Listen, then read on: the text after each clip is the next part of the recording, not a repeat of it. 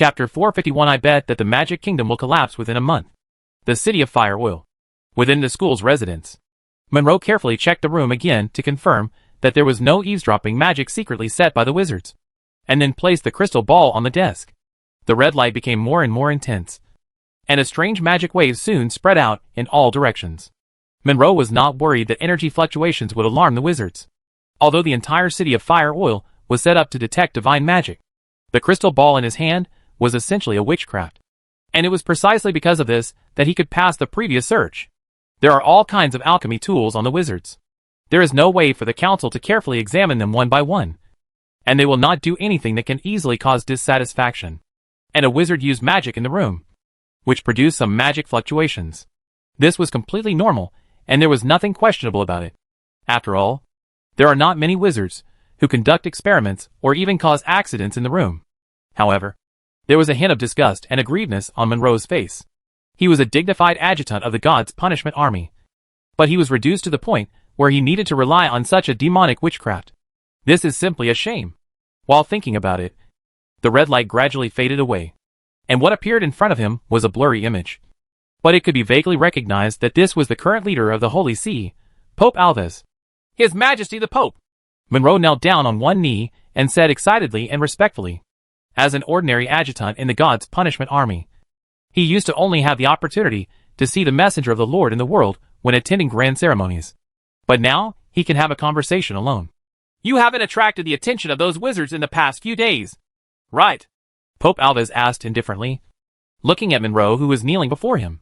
I don't think so, sir. Monroe hesitated for a moment.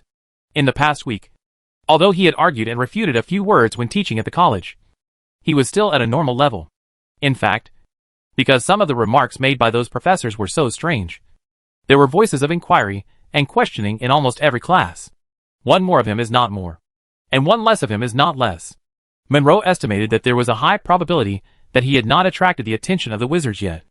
At least, he did not notice any signs of being followed or monitored when he went out. In that case, how far have you completed the task I gave you? Alves asked again. Monroe replied verbally. I haven't found out where Lord Joshua is being held. The wizards are very vigilant. I guess only a very small number of MPs, even the speakers, know this information. As for the Magic Star, his movements are unknown. He should have been staying in the City of Fire Oil recently. I have only collected some information about him. Having said this, Monroe was extremely ashamed. The Pope trusted himself so much that he entrusted such an arduous task to his hands. But for a full week, I didn't make any key gains. After successfully entering the City of Fire Oil, the wizards seemed to be very generous and did not restrict anyone's freedom. But in fact, they were trapped in the Wizard Academy for the convenience of supervision. Not to mention that they have to waste a lot of time listening to the nonsense of those professors. Alves was naturally aware of the risks involved in sneaking into the enemy's hinterland, so he did not blame Monroe. Instead, he asked about the current situation in the City of Fire and Oil, and then added with a sigh, how many of the Lord's people remain under the rule of those wizards? Although they are reluctant to say this, to a certain extent, they were indeed forced to abandon the believers in the City of Fire Oil, and even the entire kingdom, allowing them to fall under the evil control of the wizard. Now there is probably a scene of corpses lying on the ground and heads rolling in. The wizards will never let go of those believers who devoutly believe in the Lord. But I think they are doing well. Not bad? Monroe paused for a moment, but hesitated to speak. These days, he also conducted some overt and covert investigations, preparing to expose the superficial prosperity of the city of Kerosene. The result surprised him. Not only are those wizards willing to spend high wages to buy the labor of the poor, but they will also guarantee them 3 meals a day. Even casual workers recruited temporarily in the slums eat delicious white bread. And occasionally there will be a piece of lunch, fish steak, coupled with the salary of 5 imperial silver coins. This has reached the level of treatment that only elite soldiers of the Empire have. Monroe told everything he saw and heard, and finally reported it in words. I think these wizards are trying to use money to corrupt the piety of the poor in their hearts. This is indeed worth noting. Alves' expression was extremely solemn. If the wizards continue to implement a brutal rule, it will be easier to deal with them. Such coquettishness and flattery at any cost are digging into the foundation of the church's existence. Monroe continued. Moreover, they update their weapons very quickly, and a large number of new weapons are produced every day.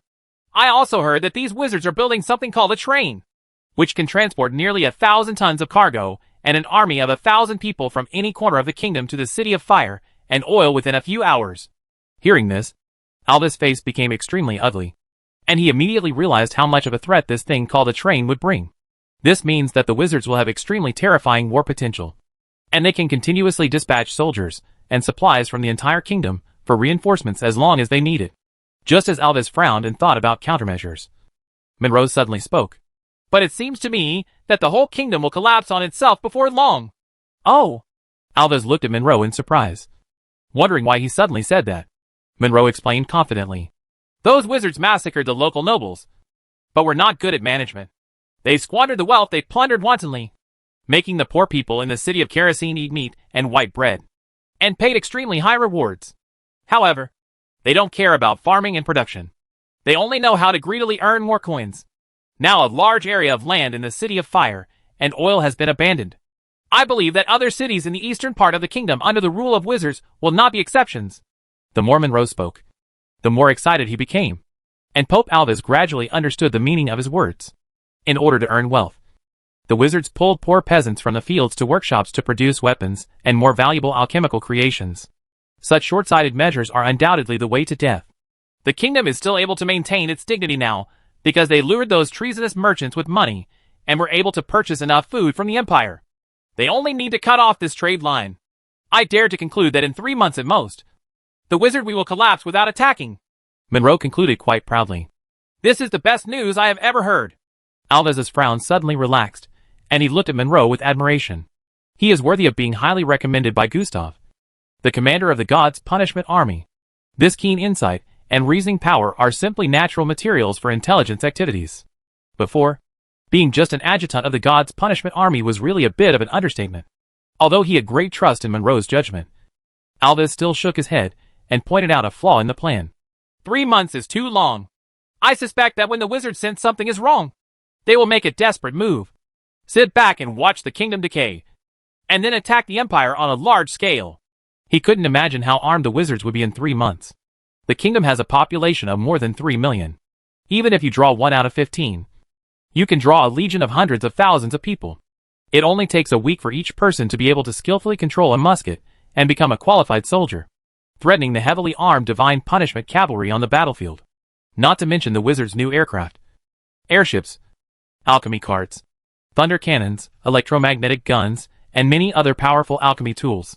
Even if the entire empire is assembled, it may not be possible to win this fierce battle. Your Majesty, what do you mean? Monroe asked hesitantly. We might as well speed up this process, Alves said in a deep voice, holding the pearl of wisdom in his hand, his eyes twinkling. I think you should have noticed that the actions of the wizards in the kingdom have caused dissatisfaction among some people. Monroe's thoughts changed slightly, and he immediately thought that the Pope was referring to the nobles of the kingdom. Although they betrayed the empire and the church, I think there are still some people who were forced to choose the wrong path because of the coercion of the wizards. We might as well give them another chance to prove. Alva's eyes, a cold edge flashed in his eyes, and then he continued to speak. I will let another person handle this matter. You just need to continue to detect intelligence in the City of Fire Oil and provide some cooperation while ensuring your own safety.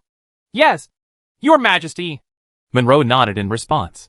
He knew very well that the church would never send just him and Ivina to sneak into the kingdom. In fact, as far as he knew, more than 300 spies had been captured by the wizards, and some of them were still hiding in the dark. They are all the best of the best. If you can successfully trigger chaos in the kingdom, then you will be the #1 hero. When these blasphemers are defeated, I will personally baptize you, Alves said with approval. Monroe was so excited that he was speechless. In the past, only the top leaders of the church were eligible to be personally baptized by the Pope. This was equivalent to a guarantee leading to the pinnacle of power. With a plan to weaken the wizarding kingdom, Alva's worries for months suddenly eased a lot. And he continued, Is there anything else you need to report? Monroe hesitated for a moment, and then recounted many strange theories that he had heard in class over the past few days. From geometry, the laws of celestial motion to planet theory. After listening halfway, Alves raised his hand to indicate that Monroe did not need to continue speaking, and then explained, Obviously, they are trying to misinterpret the Bible. I think Gustav must have warned you that all witchcraft books contain the power of demons and are very deceptive. Only if you don't listen. Don't hear. Don't asking is the best way to resist erosion. I understand. Thank you for your warning. Your Majesty the Pope. Monroe was convinced that the words of these wizards were indeed very inflammatory. For example, planet theory. Something that is extremely contrary to common sense. Can actually fabricate many specious theories as evidence. Confusing tens of thousands of people. And even I can't help but feel that there is a trace of truth after listening to it. It was only now that Monroe suddenly realized that he had been contaminated by the knowledge of the devil. And his soul was no longer pure. Perhaps this is why His Majesty the Pope wants to baptize himself personally. Realizing this, Monroe was extremely moved. But soon thought of his companion Ivina. She may have been polluted more seriously than herself. Because in the past 2 days, Monroe discovered that the girl had even started taking notes during class. This was an extremely dangerous tendency, and made him feel deeply uneasy. But just when Monroe was about to ask for instructions, the image of the Pope in front of him suddenly changed from clear to blurry. And the red light emitted by the crystal ball began to flicker irregularly, and then went out directly. Monroe was suddenly startled and turned his head suddenly to look around, thinking that the wizards had discovered him and interrupted his magic. Fortunately, Monroe remembered that the cardinal who manages dangerous witchcraft creations once reminded him that the signal of this thing is not good, and it is best not to communicate for too long at a time. Otherwise this thing may appear. Signal interruption phenomenon. Damn witchcraft creation! Monroe cursed. But there was nothing he could do. He is not a wizard. And he does not understand alchemy. He can only wait for it to charge itself before making the next connection. The only good thing is that most of the key things have been said. Monroe quickly sorted out his emotions, put away the crystal ball, opened the door, and walked out. Ivina was leaning against the wall of the living room, keeping her right hand on the hilt of the sword to prevent anyone from suddenly breaking in and interrupting the call. When she saw Monroe coming out of the house, she curiously asked, "Is everything going well?" "Monroe? Very good. The Pope has recognized my abilities and strategies," Monroe said quite proudly, and then looked around Ivina for a while, and immediately noticed the thick notes hanging on the girl's waist. "Superior. This place was originally used to hang Bibles, but is now used to store notes containing wizard knowledge," Monroe said, dissatisfied. "You seem to be very interested in wizarding knowledge these days. Right, Ivina? You were too obvious." Monroe. Ivina's expression did not change, but she reminded her, "Wizards have a strong thirst for knowledge. People like you who never take notes in class are an absolute minority. It is easy to attract their attention. This is indeed my negligence." Monroe's expression changed, and his tone suddenly slowed down. "You must also be extra careful.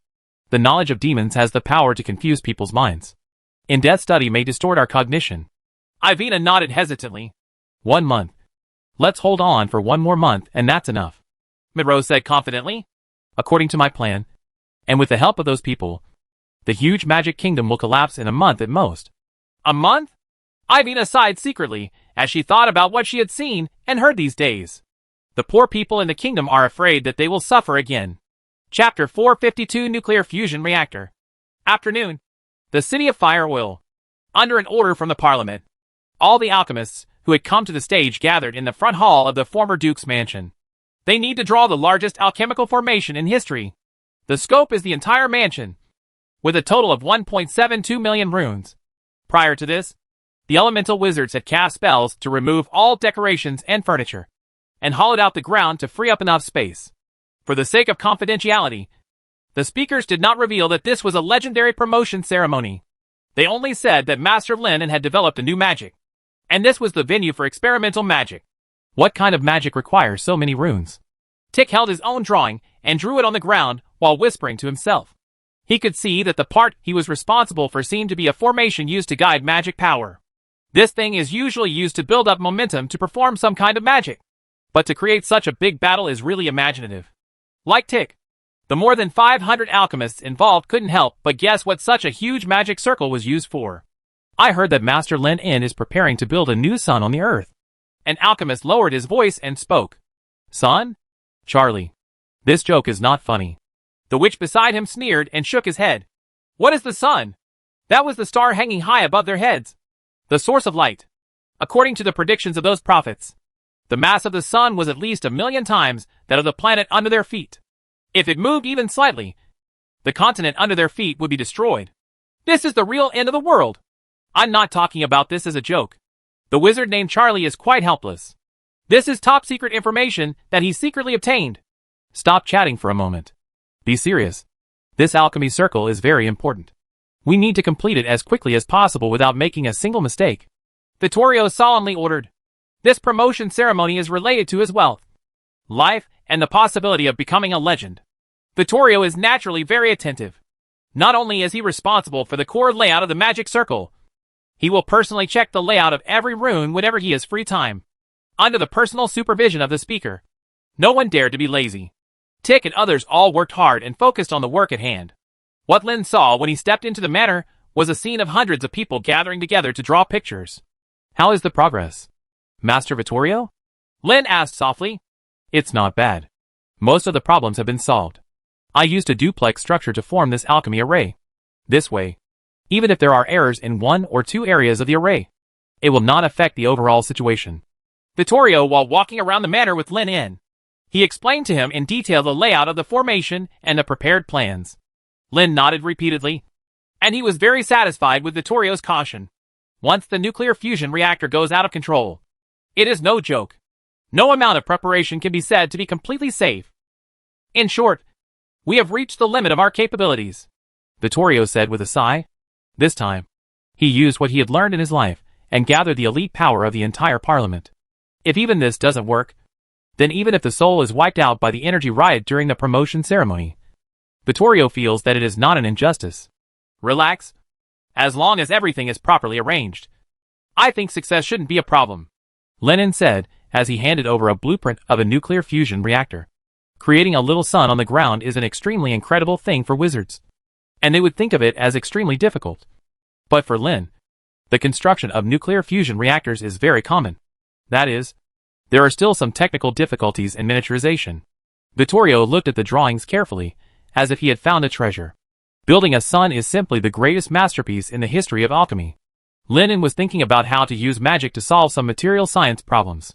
If the atomic bomb breaks the uranium element and splits a high-mass element into several low-mass elements, then nuclear fusion does the opposite, combining two low-mass elements into an element of greater mass. Of course, the principle of energy generation is the same. That is, during the process of splitting or combining, mass loss will inevitably occur. This lost mass is the source of the terrifying energy of nuclear explosions. There are many technical difficulties in nuclear reactors, but there are roughly two really fatal problems. One is how to heat fusion materials to a high enough temperature. If you want to promote nuclear fusion, you need to use the strong nuclear force, one of the four basic forces, so that the two atomic nuclei will be tightly combined instead of being repelled under the action of the same charge. But the range of the strong nuclear force is very short, and it requires two atomic nuclei to be very close to each other.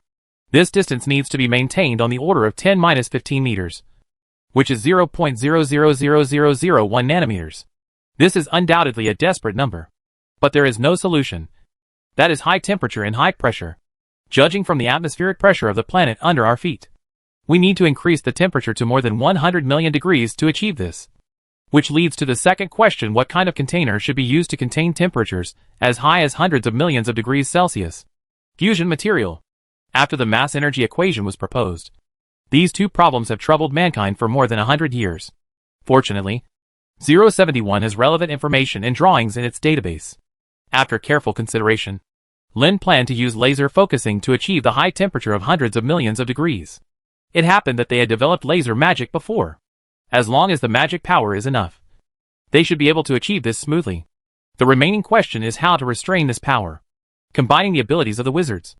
Lin thought that he could try to use magnetic field to constrain the core, or gravitational constraint.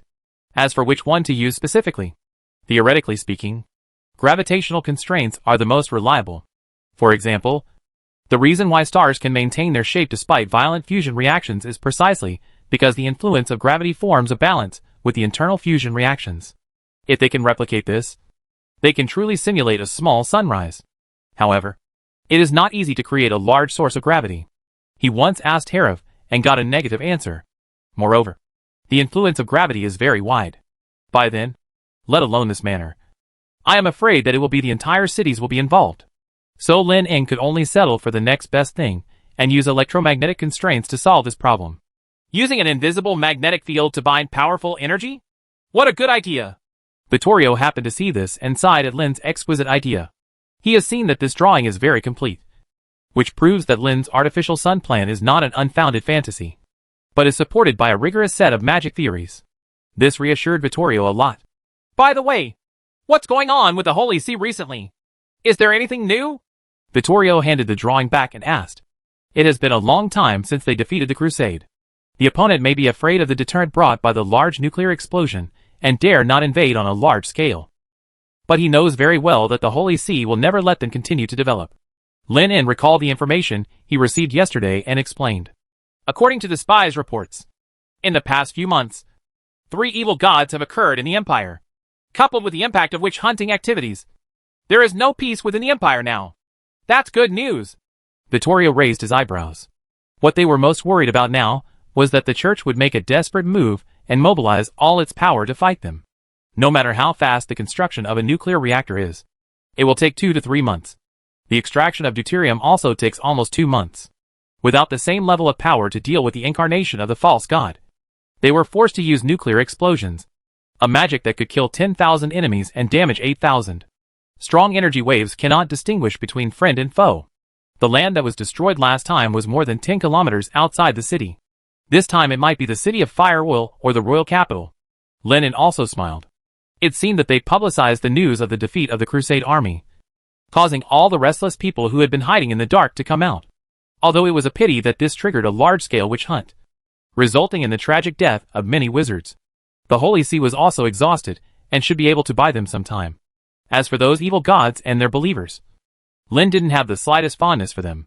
Each of these ancient psychic wizards had been eroded by the power of faith and lost their minds. If the Vatican could successfully eliminate these people, then naturally it couldn't be better. This way, they won't have to spare their hands to clean up these troubles when they take over in the future. While the two were discussing, an attendant came in from the door with a file and interrupted respectfully. Sir Speaker, Master Lin En, this is information about the Empire. Lin En took the page and glanced at it, then frowned. What a coincidence. What's wrong? Vittorio asked, confused. It's about the evil god's disaster, Lin En explained. According to the spies' reports, there were 3 evil gods' disasters that occurred in the Empire. But strangely, they were all eradicated without causing too many casualties. You must know that only the 6-ring great wizards are qualified to step into the ranks of evil gods. After gaining the power of faith, their strength can reach the pseudo-legendary level, which is definitely not something ordinary priests can handle. Generally speaking, once believers awaken the evil god, it means tens of thousands or even hundreds of thousands of casualties. The power of the local church alone has almost no ability to resist, and it must be handled by legendary priests. This time was different. 3 consecutive evil god disasters were easily suppressed, as if the higher-ups of the Holy See had received the news in advance and were ambushing them there. This is indeed a bit strange. Vittorio stroked his white beard, wondering what the Holy See was doing. In addition, there is a second piece of information worth noting. The wizard responsible for communications received a strange electromagnetic wave signal yesterday evening. Since electromagnetic waves transmit too fast, they have no way to confirm the source, let alone the ability to decipher it. After careful consideration, they can only use electromagnetic magic to interfere with it. Has anyone actually developed the use of electromagnetic waves in magic? Lin En was very curious, but even more wary, because the simplest use of this thing is usually to convey information. 3 days later, in a luxurious castle in the capital of the kingdom, dozens of nobles in gorgeous clothes and unhappy expressions gathered together to hold a secret meeting. How dare these damn wizards privately occupy the eastern territory of the kingdom and arbitrarily punish and kill the kingdom's nobles? Who gave them the right? The Marquis of Mortain roared hysterically in the castle, attracting bursts of echoes from the other nobles. In the more than a year since the wizards occupied the royal capital, thanks to the substantial gains in rule brought by expelling the church, many people have changed their attitudes and gradually recognized the status quo of wizards replacing the status of the church. Even Mortain, who claims to be the most devout in his faith in the Lord, had to grit his teeth and admit the wizard's right to manage the kingdom after witnessing the destruction of the shadow of God and hearing the news of the successive defeats of the crusade. However, the basis of all cooperation is that both parties follow the rules. This rule is that nobles rule the mortal world, and wizards rule the supernatural. However, the behavior of those wizards in recent times has made them feel deep fear. On the way to regain the kingdom's territory and conquer the empire, A large number of nobles were hanged. Their properties were confiscated, and their children and servants were forced to become humble laborers, doing the same work as the poor. How could this make them not feel angry? With fear. Where is His Majesty the King? Did he just let the entire eastern territory of the kingdom be seized by wizards? A viscount of the kingdom said in disbelief. Your Majesty? Mortain said mockingly. A false king. Just a puppet who was helped up. He heard from a guard that the wizards did send people over to ask for instructions after occupying the city. But it's just a request for instructions. The other party has already finished the work. Besides agreeing, does King Hatter have another option? The nobles participating in the discussion were also becoming more and more excited. Without their help and cooperation, how could those wizards manage such a large kingdom territory? The entire kingdom may have been torn apart by the onslaught of believers and mobs. Now it is clear that the other party wants to cross the river and burn the bridge. The people in the eastern part of the kingdom, who are opposed to the wizards, may suffer today. But if the wizards wait for all the opponents to be dealt with, then it will probably be their turn next. Chapter 453. Let those wizards see the wisdom and power of the nobles. This can never go on like this. Amidst the arguments and discussions among the people, Great Earl Held slapped the table and stood up, looked at everyone present, and spoke angrily. I think it is necessary to take some measures to stop these wizards from doing whatever they want in the kingdom. However, Herder's impassioned words failed to attract applause from everyone, and instead received a burst of ridicule. Measures? What are you going to do? Count Herder? Viscount Skok sneered mercilessly. Call your guards and knights to go to the City of Fire and Oil to seek justice? Now those wizards are at the peak of their power, defeating the Holy See's putative forces one after another, all the way to the Empire. Even if they no longer want to believe it, they still have to face the fact that the power of these nobles alone is not enough to shake the rule of the wizards. And they cannot even defeat the guards of the kingdom. The fate of Archduke Rickman was the best proof. 3,000 musketeers, working with something called an aerial airship, beat tens of thousands of the kingdom's elite troops to flight. In SK's view, it was definitely not a wise move to confront the wizards head-on. In SK's sarcastic tone, Held's face turned red, and he refuted angrily. Should we just sit back and watch these evil minions advance further, and turn the entire kingdom into their private property? Don't forget the reasons those wizards used to punish the eastern nobles. Hearing this, the expressions of everyone present changed slightly. It is true that the lords in the eastern part of the kingdom made a big mistake by choosing to side with the Empire and the Church when the situation was unclear. But no matter what, they should not be tried and convicted in private by wizards. Moreover, many of the evidence given by the other party can only be described as shocking. When did beating to death a few erring serfs count as a crime? There are also so-called exorbitant taxes and miscellaneous taxes, which are also a complete joke. According to the laws of the Empire, all subjects are the private property of the lord. How much food these people pay and how they should be punished are decided by the local lord, unless it involves issues of faith. Not even the king or the local church can interfere, based on the other party's judgment standard. Wouldn't he also have to be judged? Thinking of this, the nobles in the secret room felt a chill in their hearts. Held turned to look at Viscount SK, and revealed the other person's scars without hesitation. Don't think I don't know. SK, your chief knight has betrayed his oath a few days ago, and fallen into the arms of those wizards. Right? The latter's expression immediately became extremely ugly. A week ago, his chief knight suddenly disappeared. After sending people to search for several days, Skok finally discovered that this guy had secretly gone to the workshop in the royal capital to burn glass for the wizards. This almost pissed him off. A knight with a title actually does menial jobs that only poor people can do. This is simply an insult to his noble status. Finally, after asking about the reason, I found out that the salary offered by the workshop was twice what I paid. And it also included 3 meals a day and a shared house. The angry SK immediately wanted to have his chief knight brought back to avoid being embarrassed here, and was ready to severely punish the other party for tarnishing his noble status. However, the wizard who managed the workshop was very arrogant and rejected his reasonable request, because his chief knight was extremely talented. Although he had only been here for a week, he was the best glass-burning person in the entire workshop. Now he has become there are managers who are responsible for mentoring new employees. Recalling the other party's arrogant and contemptuous gaze, endless anger and humiliation suddenly surged into SK's heart. A mere wizard, who used to be able to hide in the corner of the city like a rat, relying on the nobility like them to survive, has now climbed onto their heads and lorded it over them. Held refused to give up. After uncovering SK's scar, Held looked at the other nobles present and stabbed the pain points of each of them.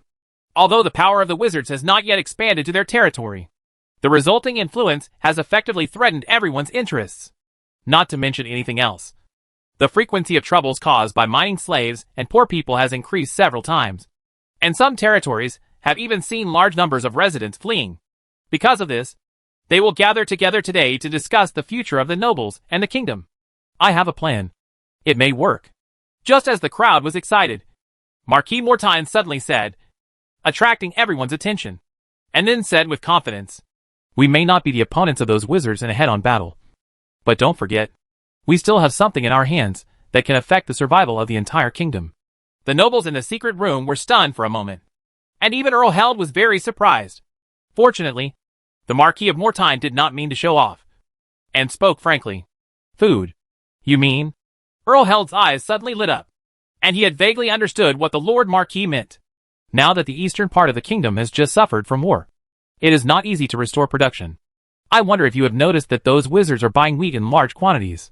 Marquis Mortain said with a sneer, in order to please the lower-class citizens and dismantle the foundation of the church. The Wizards' Council used the looted wealth to hire the poor at high prices, and then used the novel alchemical creations they produced in exchange for high profits to maintain the status quo. I have to say that wizards are very willing to spread their wealth. And this move is indeed very good. In just 1 year, the people of the royal capital went from being genuinely afraid of the workshops that were smoking, to now flocking to them, and even taking pride in the work of wizards. But there is a problem. As the savings in the hands of the residents increase, they are no longer willing to go hungry. The black bread noodles that used to be sold out are now not even eaten by the dogs on the roadside. You must know that this stuff was once the staple food of the poor. In order to reduce costs, businessmen usually add some sawdust and grass into it, which is not easy to chew but can fill the stomach. But now, even the humblest miner in the royal capital will buy a piece of delicious white bread without hesitation. This also increased food consumption several times. The eastern territory of the kingdom that had just been conquered had a population of millions. It was not easy to feed so many people. The coming and going of food teams is enough to prove that the food in the hands of the parliament is no longer enough. At this time, as long as they buy wheat on a large scale, they can shake the grain trade of the entire kingdom, further reduce the already insufficient grain on the market, and push up the price. Poor people with extra money will also start looting out of fear, causing a chain reaction. The kingdom under the rule of the wizard is like a castle that is solid on the outside but crumbling on the inside. As long as we kick it hard, it will collapse, Marquis Mortain said decisively. The nobles present looked horrified. This trick can only be described as ruthless. But the Empire? SK hesitated. If the wizards could exchange food from the Empire through trade, then everything they did would be meaningless. Don't worry. There will never be a grain of food flowing in that direction, Marquis Mortain assured. The nobles present were not fools, and they immediately realized that the Marquis of Mortain had gathered them here today because he must be following the instructions of the church. But this actually made everyone breathe a sigh of relief. After all, what they are best at is playing both sides and grabbing benefits. The current situation is that the wizard family is dominant and has also attracted a large number of poor people. With their own strength, they have no room for resistance. No, Marquis Mortain, your plan is indeed good. But what if those wizards attack us directly? Viscount SK asked hesitantly. Wizards who possess powerful magic don't care about the laws of the kingdom. If these people are annoyed, it is not impossible to kill them all directly. Do you think those wizards will forgive us if we just wait and do nothing? Mortain said with a sneer. Don't be stupid. They are just under pressure from the Empire and the Holy See, and they are temporarily unable to deal with us. And we don't need to do it ourselves. Mortain has already made a plan. The caravans under their command will be able to purchase grain and raise grain prices. What they have to do is to use their financial resources and influence behind the scenes, enough to add fuel to the flames. What's more, the main force of the wizards is now in the Empire, and they are always facing fierce battles with the Holy See's crusade. If they completely fall out with nobles like them, the entire kingdom is in danger of overturning. After Morton's explanation, Held and others put aside their doubts. In this way, he would not have to confront those brutal wizards. In the future, whether they use food as a price to force the wizards to make concessions, or completely disrupt the kingdom, it will be up to them to make the decision to return to the past grand scene of the joint rule of the nobles and the church, under the threat of their own interests and the temptation to regain control of the kingdom. The nobles in the secret room made up their minds, and prepare to unite to let those wizards, who do not understand economics, experience the power and wisdom of the nobles. Late at night, the nobles who came to the meeting left the Marquis of Morton's castle through a secret passage. They changed their sad faces when they came. They were all high-spirited, showing excitement, as if they had seen the dawn of victory. Jeff, who was among them, maintained a smile on the surface, but was deeply worried inside. As a small baron, although Jeff had a fiefdom of his own, due to his quick mind and ability to adapt, he was not greatly affected by the wizard's rule, but actually benefited a lot. For example, 3 months ago, he rented out the management rights of the mines and fields in the territory with 20,000 territorial citizens. He can receive nearly 1,000 imperial gold coins in compensation every year, which is far more than what he made in the past by working hard to manage the territory. Much more. Jeff doesn't have any lofty ambitions. His life ideal is to just collect rent, play with those novel and interesting witchcraft creations, find more beautiful maids, and contribute to the growth of his family. The most important thing is that he is not optimistic about the so-called extermination plan of the Marquis of Mortine. Jeff knows very well that the reason why the wizards drive a large number of poor people into the workshop is not to waste the land, but to cultivate the land without so many manpower. He had returned to his territory before, and saw something called a cultivator. This kind of alchemical creation is very terrifying. Controlled by 1 or 2 people, it can easily cultivate hundreds of acres of land. Therefore, the Wizards' Council is not as short of food as Mortan and others expected. However, Jeff knew very well that he was speaking lightly, and reporting the conspiracy of the kingdom's nobles might not receive much attention in the absence of evidence.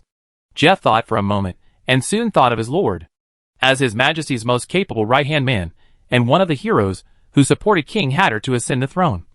The Grand Duke of Guard is privately called the wizard's lackey by many nobles. This is the highest level person he can currently come into contact with. After thinking about it, Jeff no longer hesitated. After leaving the Marquis's castle, he went to the Grand Duke of Guard's residence in the royal capital overnight. After notifying the guards, he was received quickly. Slowly entering the spacious inner room, Jeff waited for a while. Duke Guard in robes quickly walked in with several guards. "Please forgive me for disturbing your sleep, Your Majesty the Duke." Jeff bowed very respectfully. "Tell me, sir, do you have anything important to report when you come to me so late?" Duke Guard asked impatiently without any intention of being polite. "Reporting to your lord. It's about the Marquis of Mortan," Jeff reported truthfully, telling the truth about how Mortan secretly summoned more than 40 nobles of the kingdom tonight to conspire to purchase grain on a large scale and create artificial famine. After listening to Jeff's narration, Duke Guard pondered for a while. "You did a good job, sir. I will report this matter to His Majesty Hatter truthfully." Jeff didn't dare to take the first credit, but before he could shirk it, Duke Guard asked again, "How many people have you told about this?" "Only you, my lord," Jeff quickly replied. "Very good, very good." Gad nodded with satisfaction, then asked the attendant to bring a bag of gold as a reward for delivering the message, and encouraged him. "If this matter is confirmed to be true, you will definitely get the reward you deserve." Jeff happily took it. The bag was heavy and contained at least 200 imperial gold coins. "You can go back and rest." Gad waved his hand and said. Jeff turned around and put away the money bag filled with gold. For some reason, he felt a vague uneasiness in his heart. It wasn't until he was about to step out of the inner room that he suddenly remembered that, after listening to his own narrative, the Grand Duke's behavior was unavoidable. He was a little too calm, and there was no trace of surprise on his face from beginning to end. It was as if he had known the news for a long time. Jeff's inner uneasiness became more and more intense the moment he stepped out of the threshold. This strong uneasiness turned into an even stronger sense of crisis. Almost subconsciously, Jeff's right hand touched the hilt of the sword at his waist. But faster than him were the crossbows in the hands of the guards.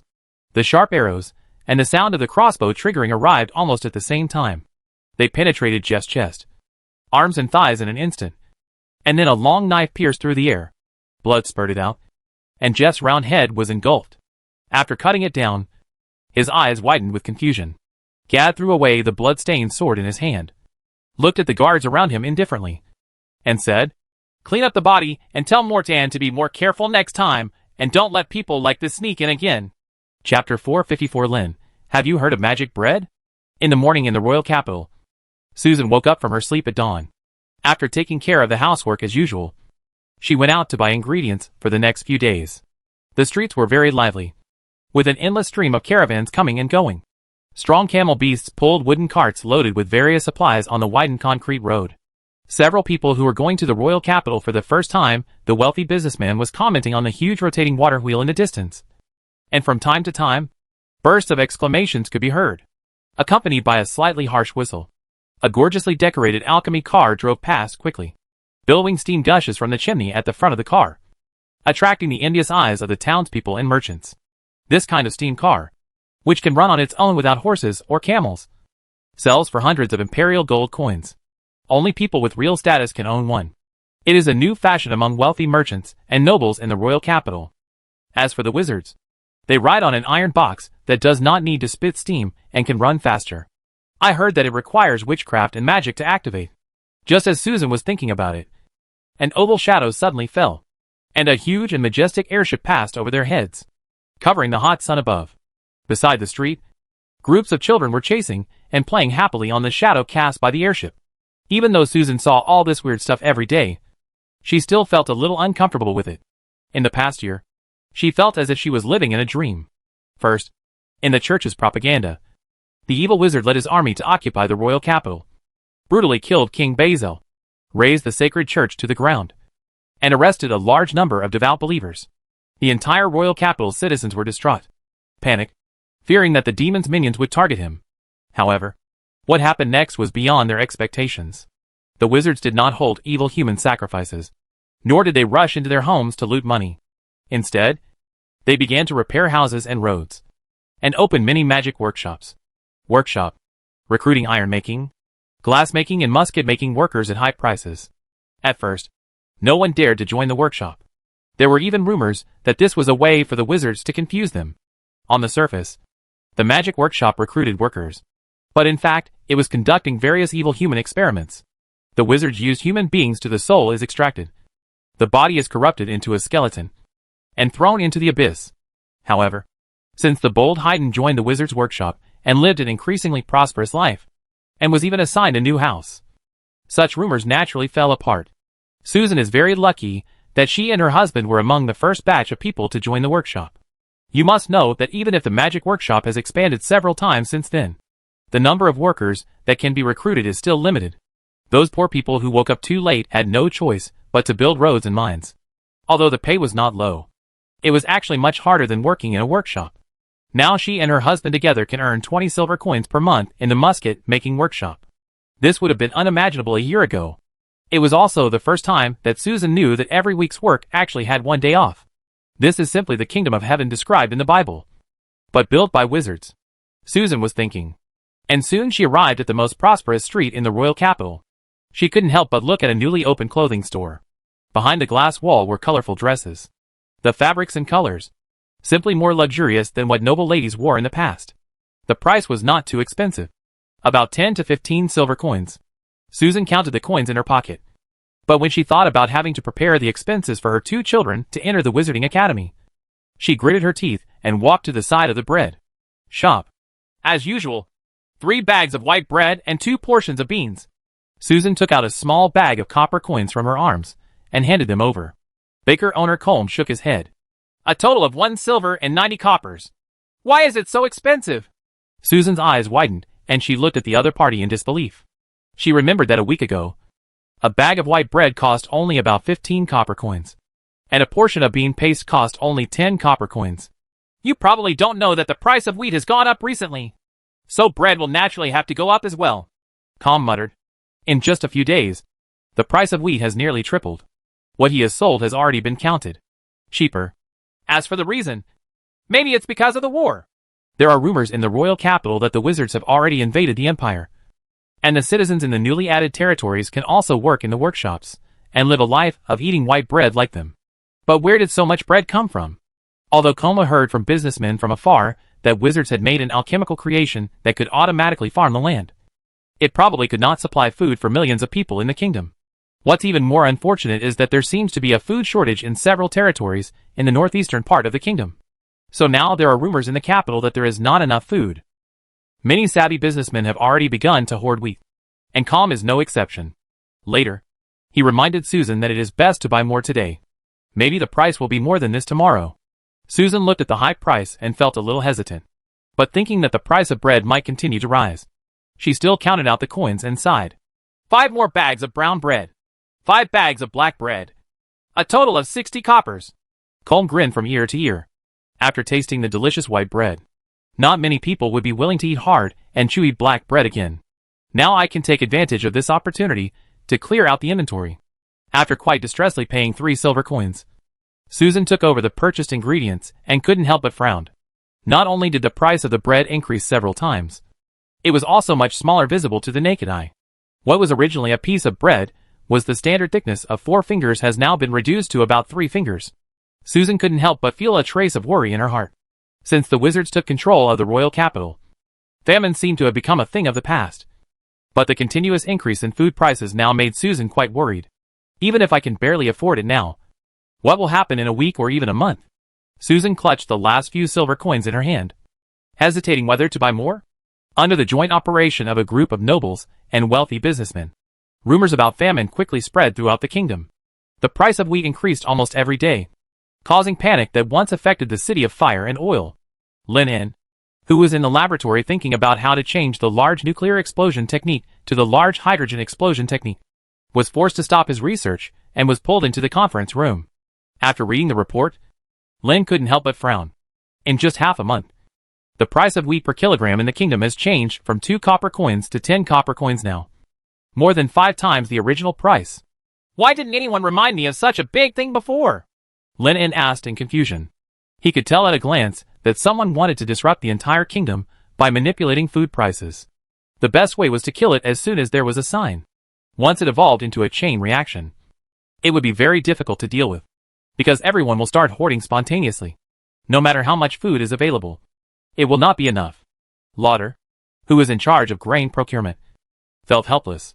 Due to the construction of nuclear fusion reactors, all the speakers and grand wizards are extremely busy. Unless it is a particularly urgent matter, there is no way to hold a meeting to discuss it. Moreover, successive wars often lead to higher food prices. It is normal for wheat prices to fluctuate or even double in the short term. It's just that they have been controlling the price of wheat through harvesting and releasing grain. So this year, it has only increased by about 50%.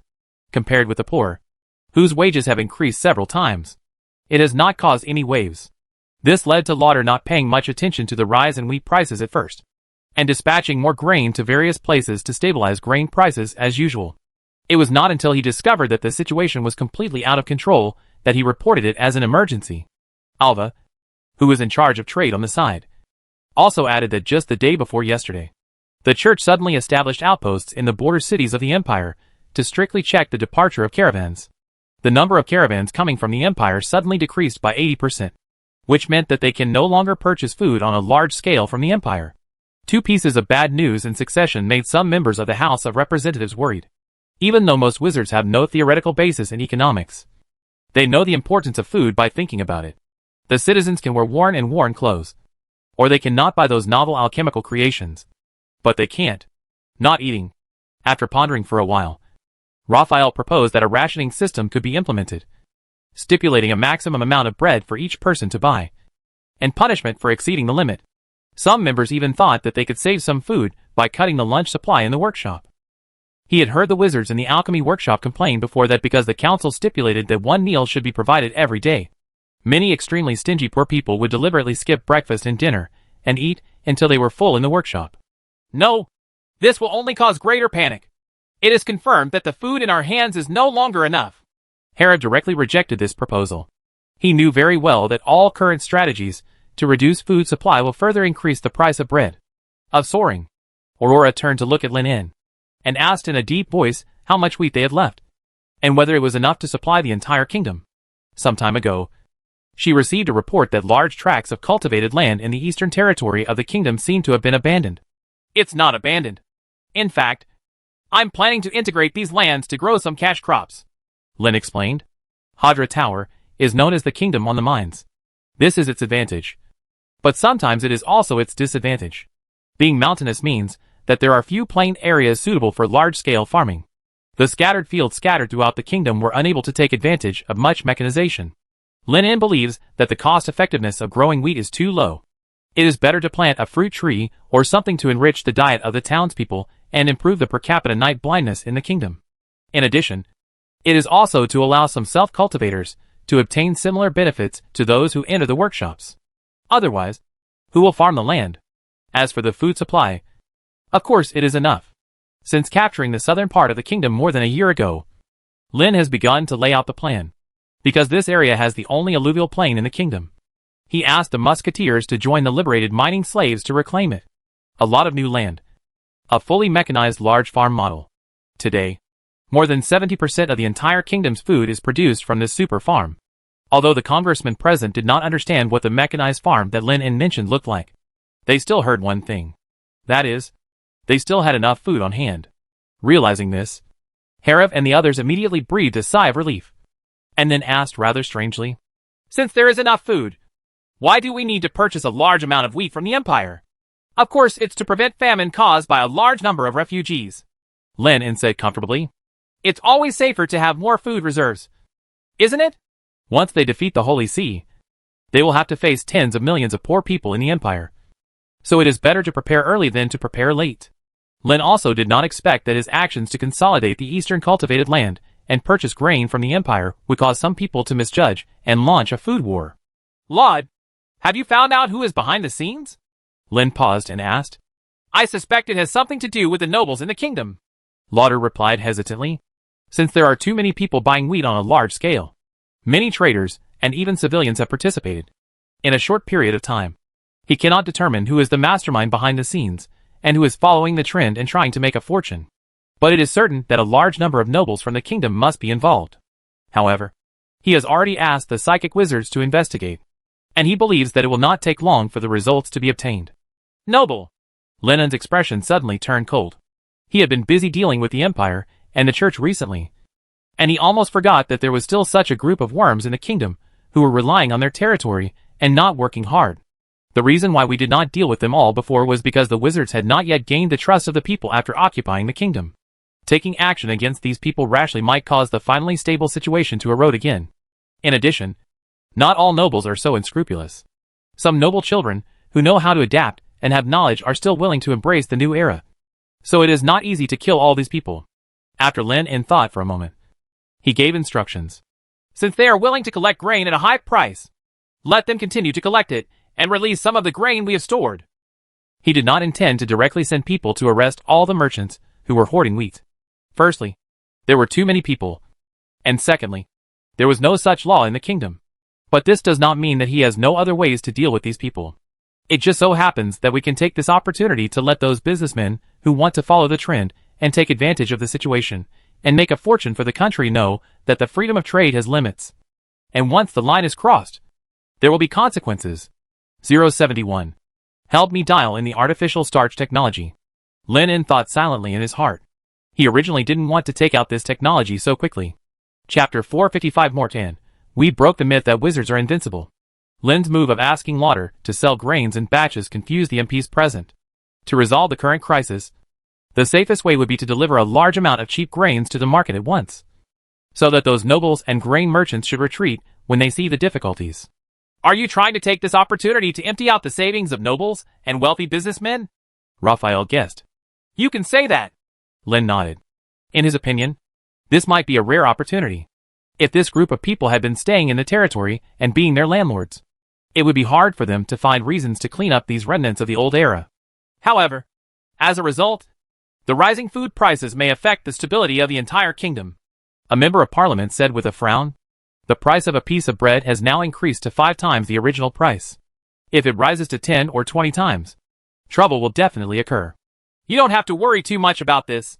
As long as we increase the food supply in the workshops, mines and colleges from 1 meal to 3 daily meals, it will be enough," Lin said decisively. "The kingdom cannot be in chaos." Now most of the citizens of the entire kingdom have been included in the city's magical operations system. The army, railway construction, various workshops and civilian colleges almost cover the eastern, central areas of the kingdom under the wizard's rule. More than 90% of the population in the southern territory. The remaining nobles and businessmen are not under their control. These people also have considerable assets and do not need to worry about them. Lenin's bold plan for universal rationing left Raphael speechless. If the workshop ensures 3 meals a day, then who will buy wheat and bread? Certainly those who are trying to raise food prices. Raphael suddenly thought of this. Lin's approach is equivalent to controlling the intensity of the food war within a certain range. It can even be said that it is completely out of touch with ordinary civilians. And it has directly turned into a direct confrontation between the parliament and the nobles and wealthy businessmen. Is the food in our hands really enough? The great wizard Arad said worriedly. On the one hand, the parliament is responsible for supplying the entire kingdom's food rations. And on the other hand, it also has to produce enough food to engage in price wars with the wealthy merchants and nobles. Of course wheat alone is not enough. Lenin's mouth showed a hint of a smile. And then he said, but fortunately, we can use magic to make bread. Making bread with magic? As soon as this statement came out, the congressmen present were shocked. Master Lenin, now is not the time to joke. Arad couldn't help but interrupted. Although magic can do many things, even mimicking various elements, it cannot replace real matter after all. Relying on magic to directly solve the food problem is simply a fantasy. The several speakers looked solemn. They all knew that the Magic Star was conducting research on the transformation of matter and energy, and it was not completely impossible to use magic to solve the food problem. However, according to Lenin's own words, the energy required to convert 1 gram of material is equivalent to a nuclear explosion. It seems impossible to rely on this to feed the kingdom's population of 3 million. In short, I already have a spell model about bread magic.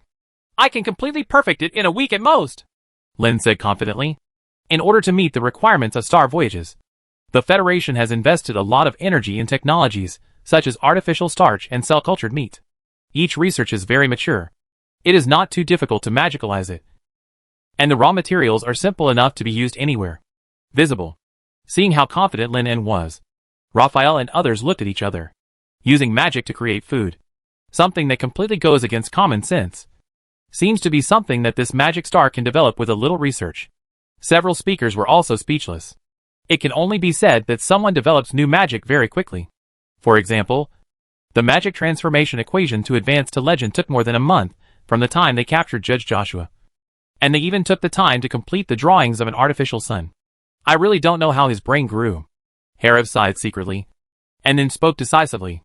Since you are fully confident that you can solve the food problem, let's do this. On the second day after the meeting, under the operation of Lauder, the first batch of 15 tons of wheat was sold at a price slightly lower than the market price. 8 copper coins per kilogram. And then within just half an hour, it was wiped out.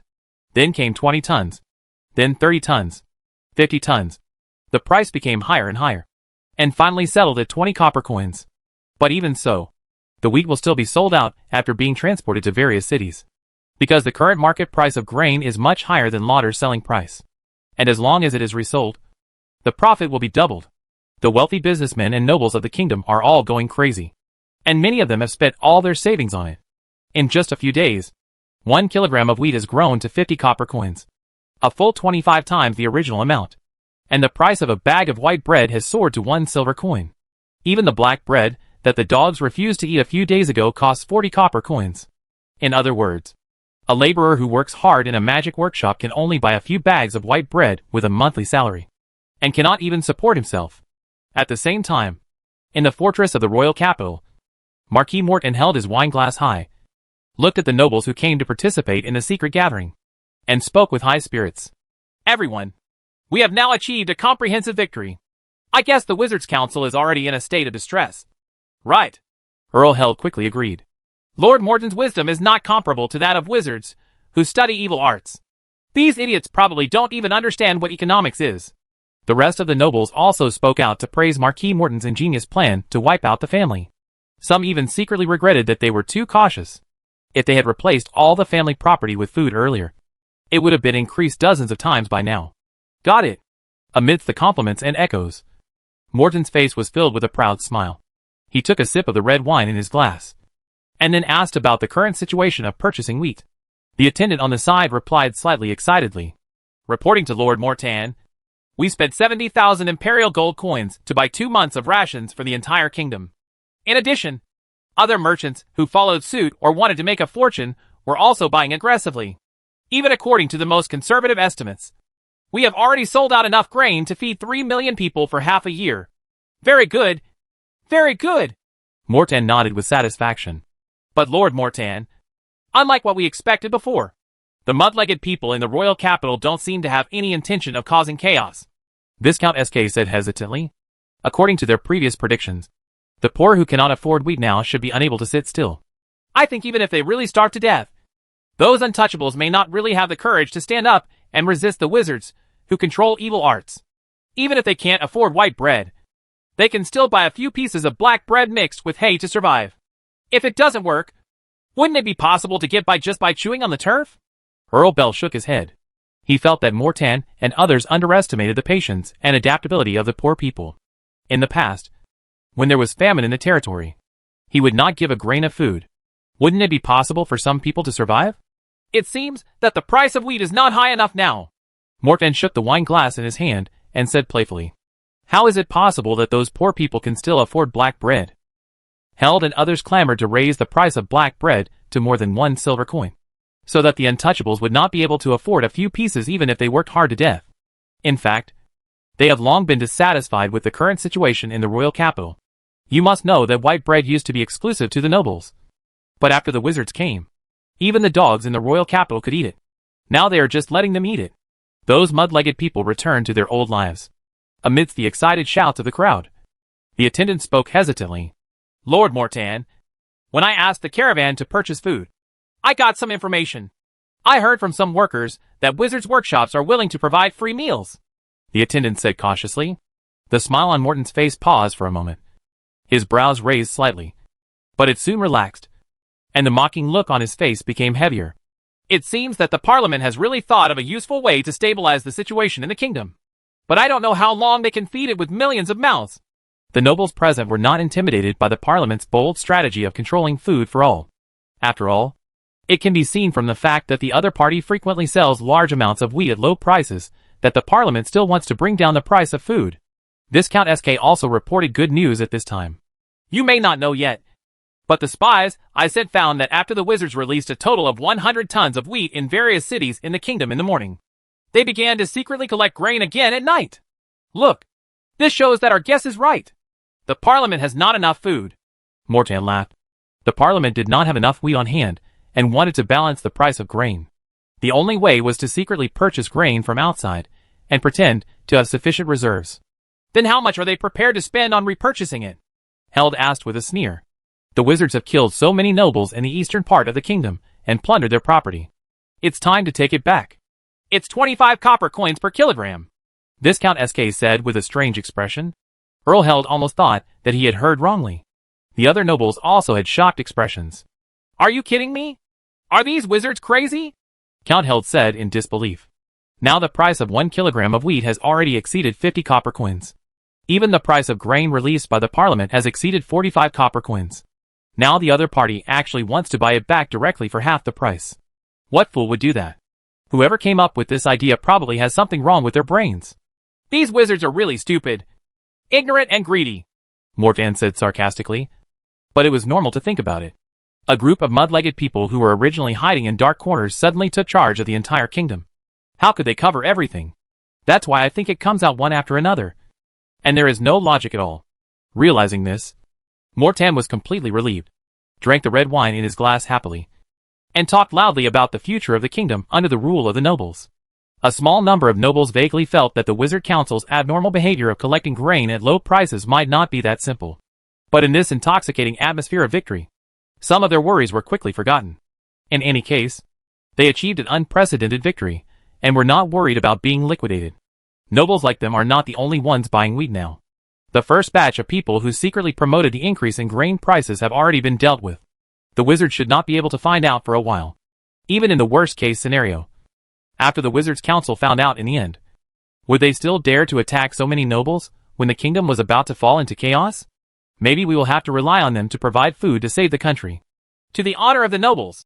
The tipsy Mortan raised his right arm and shouted impassionedly. Held was also excited, raised his glass and drank it in one gulp, shouting loudly, Honor the nobles! While the nobles of the royal capital were holding a celebration in the city of Fire Oil, Laud, who had just compiled the information, stepped into a large manor. This place was once the residence of a local great earl, and it was very grand. However, Its former owner had been hanged on the tower long ago. And now it is the temporary residence of a certain magic star.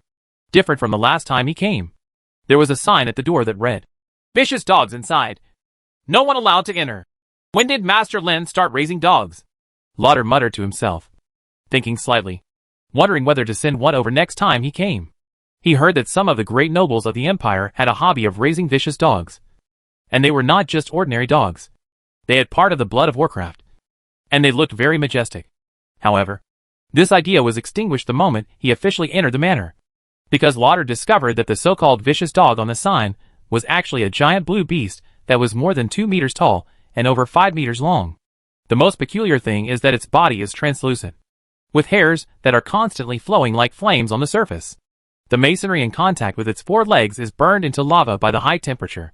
The terrifying aura it exudes makes Lauder swallow involuntarily. Spit. Fortunately, Muto had no interest in a 2-legged beast that didn't even have magic power in its body. Seeing that the other party was not a threat, he lazily closed his eyes. Lauder wiped the cold sweat from his head and carefully walked around. After entering the inner room, he soon heard the noisy discussion inside, one of which was Lin's voice. "What do you think food is? Why it can sustain a living creature's daily needs? And how it is grown?" Chapter 456. This is the hard work of magic and technology. The ultimate secret of the food war: the art of making bread. In the afternoon, dozens of wizards from the Iata school were gathering in the spacious magic laboratory, thinking about the profound meaning of the magic star's words. However, the young and energetic Alok didn't have so many worries and immediately answered. "Grain, of course, is wheat, beans and corn." Lydia also raised her hand high and answered. "We need to plant the seed into the ground, water it, fertilize it, and repeat until it grows out of the ground." "Yes, you can say that," Lin nodded, and then continued to ask with a smile. "Then do you know how plants convert various elements into nutrients that can be absorbed by us?" Alok and Lydia were speechless. Even a 3-ring wizard like Philip, who focused on elemental science, was stopped by Lin's question. They have never really paid attention to how wheat absorbs various elements in the land during its growth, and finally turns into edible food. Fortunately, Lin didn't expect them to be able to answer it, so he directly revealed the answer. "It relies on photosynthesis." This is common sense known to everyone in the Federation in the previous life. At the lowest level of the entire ecosystem, plants convert carbon dioxide and water into organic matter that stores energy through photosynthesis, which is the source of biological power. In ancient times, human beings obtained food through gathering and hunting like wild beasts. It was greatly affected by the environment, weather and luck, and was very unstable. Starvation was a common occurrence. It was not until the 2 skills of farming and animal husbandry were highlighted, and the ability to obtain food stably, that a solid foundation was laid for the subsequent large-scale settlement of groups and the formation of a country. However, this kind of stability is also limited. Perhaps a drought or a large-scale war can burn everything down. Until the 21st century, for the first time, humans directly synthesized starch in the laboratory using carbon dioxide, water, electricity, light, and a special catalytic enzyme. This achievement is undoubtedly revolutionary. This means that from now on, food production will be directly free from dependence on land, light, and the environment, and can be produced directly in batches like an assembly line operation. The efficiency has been improved by several levels. To know the natural photosynthesis of plants, converting inorganic matter into organic matter requires dozens of extremely complex biochemical reactions, which take several months. The theoretical energy conversion efficiency is also very low, about 2%. Synthetic starch only requires 11 processes, and the energy conversion rate is increased to 7%. After entering the 22nd century, based on the needs of interstellar voyages and the establishment of nuclear fusion reactors, artificial starch once again ushered in a technological blowout innovation, and the energy utilization rate directly soared to about 20%, and the 11 steps cut down to 6 steps. In addition, she now also has technologies for artificially synthesizing wheat flour and corn flour. After all, these things are just synthesized from some inorganic substances. Although the technical difficulty is higher, it still remains the same. Len extended his right hand while explaining the principles of magic. The water vapor and carbon dioxide present in the air were quickly stripped out, followed by a strong flash of lightning, and various trace elements were integrated into it under the control of mental power. Use the void as the pot and magic power as the shovel to transform the inorganic into the organic.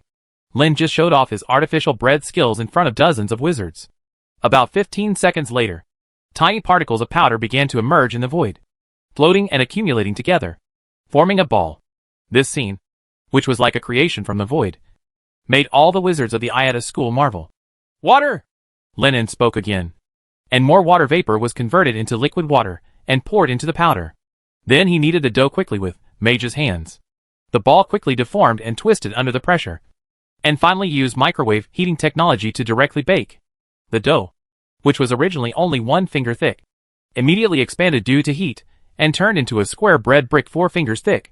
It only took about 3 minutes. This is my magic bread! Lin urged the Mage's hand to place the bread bricks on the square table. Alok, Kevin, Philip and others immediately gathered around. Dozens of pairs of eyes stared at the bread bricks on the table, amazed by the magic work that Lin had done. Is it edible? Lydia reached out and poked it. It felt soft to the touch, not hard enough to be used as a shield or weapon, like the bread she bought in the market. Of course, Lin said in a funny voice. Otherwise, what would he do with these things? After hearing Lin's affirmative reply, Lydia immediately tore off a piece and held it in her mouth. How is it? Does it taste good? Lin asked quickly, although he added a lot of trace elements to it to enhance its nutrition. It was hard to say what the specific taste was. Lydia frowned and thought for a long time before finding an adjective. It tastes like clouds! The girl's comment made Philip and others extremely curious, so they started eating one by one. And then, they understood why Lydia said that. Because this kind of bread has a soft bite, not hard at all, and tastes much better than white bread. The only drawback is that it has no taste. If you can dip it in some beans and eat it with it, it will definitely be delicious. It seems that from now on we don't have to worry about food anymore, Philip said extremely excitedly. Lin's bread-making skill is really great. This means that in the future, wizards will no longer have to carry any food when they travel far away. When they are thirsty, they can extract the water vapor from the air. When they are hungry, they can use a bread-making skill. Simply not too convenient. I wonder how many circles of magic this counts. Can apprentices also use it? How much magic power does it cost? Kevin asked a substantive question. That is, its universality. This is related to the scope of application of this technique. Judging from the difficulty of casting the spell, casting a complete magic bread spell should be considered a 3-ring magic, Lin said in a deep voice. Kevin frowned slightly. The total number of 3-ring wizards in the council was only 2,000. Even if they all cast this spell together, they would not be able to supply the entire kingdom. Fortunately, Lin quickly spoke up. We can separate each process and build the corresponding alchemy circle to make it. Then the difficulty will be much lower. It would be even simpler if it was just synthetic starch. Of course, starch alone cannot make bread. But it is absolutely no problem at all as the daily food of the poor. Just consume carbon dioxide, water, electricity and magic power. The first two are everywhere, and the latter two require the use of the council's thunderstone and magic stone reserves. But, is this too much consumption? Kevin hesitated again and said, the daily rations for 3 million people cannot consume a small amount of energy. Don't worry. It won't be long before we no longer need to consider energy issues. Lin patted Philip on the shoulder and said with a smile. They recently discovered a new magic stone mine. As for electricity, isn't there a nuclear fusion reactor that is about to be built? In fact, the Federation's artificial food technology was only widely used after nuclear fusion and antimatter annihilation technology were developed. After dispelling the doubts of Kevin and others, Lin turned to look out the door and said, Laud, come in! After receiving the order, Lauder, who had been waiting outside the door for a long time, quickly walked in with his prosthetic leg. After entering the door, the first thing he looked at was the torn piece of bread on the square table, with only half a piece left. From the perspective of Lauder, who had extremely limited knowledge of magic, this piece of bread was conjured out of thin air by Lin using magic. It is a miracle created by the void. No wonder Master Lin dared to let him sell nearly half of his wheat reserves in just a few days. You should have a taste too. Lin reached out and stuffed the remaining half of the bread to Lauder. The latter was also so excited that he broke off a piece and put it into his mouth. The soft texture melted in his mouth. Sure enough, it's just like clouds, Lauder said with emotion. If this magic bread could be delivered to the market in large quantities, probably no one would buy wheat anymore. I just don't know what the expressions of the wealthy merchants and nobles who are frantically collecting grain will be like when they see this thing. Lauder thought to himself. But he did not forget the business, and immediately took out a secret envelope from his arms. Sir Lin, this is the list of people collected by the psychic wizards of the Parliament. They are trying to blame the Cholera Kingdom for this time by raising the price of food.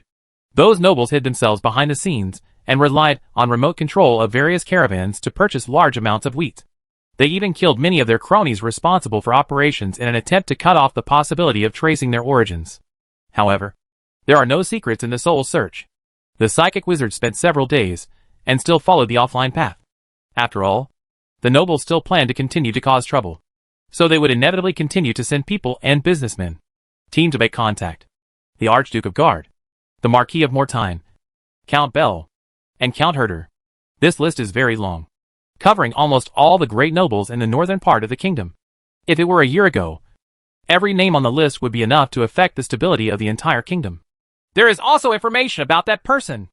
According to the investigation by the wizards, he seems to be involved in the plan of the Cholera Kingdom, Lauder said very cryptically. Lennon nodded, not too surprised. Without the other party's acquiescence, how could the noble dare to make such a big deal? But it happened to save him the time to find reasons. How much food has been released now? Lin put away the file in his hand and asked casually. About 90,000 tons of wheat, totaling 173,600 imperial gold coins, Lauder reported excitedly. This is simply a money grab. The most important thing is that this is just the beginning. They still have half of the wheat that they have not thrown away. That is the real big deal. After all, if the current momentum continues, won't the price of a kilogram of wheat increase 100 or 200 times easily? Lin thought about it, and felt that it should be about the same. Although those nobles were very wealthy, accumulated over generations, the cash they could spare was only about 1,000,000 imperial gold coins, which might not be able to buy all the wheat. After finishing the pleasant information, Lauder then carefully reported the bad news. Due to skyrocketing wheat prices, large-scale famine has occurred in the western and northern territories of the kingdom. Although the parliament ostensibly controls the entire kingdom, it actually only has absolute control over the clean southern, central and newly captured eastern territories. The rest of the territory is still under the control of the nobles. Nowadays, the nobles are busy buying wheat to make money. So naturally no one can care about the lives of the poor in the territory. Lauder knew very well that this magic star still cared about the poor. So he tried to use his words carefully when talking about the scene of hungry people everywhere, eating grass and trees. However, to his expectation, Lin did not show any sign of anger or worry. Instead, he ordered with a smile, "Just in time. Let Ladel do the work. Bring some food over, and then distribute the replaced flintlocks to them." This, fire a gun? Lauder was shocked. He didn't expect that Lin would use such brutal means to solve the problem. In other words, when the nobles were gradually released and pushed into the game, the magic star should have already planned a follow-up strategy. "Your wisdom is really vast," Lauder quickly flattered him. But his tone was also somewhat sincere. This nonsense of the nobles was tantamount to completely losing the people's support. Coupled with the operations of releasing food and firing guns, they could easily regain the kingdom's western and northern territories and win over the people's hearts at the same time. Lin didn't pay attention to Lauder's flattery and continued to ask how the grain collection plan he ordered was going. "It is true that a small number of caravans have sold the grain in their hands, and more of them are the kingdom citizens who are selling grain to us at low prices," Lauder replied truthfully. "This is true. It surprises me." Lin suddenly couldn't laugh or cry. But this also proved that their strategy of improving people's living standards has achieved good results. You must know that the current price of wheat on the market is several times their purchase price. But the residents are still willing to sell the grain to them at a low price. Lennon's face showed a slight smile. And then, he suddenly spoke coldly. "Let's lower the purchase price of wheat per kilogram to 15 coppers tonight." "Yes, Master Lin." Lauder couldn't help but wipe the cold sweat on his head. Before, he had never understood why the magic star wanted to collect grain at a price far lower than the market price. Now everything is clear. This is not the price of harvesting grain. It is clearly the countdown to raising the butcher's knife. Chapter 457, Worthless Wheat and the Collapsed Nobles of the Kingdom. September has quietly arrived, and the train station and the railway tracks connecting various places were finally completed with the joint efforts of wizards and hundreds of thousands of workers. However, the wealthy merchants and nobles in the kingdom have gone crazy because of the soaring food prices. In just 1 month, the price of food has increased 500 times. Every morning, There will be countless caravans waiting outside the granary. A warehouse of wheat transported by airship will be sold out without unloading. Because as long as you grab the food and wait for a day or two, you can earn several times the profit. Driven by such terrifying profits, most people have gone crazy and lost their minds. However, there is a limit to this madness. Because the food in the hands of the parliament seems to be inexhaustible, the price of the food shipped every day is gradually increasing. Now thousands of tons of food are thrown into the market every day. It would take hundreds of thousands of imperial gold coins to fully eat all this food. But the coins in their hands have been spent long ago. And some wealthy businessmen have even mortgaged their entire wealth. But everyone knows that they must buy all the grain. Otherwise, once the price of wheat collapses, their wealth will be wiped out. This batch of grain was eventually forced to be bought in batches by dozens of grain teams. After buying the food, the wealthy businessmen and nobles could no longer sit still, and sent their men one after another to check how much food the wizards had. It was obviously not an easy task to sneak into the granaries of major cities to find out this during magic monitoring. Finally, the spies came up with a way, which was to go to the workshop to investigate. The wizard needs to provide the workers with 3 meals a day. If there is not enough food in hand, the supply will inevitably shrink. After some investigation, they did get a shocking news. But it was exactly the opposite of what they had imagined. Magic workshops in major cities were planning to reward those workers who worked the night shift with a midnight snack. Hard work. The next day, the parliament directly dumped more than 5,000 tons of wheat in the kingdom's major cities, which instantly stunned all the caravans who wanted to buy wheat. This is impossible! Where did they get so much food? Marquis Mortain grabbed the reporting attendant by the collar and roared angrily. Held and other counts from the empire no longer looked as determined and strategizing as they did a few days ago. Their eyes were all red, and they could not believe this fact either. In the past month, they have bought enough food to feed 3 million people for more than half a year. The rest of the wealthy businessmen who want to take advantage of the opportunity have also bought less than them. How can those wizards buy it all in one go again? 5,000 tons of wheat? Lord Mortain, what should we do now? Viscount SK asked in a panic. In order to support Morton's plan to wipe out his family, he spent everything he had. Otherwise, why don't we sell the grain now? Earl Bell suddenly suggested. Bell's suggestion undoubtedly made many nobles very excited. Now the price of 1 kilogram of wheat is as high as 500 copper coins. If they can sell all the grain they purchased before, everyone present will be extremely rich. Idiot! Do you think we can still sell our wheat now? Marquis Mortain slapped the conference table heavily and roared angrily. Let alone the market price of 500 copper coins per kilogram. Even if the price is reduced to 100 copper coins, no one will even take a look. The Marquis of Mortain didn't know what it meant to beat a drum to spread flowers. But he knew very well that the parliament provided 3 meals a day for the poor. As a result, no one in the market now except them, the grain collectors, would buy a grain of wheat at a sky-high price. The rest of the businessmen are not fools. Who dares to continue buying grain when the situation is unclear? 5,000 tons of food were released in the morning of the parliament. And the fact that it has been piled up until now, and not even a cent has been sold is enough to prove this. If they release a large amount of grain again, the price of wheat will collapse instantly, which will cause a large-scale run, and even make the wheat in their hands worthless. Bell immediately panicked and hurriedly said, But aren't those wizards collecting grain? We can sell all the grain to them. Mortain looked at Bell coldly, and then turned to look at the attendant, who was lying on the ground and shaking slightly. You tell me, as of last night, the price of wheat purchased by the parliament is 1 copper coin and 10 kilograms, the attendant said cautiously. After hearing the news, Bell almost fainted. Are you kidding me? 1 copper coin costs 10 kilograms? This means that the wheat he spent all his wealth and spent 100,000 imperial gold coins to buy is now worth millions of imperial gold coins. And the wizards actually want to buy it back for a mere 200 gold coins. This is crazy. No. I remember Viscount Scott said a few days ago that the price they paid for wheat should be 20 coppers per kilogram. Bell shouted hysterically. If it was 20 coppers, although he would lose most of his property, he could still barely accept it. Under the cannibalistic gaze of Earl Bell, the attendant stammered in explaining that the price of food purchased by the parliament was lowering almost every day, from 20 coppers per kilogram to 15 coppers. And then it was still 10 coppers, and 5 coppers per kilogram. Copper. 2 coppers. And the price last night had dropped to the lowest point in the history of the kingdom. 1 copper coin for 10 kilograms. Viscount SK and other nobles simply cannot accept this ridiculous price. which means that their existing assets will instantly shrink to 1/5000th of their previous value. Bell roared even more hoarsely. This is a naked provocation. A war! Where is their granary? I will send people over immediately to burn all the wizard's food. The nobles present were filled with rage, and were ready to overthrow the kingdom. Burn your ass! Held cursed angrily, pouring cold water on everyone. 5,000 tons of grain are scattered in more than 40 cities in the kingdom. Not only are there heavy troops, but there are also not a few wizards in each town. What do they use to burn it? Do you really think wizards can't use magic to put out fires?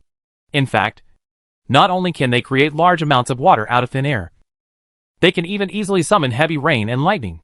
Thinking of the scene a year ago, when someone waved his hand in the royal capital, calling the wind and rain, and raining down terrifying thunder. Held felt an unspeakable fear in his heart. He couldn't help but regret why he had listened to Morton's words. Confront wizards with terrible magic.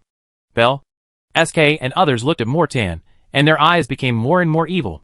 The latter obviously noticed the increasingly subtle atmosphere on the court, and said coldly, Don't forget, everyone, we are all tied together now. My death will not do you any good. Now we only have one solution left. Having said this, Marquis Mortain paused obviously, then opened his mouth and squeezed out these words through his teeth. Then continue. Buy food! As long as they can buy up all the wheat in the parliament, the initiative will return to their side. I never believe that those wizards don't have enough food in their hands. Marquis Morton's loud voice echoed throughout the castle. Can they still conjure wheat out of thin air with magic? The wizards have only occupied the southern and central areas of the kingdom for just over a year. Even if they start to reclaim the land from that time, how much food can be grown? Morton firmly believed that these 5,000 tons of wheat must be the last inventory of the parliament, and he was releasing them now just to scare them. The news about the workshop must have been released deliberately, so that they could get into trouble. After all, he had never heard of that kind of late-night snack. So how could those wizards suddenly be so kind, and let the workers have another meal despite the shortage of food? This must be deliberately used to confuse them. Under Morton's analysis, Bell and others seemed to have grasped the last life-saving straw, whether they wanted to believe it or not. This must be true. But soon everyone realized another problem. 5,000 tons of grain purchased at the current price is a full 250,000 imperial gold coins. This is going to kill them. Nowadays, everyone's property has either been mortgaged, or they have spent all their money on food purchases. Where can they find so much money? Thinking of this, Held and others all retreated. Mortan knew that if he did not set an example, the noble alliance would fall apart today. So he gritted his teeth and said, By mortgaging my manor, I should be able to collect 20,000 imperial gold coins. Everyone, we are now at the point of life and death. Think about it. As long as we can cross this hurdle, the food in our hands can be exchanged for countless wealth. But if we lose the accumulation of generations of families, it will all be burned to the ground. Amid Morton's encouragement, the nobles present also reluctantly liquidated their few remaining properties. After all, if you step back now, you will be in the abyss. If you take a step further, you may be able to have everything. They had to take a gamble. About half an hour later, more than 40 nobles used the land deeds to collect the 250,000 gold coins with difficulty. Mortan immediately asked his trusted confidants to take airships to the major cities in the kingdom to collect all 5,000 tons of grain. Buy it, after giving away the little property they had. No nobleman left the secret room. Everyone was anxiously waiting for the news to come. I waited for an hour before the guards walked in from the door. How is it? Is the royal capital already in chaos? Held and others immediately gathered around and asked impatiently. However, Mortan understood that it had only been an hour, and the confidants he had sent to buy food in various parts of the kingdom should still be on their way. It is also possible that the wizards can no longer hold on, and plan to negotiate with them. The guard who came in to report did not answer everyone's questioning, but handed over a newspaper with trembling wrists. Lord Mortan, this is today's Magic Daily. Looking at the fearful expression on the guard's face, Mortan felt a little uneasy in his heart, and took the Magic Daily from the other person's hand and started to read it. After seeing the conspicuous and specially enlarged title on the homepage, Mortan's pupils shrank, and the blood and energy in his body surged uncontrollably. For a moment, he became so angry that he fainted on the spot. Lord Mortan! The nobles present were immediately horrified. Bell immediately grabbed the Magic Daily. After scanning it for a few times, he felt a chill running up from the soles of his feet into his heart, and he shouted in horror. Quick! Send someone immediately to bring back all the people who are buying food. 5 minutes ago. In the city of Kerosene. Inside the newly built Wizard Academy. Ivina fished out about 10 kilograms of wheat grain from the wooden box where the wheat was stored. Packed it in strong coarse cloth. And went out. Are you going to the granary to sell wheat again? In the living room. Monroe, who was doing his daily prayers, suddenly opened his eyes and called out to the girl who was about to go out. Yes. Yesterday those wizards lowered the price of food again. I think this may have some deep meaning. Ivina replied calmly. What do you mean? I'm afraid the Parliament is running out of funds. Right, Monroe said with a sneer. Thanks to Ivina's secret investigation. He also understood the reason why those wizards were able to persist in the food war until now. The Parliament is working through its operations to buy back all the meager grain reserves in the hands of the poor at very low prices to support the food war and maintain the most basic dignity. But this is just a temporary measure after all. And it won't last long. Monroe even believed that today was the day when the wizards revealed their true colors. And the 5,000 tons of wheat should be the last inventory. Ivina pursed her lips. She had different ideas from Monroe. But she didn't mean to argue. After taking the 10 kilograms of wheat grain, she went out. No one stopped or questioned her along the way. After all, it was not the first day she went out to sell grain. They were not the only ones buying and selling wheat during this period. Many wizards regard this as an opportunity to make a lot of money. But they just don't have enough place to accumulate wheat. And they don't have the financial resources to compete with those wealthy merchants and nobles. They usually can only buy low and sell high to make a fortune. When Ivina arrived at the granary, there was a long queue here. Although the price of wheat purchased by the council would decrease every day, the number of people coming to sell grain increased instead of decreasing. This also surprised Ivina. You must know that there is a gap of 5,000 times between the purchase price of the wizards and the market price. In other words, if you sell 10 kilograms of wheat to the Parliament, you can only get 1 copper coin. If you are willing to sell it to major grain merchants, it will be worth a full 50 silver coins. After maintaining silence for nearly a month, Ivina finally couldn't help but asked. After hearing the girl's question, the townspeople waiting in front of the granary looked at Ivina with extremely envious eyes. Until the girl was about to ask again. Sue wrapped a little old grain in rags. Sean said with a sigh. You have never experienced famine, have you, Lord Wizard? Chapter 458 Ivina. Creating food from the void is something that only God can do. Susan's sudden question stopped Ivina. She had stayed in the north for 2 years. It was the most wild area in the empire. Naturally, she had seen famine. She had even participated in the church's food distribution and rescue operations. But she had never experienced that feeling personally. Susan said with a sigh without waiting for Ivina to answer. Just 11 years ago, the food production in the western border of the empire was greatly reduced due to successive wars. Then, just like today, the nobles and wealthy businessmen began to purchase large quantities of food. Although it was not as terrible as this time, it is not something we can do. Affordable. At that time, she and her husband were earning some meager income by carrying goods and other odd jobs in the slums. After excluding the deductions from the gang, they could not even earn 1 silver coin per month. Under the soaring food prices, they even spent all their money. I can't even buy a few pieces of brown bread with my savings. Then the church and the empire didn't intervene or rescue. Ivina frowned and asked in confusion. But she soon realized the inaccuracy in her words, and quickly corrected her. I mean, don't those bishops always say that the Lord has mercy on the world? How can those high-ranking bishops care about us? A dark-skinned middle-aged man shook his head mockingly. 11 years ago, precious materials like kerosene had not yet been discovered. And this city was not as important as it is now. It was just an ordinary small town in the western region. And they were the most inconspicuous poor people in the city.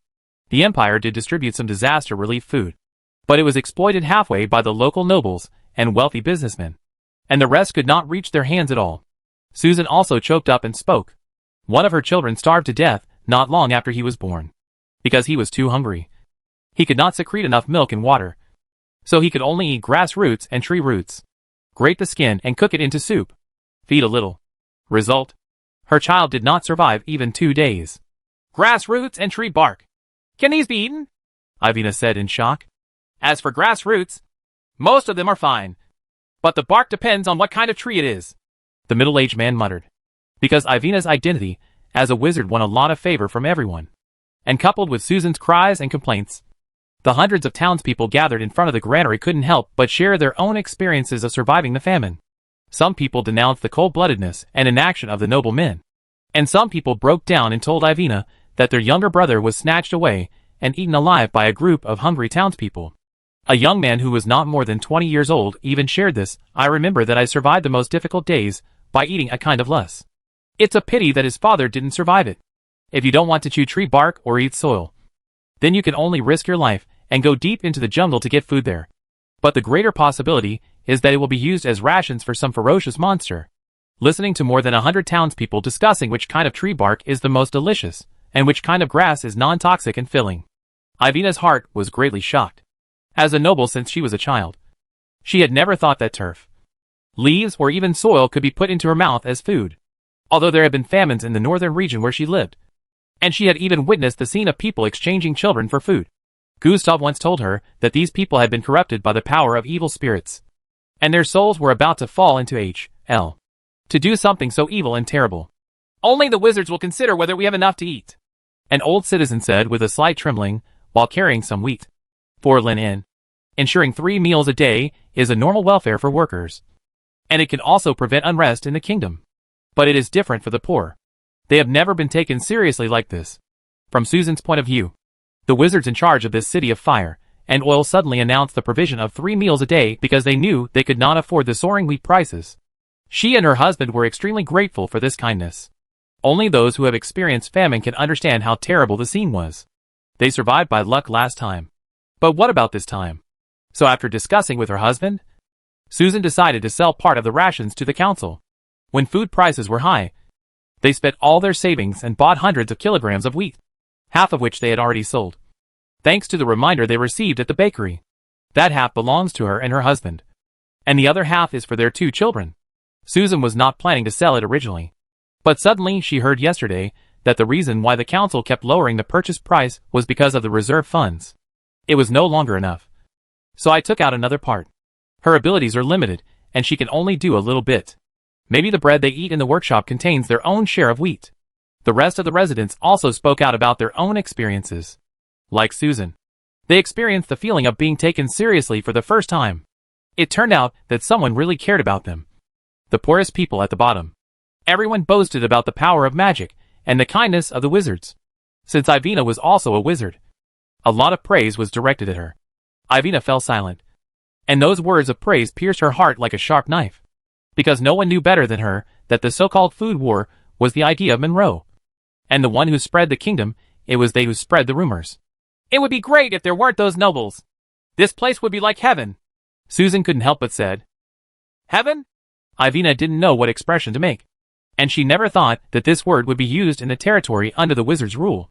Just as Ivina was hesitating, the closed door of the granary finally opened. Susan and others immediately gathered around and spoke eagerly. Master Wizard, how much has the price of wheat dropped today? Is the Parliament's food reserve enough? This is some wheat that I have saved myself, although it is not much. Please accept it. The more than 100 townspeople gathered in front of the granary were chattering away, and handed over the wheat grains wrapped in various cloths in their hands. Some even felt that the 3 meals provided by the council were too many. In fact, it is not impossible to eat 1 meal a day, which can save a lot of food. Amid the enthusiastic expectations of everyone, Pierce did not take the wheat, but instead spoke very apologetically. Thank you for your help. But starting from today, the council is no longer planning to purchase wheat. Why? Master Wizard? Is it because the reserve funds are not enough? Susan asked hurriedly. The rest of the townspeople had worried looks on their faces. No, it's not what you think. Pierce shook his head in amusement, and then a look of pride appeared on his face. In fact, Dean Lin has completely solved the problem of food shortage. From now on, everyone no longer has to worry about famine. Lin, that magic star? Ivina was quite surprised. She had heard this name countless times in the city of Firewill. It seemed that all changes in the magical world could be related to the other party. Now it is even more exaggerated. This magic star dares to say that he has completely solved the famine problem. Ivina couldn't be sure for a while whether this was fake news released by the Parliament or whether it was true. Susan and others also had astonished expressions on their faces, almost in disbelief. If you're interested, you might as well go and see for yourselves. Pierce pointed to the direction of the train station and said with a smile, The trains are running smoothly today. Ivina left the granary confused and walked towards the original church. which was where the train station was, with Susan and others who were also confused. The place was already crowded with people. Tens of thousands of citizens gathered in the square in front of the station, one by one putting their feet up and looking up at the situation inside. Ivina was also extremely curious and wanted to go in and take a look. With the wizard's medal hanging on her chest, the people would spontaneously make way for her along the way.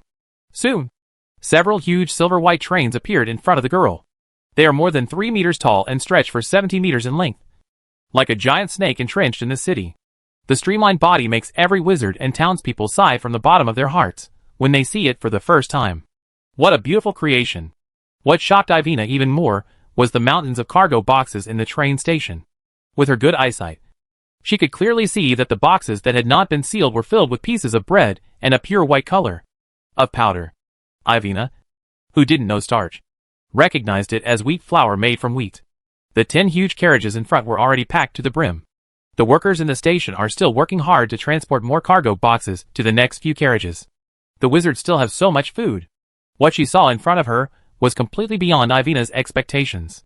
The noisy discussions and exclamations around her continued to reach Ivina's ears. Some people were amazed at the new creations of the wizards, while others were crying hysterically at the mountains of bread and grain. But more voices were praising the Magic Star's new invention, holding the Magic Daily in their hands and discussing how to use magic to make bread. Ivina frowned, almost wondering if she had heard wrong. Using magic to create bread out of thin air? Are you kidding me? Even the Pope cannot do this. Perhaps only the Moon Goddess can do this miraculous thing. Sir, can you let me take a look at this Magic Daily? Ivina couldn't help but request. A wizard who was interrupted in the discussion turned his head rather dissatisfied. After seeing the girl's good appearance, he immediately changed his attitude to a gentle one and spoke very generously. Of course.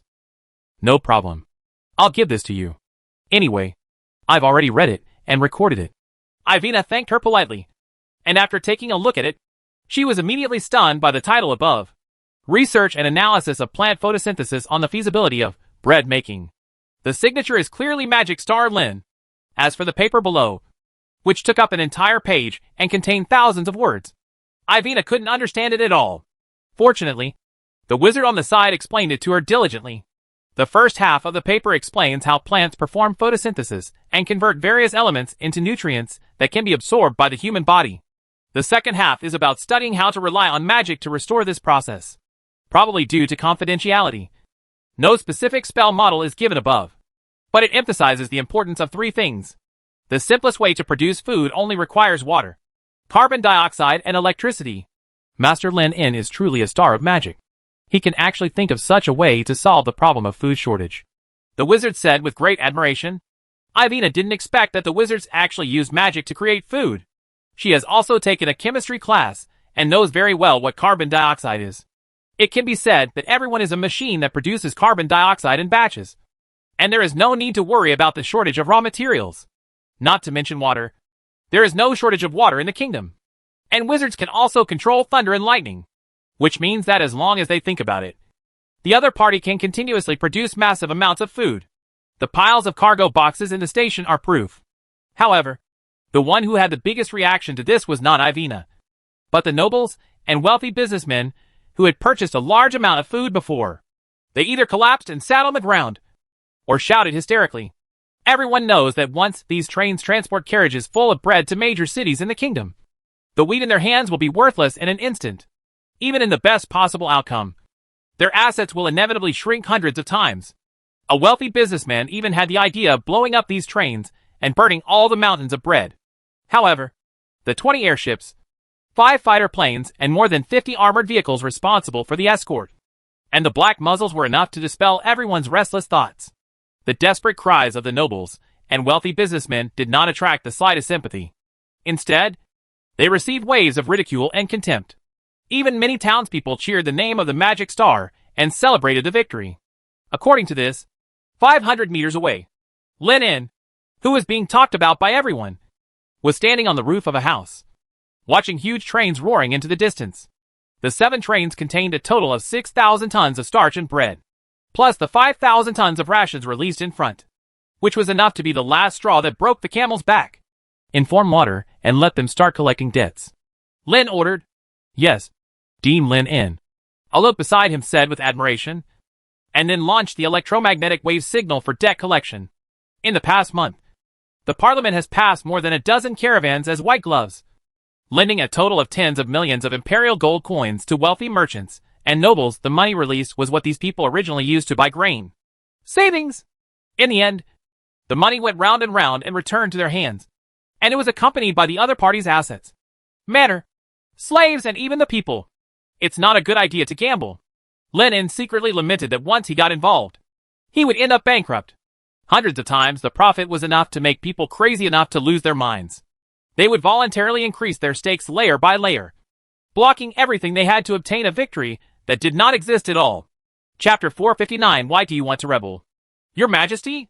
In the royal capital of Hadra Tower, a luxurious fortress, Morton suddenly woke up from his bed, his whole body soaked in cold sweat. He dreamed that the wizards used magic to create a lot of bread, and then the wheat in his hands became worthless. But how is that possible? Using magic to make bread is simply a fantasy. Morton wiped the sweat from his head with trembling hands and managed to sit up from the bed, but soon realized something was wrong. Bacchus! Bacchus! Morton kept shouting the name of the manor's butler, but he didn't get any response. After a while, a knight came over. Lord Morton, are you awake? Where is Bacchus? Where has he gone? Morton grabbed the knight's arm uneasily and asked. He left half an hour ago. He also took away your favorite glass wine bottle. The knight stumbled for a long time before he dared to tell the truth. What he didn't say was that many valuable items in the fortress had been taken away by the fleeing attendants, and they had no time or ability to stop them. Bacchus, I have raised him for 40 years. How dare he?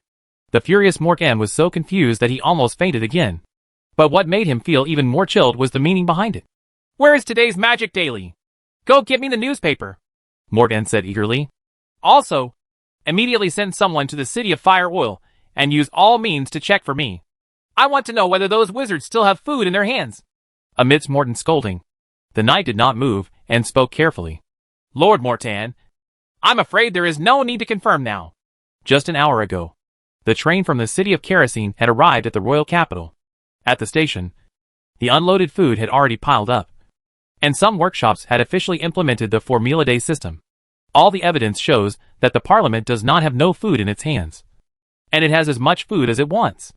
Now the great nobles and wealthy merchants in the entire royal capital are going crazy. Many people are frantically trying to sell the grain in their hands. However, since the Parliament provides 3 meals and lodging, no one is willing to do so on a large scale.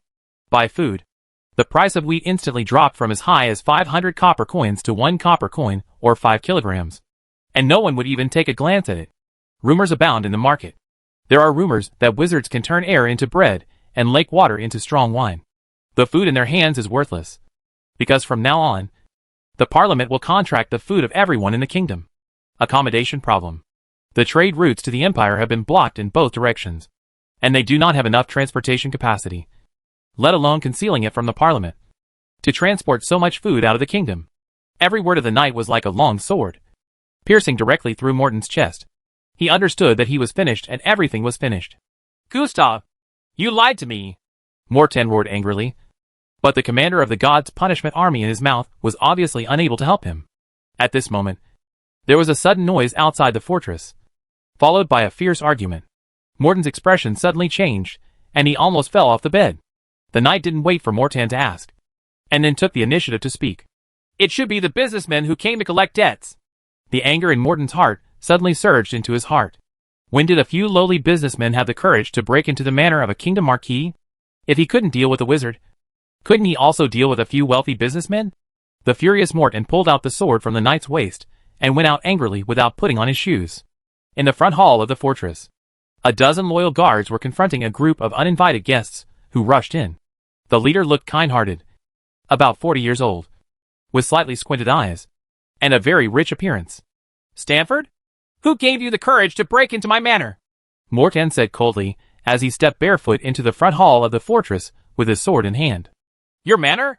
A slightly surprised expression appeared on Stanford's face, and then Sir Chiron took out a land deed from his arms and said kindly, You must be a little forgetful, Marquis Morton. This manor is already mine. Of course, you can also choose to take it back with 30,000 gold coins, Stanford said nonchalantly. Seeing that the other party directly took out the land deed, Mortan suddenly choked and had to hold back his anger and refute. I remember the deadline above should be 1 month. This is 30,000 Imperial gold coins. Lord Marquis, I'm afraid you won't be able to get this money within a month. So some accidents may happen, and I have to come to collect the bill in advance, Stanford said apologetically, and then pointed to read the fine print on the contract. This is clearly stated in the contract. Mortan was immediately laughed out of anger. He had never been so insulted before. He was a marquis of a majestic kingdom, and someone would actually think that he couldn't even pay a mere 30,000 Imperial gold coins. Even though he has no savings now, his territory still has a lot of land, mines, slaves, and even citizens. But before he could speak, Stanford seemed to have guessed it in advance. One voucher after another appeared in his hand, and finally it even piled up into a booklet. That is the pledge certificate for various assets in the Marquis territory. Morton's expression changed instantly. He was not surprised by these mortgage certificates. After all, he had personally pledged them. What really shocked him was that so many certificates were all in the hands of one person from Stanford. Inside, "You are from the Wizards' Council." Morton's pupils narrowed. He immediately understood why Stanford dared to break into his manor directly, and why those businessmen were willing to let him pledge the mines and assets in the territory at a high price. Mortan, who had been dazzled by the huge profits before, did not think too much.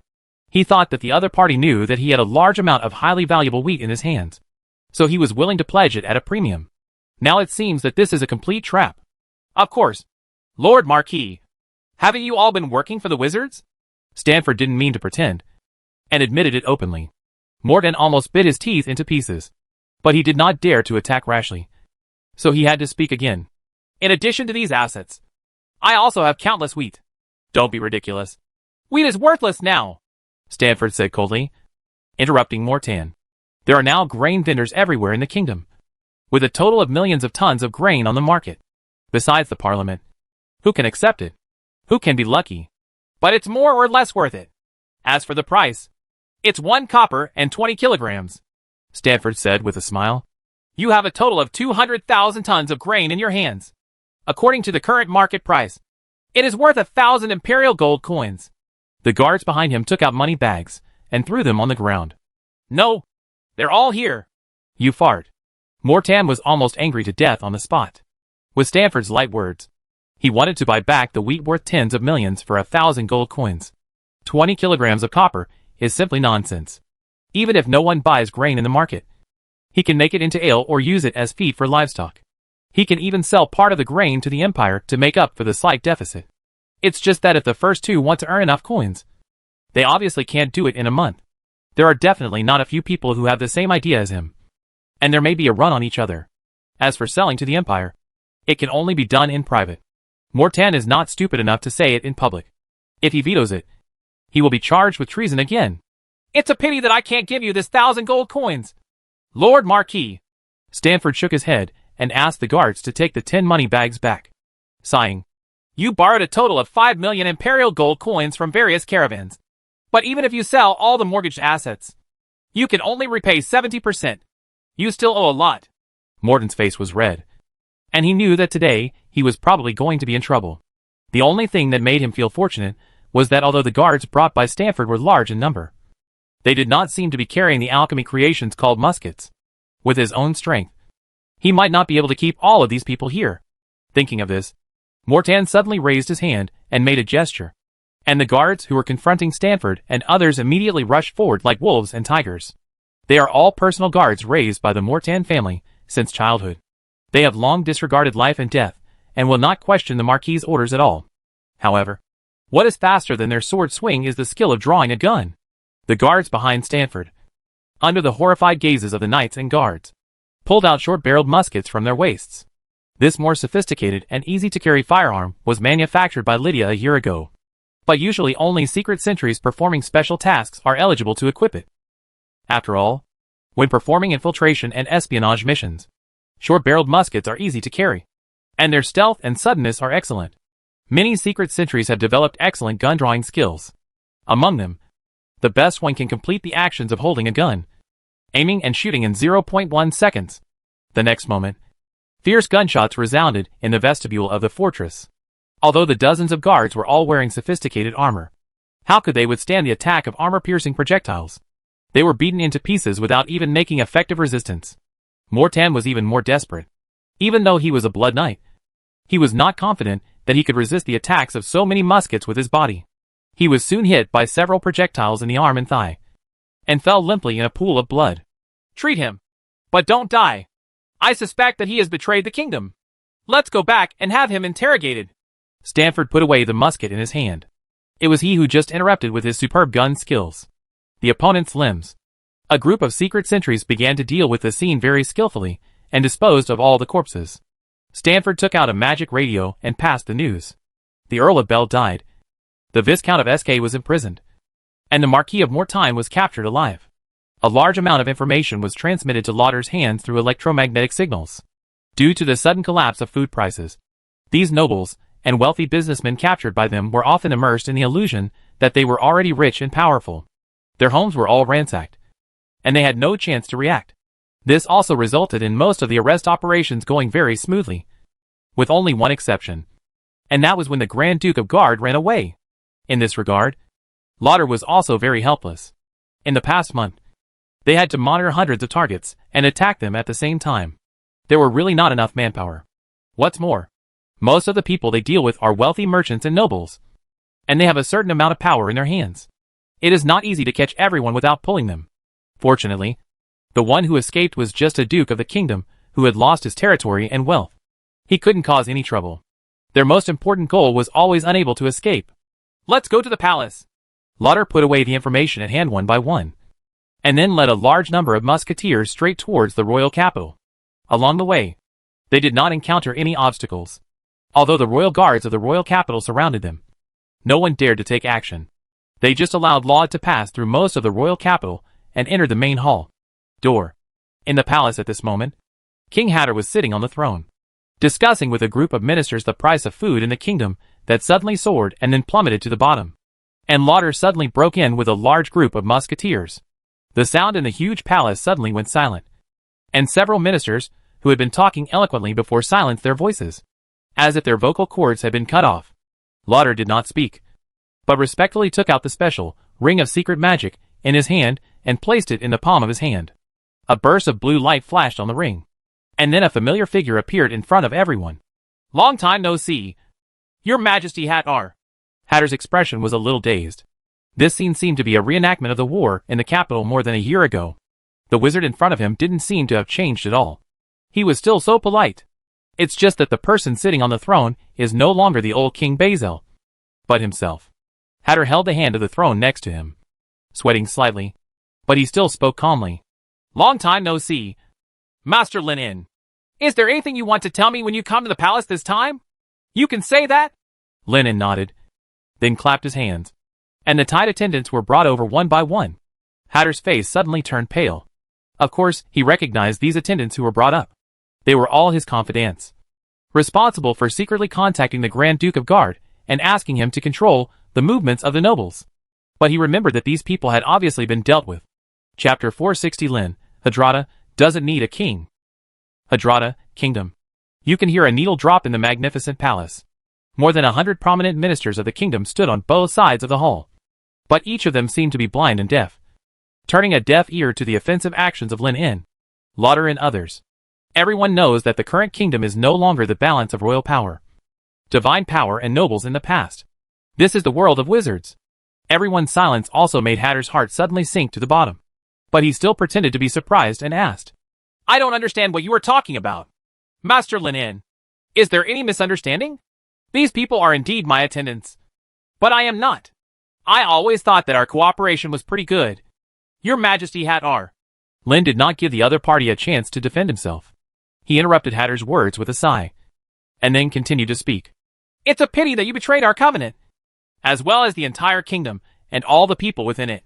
Although the existing enfeoffment system of the kingdom of Hadrada is really not in line with his wishes, and it is even inconsistent with the promotion system he wants to formulate with knowledge and magic as the core. But considering that the kingdom regarding internal stability issues, Lin In was not originally prepared to take action against the nobles and wealthy businessmen in the kingdom at such a critical time. After all, 1.5 years was too short.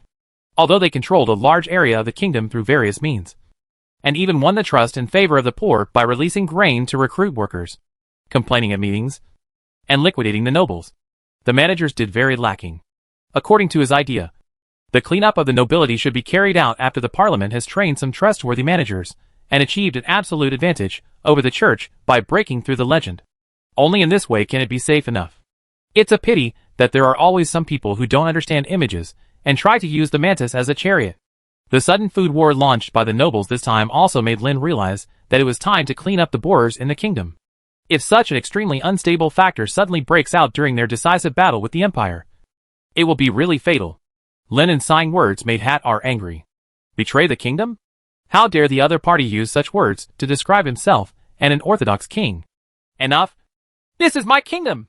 It once, now, and in the future will belong to the Basil family, and I will never allow anyone to take it away. Hattar stood up from the throne like an angry lion, staring at Lin in front of him. He spoke angrily, probably realizing that all his excuses were meaningless. Hattar, who had tolerated it for a long time, completely tore off his disguise and poured out all the anger in his heart. More than a year ago, when he first ascended to the throne of Hadrada, Hattar was completely immersed in the excitement of having power. He even felt that without the constraints of the church, he would be able to achieve great things, to build a career that is not inferior to that of his father, King Basil. However, this excitement only lasted for less than a month. Hattar soon discovered that the new king had no rights at all. Many nobles, wealthy businessmen and palace ministers were like loyal dogs, trying their best to please them. In the eyes of the new owners of the kingdom, the wizards of the council, any of his decrees would be secretly sent to the wizards' council after it was issued. Hattar's carefully planned plan to expand the army by 100,000 was directly rejected by the other party with various far-fetched reasons. Due to the aggressive attack of the church and the fear of the wizard's magic, Hattar did not show any signs of humiliation openly. He even comforted himself secretly. After repelling the church's offensive and regaining the kingdom's territory, the wizards who lacked management skills would definitely need to rely on his power as a king and noble to manage the huge kingdom. However, the facts were completely inconsistent with what he expected. After the wizards took back the territory in the eastern part of the kingdom, they actually took it upon themselves to kill the local nobles and took these territories as their own. The king only received it after the fact, a so-called report. This is simply a shame. The other party even tried to explain it away by saying that they were happy to cooperate. What frightens Hattar even more is that these wizards from overseas seem to be able to manage various territories without their help at all. And they have also created a brand new management method that is different from the previous feudal system. This is undoubtedly shaking the foundation of the kingdom's existence. Hattar's hysterical roar did not make Lin feel angry. On the contrary, he looked at the ugly appearance of the Hadrada king with disappointment. No wonder Basil II delayed establishing a crown prince. How could he be a good king with such a temperament? Palace in mind, Lin waited for Hattar's angry scolding to end, and then spoke slowly. You are wrong. No territory belongs to anyone absolutely.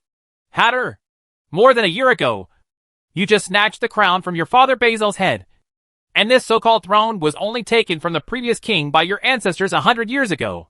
Since you are not suitable for the important task of the king, there is no need to continue to be the king. Lin stepped forward and said indifferently. The indifferent words were like a bucket of cold water poured down on the head, instantly extinguishing the courage that arose in Hattar's heart based on anger. The figure approaching step by step carried an unspeakable sense of oppression, and the air around it condensed. How dare you?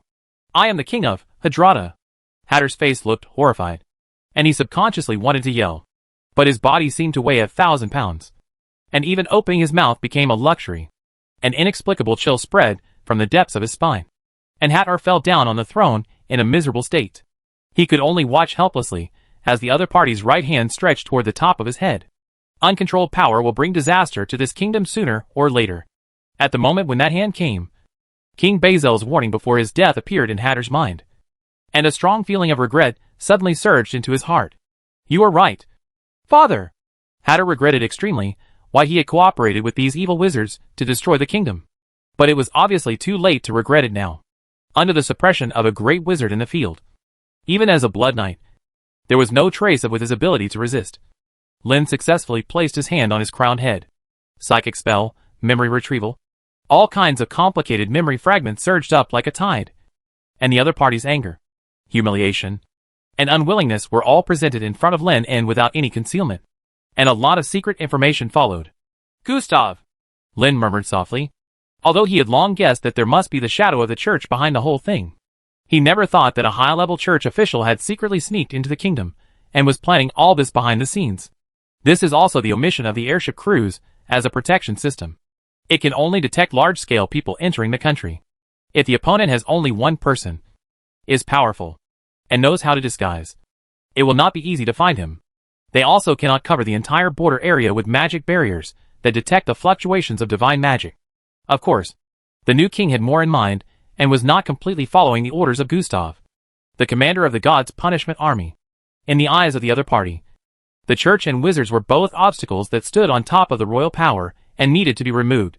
If the small number of wizards and the church can be allowed to fight to the detriment of both sides, then they will naturally lose the ability to manage such a large kingdom, or even the entire empire. And then the royal power will be able to return to its peak.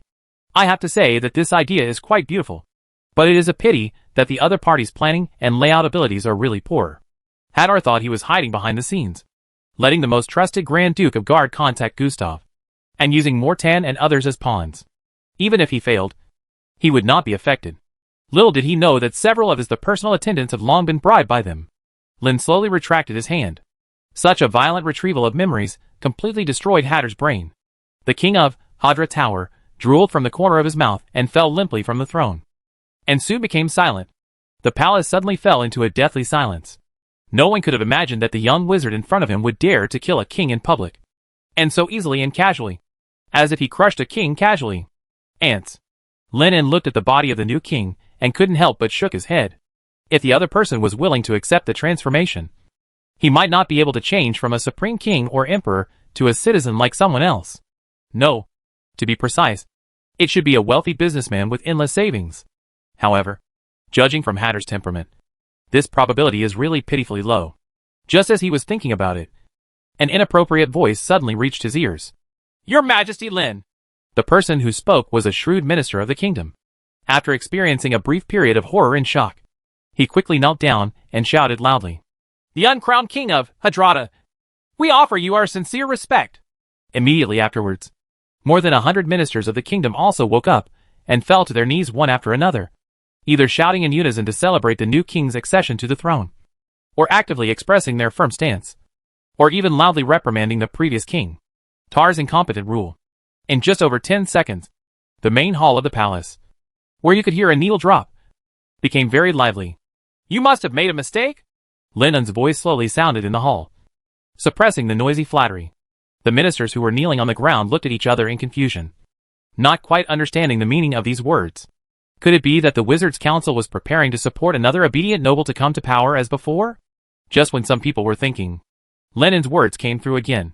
From today on, the kingdom of Hadrada will no longer need a so-called king. As soon as these words came out, everyone present looked horrified, and they couldn't react for a long time. They couldn't understand what a kingdom without a king would be like. Wouldn't everything be in chaos? Master Wizard, who will manage the kingdom from now on? And who will be appointed? A minister of the kingdom said with a slight trembling.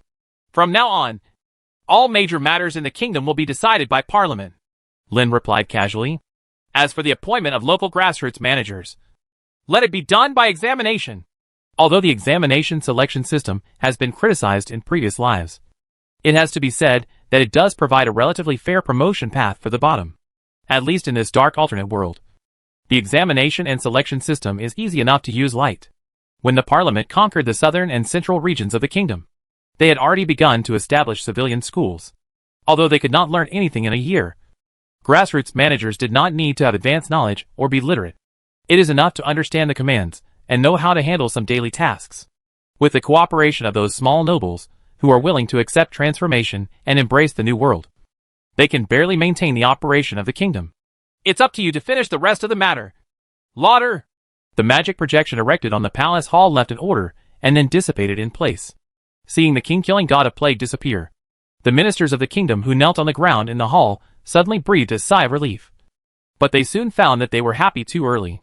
Lauder waved his hand. Like a wolf and a tiger, the gunmen immediately rushed forward and dragged them down tied up. According to the intelligence from the spies, many of these ministers were involved in this food war. The few ministers who were not arrested were so frightened that they peed their pants. They lay on the ground in fear, and did not dare to speak.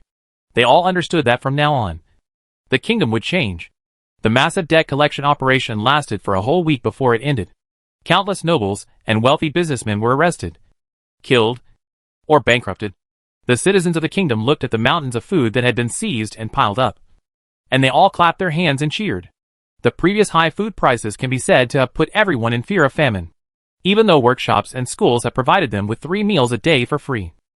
No one knows how long this situation will last. Once the parliament, the supply of 3 meals a day has been stopped. With their savings, they may not be able to afford even a few bags of white bread. In addition, there is also very shocking news on the other side. That is, the sudden death of King Hat-Arf Hadrada, which lasted for hundreds of years, and the 3 generations of the Bazel family have been extinct. All affairs in the kingdom will be governed by Parliament takes a vote. As for the reason for the king's sudden death, according to rumors, it was related to the fugitive Grand Duke of Guard, who colluded with the church and some of the kingdom's nobles to provoke the kingdom's food crisis, and even attempted to assassinate the king, disrupt the entire kingdom, and bring the 3 million citizens back under the rule of the Dark Church.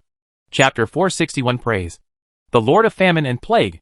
My fellow countrymen who are suffering, those greedy nobles and wealthy merchants use shameful means to rob us of our only food rations in order to satisfy their own selfish desires, allowing famine and plague to spread wantonly in the kingdom, leaving our children in hunger and pain die. And those culprits are staying comfortably in the manor, in front of the warm fireplace, under the service of slaves, enjoying fine wine and food, and laughing at you and me in the most vicious tone about our difficult situation at the moment. For hundreds of years, those nobles have stood high above us, trampling on our dignity like cattle and horses. My compatriots, the kingdom of Hadrada should not be like this. Now is the time to get back our things. Got it! Hadra Tower, in the north of the kingdom. On a 3-meter-high boulder, Rettel was giving an impassioned speech before the war. Below was a mass of poor people dressed in rags. As Rettel continued to talk, anger gradually appeared on everyone's face. As Rettel said, the wheat they worked so hard to grow was forcibly taken away by the nobles at a very low price, and then sold for hundreds or thousands of times. Even if they spent all their property, they could not afford to buy a few grains, a piece of black bread, and can only survive by eating grass roots and tree bark. The person who caused all this made a lot of money, and hid in the manor to enjoy himself peacefully. Seeing the anger gradually igniting in everyone's eyes, Rettel continued his efforts and publicized their successful experience in resisting aristocratic tyranny in other places. For example, the mining slaves in the southern territories used to be oppressed by the nobles, and had to stay in dark mines all day long. They also had to endure beatings, scolding and exploitation by supervisors, and even faced the risk of mine collapse at all times. But with the help of the wizards, they stood up bravely, killed the mine supervisor, and defended their rights with blood. Later, they arrested the local baron and tried each other's evil deeds in public. Okay, this is how it should be. Let those despicable nobles get the retribution they deserve. They should be thrown into H.L. Listening to Rettel's vivid description of the nobles being hanged and the fear before execution, the poor people present were all angry and cursed loudly. But there were also many people who looked hesitant and couldn't help but speak out. Asked, Lord Ladel, I heard that wizards have established many workshops in the royal capital. Not only are they paid several silver coins every month, but they also provide 3 meals. Is this true? Of course it's true. I promise you that as long as everyone works hard, no one will go hungry again, Rettel said with certainty, and then explained to everyone the various regulations enacted by the parliament. A welfare policy. To the ears of the poor, this beauty is like a paradise in a dream, but it is a bit too illusory. Fortunately, due to the smooth flow of trade, many people had listened to the merchants transporting goods in the tavern boasting about the grand occasion of the royal capital, and they all came forward to confirm that Rettel's words were definitely not fabricated out of thin air. One step back to H.L. One step further to heaven. Seeing that the time was ripe, Rettel immediately ordered hundreds of flintlock guns to be fired, and then shouted hoarsely, Now, everyone, pick up the weapons in your hands and take back what belongs to us. Make those bastards pay. Send them to H.L. Thousands of people in a group just shouted slogans and marched towards the marquisdom closest to them. And this scene is repeated in almost every territory in the northwest of the kingdom. Rettel broke up 10,000 elite musketeers into hundreds of teams, and spent a month encouraging the local suffering people to rise up and resist. Just to launch an attack together today, although the weapons in the hands of the poor are only obsolete flintlock guns, and the average training time per person is only about a week. After all, there is strength in numbers. With the blessing of hatred and anger, they can be said to be overwhelming, and even instigated the rebellion of some regular troops under the nobles. The mob! The damn mob! In the city of Herder in the north of the kingdom, the Grand Duke of Guard was hiding in a strong fortress, looking out the window at the poor people clamoring to hang him. His face full of fear and anger, he finally managed to avoid the capture of those wizards with the help of a family's inherited sacred weapon, and fled back to his territory in a hurry. As a result, before he could breathe a sigh of relief, he ran into these damn group. The mob was directly blocked in this fortress. Fortunately, those mobs lacked powerful enough siege weapons, so they gave themselves a chance to breathe. Immediately release the letters asking for help. These damn mobs, I will chop them alive one by one, Grand Duke Guard ordered through gritted teeth. There are several gray crows kept in this castle for communication, and they are also the only living creatures that can fly out of the fortress. The holy weapon in his hand has been used once before, and it is not suitable for fighting against groups of enemies. For the current plan, he can only hope that the small nobles under his command can lead the army to rescue him. However, this only hope was shattered by a sudden sound in the fortress. No need. I'm afraid the entire northern part of the kingdom has already fallen. The lords everywhere are too busy to take care of themselves. No one will be able to save you. Gad suddenly turned his head and looked over. In the darkness, a familiar figure slowly emerged. Gustav? Guard immediately recognized the visitor. His face first filled with a bit of joy, and then turned into a look of deep anger. Is this the foolproof thing you told me? The grain in the hands of those wizards can't be used up at all. They can even use magic to make bread. The wheat in our hands is worthless now. It's over now. Everything is over. Guard's ferocious face was full of resentment. If the other party hadn't encouraged them to start this food war, they wouldn't have ended up like this. Do you think those wizards would have let you go without this? Gustav said with a sneer. Look at the rioting citizens outside your castle. The wizards have long been secretly planning to seize your territory. I just gave you a chance to take back the rights in your hands. Gad stared at Gustav with a gloomy face. Although he was angry in his heart, he also understood that the leader of the gods' punishment army in front of him was not something he could compete with. He could only suppress his anger and ask the other party's purpose. Of course I'm here to save you, Gustav said slowly. I'm afraid your current strength is not enough to fight against those mobs. There was no trace of joy on Guard's face.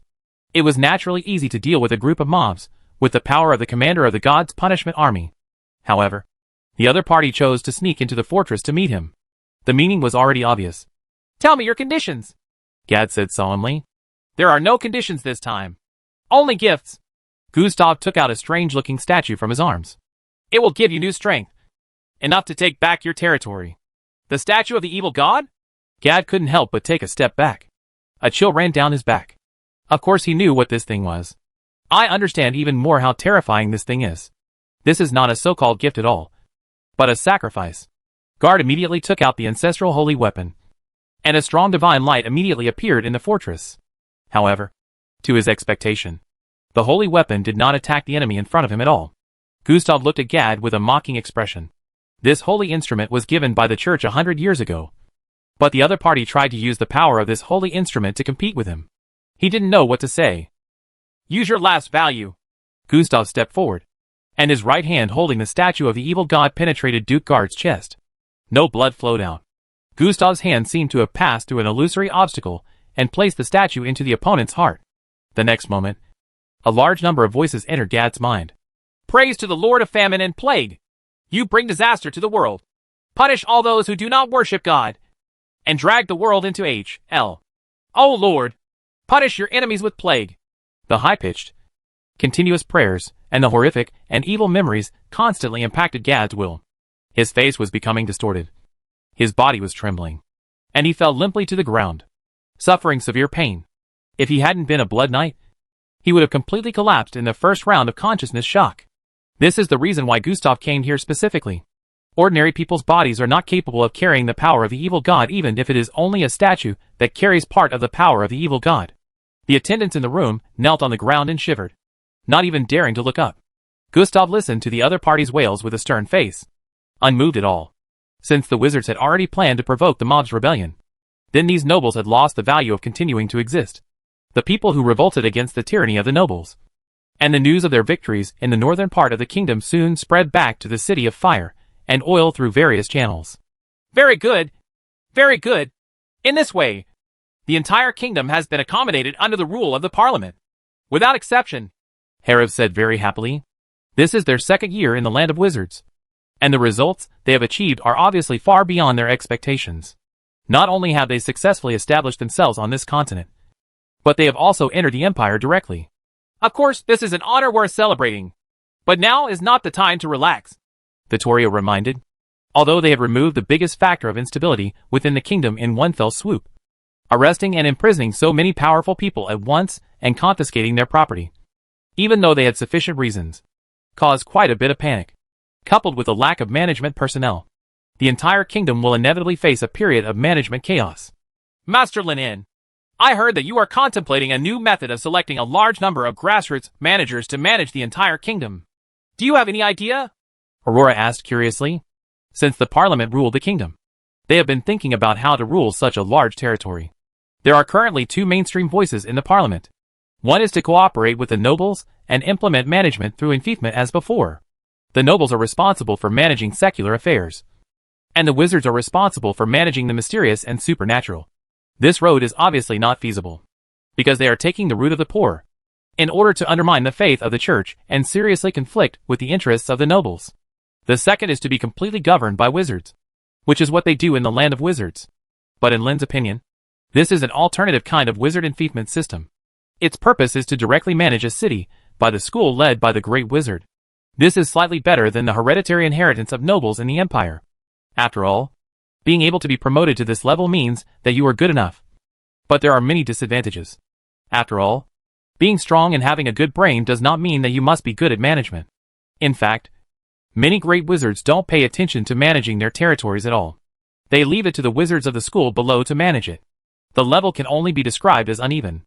Not to mention that there are so many cities within the kingdom. Even more if you include the empire, that wizards alone simply cannot manage them. Lennon didn't mean to hide it, and quickly revealed the examination and selection system he planned to implement.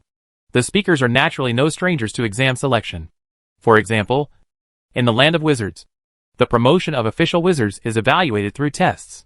Lennon optimized this system again when he was at Iota Harbor, so that I also understand it somewhat.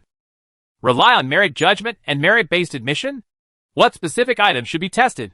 Vittorio asked thoughtfully. The first thing is literature. If a manager doesn't even know basic literacy, how can he understand the orders we issue? Lennon explained one by one. Then comes the mathematical Olympiad. Numeracy skills have a wide range of applications and are necessary. The last step is to test some career-related content. For example, agricultural managers must understand climate, farming, and the control methods of various alchemical instruments. In this way, managers who pass the exam only need to get used to the job a little before they can get started. However, the top managers should be mainly wizards. After all, a civilian cannot manage a wizard with powerful power. Lin En is still very clear about this. So he can only select wizards who are good at management. As for those wizards who are extremely powerful but not good at management, we can bring them into the council and give them an identity and status consistent with their strength, so that they will not cause dissatisfaction. In addition, all managers only have administrative rights. For example, the local city lord is not qualified to form and command the army, and replacements are appointed by the parliament, completely abolishing the hereditary system. Lin En gave a rough description of his thoughts as concisely as possible, and also added the corresponding prosecution and reporting systems, which was as short as taking out a code. Chapter 462 The way to solve nuclear radiation is to drop another hydrogen bomb with a greater yield. Lin En talked about his ideas. He did not blindly promote any theory or strategy that everyone is equal in this other world. After all, the world is different, and many situations are completely incompatible. Applying a certain system rashly may not have the desired effect. Moreover, there are powerful individuals called wizards in this world.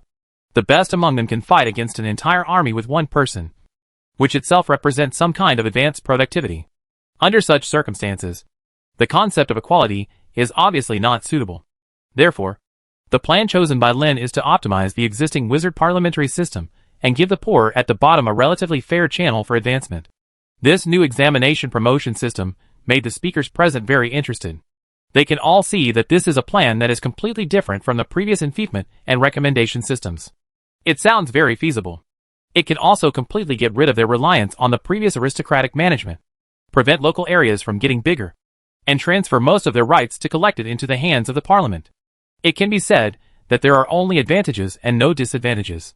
While Harav and others were thinking about the pros and cons, Lin asked about the construction of a nuclear fusion reactor. This is the most important thing in the near future.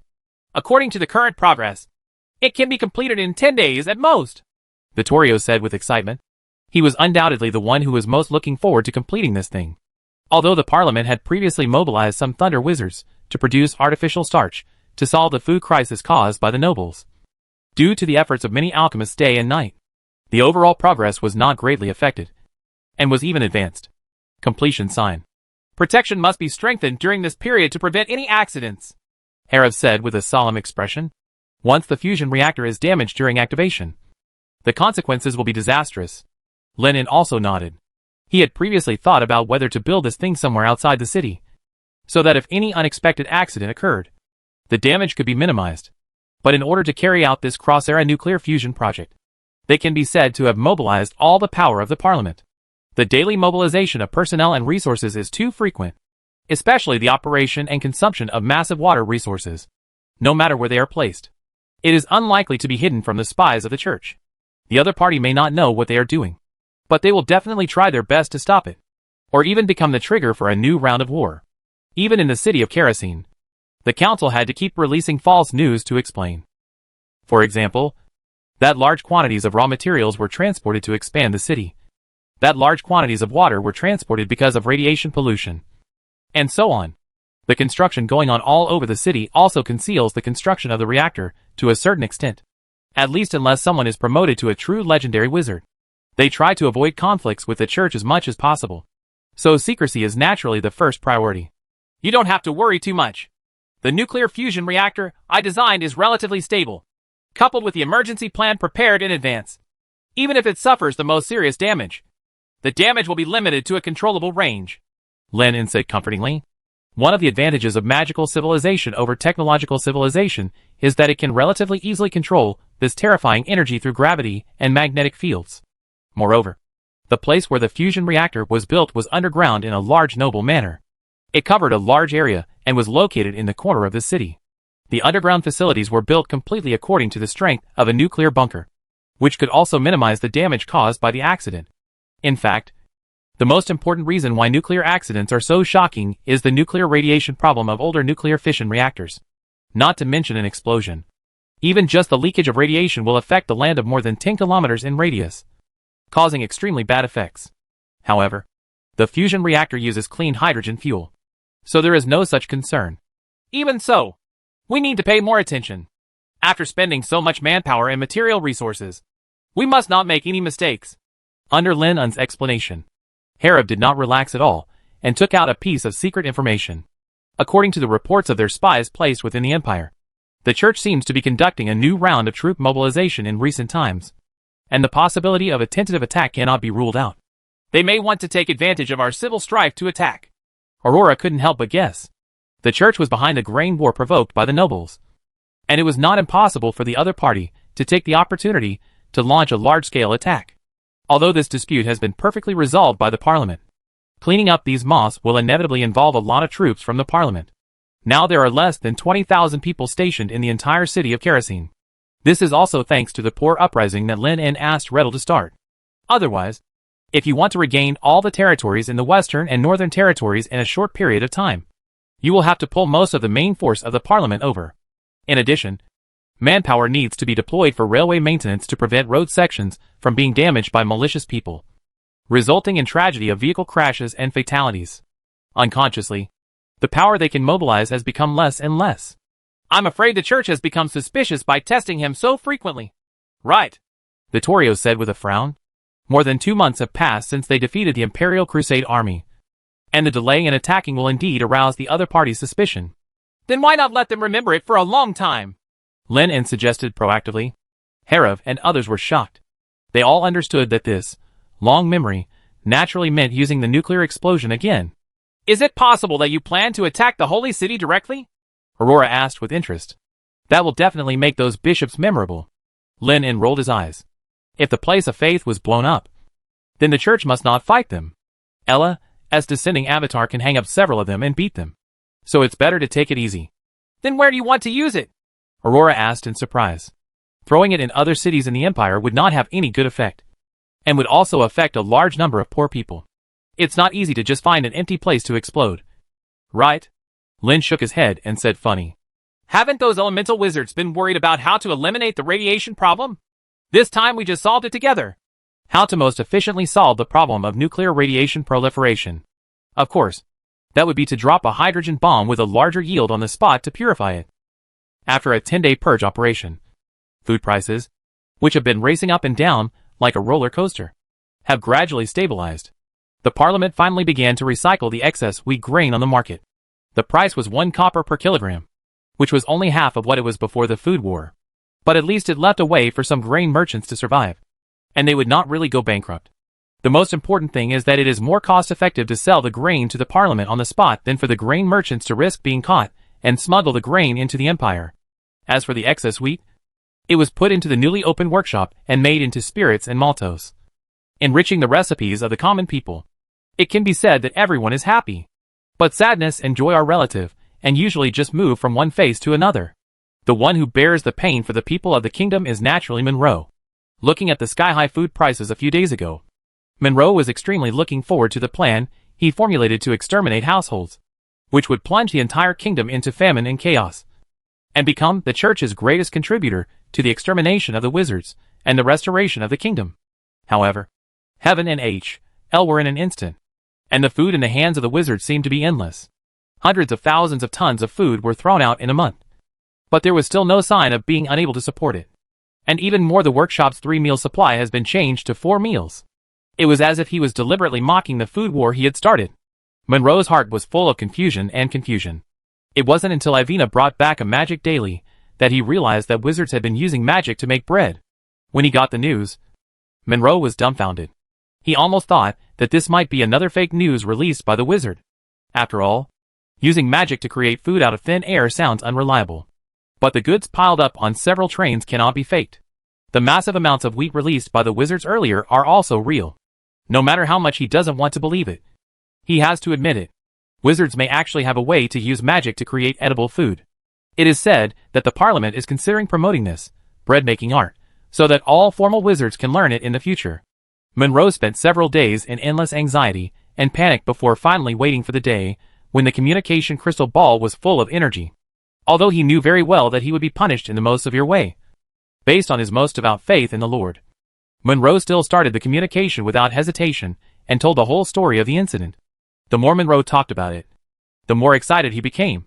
And in the end, he burst into tears and complained about the wizard's insidiousness and the skill of making bread that appeared out of nowhere. To sum it up, this is one sentence: the enemy is very cunning and is cheats. Which is really not a crime of war. Staring at Monroe, who was kneeling and crying bitterly, Pope Alvis felt that he had nowhere to vent his anger for Monroe's plan to collapse the kingdom. They mobilized countless people and exposed in advance the nobles of the kingdom who had just instigated rebellion. Originally, this power could be used when the Empire launched a large-scale conquest war to encourage rebellion in the western and northern parts of the kingdom, thereby forming a pincer attack and preventing the wizards from looking at each other. Now everything is ruined. However, Alvis knew very well that the failure of this plan could not be entirely attributed to Monroe. After all, using magic to make bread was completely beyond common sense, let alone Monroe. Alvis still can't believe it's true. But spies from the City of Fire and Oil and from all over the kingdom have all sent back convincing news. Many people saw with their own eyes trains loaded with boxes of wheat flour and bread entering various cities in the kingdom, and even spent money to buy a few pieces of so-called magic bread. It was indeed very special. Softer and more durable than normal bread. It's more delicious. If it can be paired with a plate of beans, it will be a rare delicacy. Considering this, Alvis did not easily explode his anger. It was definitely not a wise move to excessively punish an undercover agent who was performing a latent mission. Alvis directly dropped the topic and asked about the rest of the information, such as where Judge Joshua was being held. I haven't found the specific place yet, but I have just confirmed that Lord Joshua is bound in the City of Fire and Oil, because the Parliament puts most of its power here, and they will never dare to transfer the Lord Judge to other places. The place? Monroe quickly told the information he had collected these days. There were several suspicious places in the City of Fire and Oil, which were very tightly defended. He suspected that Joshua was being held in one of these places. This bit of information alone was obviously not enough to satisfy Pope Alves, nor could it make up for the blow caused by losing the important chess piece of the kingdom's nobles. Monroe gritted his teeth and decided to make another big bet to prove his worth. His Majesty the Pope, I have discovered an important piece of information that I have never been able to confirm before. I am not sure about it until now. Tell me about it. Alves managed to show a hint of interest. Monroe spoke eloquently. In the past month, I have contacted more than a dozen wizards from the council and learned a lot about the Magic Star's deeds from their mouths. A few years ago, he took a boat from Harbor Town to Yetta with another witch named Johnny. After the Parliament's assessment, he was just a three-ring wizard. A three-ring wizard can kill thousands of elite guards and destroy half of a seaport city? Alves couldn't help interrupting Monroe's words. According to rumors, he used a special kind of powder that can cause explosions. Now the wizards are using this technology on airships. Monroe hurriedly explained. Alves nodded. He had indeed received information that the wizards' airships could project a large amount of H.L. fire from the bottom. This made sense. In addition, I also investigated that the Magic Star had just broken through and became a great wizard a year ago. Every wizard in the council knows this very well, and there is no error in their descriptions. They are definitely not made up. Yes, Monroe said confidently. In other words, that Magic Star is now just a great wizard with 4 rings. How can he master magic that is terrifying enough to wipe out a mountain in an instant? Turning a radius of more than 10 kilometers into a scorched earth of doomsday? That must be a natural disaster. It's possible that the wizards just guided and used this power. Otherwise, if a 4th-ringed wizard could master such magic, the entire empire would have been blown up by the Parliament. Chapter 463 Monroe. I am really not an undercover agent, said by the wizard. Under Monroe's constant explanation, Alves also nodded in approval. It was so powerful that even he could not do it. A mere great wizard would never be able to release such a powerful magic. But if it is a natural disaster, there are some things that don't make sense. Within the empire, common natural disasters can be roughly divided into earthquakes, thunderstorms, hurricanes, droughts, floods, and meteorite falls. Obviously none of the previous ones corresponded to each other. Only the scene of the falling meteorite was somewhat similar. But he sent someone to ask the Imperial soldiers who had escaped. It was night, so if there was a meteorite falling in the sky, it would have been particularly clear. I suspect this may be a scene caused by the eruption of an underground volcano, Monroe guessed. In order to collect information during this period, he read through all the previous issues of Magic Daily, and he keenly noticed that the Magic Star published an extremely important paper in it a few months ago on the causes of earthquakes, the impact of continental plates, and underground magma activity. Although Monroe didn't understand it at all, it mentioned a natural disaster called a volcanic eruption. It is said that due to the movement of the Earth's crust, the magma in the abyss of H.L. flows out along the cracks on the surface, causing a horrific disaster, which can turn a radius of 10 miles into a lava H.L. It's very possible, Alves said thoughtfully. In recent times, the wizards had clearly had the advantage, but still couldn't retreat. This abnormal phenomenon really puzzled him. If Monroe's guesses followed, it immediately makes sense. The other party is bluffing to delay time and build more weapons of war. Thinking of this, Alves felt it was necessary to launch a tentative attack to determine the opponent's reality. Seeing that the Pope agreed with his view, Monroe was also deeply inspired, and soon revealed the second important piece of information, which was the loopholes in the wizard's defense. It has to be said that it is indeed very difficult for the Parliament to monitor the entire kingdom by deploying a large number of airships as eyes. It is almost impossible to enter the country on a large scale without being discovered. But there is one exception. That is the area of death outside the City of Fire Oil. There are no guards at all in this area, and only a few airships will pass by from a distance. As long as you use the cover of night and magic at night, you can avoid the detection of wizards. But I heard that this area of death has radiation that even official wizards cannot resist, and it has not been completely dissipated even after several months, Pope Alves said with a frown. This is also explained in that paper. Monroe hurriedly explained that when a volcano erupts, it will also emit a large amount of toxic gases, which will accumulate in the sky to form terrifying dust clouds, sometimes even lasting for several months. For a long time, this may be what the wizards call radiation. There are naturally ways to deal with it. You need to wear a mask or goggles to cover your fragile eyes. And then use a wet cloth to cover your mouth and nose, etc. Of course, if you go too deep or stay too long, even with protection, it will inevitably cause serious damage to your body. As the saying goes, the most dangerous place is the safest place. And Alves naturally knows this truth. The other party would never have thought that they would launch a raid from this place. You did a good job, Monroe. Although there were some problems with the last plan, the blame cannot be entirely placed on you, Alves said with relief, and praised Monroe again, intelligence gathering and analysis capabilities, and allowed him to continue to pay attention to the situation within the kingdom. The 3-minute time limit was quickly reached. After ending the communication, Alves did not rush to issue an order, but turned to look at St. Randall aside. What do you think of Monroe's guess? How credible is it? I don't think those wizards have the ability to cast such powerful magic, St. Randall said categorically. But for such a major matter, even if there is a slight possibility, we need to consider it. Otherwise, if there is a misjudgment, the consequences will be disastrous. So after a pause, Randall continued to speak. Didn't Her Majesty the Holy Maiden face this so-called nuclear explosion before? She should know it best. The fastest and most accurate way is of course to ask. Pope Alves was silent for a while, and did not reply. Or is it that Her Majesty the Holy Maiden is not in the Holy City now? Randall immediately realized this, with a slightly dissatisfied look on his face. Alves did not reveal such important news to himself at all, and just allowed the incarnation of the Lord to leave the protection of the Holy City. You must know that the Lord has just changed the carrier of consciousness, and it is hard to say how much power it can exert.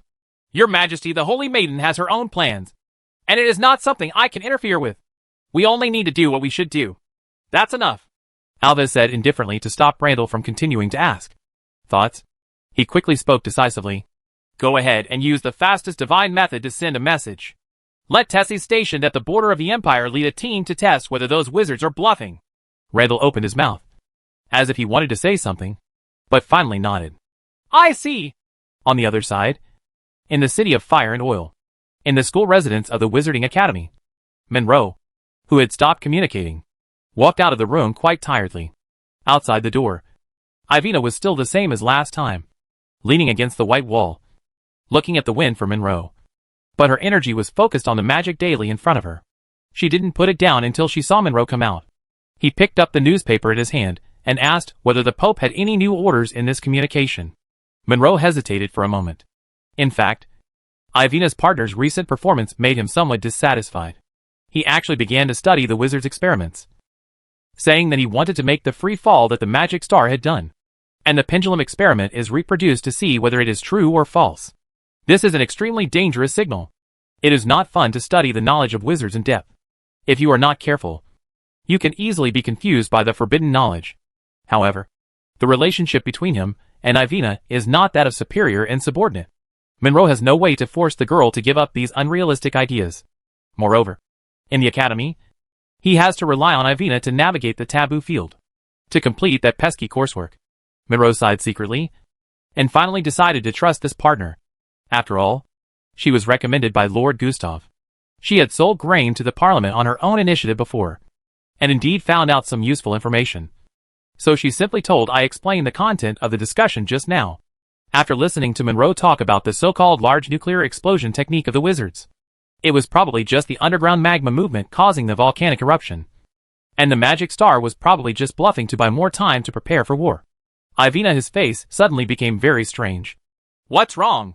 Monroe keenly noticed the change in the expression on the girl's face, frowned and asked. Ivina handed over the newspaper in her hand. This is today's Magic Daily. It was delivered by the goblin just a minute ago. Monroe suppressed his uneasiness, took the Magic Daily, and glanced at it a few times. Ivina also started to explain at this time.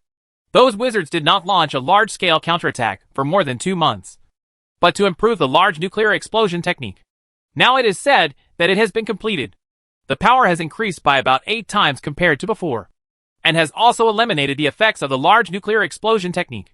Radiation problem.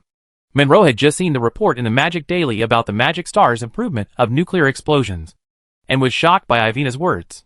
How many? Power increased 8-fold? Monroe was confused. And then, he couldn't help but speak. Absurd! This must be a rumor spread by those wizards to scare us. Although he has not witnessed the power of nuclear explosion with his own eyes, He can get some clues just by looking at the death place created by its aftermath. It is definitely still too powerful to be imagined. Are you telling me now that its power can be increased 8 times? They don't need to lie. Because the magic star who developed this technique is preparing to test this technique in public and eliminate the radiation problem in the land of death. Just tonight. Ivina, he spoke solemnly. There is no need for Parliament to tell a lie that will be exposed hours later. Monroe's expression suddenly changed. Could it be that his guess was wrong? Could those wizards really be able to cast magic that was terrifying enough to destroy a city or a country? Wait. Monroe suddenly realized a more serious problem. He eagerly grabbed Ivina's shoulders and asked with red eyes. You just said that those wizards are going to experiment with this magic tonight.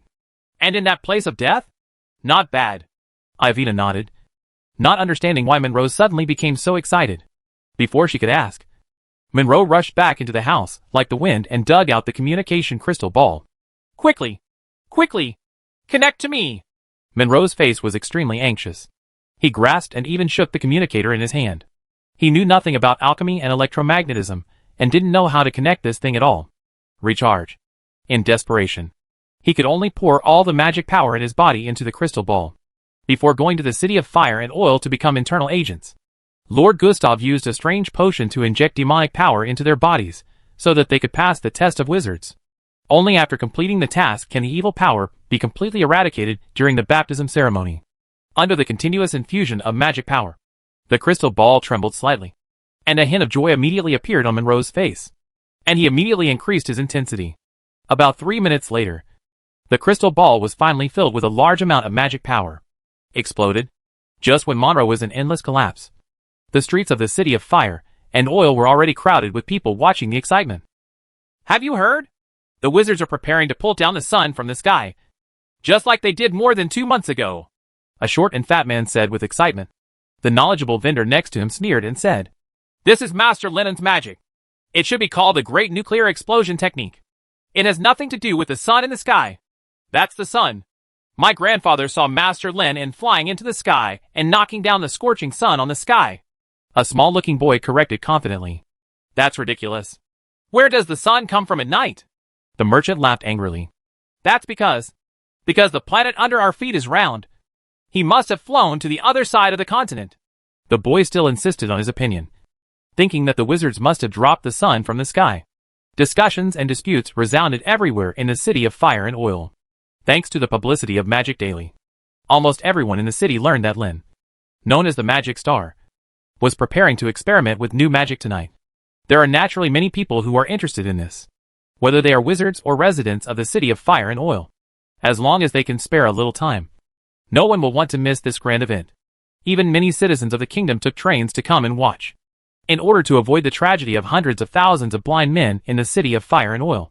The alchemists of the council slightly improved the protective barrier covering the entire city, increasing the isolation of dangerous radiation and greatly reducing the glare.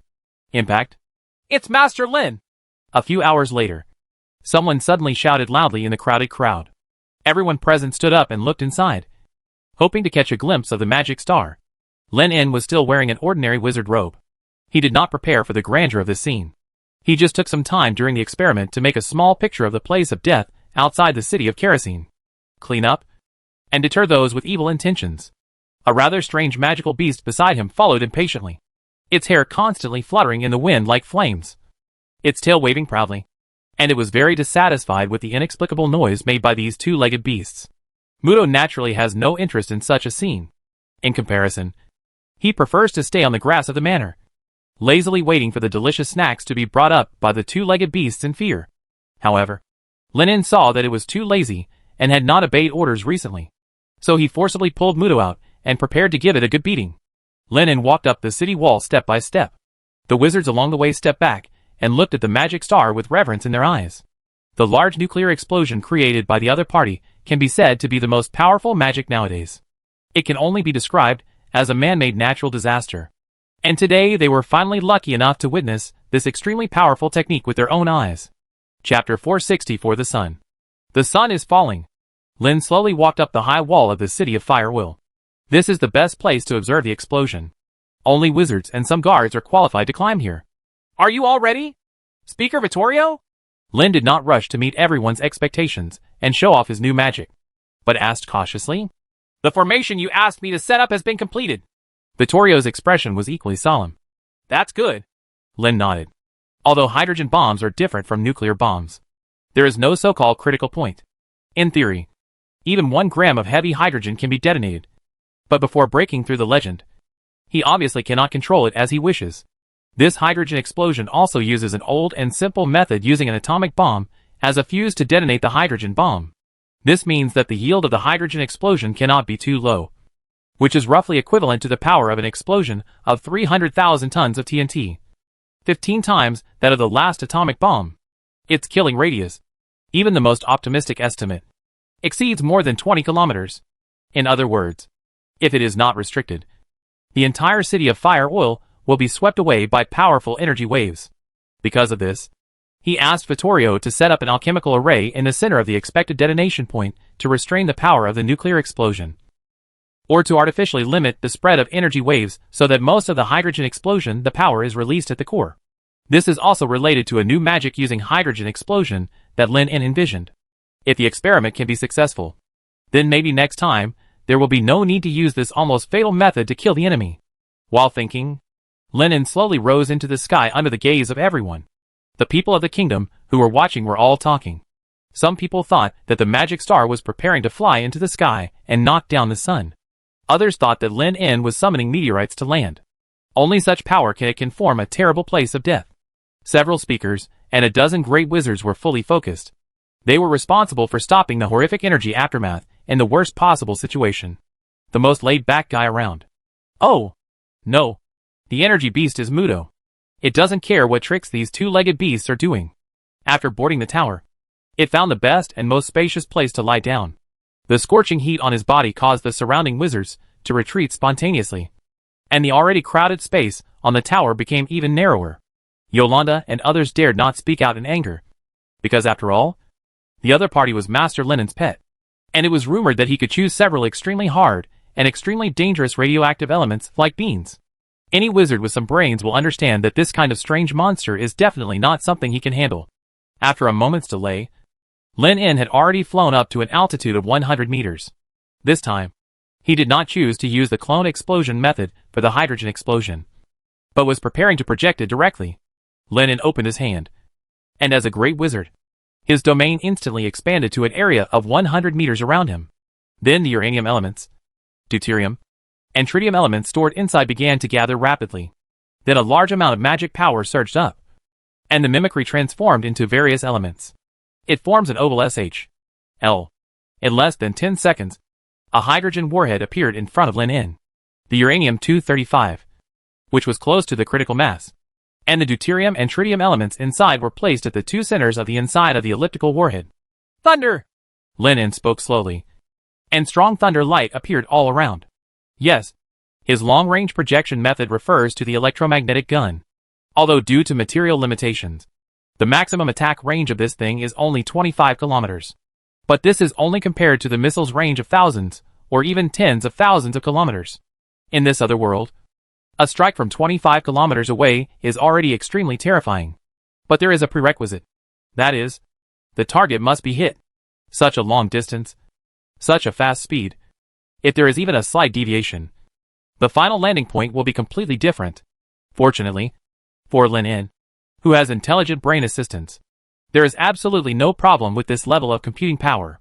After everything was ready, Lin raised his right hand and made a snap of his fingers, and the hydrogen warhead turned into a bright stream of light amidst a harsh sonic boom, heading towards the core of the Land of Death, caused by the last nuclear explosion. Away from the crater, the speed is Mach 25. 7 kilometers per second. Under the gaze of the residents of the city of Fire Oil, the stream of light had just appeared and then disappeared from their sight. And then, they heard the deafening sonic boom. Only a group of great wizards could barely see clearly. But this speed has exceeded the limit of their reaction, unless they can avoid it in advance, or are thousands of meters away. The moment it is pointed at, it is equivalent to announcing death. However, such a powerful electromagnetic gun is just a tool for throwing. At 25 times the speed of sound, the hydrogen warhead, which originally had a silvery luster on the outside, turned red. In just 2 seconds, the heat insulation layer on the outside quickly dissolved, and the core of the Death Land was already within easy reach. The uranium-235 stored inside the hydrogen warhead was detonated first. Thousands of neutrons began to hit the radioactive uranium element, shattering it. Then, under the action of the chain reaction, more neutrons were produced, and the cycle continued. Process. Within a 10,000th of a second when fission occurs, before the explosion rises, light is already produced.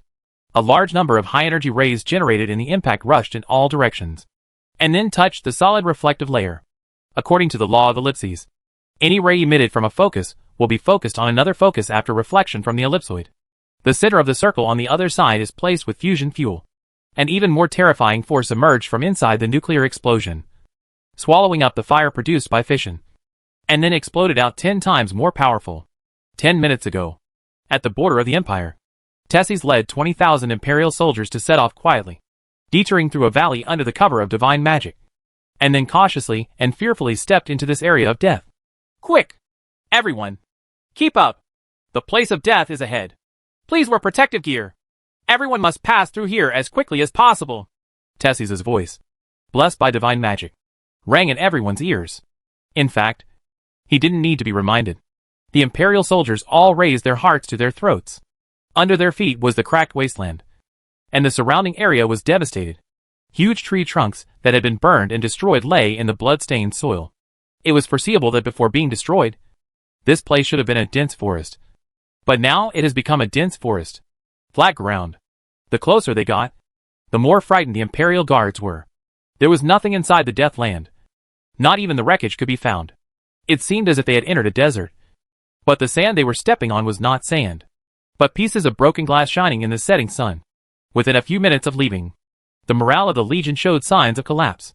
Various rumors about this land of death have spread throughout the Empire in the past 2 months. There are rumors that the wizards have opened the door to H.L. right in the center of the land of death. And some people think that the wizards have pulled down the stars from the sky.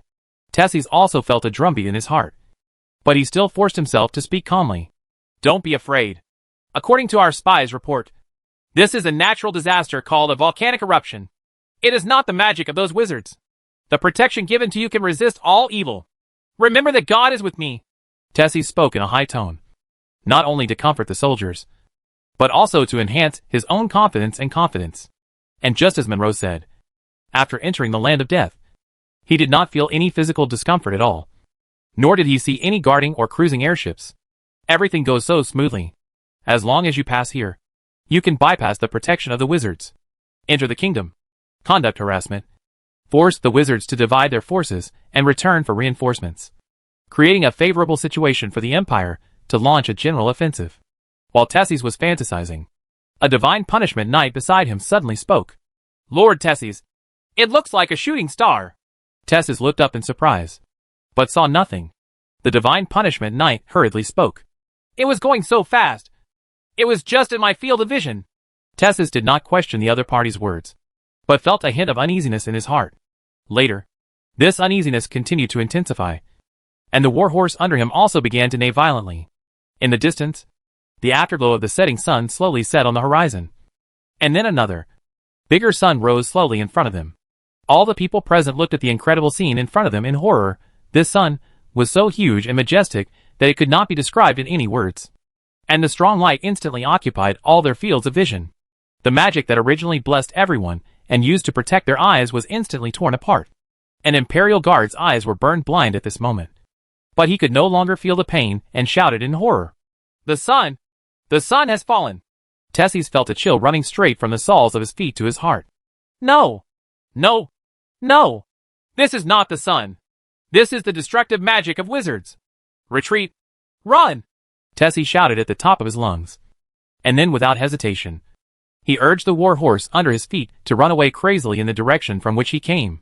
The 20,000 neatly lined up Imperial legions instantly became a mess. At the moment the sun rose, those who looked up at the sky all became blind and could only flee in all directions. Countless soldiers were hit and trampled to death by their companions. Screams and screams occurred one after another for a while, and the smell of blood permeated the entire place of death. But no one cares about the life and death of these people anymore. Everyone is running as fast as they can. However, no matter how fast he ran, he could not compare with the shock wave of a nuclear explosion. The distance of 5 kilometers was reached in an instant. The first people to be caught in the fire were the Imperial soldiers, who were knocked down and trampled by their companions. The whole process was painless. In less than a tenth of a second, their bodies had been evaporated by the high temperature, and then torn into pieces by high-energy shock waves. Tesses waved the whip in his hand wildly, and the horse under his feet almost waved its 4 hooves out of the afterimage with the blessing of divine magic. But even so, he could still feel that death was approaching step by step, and his back was even more. There was no consciousness left, and 80% of it was already cooked. Monroe! Tesses kept using the most vicious words in his mouth to curse a certain church spy. Is this the natural disaster you are talking about? Tesses was so angry that he almost fell off his horse. He believed this was a complete trap more than an intelligence error. Monroe must have betrayed the church, betrayed the great lord, and planned this conspiracy with those evil wizards to destroy himself and the tens of thousands of elites in the empire. The divine punishment knights, who were galloping like Tesses, were also racing against death, and were then drawn into the horrific fire one by one. Quick! Faster! Tesses kept hammering the body of the war horse under him with a crazy expression. In front of him was the valley they entered, which meant that he had left this land of death. Suddenly, the war horse under his feet let out a painful neigh. But the body had reached its limit in the endless running. The whole horse twisted and fell to the ground. Tesses also rolled to the ground in panic. Monroe! Before being completely swallowed up by the shock wave of the nuclear explosion. Tesses's angry roar spread for several kilometers, but was later covered up by the explosion like a landslide. Intense firelight has covered it, annihilating everything. More than 20,000 Imperial legions have disappeared under the hydrogen explosion without causing any ripples. After everything cleared up, on the outskirts of the hydrogen explosion zone, a war horse with a scorched appearance was moved away with difficulty. Miller, the adjutant of the God's punishment army, was covered in blood, and his hands were burned red by the hot ground. Even his brain was shaken by the violent shock waves. Dead? All dead? Miller collapsed on the ground, his mouth wide open, looking at everything around him, feeling extremely collapsed and desperate. Tens of thousands of people just disappeared before his eyes, and he survived only because he was at the end of the queue to supervise the troops. And he started to flee the moment he realized something was wrong. No one can resist when they see a sun rising in front of them. Miller was no exception. With his safe distance far beyond the others, the protection of the magical shield, and the war horse as a human shield, he barely managed to survive. But this was only temporary. Miller, who was frightened out of his mind, felt that the wind in the air was stinging, and when it poured into his lungs, it was like a razor blade. Now it was too late to mourn his immediate boss and many colleagues. Without any hesitation, Miller fled towards the holy city. He had to bring this news back. Monroe, the church's secret agent, has been corrupted by the wizard. He betrayed the faith of the Lord and led the Empire's legions into the trap of the wizards. As a result, tens of thousands of Imperial legions were wiped out. Chapter 465. Which warrior came up with the idea of physically traveling through a nuclear blast zone? At the moment when the hydrogen bomb was detonated, everyone in the City of Fire and Oil suddenly felt a warning sign in their hearts. The camel beasts pulling the cart lowered their bodies one after another, anxiously trying to break free from the restraints of the ropes. This is the dangerous instinct of living things. Even Mudo, who was sleeping soundly, suddenly opened his eyes and jumped up from the ground. The evening sun had gradually disappeared into the horizon, but a more powerful light emerged from the end of everyone's field of vision. The sun! The sun has risen again! Susan, who was in the crowd, said in horror. In her sight, a huge and frightening scorching sun hung high in the sky. Even though it was separated by a distance of more than 10 kilometers, is still clearly visible. This huge blazing sun, with a diameter of more than 1 kilometer, condensed in midair for a full minute before the surging fire exploded suddenly and turned into a pillar of fire rising into the sky. In an instant, an area covering hundreds of kilometers turned into daylight. Everyone looked at the scene of the sun shattering in stunned silence. The terrifying energy wave began to spread rapidly in all directions. Wherever it went, the earth turned into rolling magma. Countless gravel and soil were swept into the fire and burned at temperatures of hundreds of millions of degrees into ashes. And this intense fire was heading towards the city of Kerosene at an extremely fast speed. This apocalyptic scene, like dark clouds pressing down and the earth cracking, made the wizard standing on the tower tremble. It's coming! It's coming! Raphael couldn't help but swallowed. His legs were weak. If the several speakers and Master Lin who performed the magic weren't here, he would have run away long ago. Lin En was not very nervous. The moment he saw the pillar of fire, he understood that the experiment was successful. The alchemy circle they arranged suppressed the power of the hydrogen explosion, to a certain extent restraining it. A minute or so. This minute is also the time when the explosion is the most violent, and the energy wave spreads the fastest. Just as Lin En expected, the energy wave that originally traveled at supersonic speed began to slow down rapidly after crossing the 10-kilometer limit. By the time it reached their visual range, the energy contained in it had been reduced to the original tens of millions. One of them collided with the magic barrier protecting the city of Firewall. Ripples kept jumping on the ethereal magic barrier, and it only lasted for 3 seconds before exploding with a bang. The faces of the great wizards present suddenly changed, and they wanted to take action to stop the aftermath. But when they saw that the speakers did not make the slightest move, they gave up the idea. In just such a moment, a violent hurricane swept over the entire city, and the ground beneath our feet began to shake violently. However, it was only a few aftershocks, and did not cause any damage. However, it shocked the citizens in the city of fire and oil. He came back to his senses from the spectacle of the sun soaring in the sky, and the pillars of fire burning the sky. Several vendors fell to the ground with their hands and feet paralyzed, and they were so frightened that they wet their pants. The rest of the residents did not have the slightest intention to laugh at them. The moment the scorching sun rose, they almost thought that the end was coming. Got it.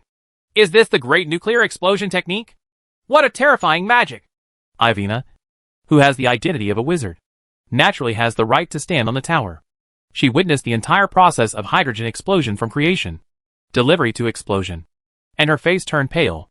During the 2 years of fighting against wizards and evil gods in the north, Ivina has seen the magic and weirdness of magic. But no matter how powerful the enemy is, with her outstanding swordsmanship and her body that has taken the divine grace potion, she can always fight against it. A battle. Even though it was an evil god, Ivina knew she was invincible, but did not have the slightest fear. However, after seeing the power of hydrogen explosion, this concept was completely broken. Ivina understood that the swordsmanship she was so proud of was completely meaningless under such power. Monroe on the side had a face as pale as paper. He came to watch with the last bit of luck, just to expose the lies of the wizards. However, right in front of him, Lin En, the messenger of doom, reproduced the so-called big nuclear explosion. And it was even more powerful than before. The aftermath spread directly to the city of fire and oil. His only hope at this moment is that the stowaways sent by the Pope have not yet had time to step into the land of death. Otherwise the information he gave will become a reminder to send them to H.L. Because time was so urgent. Monroe couldn't even notify the spies in the city, and send the news back to the Holy City. The other imperial spies, wealthy businessmen and nobles with evil intentions, were also at war with each other. Horrible. Really terrible. Magic can be so powerful. Although they have all seen the horror of the land of death before, and heard countless terrible rumors, no matter how they imagined it, they could not be as shocked as facing this power. Our revenge plan? Or else. Forget it? A businessman who was completely bankrupt due to the food war winked at his colleagues with a pale face. The latter also nodded hurriedly. Because the parliament has made grain prices worthless. Many businessmen who speculated on raising grain prices have lost all their money, and can only pinch their noses, and sell the wheat they bought for hundreds of copper coins for 1 copper. Sell it back at the price. Many angry businessmen secretly formed a small group and secretly planned this revenge action, such as sabotaging the railway, or simply defecting to the empire. However, before this plan has even started, most of the grain merchants have been scared off. In their view, the empire may no longer be able to protect itself. Who can stop this electromagnetic gun with thousands of meters per second? Who can withstand such a terrifying attack? The wizards are afraid that it won't be long before they can control the entire continent. And by then, they will be captured no matter where they go. Lin En's figure slowly fell from the sky above the city of fire oil. Raphael and others immediately surrounded him, and all kinds of compliments could be heard. Even Harib spoke with emotion. It's really amazing magic. I didn't expect that the power of your big nuclear explosion could be increased again. When he first heard that Lin En said that he had made some improvements to the nuclear explosion technique, and the power was increased by a full 8 times, Harib was still a little skeptical. Now it seems that this is more than 8 times? The power has obviously increased more than 10 times. If they hadn't set up a magic circle to restrain energy in the land of death in advance, blocking it slightly, the entire city of fire oil would have been reduced to ruins. Lin smiled and didn't explain much. What he said was that the mass loss ratio caused by the explosion of a hydrogen bomb was about 8 times higher than that of an atomic bomb. It did not only refer to the maximum power. After all, there is no theoretical upper limit to the power of a hydrogen bomb. It is not impossible to create a hydrogen bomb with a yield of hundreds of millions of tons if you are willing. The maximum yield of an atomic bomb is only a pitiful about 500,000 tons. Let's go and take a look together. Lenin stared at the destroyed area in the distance, called several speakers and a group of great wizards, and flew to the core of the explosion. This land of death was plowed twice by nuclear blast energy waves, and the destruction was very complete. Originally, you could still see burnt trees or half-melted armor and iron swords on the periphery. But this time, they were all bombarded. None of the scum is left. The terrain of the entire area also changed from high to low. The closer to the center, the more serious the depression became. What finally appeared in front of everyone was a bottomless abyss with a diameter of 3 kilometers. The river flowing from the west side is pouring into it along the terrain, since the heat brought by the nuclear explosion has not completely dissipated.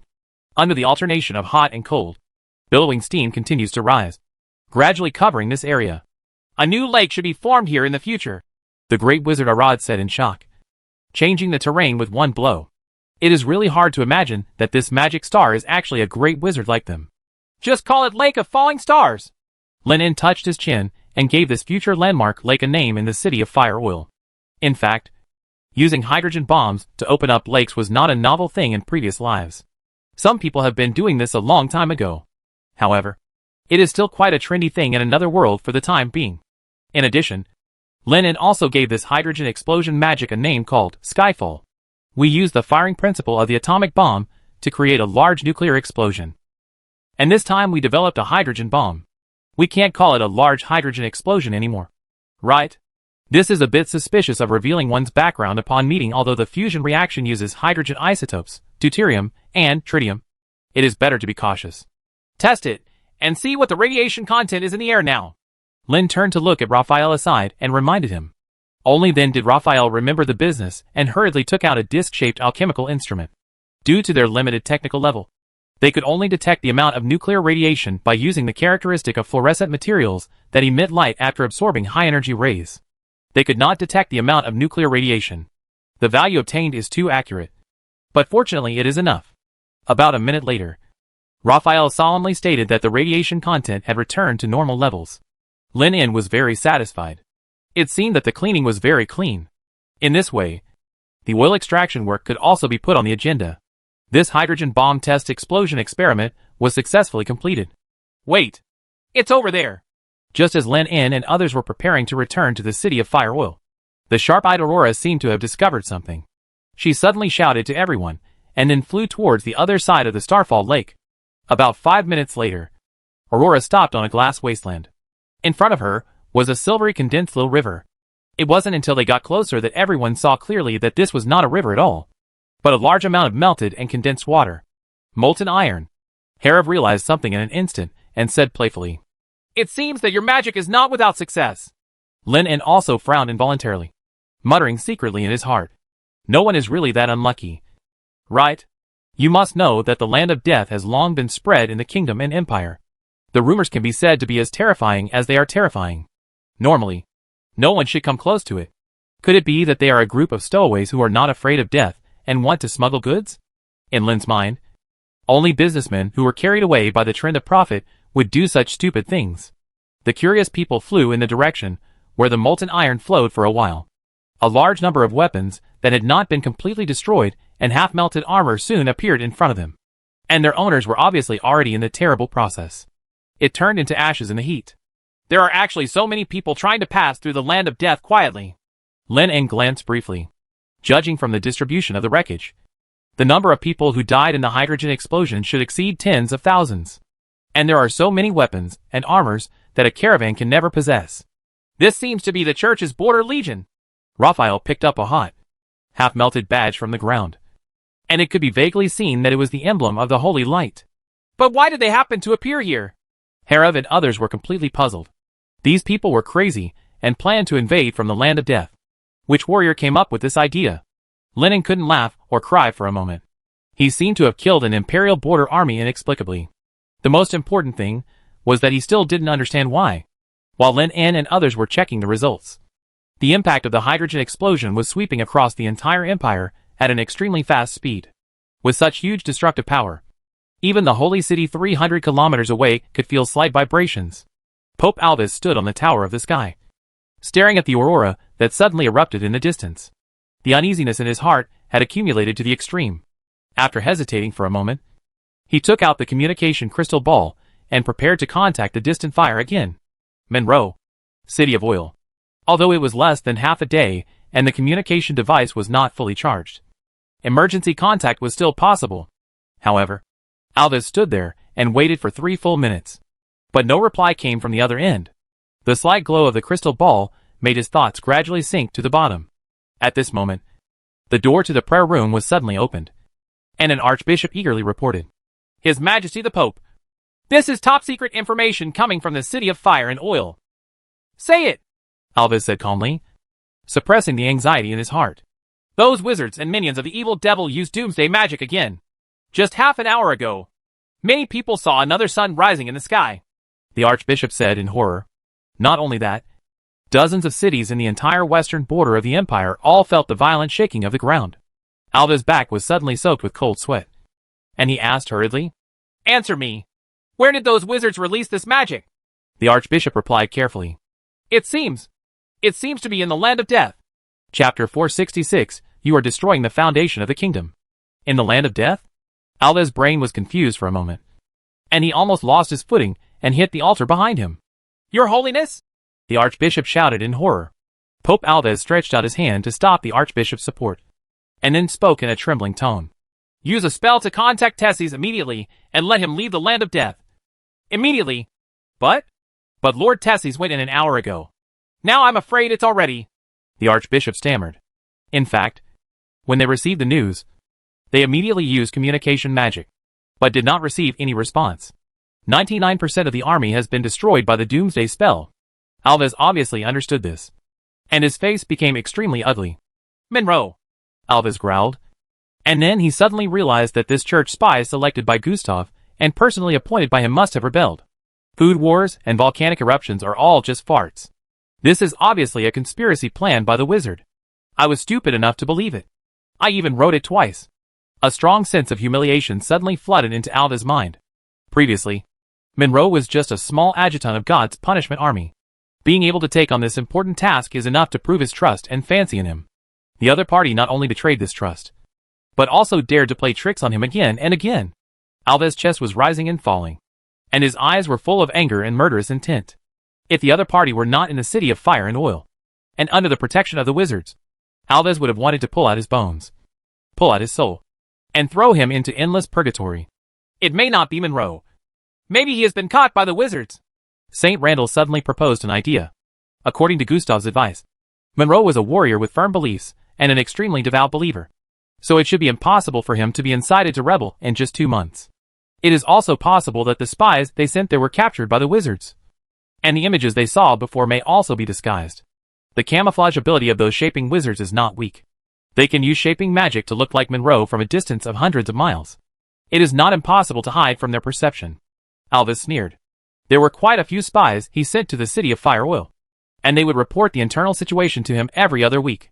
Monroe has been staying at the Wizarding Academy well in the past 2 months, and his travels are very regular. He definitely does not look like he is being coerced or captured. I can only say that I made a mistake.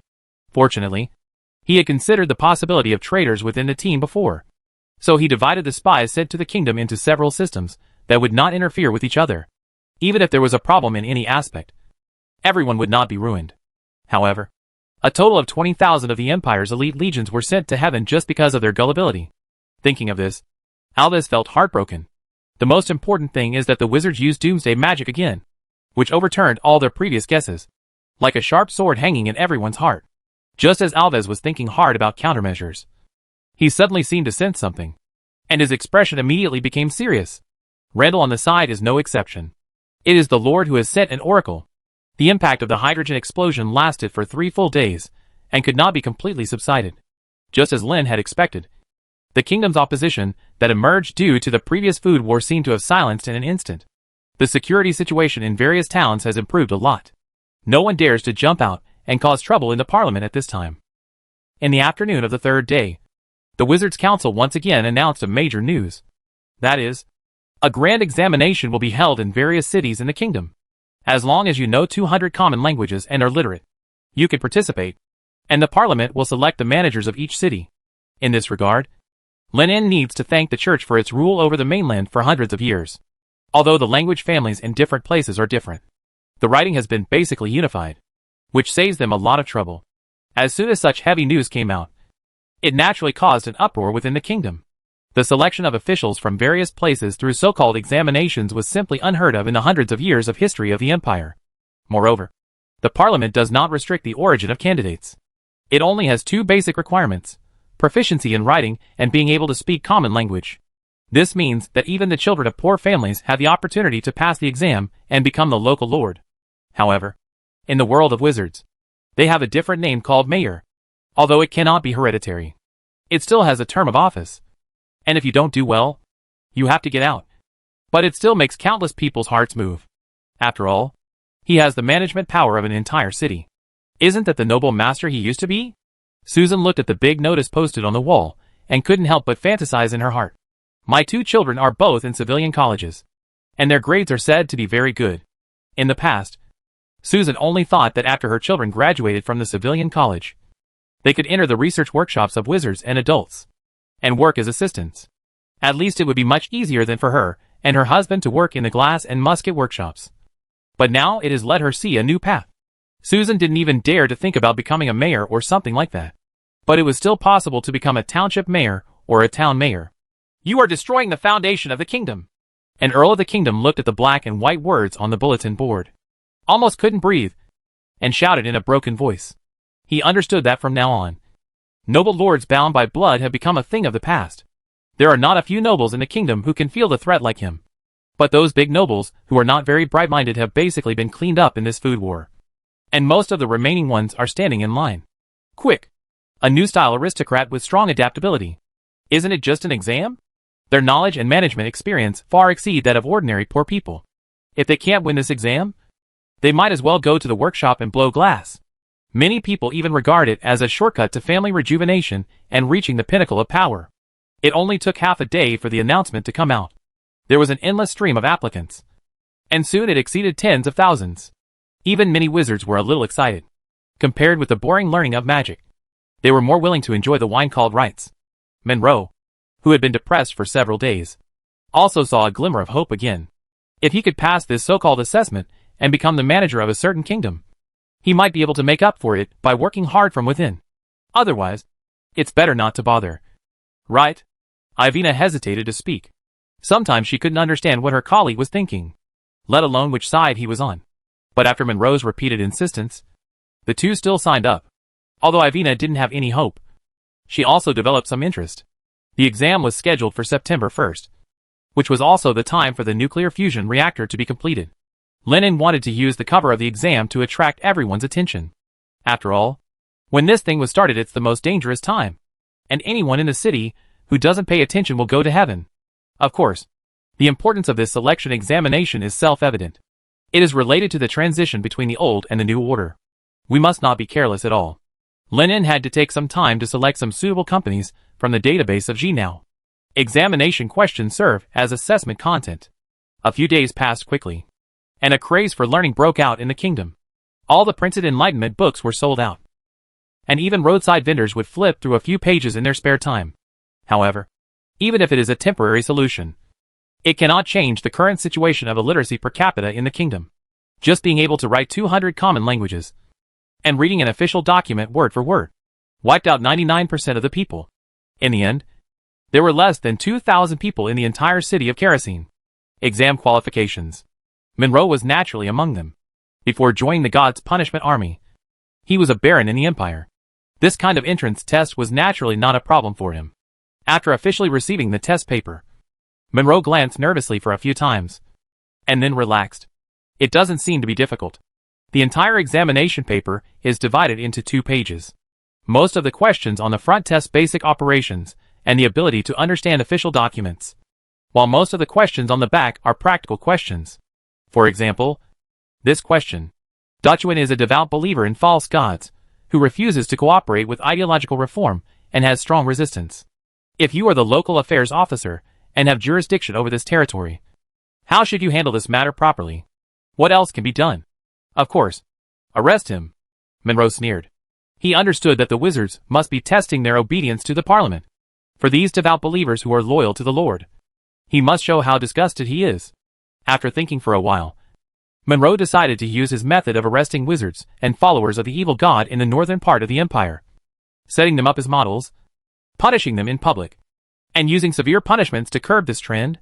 Not only that, but they must also encourage local reports on each other, give out high rewards, and catch everyone who disobeys the orders of the council.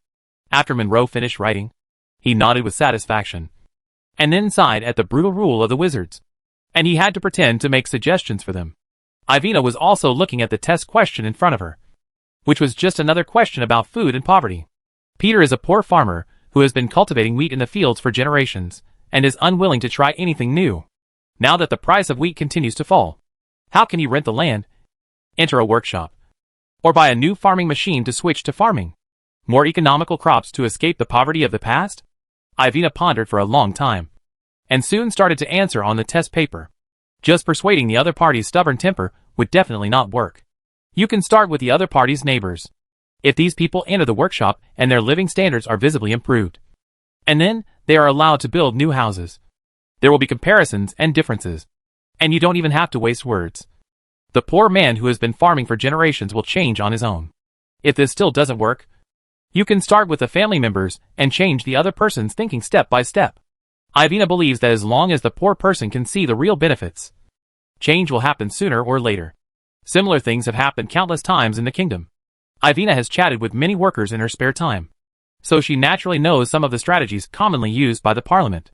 The rest of the topics are also very interesting, including solving neighborhood disputes, improving the living standards of the residents, and promoting social stability. There were a total of 12 questions on the back, none of which were repeated. The last question surprised Ivina even more. It was about the conflict between wizards and poor people. As a clerk, she needed to choose whether to severely punish wizards in accordance with the law or to let them go. The poor swallowed their anger and resolved their conflicts. Ivina wrote down every answer carefully and thoughtfully, and gradually understood the significance of the examination to select local officials. Those who can answer these questions and give satisfactory answers will also be able to handle government affairs with ease. The exam lasted for 3 hours in total, and every minute and every second was very precious. Even some experienced nobles with rich management experience would find it difficult to give perfect answers to these tricky questions. The most important thing is that they must figure out the basis for the Parliament's questions and what kind of answers they want to get. The time has come. Collect the papers. As the temporary examiner, the great wizard Arad glanced at the magic hourglass and said indifferently. After the words fell, the field quietly activated, and the examination papers in everyone's hands flew over spontaneously. The examination room suddenly became filled with wailing sounds. 3 hours was really too short. The first basic questions were fine. As long as you could read and count, you could finish them in a short time. But the later practical questions were not that easy. Many people need to think about a question for more than half an hour, and it also takes several minutes to write the conclusion on the exam paper. Seeing the wailing in the examination room, Monroe felt even more confident.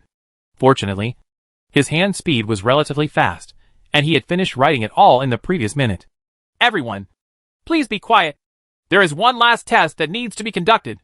After Arad waved his hand and put away all the test papers, his eyes paused on Ivina and the others before speaking again.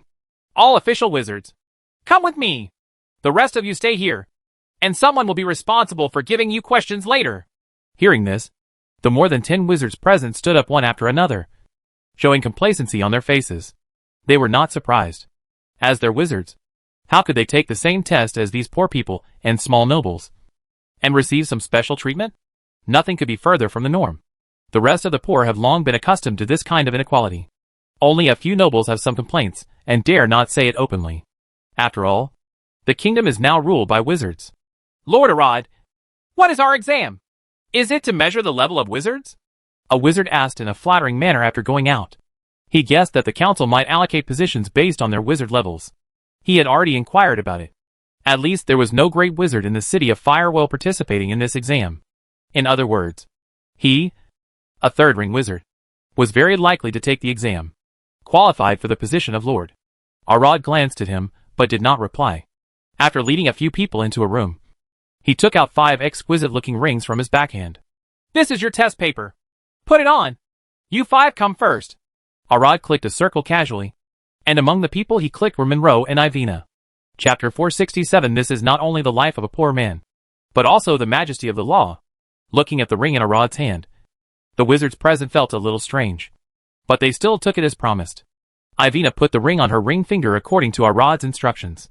After inputting a small amount of magic power to activate it, her consciousness seemed to sink into the endless deep sea.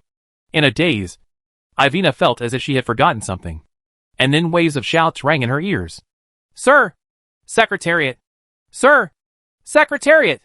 Ivina opened her eyes suddenly, and she was surrounded by 7 or 8 poor people in simple clothes, looking at her with surprise on their faces. "Secretary, are you awake?" The person who spoke was an old farmer. "Secretary officer?" Ivina hesitated for a moment, her mind still a little confused.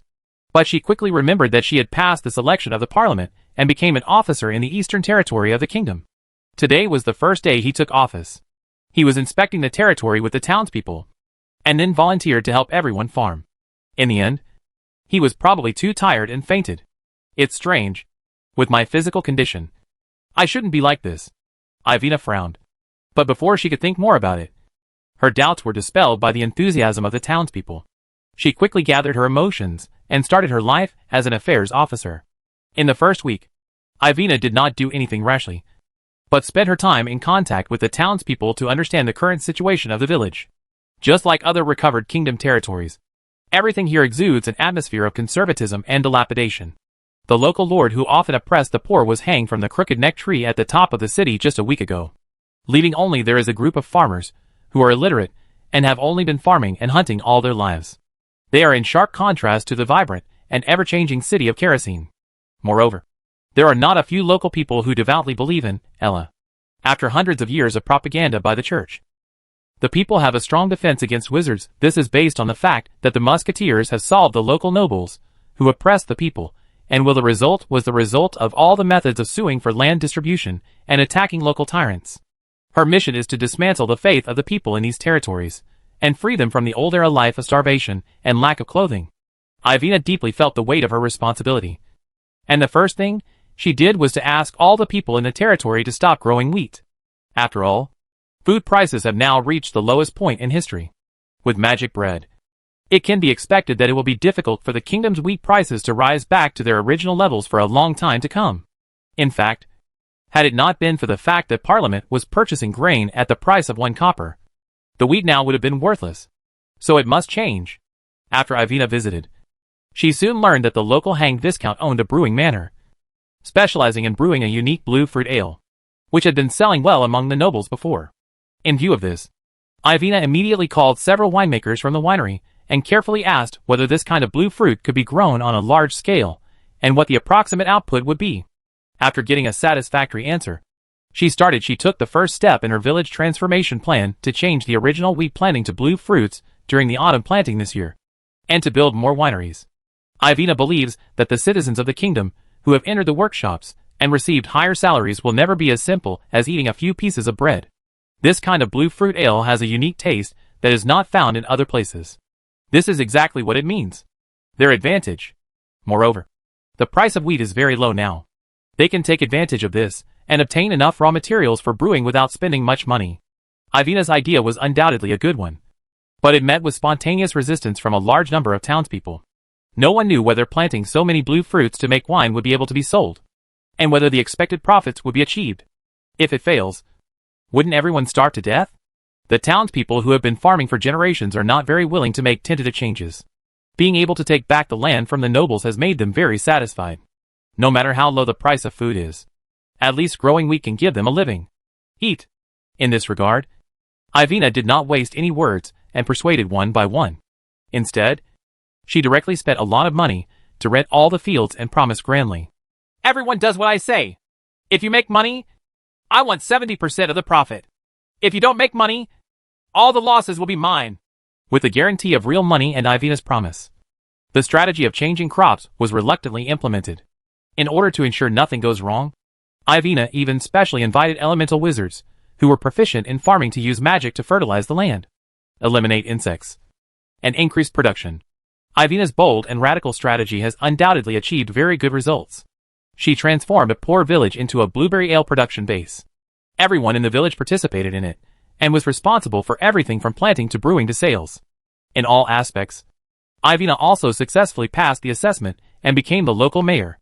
However, the girl soon discovered that after becoming the mayor, the troubles not only did not decrease, but actually increased. Ivina was almost too busy to stop, and there were all kinds of weird things that required her to do every day. Decision. Today, a farmer's camel was stolen. And tomorrow, 2 villages are fighting over water sources. These are only minor problems. The most troublesome thing for Ivina is that a certain official wizard had a dispute with someone in the tavern and killed a town citizen with magic. According to the law of Parliament, the murderer shall be sentenced to death or imprisonment for more than 20 years depending on the severity of his behavior. The special thing this time is that the murderer was a wizard and belonged to the school of a great wizard. Both the newly recruited clerk and the village chief were trying to persuade her that it was just a poor man who died. There was no need to do it because of this. Just judge a wizard for a trivial matter. Offend a school with a great wizard, and ask the other party to spend some money to settle the matter. The wizard is the master of this kingdom. Just like the noble masters in the past, he also possesses powerful magic, and his value and status are far beyond that of a poor man. No! No! A wrong trial will gradually erode the trust that the Parliament has finally built among the civilians, making more wizards bold. This will disrupt the order of the entire kingdom, Ivina said firmly. This is not only a question of who has higher value and more important life, the poor or the wizard, but also represents whether the majesty of the kingdom's laws has been lost. In view of this, Ivina took matters into her own hands and arrested the person. Trouble also ensued. Many wizarding schools criticized and abused her for going to war against a wizard for the life of a poor person. Some members even proposed to remove herself from the position of mayor. In order to cope with these harsh accusations, Ivina was exhausted mentally and physically, but she still withstood the pressure. Finally, she was recognized by the Parliament. She was trialed in the royal capital and sentenced to 15 years of forced labor and compensation. A lot of solatium. Although Ivina felt that such a punishment was a bit too light, she also understood that it was impossible for the other party to survive. At least enough solatium could save a family. With these achievements, Ivina was quickly promoted to become the mayor of the Steel City. Then her incompetent and long-lost brother came to the door and begged her to open the door and tamper with this year's clerk exam so that she could be successfully elected. Ivina looked at the familiar and unfamiliar faces and couldn't help but fell into deep thought. Where did he get his younger brother? At this moment, outside the examination room, all the answer sheets have been sent to the conference room, where they will be judged and corrected by the 8 great wizards. The previous basic questions are okay. They have standard answers, and they only need to consider right and wrong. The following application questions are different. There is no fixed answer. They must evaluate whether the other party's decision-making is effective. It is highly subjective. There was endless discussion about various strategies. For example, a great wizard admired Monroe's answer sheet very much. This kind of vigorous and ruthless approach to the enemy was not suitable for being an affairs officer, but it was still very good as an investigator. The issue that caused the most controversy was naturally the issue of punishment for wizards who killed poor people. The 8 great wizards were almost divided. The amount of resources consumed to train an official wizard is not a small amount. It is necessary to select those with magical talents from among the people in the territory. After several years of learning and drinking the source of magic, there is less than a 40% chance of promotion, not to mention relying on magic. A wizard alone is equivalent to dozens of labor and combat power. In every aspect, he is much more important than a poor man, and he is even less likely to die for it. The kingdom is the kingdom of wizards. How can we judge a wizard because of a poor man? In my opinion, according to the standards of the wizarding land in the past, a fine of 20 is enough, the great wizard Sanchez said with a sneer. He believed that as the kingdom's affairs officer, one must understand this, and those who made judgments or even severely punished wizards must carefully consider their abilities. Why don't you take a look at this answer sheet? Raphael didn't mean to make any excuses and directly handed over an examination sheet. Sanchez curled his lips and took it. In any case, the value of a wizard was far beyond that of a poor man. After a few casual glances, his brows furrowed. This answer sheet did not judge the question of whose life was more valuable, but from the perspective of maintaining the majesty of the laws of the Parliament. It was believed that if this matter could not be handled impartially, and the wizard was easily let go, then it will have an extremely negative impact. Damage the trust that Parliament has finally built up among civilians, and even cause similar things to happen frequently. Whose answer sheet is this? Sanchez pondered for a long time before asking. It's a witch named Ivina. Raphael replied briefly. I think her answer sheet is very good, and should be the first one this time. Several great wizards nodded repeatedly after reading the answer sheet. Ivina gave relatively reasonable answers to most of the application questions, and her style was very consistent with the previous decisions of the council. Or it could be that the other party gave a similar answer because they had specifically learned about the various strategies they implemented in the kingdom. Being able to think about the last question from the perspective of upholding the law is already a step above others. Even Sanchez, who advocated a lighter punishment, could not say anything against it, while Raphael and others were intensely discussing each test paper. Lin was watching how the formal wizards, who had been pulled into the magic field, would use to deal with the various questions they had just answered. Question: how many people have bad intentions? And how many people can stick to their own principles? Some things are much harder to do than just say them. Vittorio, who was also invigilating the exam, said with emotion, Thank you for being able to convince the Arcane Society to use the small universe in a place like this. Lenin smiled and didn't reply. After all, it was the first selection test for the Parliament, so naturally it had to be taken seriously. Not to mention that the kingdom is now filled with a large number of spies from the church. And there are also many internal opponents. The selection of senior managers must be cautious. The principle of this magic is somewhat similar to dreaming. The magician will be in a state of blurred memory in the magic field. It has no effect on the great wizard for the time being. Official wizards also need to use the ring of secret magic as a medium. The rest of the poor people don't need to spend so much effort. They can leave it to the psychic wizards to solve the problem with a dream guidance spell. Compared with taking an exam while conscious, the answers measured by this method are obviously more credible. Everyone will truly face their own choices in a dream, basically eliminating the possibility of lying. Of course, this is not a one-and-done move. After all, people will always change. Maybe the other party can maintain the original intention in 3 to 5 years. But in the longer term, there will always be people who can't resist the temptation brought by power. By then, a relatively complete relationship will need to be established. Just supervise the reporting system. In any case, he had tried his best to do his best in this election test, and even secretly added some ingredients to expand the brain's computing power network. And then he made an unexpected discovery. Among the 17 wizards who participated in the exam, there was one person who was particularly special, and that was Monroe. She now couldn't decipher his mental fluctuations at all, which surprised Lin. You must know that even Harif, Vittorio and others couldn't resist Shi Nao's mental power deciphering. And Monroe was just a wizard. Does he possess some kind of strange treasure? Or is someone providing him with some kind of shelter? Information about Monroe couldn't help but pop up in Lin's mind. The other party belongs to the White Dove School that was destroyed by the church. Together with Ivina, he followed the Wizards Mutual Aid Association to the city of Firewheel. His performance in the Wizard Academy was mediocre, even a little poor. On the contrary, Ivina's performance has always been very good. She now had no problem deciphering the girl's mental power. But because the time was too short, there was no way to pry into her memory. Lenin pondered for a while. It seemed that people needed to pay more attention. Chapter 468, Nuclear Fusion Reactor. Ignite.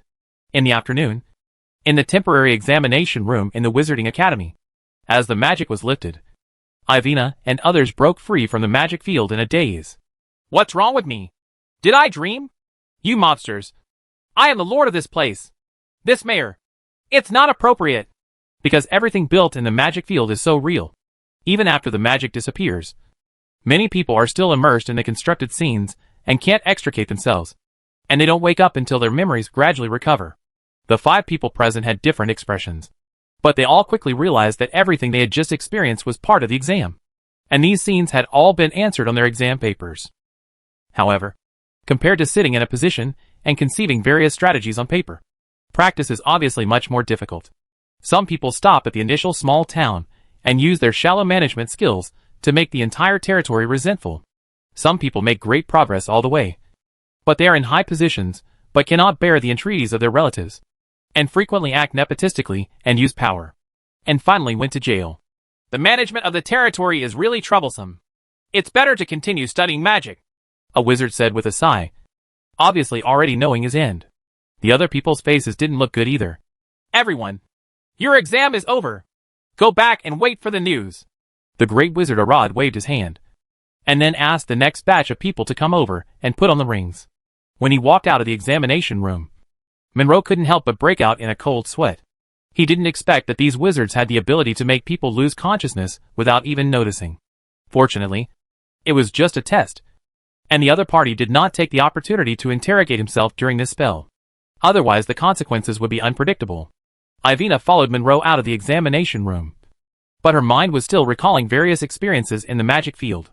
Don't worry too much, Ivina. This test is not easy. There is only one person who can pass it perfectly.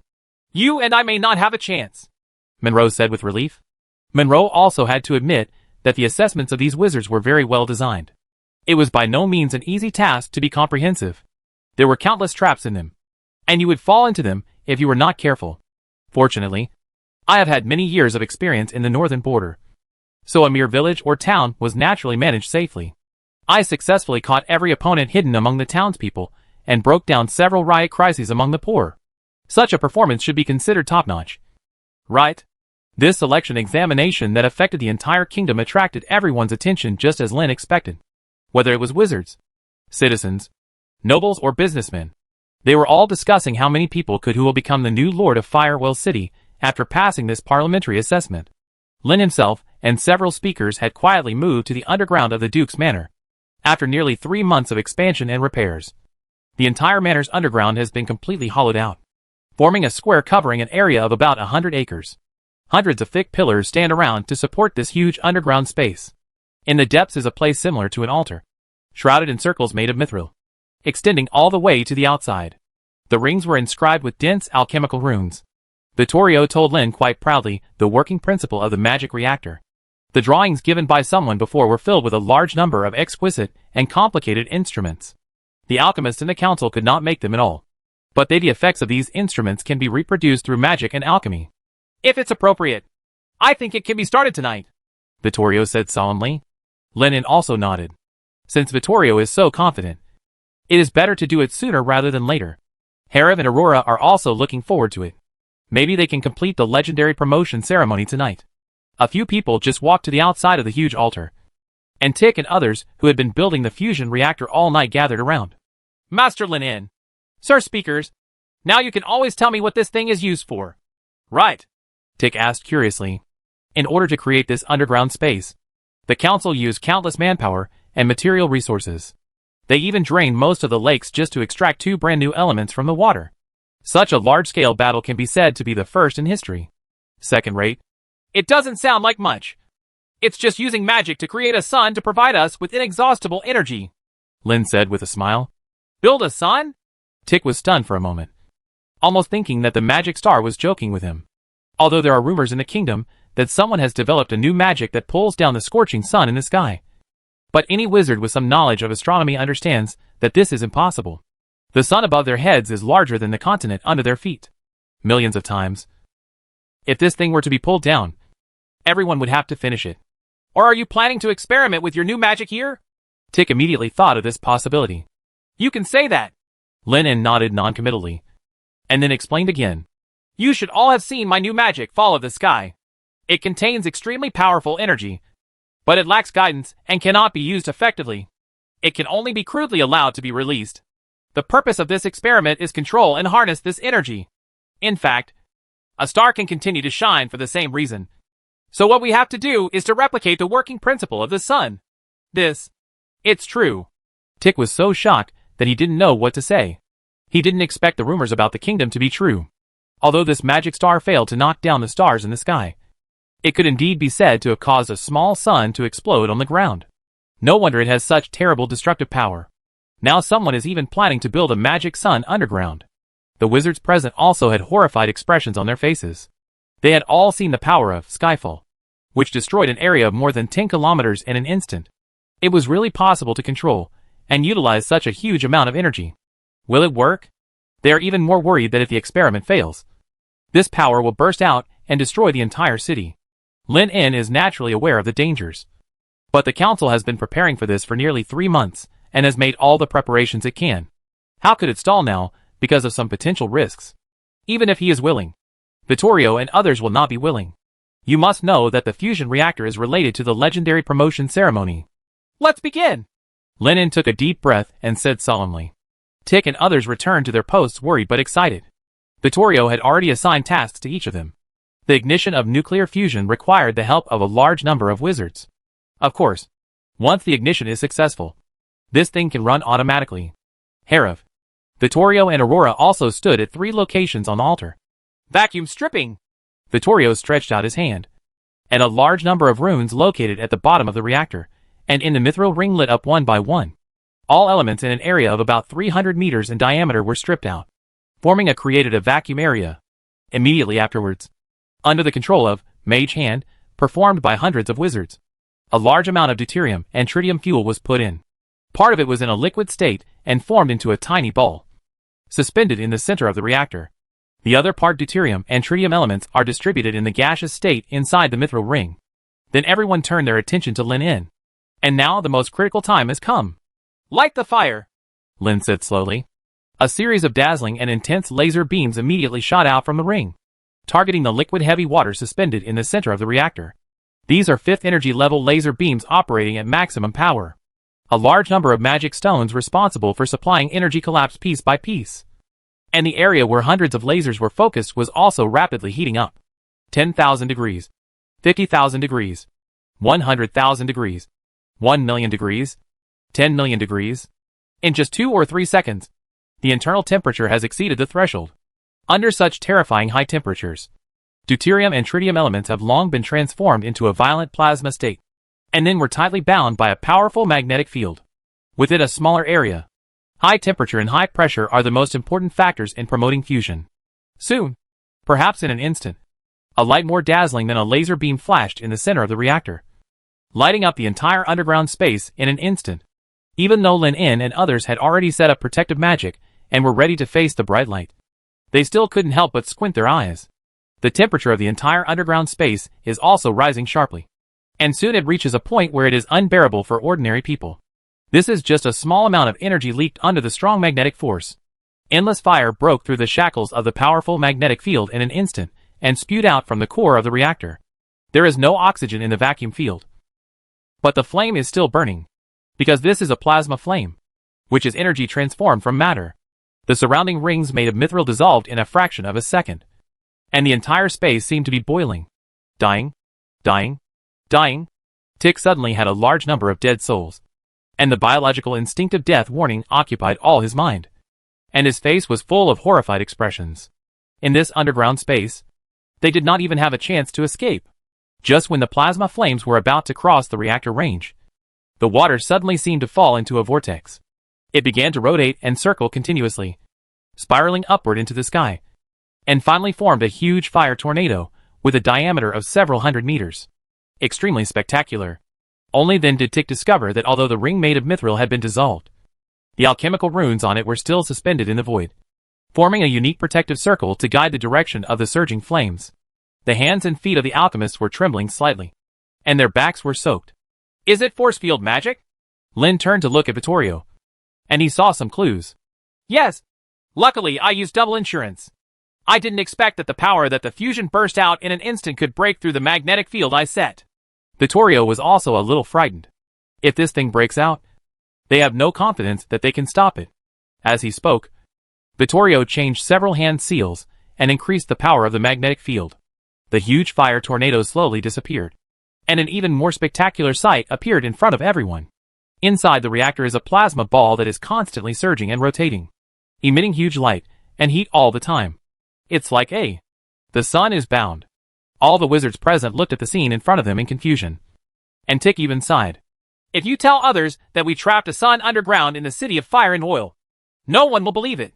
This is definitely the most amazing monument in the history of magic. An alchemist also said with great excitement. Herav stared at the fusion reactor shining like a star in front of him. But something suddenly occurred to him. No wonder he felt like he was facing the stars when he met the legends of the secret magic society in the small universe. It turns out that the other party had already revealed to him the way to become a legend. But he didn't wake up to it until today. Among everyone present, the most excited one was Vittorio. He had worked so hard to build this magic fusion reactor. He hadn't had a good night's sleep for several months in a row, relying entirely on his energy potions to maintain status. This miraculous masterpiece was completed in less than 3 months. Of course, Aurora and Herav also contributed. For example, the laser beam that bursts out of the ring was Aurora's work, and the force field magic used for insurance was Herav's work. This nuclear fusion reactor can be said to have been built with the wisdom and strength of everyone. Lin also raised the corner of his mouth slightly. The establishment of the nuclear fusion reactor also means that they have initially mastered the power of the galaxy, the power of stars. Although the energy it contains is as small as a grain of dust compared to a real star, it is undeniable that the principles of their existence are the same. As for how to use the energy of the reactor, generally speaking, in the early days, the method of boiling water was used, converting water into steam, and then using steam power to generate electricity. But with such a convenient thing as magic, there is no need for such trouble. It can directly use the photoelectric effect for conversion or magnetic fluid to generate electricity, or even directly use the plasma itself as energy. The brain has many complete technologies. Lin has not been idle at all in the past few months, just to use some of the technologies magical. Chapter 469, The Body of Magic and Energy. The ceremony of promotion to legend. The so-called nuclear fusion refers to the combination of two lighter nuclei to form a heavier nucleus, which is the opposite form of nuclear reaction to fission. For example, the magic fusion reactor they built this time creates a high temperature and high pressure environment to allow the hydrogen isotopes deuterium and tritium to combine with each other and fuse into helium. Theoretically speaking, as long as there is a strong enough high temperature and high pressure environment, fusion can continue according to the periodic table of elements. However, even the high temperature and high pressure at the core of the sun can only fuse up to iron elements. The remaining more massive and heavier elements are usually created in cosmic wonders, such as supernova explosions and the merger of twin stars. Around the reactor, the intense laser beams are gradually extinguished. After the fusion process begins, this method of heating is no longer needed. The high temperature generated by itself is enough to maintain the formation of the fusion reaction. A steady stream of energy gushes out from the core, and is absorbed by the energy-charging runes that fill the entire underground space under the action of transformation and guidance circles. Can we prepare for the ceremony now? Vittorio couldn't restrain his inner excitement, and his voice was slightly trembling. That should be enough. Lin nodded, then looked at Vittorio, who had very obvious dark circles under his eyes, and spoke carefully. Are you sure you don't want to take a rest? Speaker Vittorio? You don't seem to be in a good condition right now. No, I'm fine. Very good. Vittorio was particularly excited and said without hesitation, he has been waiting for this day for more than 200 years. Now that the time has come, he doesn't want to wait any longer. Vittorio stepped forward as if he were dead, and walked to a platform about 300 meters away from the reactor. Then he took out bottle after bottle of legendary potion and drank it, just to increase the probability of promotion even a little bit. What is Master Vittorio doing? Tick was confused and still couldn't figure out what the situation was. This is the ceremony to be promoted to a legend. Herav glanced at him and explained with a solemn expression.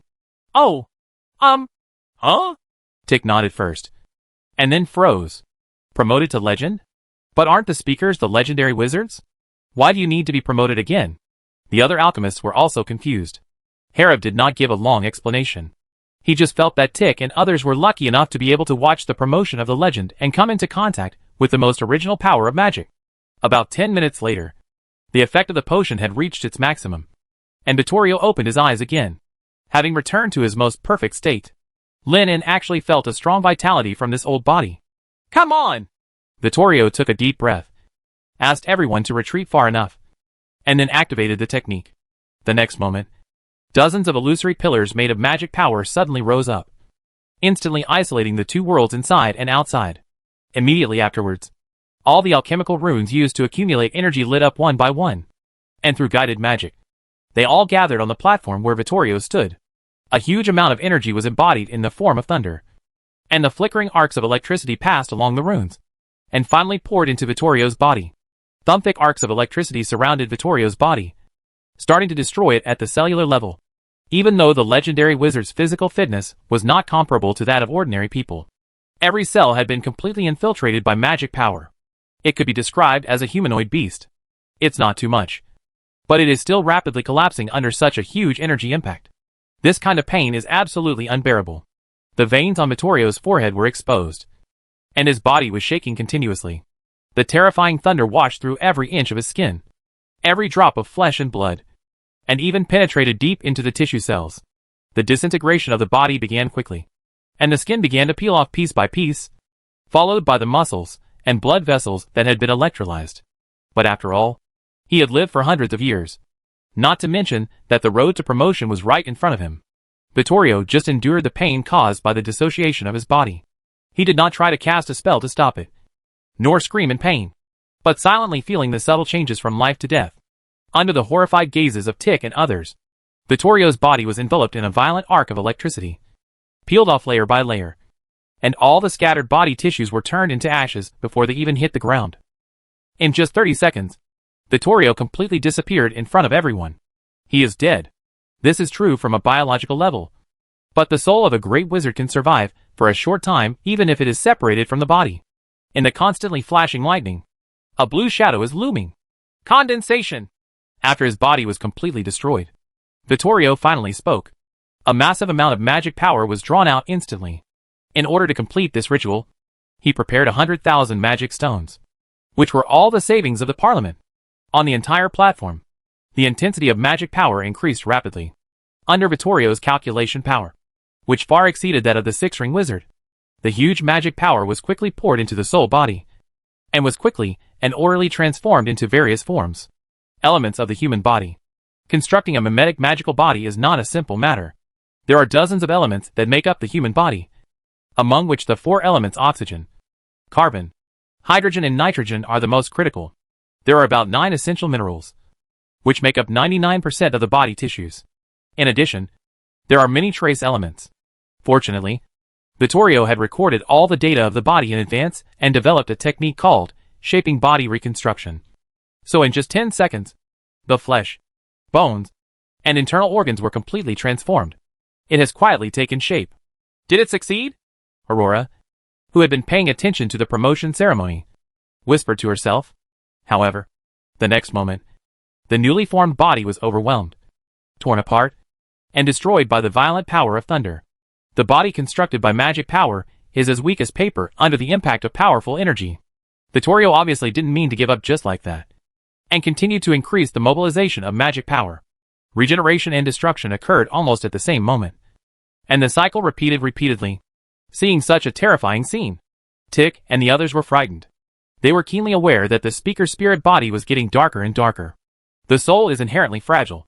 Even if it reaches the level of a great wizard, it cannot survive permanently without the body, let alone being exposed to violent energy impacts. Should we slow down the input of energy first? Aurora asked worriedly. It would be better to wait for Vittorio to complete the construction of the magic body first. No, there is no need, and you can't do this. Lin shook his head. Thunder and water. It is the basis for the birth of life, and the input power is carefully calculated by them. Below this level, there is no way to fill the interior of the building elements with energy. He is too eager. He should do it step by step. Herav couldn't help but sigh. As the saying goes, the authorities are confused, but the bystanders know clearly. Herav could naturally see some problems. Vittorio wanted to build the body in one go and then pour energy into it. But now it seems that it is obviously not feasible. So it is better to proceed step by step from the inside out. This is also the disadvantage of being promoted for the first time. All the difficulties encountered in the whole process are unknown. Once you make a mistake, it will waste precious energy and a lot of time. And the time left for Vittorio was less than 5 minutes. This is the time that a 6-ring great wizard level spirit body can survive in a high intensity energy impact.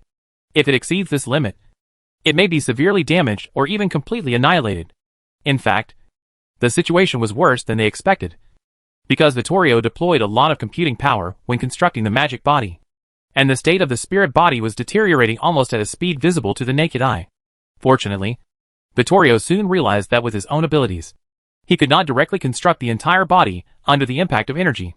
After a moment, a heart slowly emerged in the center of the spirit body.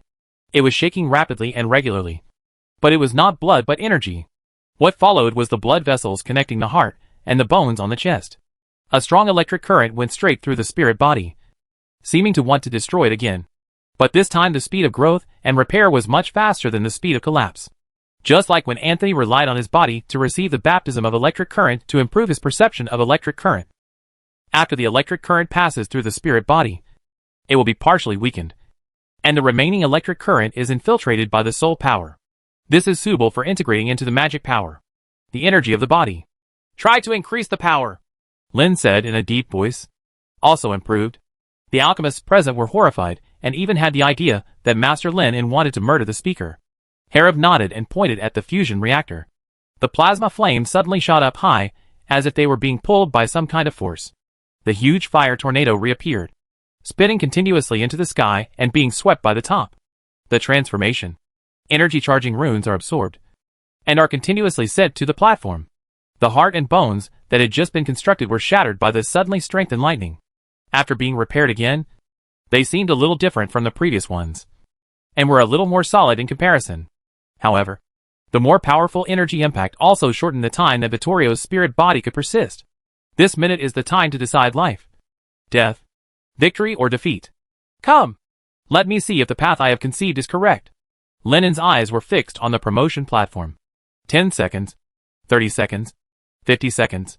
1 minute passed in an instant, and Vittorio's figure was completely submerged in the light of thunder, and there was no movement for a long time. Should we stop the ceremony first? Even Harib couldn't bear it this time. The time exceeded the limit, and Vittorio's spirit body may have been damaged. After Lin hesitated for a moment, he agreed. The promotion of legend has probably failed. Now that the input of energy is stopped, there may be a glimmer of hope. The disappointed 3 people wanted to stop the entire promotion ceremony, but when they were about to take action, they were surprised to find that the frequency of energy transfer had been further enhanced. Lin, Harib and Aurora looked at each other in shock. After realizing that this was not the fault of the other party, there was a slight expression of joy on their faces. Since they didn't do it, it can only be Vittorio who is undergoing electrotherapy, because only the 4 of them have the authority to control the fusion reactor. After thinking about this, Lin and others immediately breathed a sigh of relief. Since the other party can still use computing power to control the formation, it means that Vittorio is still fine and there is nothing serious. The legendary promotion only existed in theories and calculations before. No one knows what kind of obstacles they will encounter during the process. There is nothing they can do but wait. Half of the 100,000 magic stones were consumed in an instant, and the output of the fusion reactor could no longer keep up with the energy extraction. Just when Lin began to worry about whether the energy reserve was sufficient, the thunderous light on the platform finally dissipated. No, dissipating is not an appropriate description. To be precise, it should be completely absorbed. A blue figure soon appeared in front of everyone, and its power was particularly terrifying. Vittorio walked out step by step. With each step he took, his energy-enhanced body became more solid. When he finally walked out of the platform, he had completely restored his previous flesh and blood body, and his aura had become extremely restrained. There is no difference between ordinary people. Congratulations, Speaker Vittorio! Lin congratulated. The corners of Vittorio's mouth raised slightly, and then the amplitude became wider and wider, until he burst out laughing uncontrollably. Ha ha ha. Legend! It turns out this is a legend! Vittorio's face was full of excitement that could not be concealed. It has been more than 200 years since he became a 6-ring wizard. His longevity has long come to an end, and he relies entirely on magic potions to maintain his existence. His body has long been decayed, and the spirit body inside seems to be carrying around all the time a heavy burden, tightly bound by chains. After switching to an energy body, it was like a person who had been imprisoned for a long time had broken free from the prison again. The feeling of relief was simply indescribable. Aurora and Harib were also overjoyed. Vittorio's success would prove that Lin's theory was correct. They finally found a correct path to become a legend. Your spirit body shouldn't be damaged. Right. Speaker Vittorio. Just now, we thought you couldn't hold it anymore. Lin asked again. Although the ceremony was a success by chance, there were too many variables beyond their imagination, and these were all areas that needed improvement. Vittorio calmed down the joyful expression on his face and explained. In the ceremony just now, his soul body was indeed damaged to a certain extent, but the benefits brought by promotion are even greater. According to Vittorio's prediction, the soul body can be fully recovered in up to a week with the nourishment of energy. The upper limit of computing power that has always restricted him has also been broken. And the range and accuracy of controlling elements have instantly increased by several levels. Chapter 470. From now on, the power levels of wizards will be rewritten in order to break through the realm.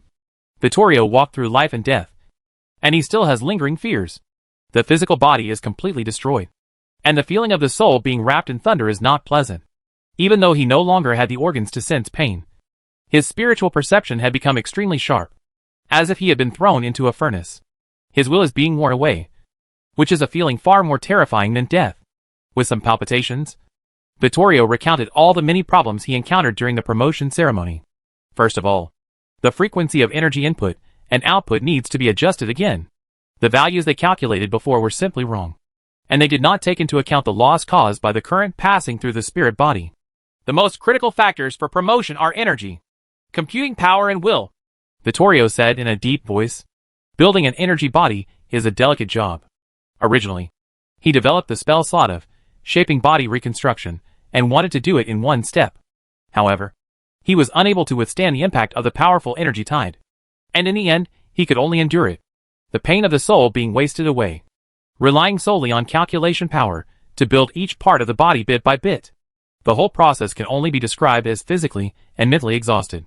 If it lasts 10 seconds at night, his soul and body will completely collapse. In the last few seconds, he relied on his obsession with promotion to hold on. Fortunately, you were the first to be promoted, Herav said fearfully. Before, Herav wanted to compete for the first qualification to be promoted to legend. After all, he had been waiting for this day for a long time, and his urgency was no less than that of Vittorio. However, it now appears that the degree of perfection of this ritual is still lacking, and the risks are greater than expected. You must know that Vittorio has lived the longest among them, is involved in almost every field, and has the highest computing power among them. Even so, he almost overturned, and the difficulty can be imagined. Herav estimated that when he was building his body against the energy impact, he might not be able to think of using his soul power to impregnate the current to improve its adaptability to magic. Nor might he be able to allocate computing power to control magic like Vittorio. A ray to adjust the efficiency of energy transfer. Energy, computing power, and will, Lenin pondered for a while, and he found that he seemed to have the possibility of breaking through the legend. Energy can be supplied by magic stone reserves and fusion reactors. Will, Lin doesn't think he is any worse than others. As for computing power, although he is only a 5-ring great wizard now, and is far from reaching the limit of this realm, with the blessing of the intelligent brain magic network, he is even stronger than the ordinary 6-ring wizard in terms of pure computing power. However, Lin quickly put an end to this idea. After all, the strength of the soul body was also a major factor, so it was better not to take risks at will. In this harmonious atmosphere, Tick, who had been holding back for a long time, finally couldn't help but ask, Master Vittorio, what on earth is going on? I just heard Speaker Herav say that this is a ceremony to become a legend? All the alchemists present were also confused. They were too surprised and shocked tonight, whether it was the little sun hanging high in the underground space, or Vittorio's transformation from birth to death, and the reshaping of the body in a strange way, are really beyond everyone's understanding. Vittorio looked at the confused looks of Tick and others, then smiled and explained. What do you think a legend is? Of course, it is an existence beyond the Great Wizard, an alchemist said without hesitation. According to the levels of wizards divided by the council, they can be roughly divided into 4 major realms: apprentice, formal wizard, great wizard, legendary wizard. And legend represents the pinnacle of wizards. Actually, before this, the so-called legend was just a title. Vittorio shook his head and sighed. Title? Tick frowned in confusion. Not bad. Herav nodded and took over the topic to explain. In fact, the 6th-ring Great Wizard is the limit that humans can reach, and the legend is the title given to the Great Wizard who exceeds this limit, used to benchmark the so-called evil gods. Herav talked eloquently, briefly talking about the War of Faith hundreds of years ago, and the information about evil gods and psychic powers. These secrets have always been taboo in the Parliament and have been strictly sealed. After all, the Parliament has not been able to find a reliable path to promotion before. If these news are allowed to spread, it is likely to cause great chaos. Those old guys who are stuck in the realm of great wizards and can't find a chance to break through are likely to go astray. After all, the secret method of psychic devouring is a real shortcut to promotion, although the shortcut leads to a boundless swamp that can swallow people up silently. It is worth a try anyway for those who have lost their way and can only wait to die. The evil mage rebellion back then was the best example. An entire psionic school. Tens of thousands of innocent poor people died. All for the evil mage merc's ambition to become a god. Now that the road to legend is open, there is no need to hide it anymore. Because the prerequisite for accepting faith is to become a sixth-ring great wizard. And not everyone can be an evil god. Not to mention the risk of losing oneself and becoming a puppet of faith. So that means you were all just pseudo-legends before? Tick said subconsciously, but soon realized that it seemed a bit impolite and inappropriate to call him that, because the level of legend itself is defined. Harib was not angry, but nodded casually. You can think so too. From now on, the classification of wizard levels needs to be redefined.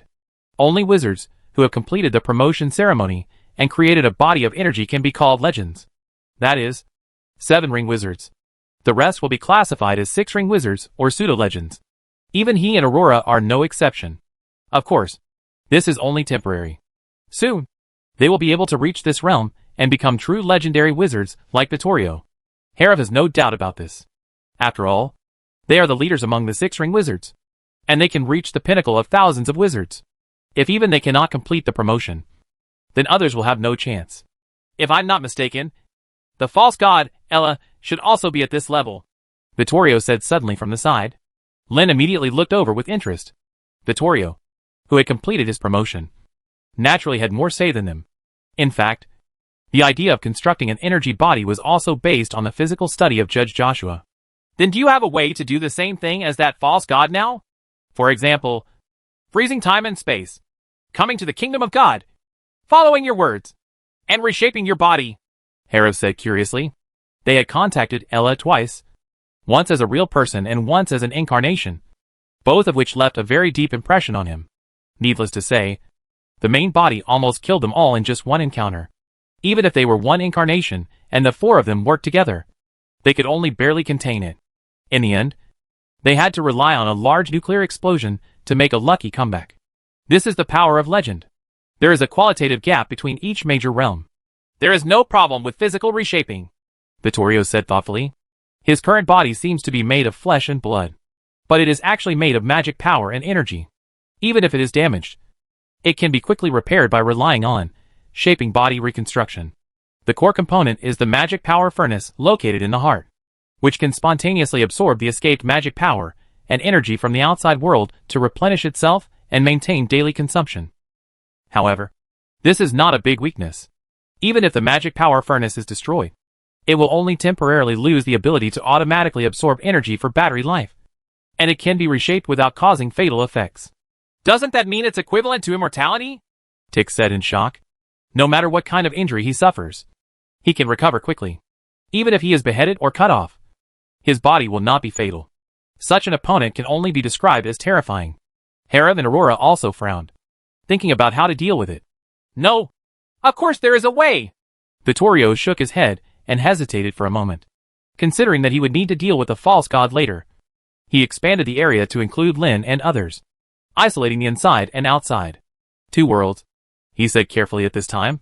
There are about 2 methods I can think of right now.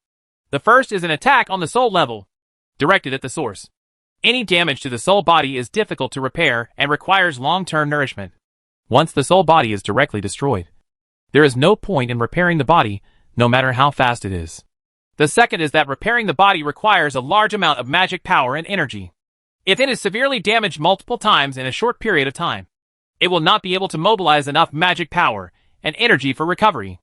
The nuclear explosion can destroy the incarnation of Ella, because its power can destroy the opponent's body thousands of times in an instant, making it impossible to repair it. Lin nodded, which was consistent with his previous thoughts. As for the divine words, freezing time and space, and the coming of the kingdom of God, I already have some guesses, but it will take some time to verify them, Vittorio said with a slight embarrassment. For them, everything in the realm of legend is unknown. He has just broken through today, and he hasn't even figured out his own status yet. He has to study hard for a period of time before he can develop the corresponding magic. However, the increase in power brought about by promotion made Vittorio more and more fearful of the false god of the church. A few months ago, the battle with the opponent's incarnation gave him a bad suspicion. Ella's condition seems to be different from what they guessed. Maybe she has gotten rid of the poison of faith and walked out on another path. After hundreds of years of accumulation, it is by no means as simple as the Seven Rings legend. It is very likely that it has crossed to the 8th or even 9th ring level. As for the specific gap, Vittorio is temporarily unable to assess, unless can be in contact with the opponent's body again. It doesn't matter. Since we're not sure about one-on-one, let's go together, Herav said without hesitation. When they all complete the promotion to legend, it will be 3 against 1. If it doesn't work, there are still several 6th ring great wizards in the council. Although there is no guarantee that they will all be promoted successfully, it can greatly make up for the contrast in combat power between the two sides. Ella, no matter how strong you are, as long as it doesn't exceed the legendary limit, the group fight will always be effective. Lin En and others were thinking and discussing ways to kill gods in the field. Tick and others outside could only see a few people's mouths slightly open, but could not hear any sound at all. After half an hour, the field was removed, and the discussion was already over. Under the command of Vittorio, the wizards present began the finishing work and checked whether the entire alchemical circle was damaged during the ceremony. Everything is normal in the guidance circle. About 30% of the conversion runes are damaged. The surface of the reactor shows signs of dissolution. It is recommended to use magic to reinforce it.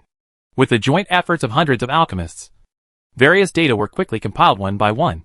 Since Lin En had already considered various emergencies when making the magic circle, some of the damaged runes were not if the whole thing is damaged. Repair it, and you can continue to use it. What really makes the house speakers heartbroken is that they spent a full 60% of the 100,000 magic stones they prepared.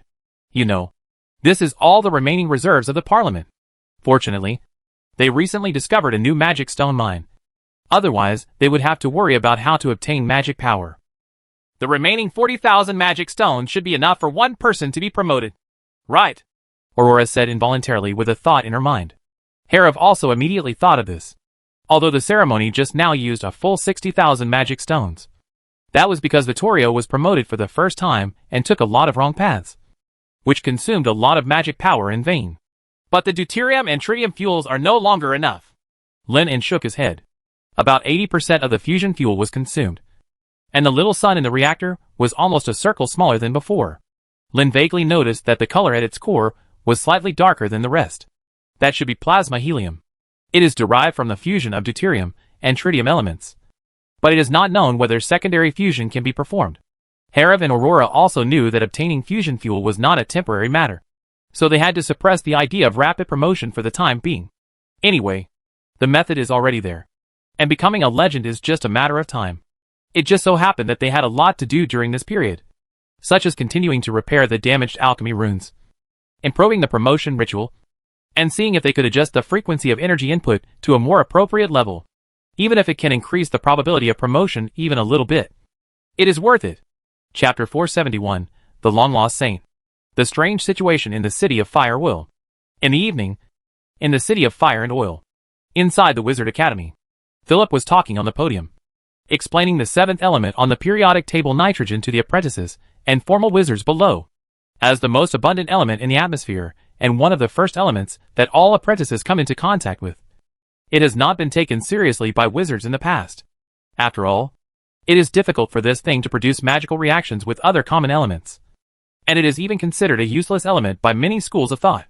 However, this is obviously just because some people's research on nitrogen is not deep enough. For example, in Master Lin En's research and analysis of plant photosynthesis, it is mentioned that nitrogen is one of the essential nutrients for plant growth. It is rumored that the cardinals of the church have mastered a special magic natural rain, which can greatly increase food production. The principle is probably to use nitrogen as fertilizer, and the effect is better than that developed by some elemental schools. The production increase magic is more than 60% higher.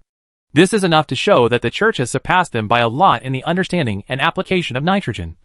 And now it is time to vigorously catch up. But, Professor Philip, didn't Master Lin develop a method of making bread using magic? Why do we still need to develop this kind of magic to increase crop yield? A student asked curiously. Magic bread is certainly true, but we can't always eat bread. Right. We always have to change the taste. Philip replied with a smile. The production increasing magic that uses nitrogen is not only effective for wheat. It is theoretically applicable to any kind of plant, and is also effective for some magic potion ingredients.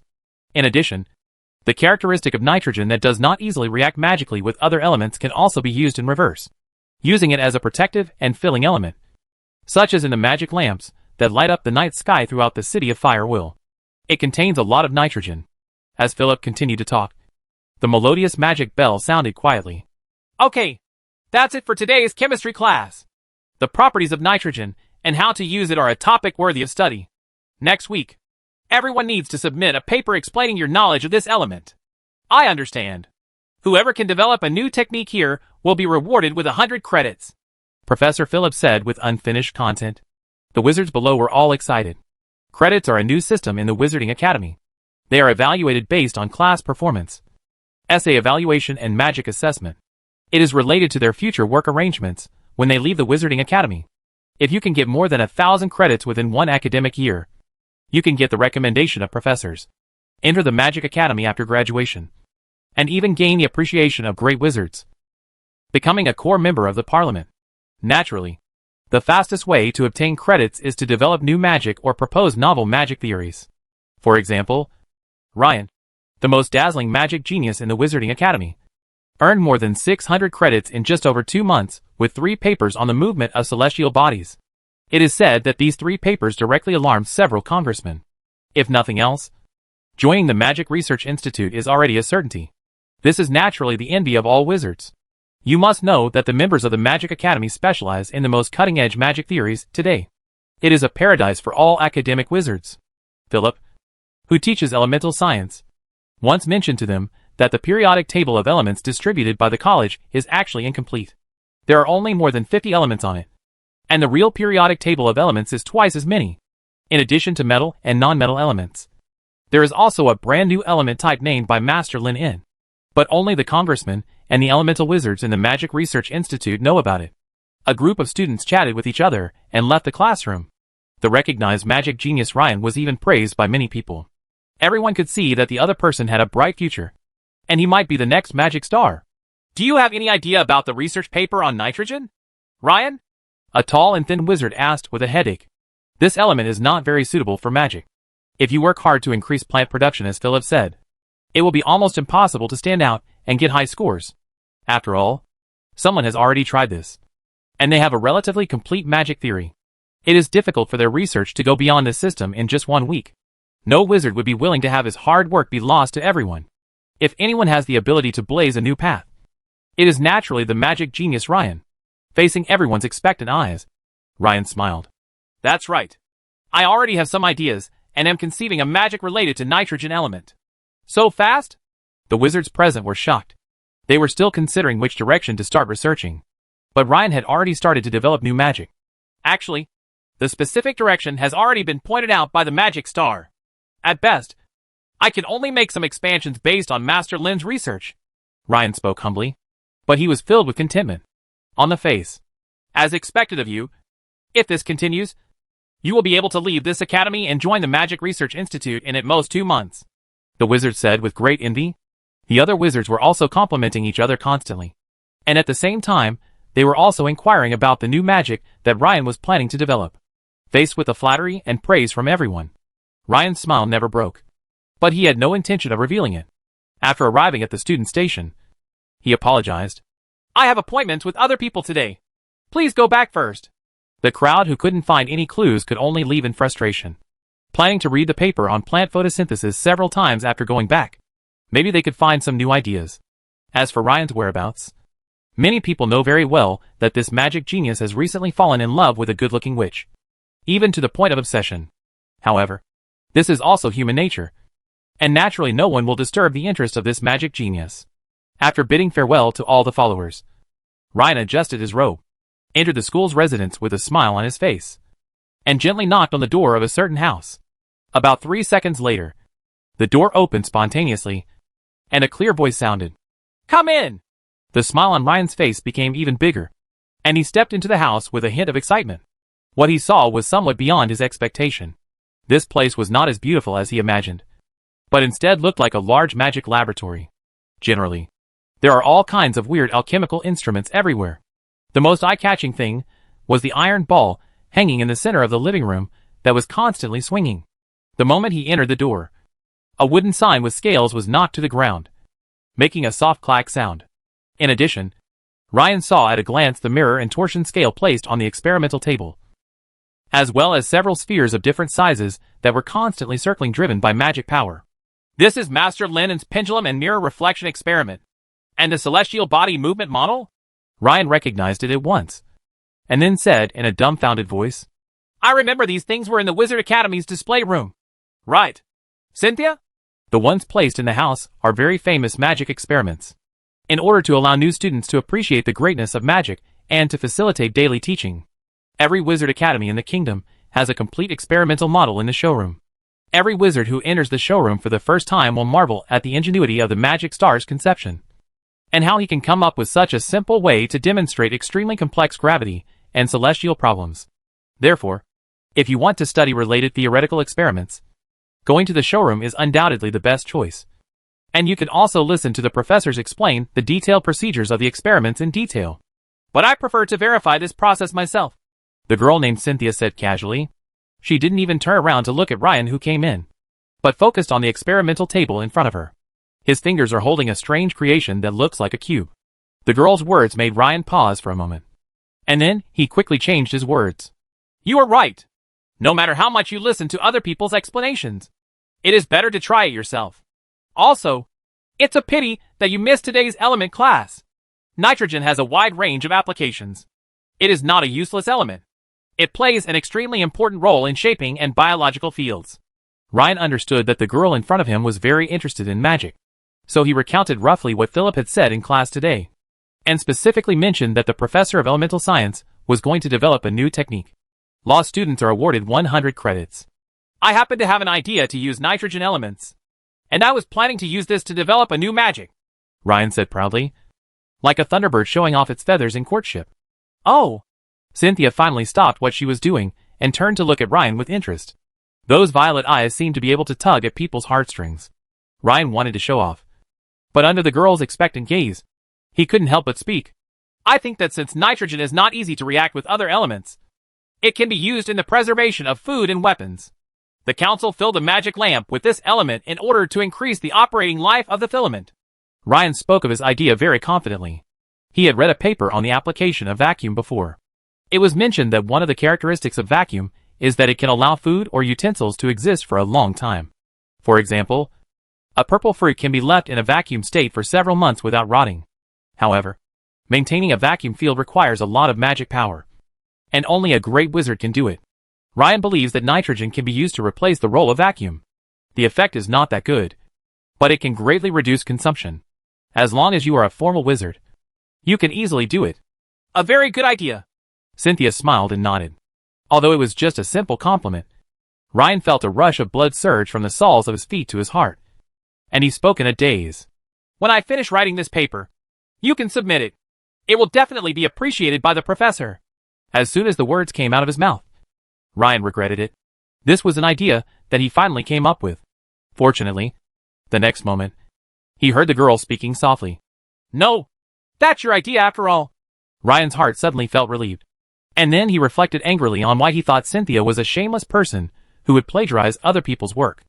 After Cynthia refused, she said again casually, I heard that your paper was appreciated by a great wizard.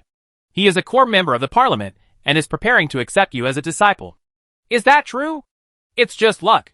If it hadn't been for your reminder that inspired me, I probably wouldn't have been able to complete 3 papers on the movement of celestial bodies so smoothly, Ryan said, pretending to be humble, and pulled closer. The relationship between the two people. If you want to express your gratitude, you have a chance now, Cynthia said softly.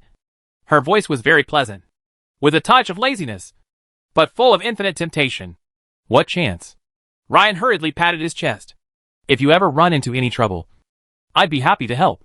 I have a research project that requires the help of a great wizard, and I would like to ask you to introduce it to me, Cynthia said casually. Of course. No problem. Ryan agreed without hesitation.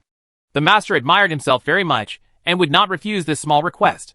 Ryan still has some small thoughts in his mind. That is, joining the adult school of thought with Cynthia, so that the two parties will have more opportunities to contact each other. Thank you very much, Ryan. Cynthia smiled softly, and then changed her tone. Unfortunately, I still have some things to deal with for now, so I'll leave my thanks for next time. Ryan's mind was daydreaming about the form in which this thank you would be distributed. Being a very gentleman, he left the room in a daze without any further entanglement. The door was automatically closed, and Cynthia continued to focus on the cube in front of the experimental table, using a carving knife to draw alchemy runes on one side. The room was very quiet, except for the sound of the wind as the pendulum swayed. She had forgotten the last time she studied and made alchemical creations in the laboratory so seriously. That must have been a long time ago. Cynthia's face showed a somewhat nostalgic look, but the next moment she seemed to sense something. She suddenly turned her head and looked out the window, whispering softly, "What a powerful energy wave." "It seems that the Wizards' Council has come up with some novel weapon," Cynthia thought as she waved the carving knife in her hand and drew the last rune. The cube in his hand immediately levitated, and the alchemical runes engraved on it seemed to be alive, constantly rotating and beating. It seemed that her craftsmanship was not new. Cynthia nodded with satisfaction. Then it's time to take action. Chapter 472 Mobile Nuclear Arsenal. Legendary Power.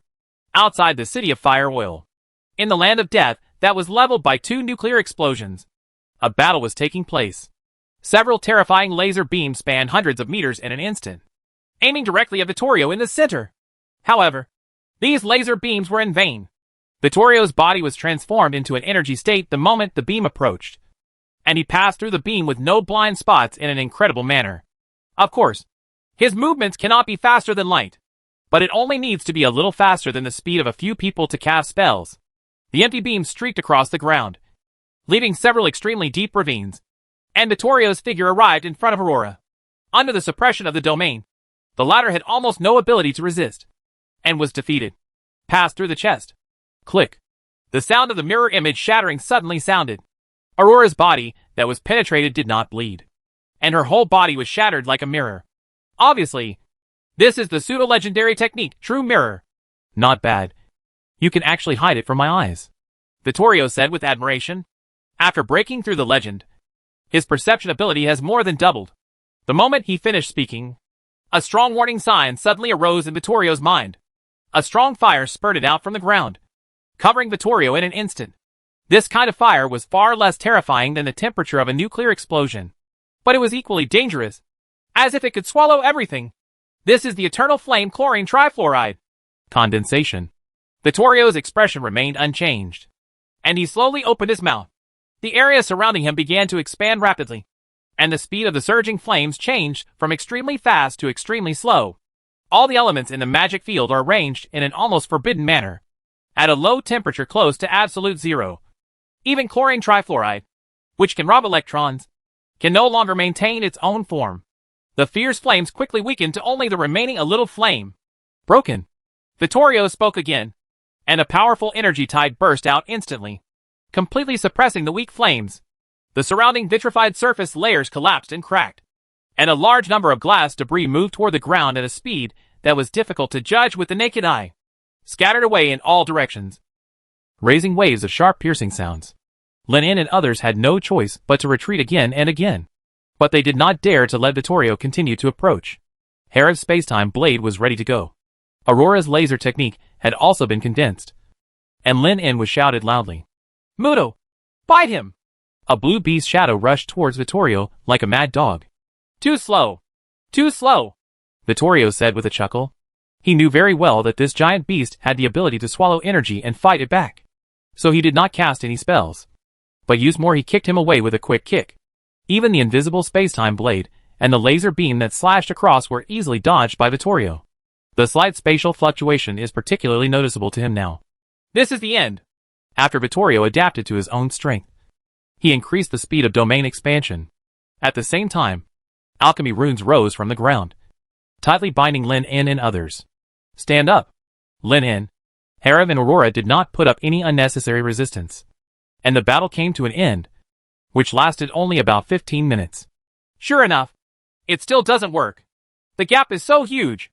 Herod shook his head and sighed. Due to the fact that legendary wizards are difficult to kill, they had no reservations when they started, and they only lasted 15 minutes before losing. This is because Vittorio deliberately held back his hand and wanted to test his own strength. The larger the gap, the more proof that our path is correct. Vittorio said with a smile. For wizards, the gap between each major realm is very different. Even if several three-ring wizards work together, it is impossible to defeat one great wizard. Roar. Just as Vittorio was talking, a high-pitched beast roar suddenly sounded. But Muto, who was knocked out, flew back again. As the only human shield that can withstand the legendary spells head-on and still be alive. Muto, he suffered many severe beatings during the battle, and his body looked smaller.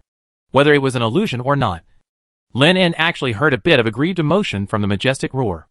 Okay. Thank you for your hard work. Take it. Lin En stretched out his hand in a funny manner, and a condensed tritium crystal appeared in his palm, and then threw it out. Muto was like a hunting dog that suddenly saw bones before fainting from hunger. He flew into the air with a whoosh and ate the tritium crystals like chewing jelly beans. Come on. Turn around again. Lin En added subconsciously, turned his palm and took out a tritium crystal again. Although Muto doesn't know common language, he can barely understand human speech after spending so many days in the city of fire and oil. If these two-legged beasts had given him orders a week ago, Muto would have ignored them at all. But recently he had been beaten repeatedly during the training process, and most of his pride had already been lost. A few days ago, someone's terrifying hydrogen explosion was still fresh in Muto's memory. Under the temptation of energy replenishment, Muto finally gave in and unhappily swung his body a few times, pretending to be turning around. One lap. Good job. Lin En didn't force Muto to do a good job, so he threw the tritium crystal in his hand like a frisbee. After all, training must be done step by step. You know, when Muto first arrived in the city of fire and oil, he was extremely arrogant. Just like an uncle, he lay leisurely in his manor every day, waiting for the wizards to deliver meals, and even burn out a lot of food. There are few bricks, stones, and vegetation, and the wizards responsible for guarding are too angry to speak out. Only Farrell, the great wizard with a bad temper who happened to pass by chance, was ready to teach this guy a lesson and make him realize his status as a wizard pet. The result? One can imagine. Even the great wizard Farrell was beaten severely, and no one dared to provoke him. It was precisely because Muto became more and more lawless and uncontrollable that Lin En specially brought him out during the hydrogen explosion test, and kept him in the most suitable place to observe the explosion. Just as he expected, after being frightened, Muto suddenly became much more honest. Sure enough, giving a sweet date a stick is the best way to tame an animal. After these few days of training, I can even understand some commands. What a joy. Only, you obviously have an energy body. Why are you such a bad guy? Lin En glanced at Muto, who was lying on the ground digesting, shook his head and sighed. He has always had high expectations for Muto. This guy is an energy creature, a born legend, but his combat power is particularly impressive. It's fine against opponents at the level of a great wizard, as he can take advantage of his extremely fast speed and energy-enhanced body. But once he faces an enemy like Vittorio, who has entered the legendary realm, it's not enough. Lin En thought it was possible that this guy didn't have enough knowledge. Apart from close combat, he only had one energy breath and was unable to exert his own power at all. It seems that I have to cram in math, physics, chemistry, and other subjects. Muto had just laid down comfortably, and as if he had sensed some kind of malice, he jumped up suddenly and trembled uncontrollably. He looked around with his big eyes doubtfully, and then he laid down again when he found that there were no other enemies. He walked back, unaware that his nightmare was about to begin.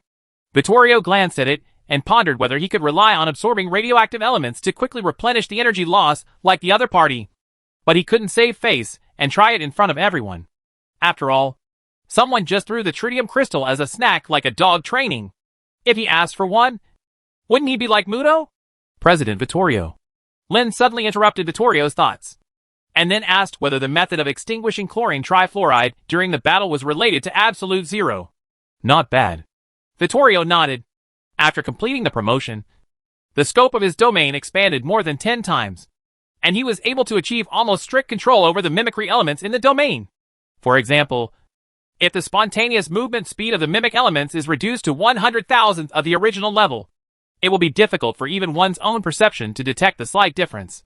Of course, no matter how close you get, you haven't crossed that line. The difference between 273 degrees Celsius and minus 273.15 degrees Celsius seems to be only 0.15 degrees. But in fact, they are completely different concepts. Fortunately, The immortal flame used to deal with Lin En was barely enough. In this regard, Lin was quite helpless. It had been less than a year since he developed chlorine trifluoride, and he named it the immortal flame. As a result, it had been extinguished many times in the battles in recent months. This has to be said to be a great irony. But then Lin adjusted his mood. Chlorine trifluoride can still have some effect in legendary level battles. It is already good to make opponents afraid of it. This is also one of the few ways he can threaten legend with his own power. And he can even restrain the energy body to a certain extent. Vittorio also didn't have the guts to do it hard. So he could only rely on manipulating magnetic fields or mimicking the ultra-low temperature of absolute zero for defense. What about the radioactive elements? Can you analyze them now and use magic to simulate them? Herav asked another very critical question. Lin En and Aurora both looked over curiously. Of course, it's no problem. I've improved the great disintegration technique. And now it can structure any known element. Vittorio said with a faint smile, opened his hand, and under the surge of magic power, a thumb-sized uranium stone appeared in front of everyone. That is to say, you can now release Fall of the Sky with your own power? A somewhat surprised expression appeared on Herav's face. From the beginning, their idea for the big nuclear explosion technique was to construct a complete spell slot and use it directly like other techniques, instead of bothering to collect nuclear fuel and use it as the core to cast the technique. This made Herav feel like he was an apprentice again, because usually only the apprentice needs to use spellcasting materials when casting spells. Yes, but it's not as easy as you think. Vittorio pondered for a while, and then quickly explained. One is an element in its own field that is simply simulated by magic, and the other is a real material element that makes up a large amount of energy inside the body. The former can only simulate chemical reactions between some elements, while only the latter has the ability to undergo fission and fusion and release large amounts of energy. In this process, magic only serves as a medium to achieve the transformation between matter and energy. Hearing this, Lin En nodded. There was nothing out of nowhere.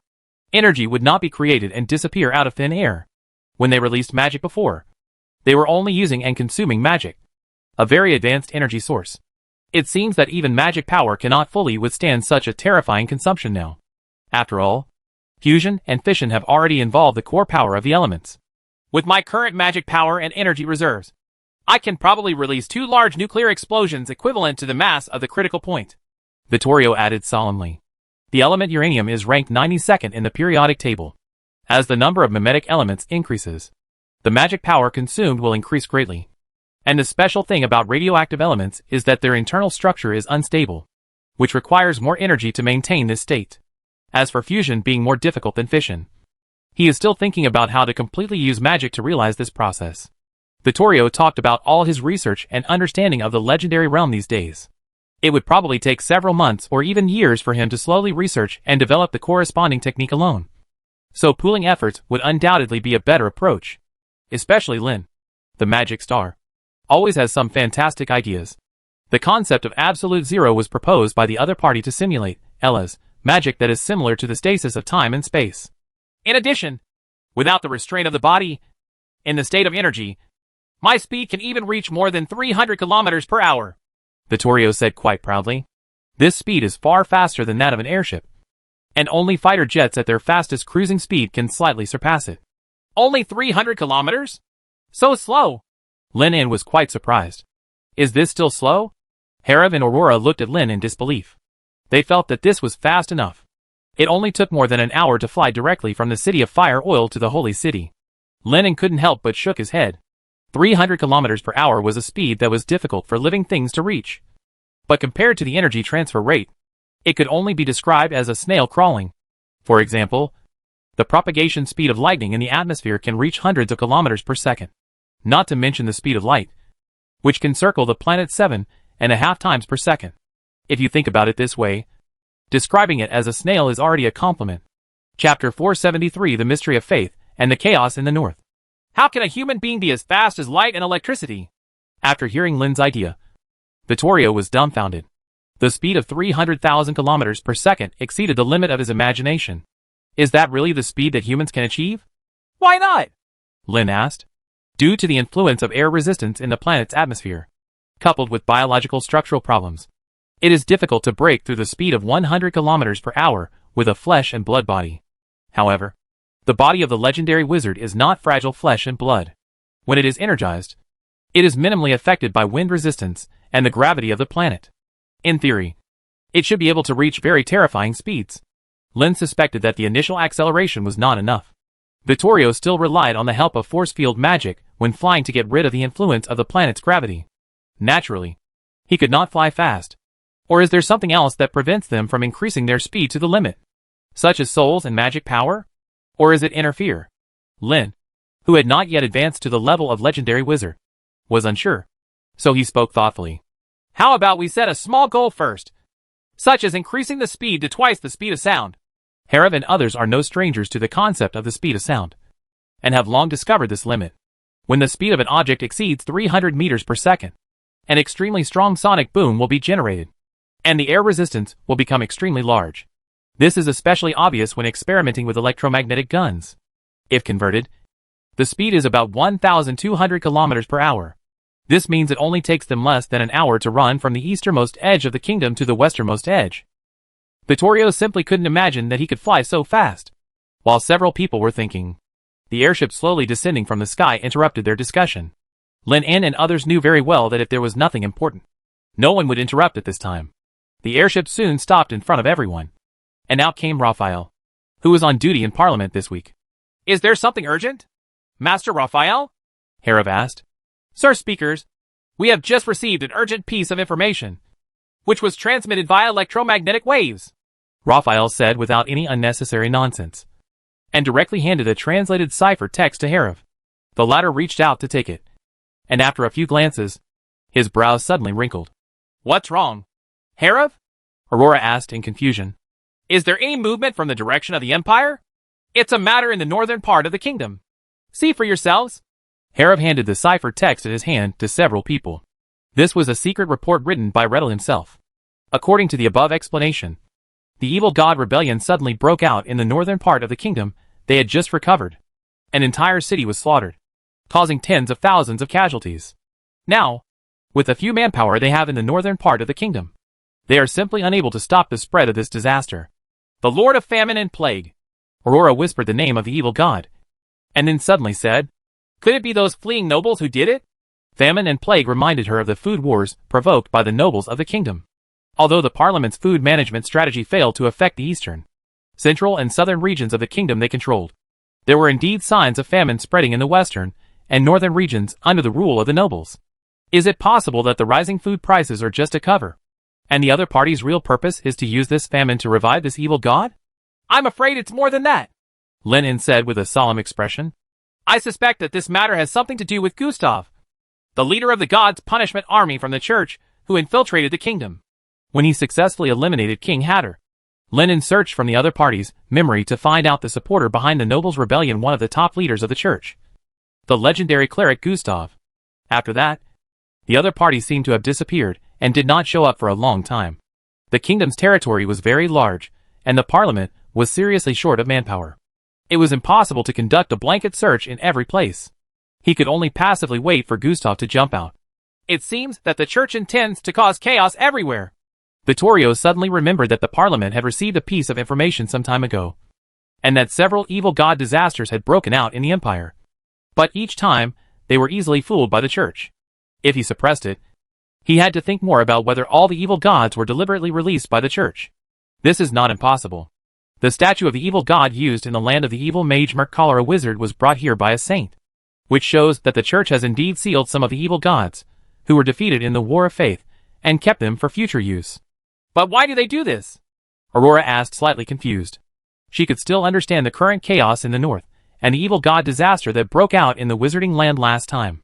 They were to use the evil god as a special weapon, and throw it into the enemy's sphere of influence to create disasters.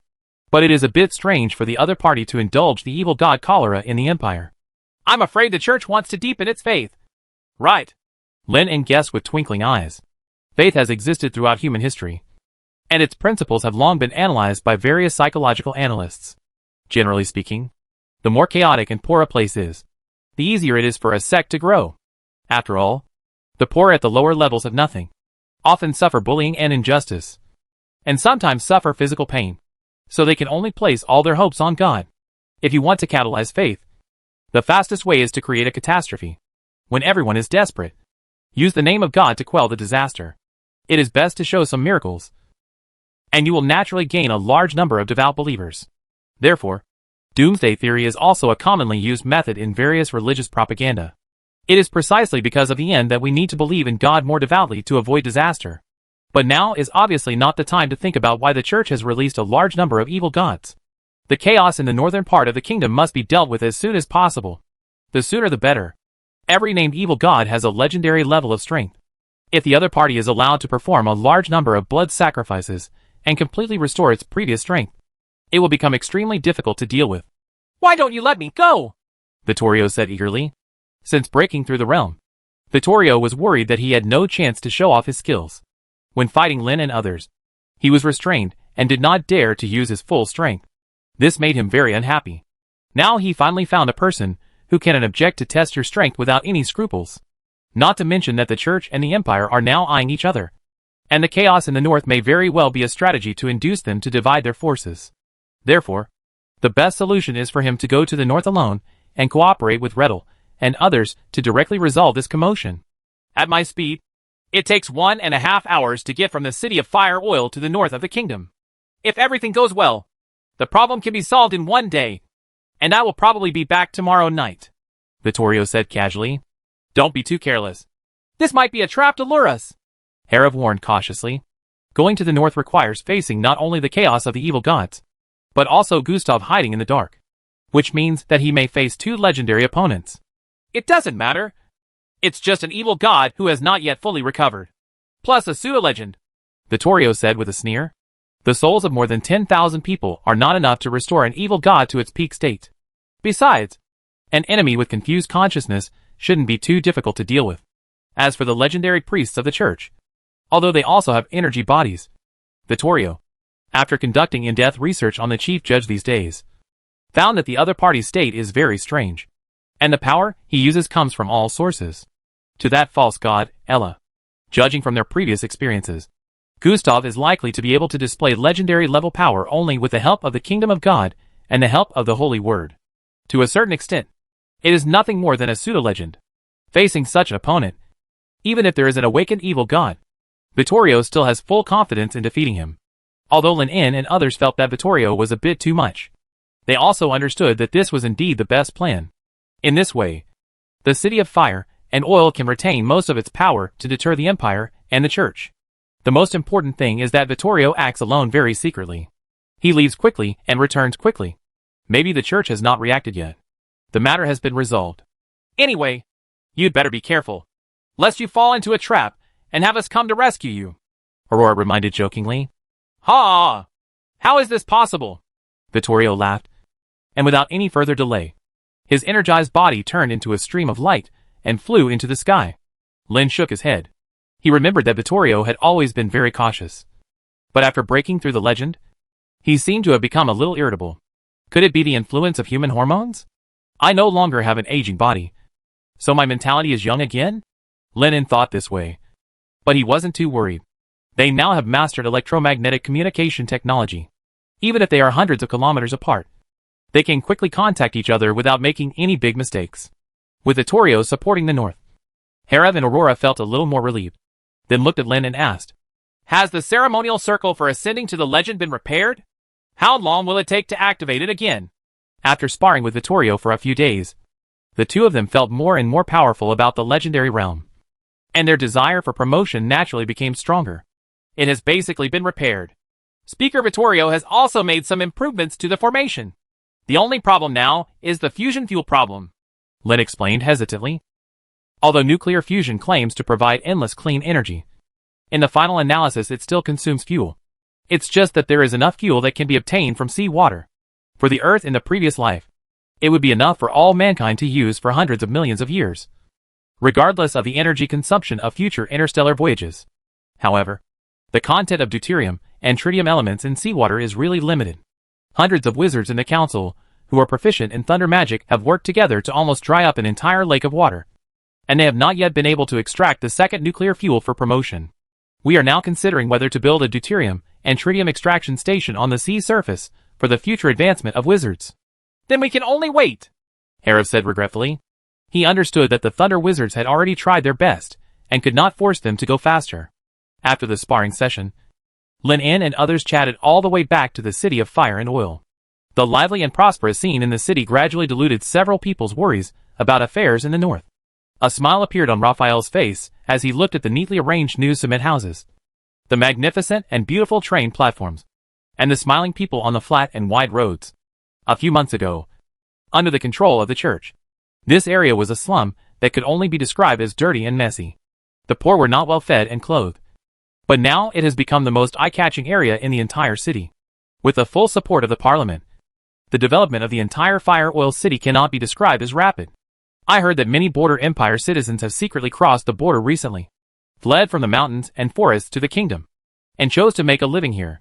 Raphael, who personally witnessed the changes, was filled with pride. This is the power of magic.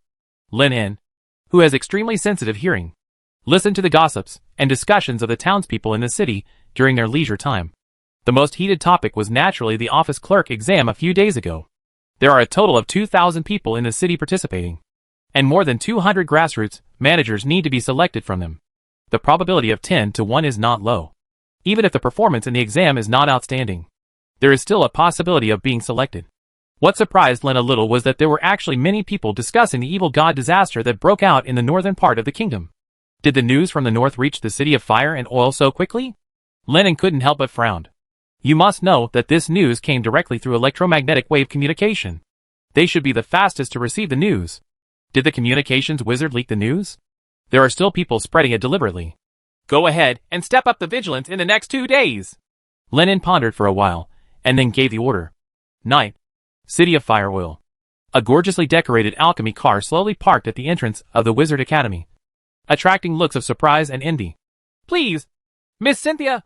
Ryan opened the car door in a gentlemanly manner and extended his hand to invite. For tonight's private meeting, Ryan specially changed out of the standard robe distributed by the Academy and purchased a new set of clothing robe, lining, trousers, and a pair of high-top shoes. This is the recent Wizard of the Kingdom. Our new fashion. Of course, it would be perfect if the alchemy car in front of you was bought by yourself instead of rented. However, Cynthia was not very satisfied with his earnest behavior and said softly, I remember I said that this time I am going to visit Master Farrell, so there is no need to spend a lot of money. This is nothing. In fact, this is how I go out on weekdays. Ryan smiled heartily, but his heart was bleeding. In order to rent this latest alchemical car, he spent a full 60 magic gold coins and rented it for 3 days to practice his driving skills. Now he is on the verge of bankruptcy, but he believes it's all worth it.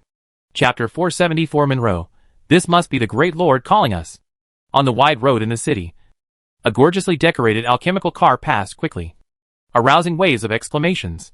Ryan was sitting in the main seat, and he was a little unfamiliar with the control. Although he had only practiced for 3 days, it was enough for a formal wizard to be familiar with driving. Cynthia on the side was looking at the city street seen through the car window. Night had already fallen, but before the darkness swallowed up the city, the street lamps suddenly lit up, and the bright and dazzling fluorescence shone like the stars in the sky. What a nice city! Cynthia couldn't help but praise it. That's natural. This is the magical city that belongs to wizards, Ryan said proudly. As a wizard who had just fled from the Empire to the Kingdom a few months ago, Ryan was particularly impressed by the changes in this magical city, and he felt more and more the profoundness and greatness of magic. At the beginning, he joined the Wizards Mutual Aid Association just to protect himself and jointly resist the Church's witch hunt. He didn't have much hope of going to the kingdom. After all, the power of the Empire and the Church is spread across the entire continent. It is simply a dream to deal with such a behemoth. However, when he actually arrived in the City of Fire Oil, Ryan realized how ridiculous his previous idea was.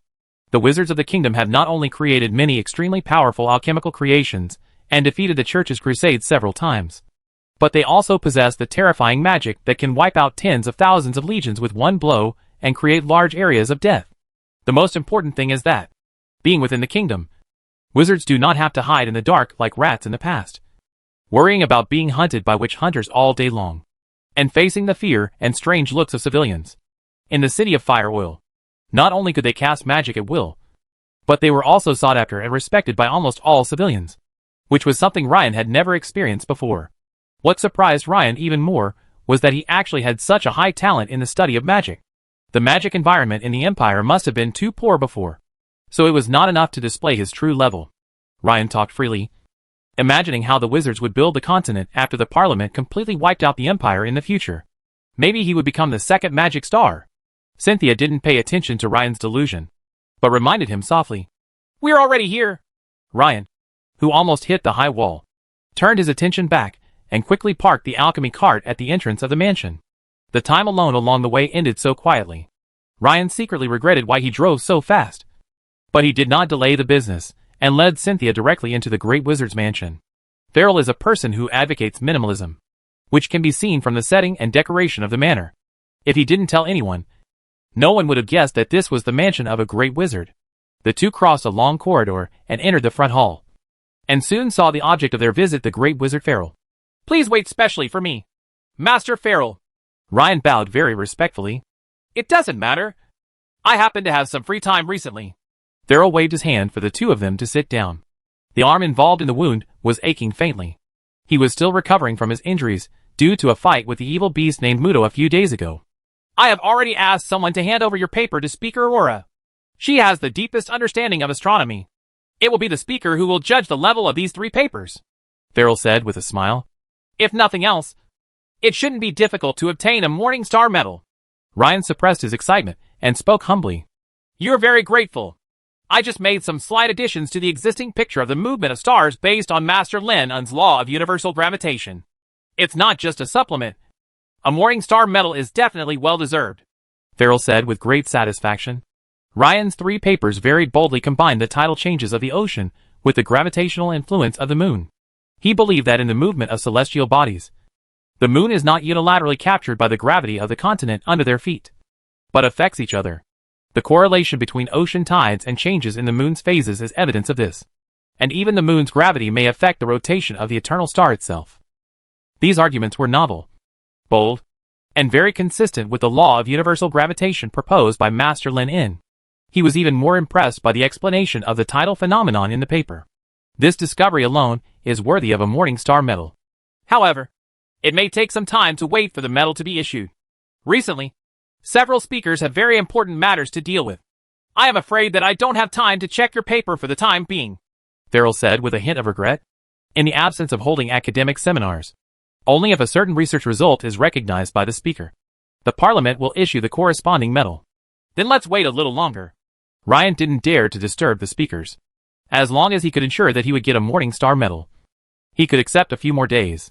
Farrell nodded, and then looked at the small-looking girl next to Ryan. "Are you Cynthia?" Farrell said in a calm tone, without giving the other party any preferential treatment because of his good looks. "Tell me, you specifically asked Ryan to come see me. What's the matter? I have made an interesting alchemical creation in recent days, so I would like to ask you to taste it."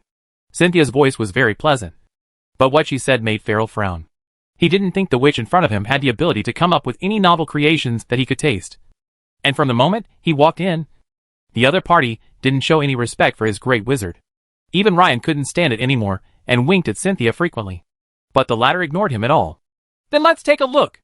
Looking at Ryan, a magic genius, Farrell temporarily suppressed his dissatisfaction and said coldly, "Alchemy is not his strongest field, but it is no problem to guide an official wizard." A smile appeared on Cynthia's lips, and she took out a palm-sized cube. "This is it." Farrell's expression suddenly changed, turning into a look of intense surprise. And he quickly took it and examined it. It was a diamond-shaped crystalline cube, surrounded by complex and delicate runes, and the strong magic fluctuations on it made him secretly frightened. Although Farrell is not a master of alchemy, he can also see that each side of the cube is engraved with a powerful and unique spell. When they are combined, an even more powerful force will burst out. "Where did you get it?" Farrell asked excitedly. "This must be the work of a legendary alchemist." It is simply unheard of to use alchemy to incorporate 6 powerful magic spells into a palm-sized alchemical creation, and they are integrated without conflict with each other. Perhaps only Speaker Vittorio can do such an exaggerated thing. Could it be that there is another legendary alchemist in the Empire? "Of course, this is my creation," Cynthia replied casually. A bit of dissatisfied anger appeared on Farrell's face, and Ryan quickly interrupted. "Cynthia, now is not the time to joke. Tell Master Farrell where you got it. This may be related to the movements of a legendary alchemist." Since you don't quite believe it, why not see its power? Cynthia suddenly reached out and brushed the cube in Farrell's palm. A powerful and terrifying aura emerged from the lens, and the runes carved on one side of the crystal surface suddenly lit up, and the mansion they lived in instantly turned into a void. Farrell noticed something was wrong the moment the cube was activated, but countless magic threads had already rolled up from the other side of the crystal surface, binding him tightly before he could react. Who are you? Farrell's face turned extremely ugly. The girl in front of him could never be as simple as a formal wizard.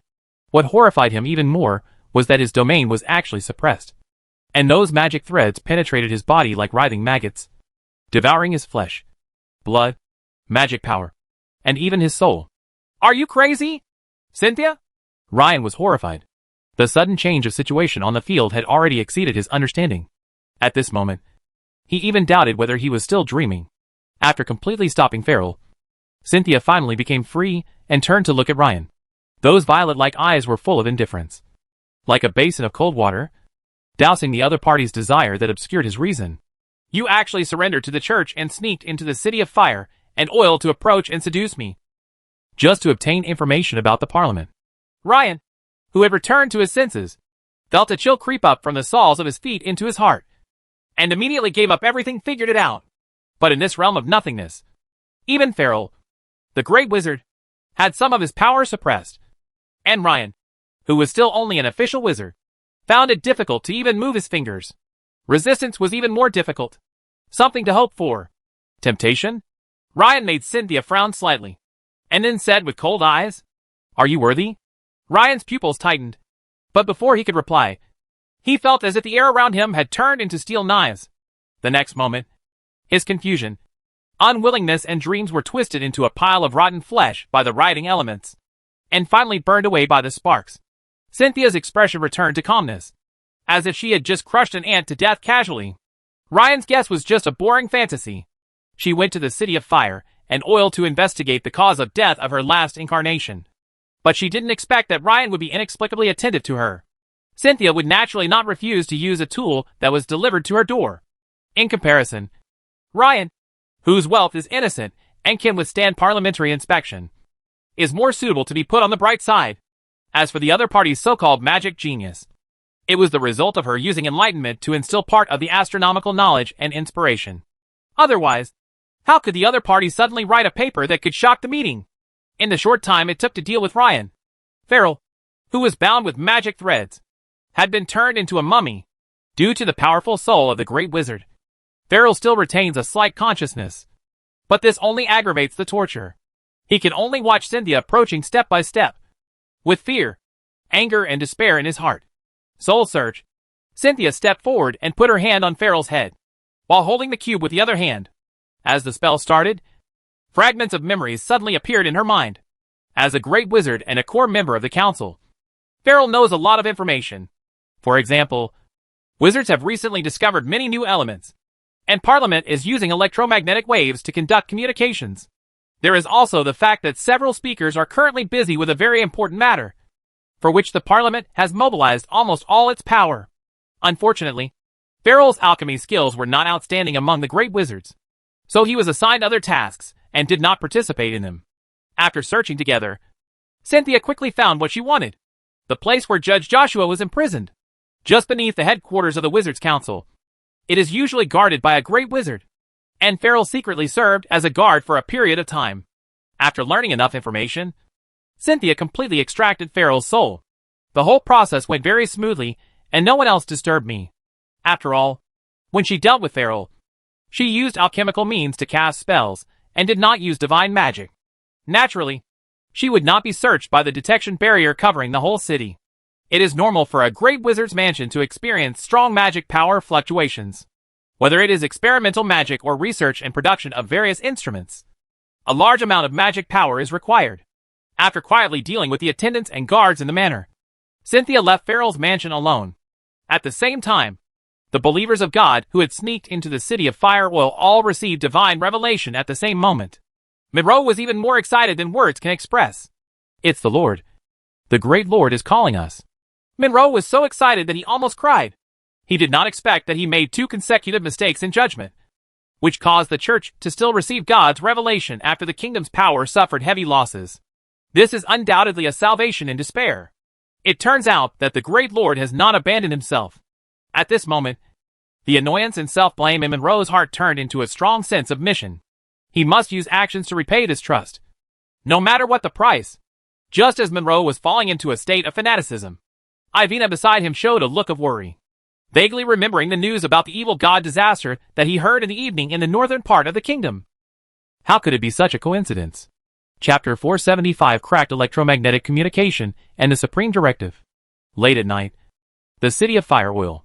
Following the divine revelation, Monroe and Ivina secretly arrived in the courtyard of a civilian mansion, preparing to cooperate with Her Majesty's actions to rescue Lord Judge Joshua and destroy this magical city from within. The spies from the church like them have gathered here. A total of 115 people. Cynthia? Monroe recognized this holy lady at a glance. He had met Cynthia several times in the Wizarding Academy, but he never thought that she would be the new church saint. Everyone. The Empire has now reached its most critical moment. Cynthia's voice was not loud, but it accurately reached the ears of everyone present.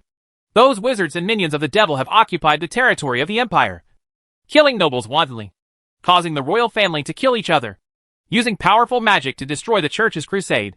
Here they spread the knowledge of the devil, and corrupt the hearts of the common people with money and desire. Faith. This is a harbinger of the end. And you are the humorous of the Empire, the most devout believers of the Lord. The fate of this continent now rests on you and me. Cynthia did not give a lengthy pre-war speech. After boosting morale, she arranged everyone's tasks. It is to create chaos in all parts of the City of Fire and Oil as much as possible. It is very simple, but extremely dangerous. Monroe and others know very well that most of the power of the Wizards' Council is now concentrated in the City of Fire and Oil, and it can only be described as a narrow escape. But the moment they were called to the kingdom, everyone present was ready to sacrifice. Death is nothing to be afraid of. It is just a matter of returning to the Lord's kingdom of heaven, where we can enjoy eternal peace and glory. Cynthia's eyes swept around everyone, and finally focused on Monroe. He is the only fanatical believer among everyone, and his strength is not weak. Take it. I need you to do another thing. Cynthia stretched out her hand, and a diamond-shaped cube fell out of her palm and fell into Monroe's hand. Monroe was flattered and took the bright crystal, and immediately spoke categorically. Thank you for your trust, Your Majesty. I will use my life to fulfill your instructions. Cynthia opened her lips lightly and explained the method and tasks of using the crystal, and then asked everyone to start taking action. The hundreds of people gathered in the courtyard immediately dispersed, and Cynthia's figure began to surge like water. The elements that made up the body were broken up and reorganized, and finally transformed into Farrell's appearance. This is not just as simple as disguising. She can also draw the opponent's soul power at any time to simulate Farrell's magic fluctuations. In a way, she is Farrell now. Cynthia took a moment to adapt, then raised her finger to transmit several electromagnetic wave communications. It's emergency electromagnetic communication. The Empire's legions crossed the border from the west and south to invade the kingdom in large numbers. The number is about 50,000. There is also the Steel City of Welsel. They said that the army of the church suddenly appeared under the city. How is it possible?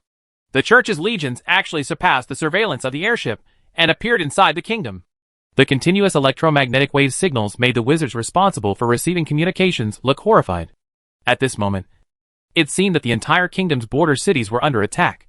Even the Steel City of Welsel, located in the center of the kingdom's eastern border, reported that it had been attacked by the church legion. What should we do now? Piers, who had just become a correspondent, suddenly panicked.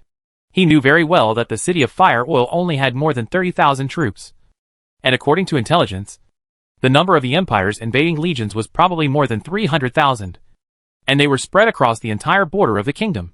They had no way to support them one by one. Hurry and report to all the speakers.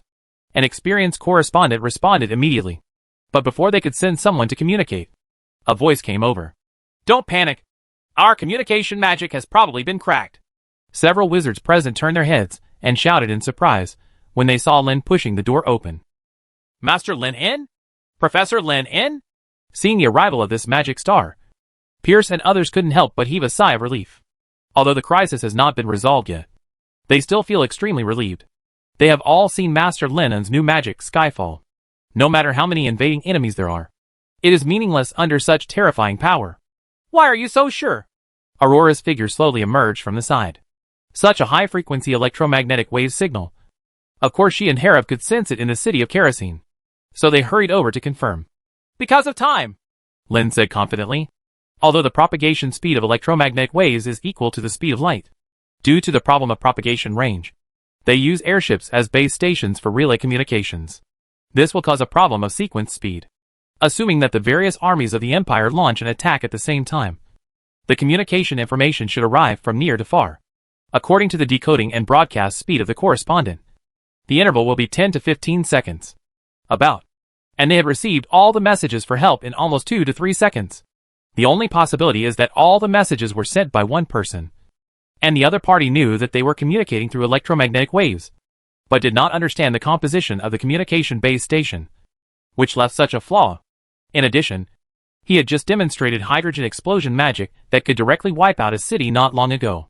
How could the Empire dare to launch a war on such a scale so easily? Under Lin Un's explanation, Aurora nodded and quickly agreed with the guess. But the worry in her heart did not diminish at all, because the news about the electromagnetic wave may have spread throughout the kingdom by now, and someone may have already set out to provide support. Lin En was also quite helpless about this, since electromagnetic communication magic has just been researched. It uses the most basic information encryption method, using binary Morse code as the blueprint. The codebook is rotated once a week, so normally it should not be cracked. After all, although the cardinals and legendary priests of the church possess very powerful power, their scientific and cultural level is limited, and they may not even understand what electromagnetic waves are. The problem may lie with the correspondents, who have the ability to decipher the code. The art of extracting memories from the brain is not only the specialty of psychic wizards, but a few cardinals also have similar abilities. In addition, all the great wizards also know how to decipher and send it, so that they can make emergency contact when necessary. Fortunately, he still had some emergency measures. Lennon closed his eyes. His index and middle fingers trembled slightly, and a unique electromagnetic wave was emitted. Supreme order. Everyone returns to their posts and defends the city. All alchemy devices that receive electromagnetic waves are set up with a magic. After sensing this unique electromagnetic wave, it will be copied and forwarded spontaneously, without the need for human control, and will spread throughout the kingdom in a very short time. Compared with other commands, the highest command priority is unparalleled. This is why Lin set up an insurance to prevent unexpected situations. He is the only one who knows the frequency of this electromagnetic wave. At this moment, a burst of fire and explosions appeared outside the window. Lin En looked out the window attentively. Sure enough, the other party sent these messages asking for help just to disrupt their position, and it was best to force them to divide their troops. It seems that the church is more urgent than we thought, Aurora said with a solemn expression. She originally thought that even if the other party wanted to take action, they would delay it for a few days. After all, the news of the evil gods' rebellion in the north had only reached the city of fire and oil today. Logically speaking, the council would need at least a day or two to prepare before mobilizing the army. Support? This was also a time difference they deliberately made. By the time the other party thought they were about to send troops for reinforcements, Vittorio had actually solved the matter long ago. I just didn't expect that the church didn't wait a day and started taking action today. Where do you think their target will be? Aurora suddenly asked. The church must have a motive for launching such a big battle and releasing an evil god in the northern part of the kingdom. That's probably the only place, Lin En replied in a deep voice. With the help of the identity of the great wizard Farrell, Cynthia successfully entered the residence of the Wizards' Council. Joshua's detention place was set up in a secret, spacious basement, and the entrance was in an ordinary warehouse. This was a storage room specially built by the lords of the city of Fire Oil to preserve their wealth. But now it has become a prison. If it hadn't been for extracting some information from Farrell's memory, I probably wouldn't have thought that there was a secret room here. The wizard guarding here quickly bowed and saluted after seeing Cynthia. Master Farrell, why are you here? We just heard an explosion in the city. Did something happen? It's the Imperial spies who have sneaked into the city who are causing disturbances, Cynthia explained in Farrell's usual tone. President Vittorio asked me to come over to help prevent those church personnel from taking advantage of the chaos to rescue the church's presiding judge. There was nothing questionable about the reasons given by Cynthia. Plus, Farrell had served as the warden for a few days before. After verifying his identity, he was released into the basement. Who is responsible for guarding here today? Cynthia asked. It's Master Sanchez. He should be in the research room now. You can wait a moment. We have sent someone to notify him. The wizard replied succinctly. This basement is very wide, considering that a great wizard cannot stay here for several days doing nothing. A magic research room was specially expanded. During the conversation, a heavy steel door appeared in front of the two of them. There's no need to wait for him any longer. Cynthia stopped walking and suddenly responded. Then she raised her hand, and a burst of bright starlight appeared around her. Then, in the wizard's horrified and disbelieving eyes, slammed hard at the door in front of him, accompanied by a violent roar that resounded throughout the world. The steel door, which was strong and heavy and blessed with a large amount of protective magic, burst open under the power of the legendary level. The flying debris scattered in all directions, and the entire surface shook faintly. Lord Farrell, what are you doing? A wizard swallowed hard and said with a trembling voice. Cynthia turned her head and glanced at him indifferently. Under the powerful psychic impact, the wizard who led the way died in an instant, and then walked straight into the prison. Behind the door is a space covering an area of about 100 square meters. In the center is the presiding Judge Joshua, who has been imprisoned for several months. His arms had been cut off, and the blood slowly seeping out from the wounds was draining his vitality bit by bit. His whole body was tightly bound by fluorescent alchemical chains. He lowered his head, as if he had lost consciousness. Cynthia's face showed strong anger. Joshua was the messenger of God she personally selected.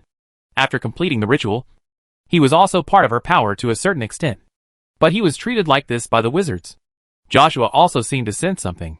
He slowly raised his head and opened his eyes. Although Cynthia stepped here as Farrell, he who possessed part of the god's power naturally recognized the person in front of him at a glance. The person is the incarnation of the Lord. However, there was no trace of joy on Joshua's face. Instead, he spoke eagerly to remind him. Get out of here, my lord. This is it. Trap. Before Joshua could finish his words, fierce eternal flame spurted out from his body, and the gaps in the floor tiles under his feet. At the same moment, the walls around the prison were also opened, and crisscrossing laser beams shot out, forming large nets that encompassed the entire prison. There was no blind spot or room to hide. The surging flames and laser beams instantly covered Cynthia. Herav and Aurora, who had just arrived at the prison, saw the scene of rapid fire spurting out from inside, and suddenly looked at Lin En in confusion. Someone triggered the trap, Lin En answered solemnly. After researching the magic and energy body and finding the way to be promoted to legend, the church's presiding judge naturally has no value anymore. The reason why he is still kept is because the Imperial spy who was captured recently seems to be exploring the place where Joshua is being held. After discussing with Vittorio, he and Vittorio both thought that they might be able to use it. So they set up this prison. Became a trap. And Joshua inside was the bait. Even the great wizard in charge of guarding was not qualified to cross this door. Unless Vittorio personally led people in, they would have to enjoy the gifts they specially prepared. Chapter 476. Go all out and fight the incarnation of God again. The violent immortal flames continued to surge in the secret room. And together with the crisscrossing laser beams, they isolated Lin and others. What happened? Sanchez ran over in a hurry. Lin glanced at Sanchez, and then told the guard what he had learned about someone pretending to be Farrell and breaking into the prison. Sanchez was quite embarrassed. His magic research was at the most critical moment, until he heard the violent noise when the steel door was smashed, and then he hurriedly ran out. Lin didn't mean to blame Sanchez. Ever since Vittorio was promoted to legend and turned this place into a trap, the prison protection became strict on the outside and loose on the inside. That's why that man could so easily use Farley. Your identity comes in. And if the other party can kill Farrell silently, then killing another great wizard is probably not a problem. To a certain extent, Sanchez has also escaped. In this moment, the immortal flame surging in the secret room showed signs of fading away. What made everyone present feel slightly uneasy was that it was very quiet inside the prison. There were no painful wails or screams. Only the roar of the flames. Are they dead? Herav asked solemnly. With the laser beam covering the entire prison and the intensity of the immortal flames, he estimated that if he entered it, the possibility of coming out alive would be slim. Then it depends on which church leader we are looking for. Lin didn't have full confidence. It has to be said that the church has embarked on a new path in spiritual energy and magic. No one knows how many unique magical arts the other party has. Although they had previously killed Edwell, captured Judge Joshua alive, and killed 2 legendary priests in succession, there were still 4 legends on the surface of the church. Lin felt that the person disguised as Farrell was most likely Gustav. After all, he had sneaked into the kingdom a long time ago. Just as he was thinking about it, the violent immortal flames in the prison suddenly disappeared without a trace, and were replaced by a biting, icy chill. Both the muzzle of the laser beam and the masonry on the ground were frozen in an instant. The steel gate that was burned and melted by the flames also turned into a lava ice sculpture, and even the smallest elements in the air were frozen in place. The power that seemed to be able to freeze time and space was rapidly spreading around. Lennon's expression changed drastically, and he quickly stepped back. He had already guessed who was coming. Only that one can survive such a trap and perform such a spell that can be called absolute zero. However, Len soon noticed that as the freezing range expanded, its power also weakened. When it expanded to 100 meters away from the prison, the temperature had risen to about minus 200 degrees Celsius. Ordinary people simply cannot survive such a terrifying low temperature. But for the Great Wizard, he can barely endure it by relying on his domain to fight. After the raging immortal flames were destroyed, the scene inside the prison soon appeared in front of everyone. Or maybe the prison has disappeared, and the interior has turned into an ice cave. The deep dents cut by the laser can still be clearly seen on the ground and walls. Cynthia, who was inside, had been forced to remove her magical disguise. Her appearance could only be described as weird. Her body was cut into dozens of sections by tiny laser beams. But not a drop of blood flowed out. Her whole body seemed to be stuck with glue together. As for the presiding judge, Joshua, he had already been swallowed up by the immortal flames. Even with Cynthia's strength, she had no time to rescue her. She could only watch as Joshua's body was swallowed up, because the spell to activate the flames was set up in Joshua's body by the insidious Lin. And his energy body is the best nourishment. Sure enough, he is the incarnation of that false god. This is going to be difficult. Aurora's face was very solemn, and her tone was extremely low. Harev's face was also very ugly, and he did not feel any contempt for defeating the former saint last time. Both of them knew how lucky they were to win in the first place. More importantly, they were now in the City of Fire and Oil, where 70% of the core strength of the Parliament was gathered.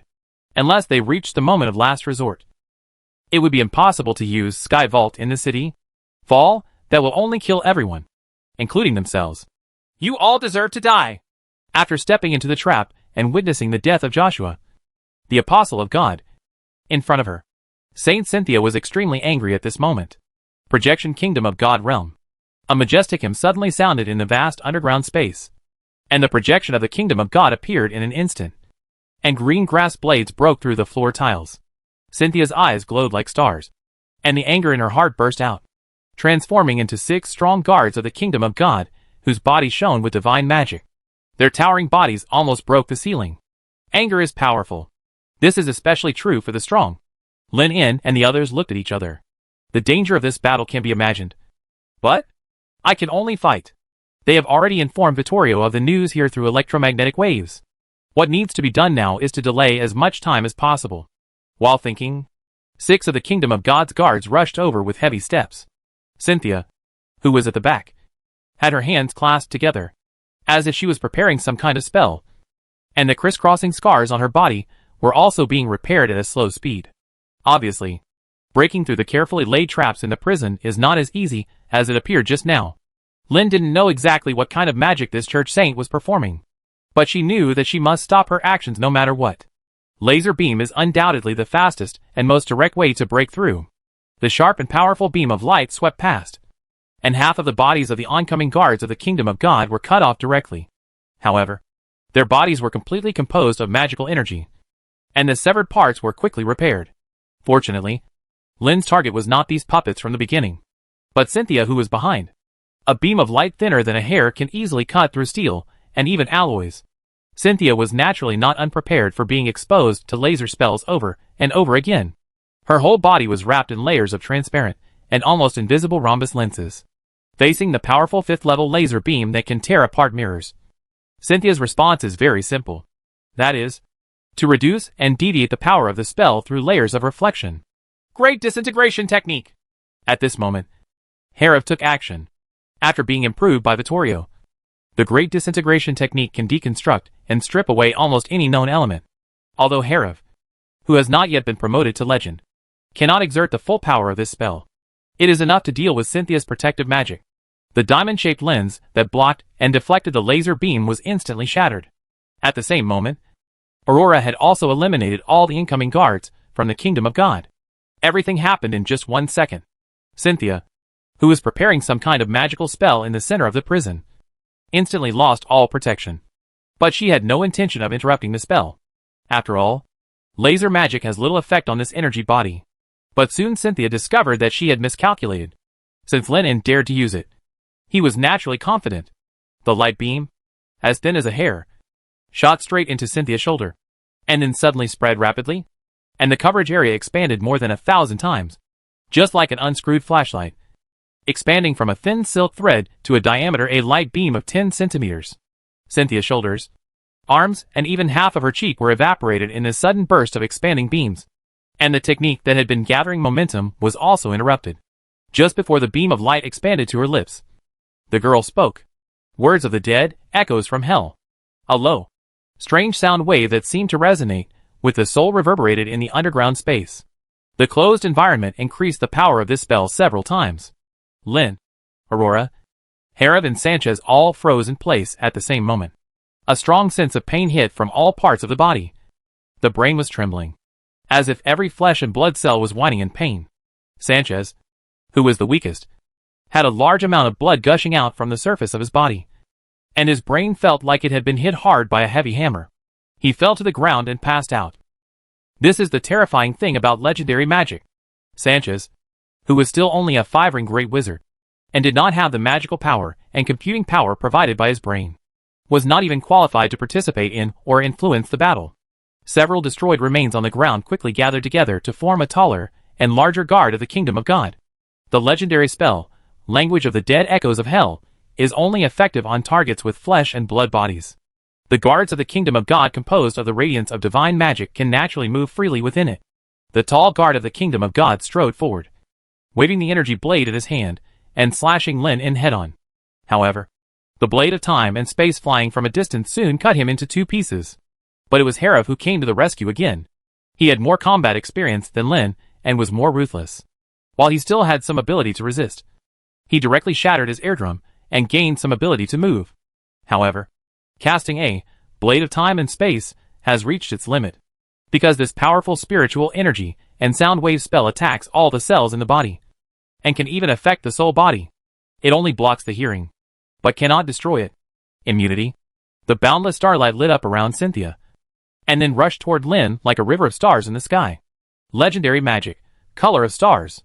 Every piece of starlight is filled with the will and power of God.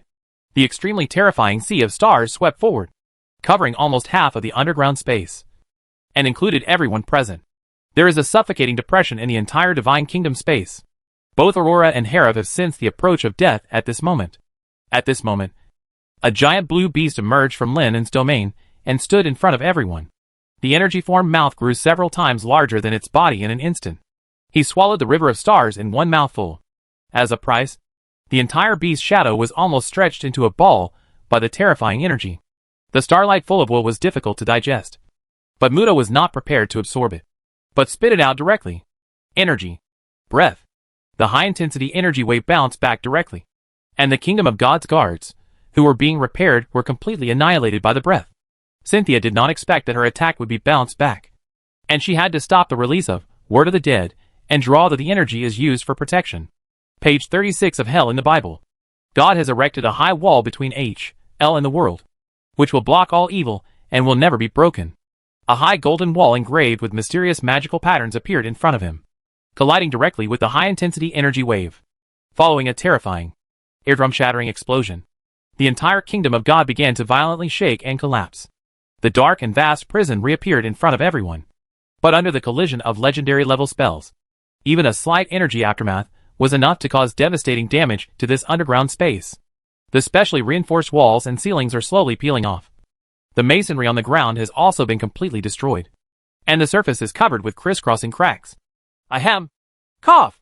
Lin and others, who were knocked over by the shock wave, finally regained their ability to move. Harriv, who was closest to the source of the explosion, covered his chest and coughed violently. The aftermath of the blast almost killed him. After walking between life and death, everyone is left with only fear, terror, and worry in their hearts. In the instant confrontation, they had gone all out. Although it seemed that they had injured Saint Cynthia, and Lin even used laser magic to annihilate the opponent's shoulders, arms, and half of his head, Everyone understood that they had no power at all. The method has a fatal impact on this incarnation of God. Muto, the only one who also had an energy-incarnated body. After successfully rebounding the legendary spell Star Color, the whole beast had completely withered and lay limply on the ground, like a wilted dough. Obviously, it will be difficult to help in a short period of time, if this continues, let alone waiting for Vittorio's support. I'm afraid that in a few minutes, as long as Cynthia uses Language of the Dead again, they will all die here. In this case, we can only take a gamble.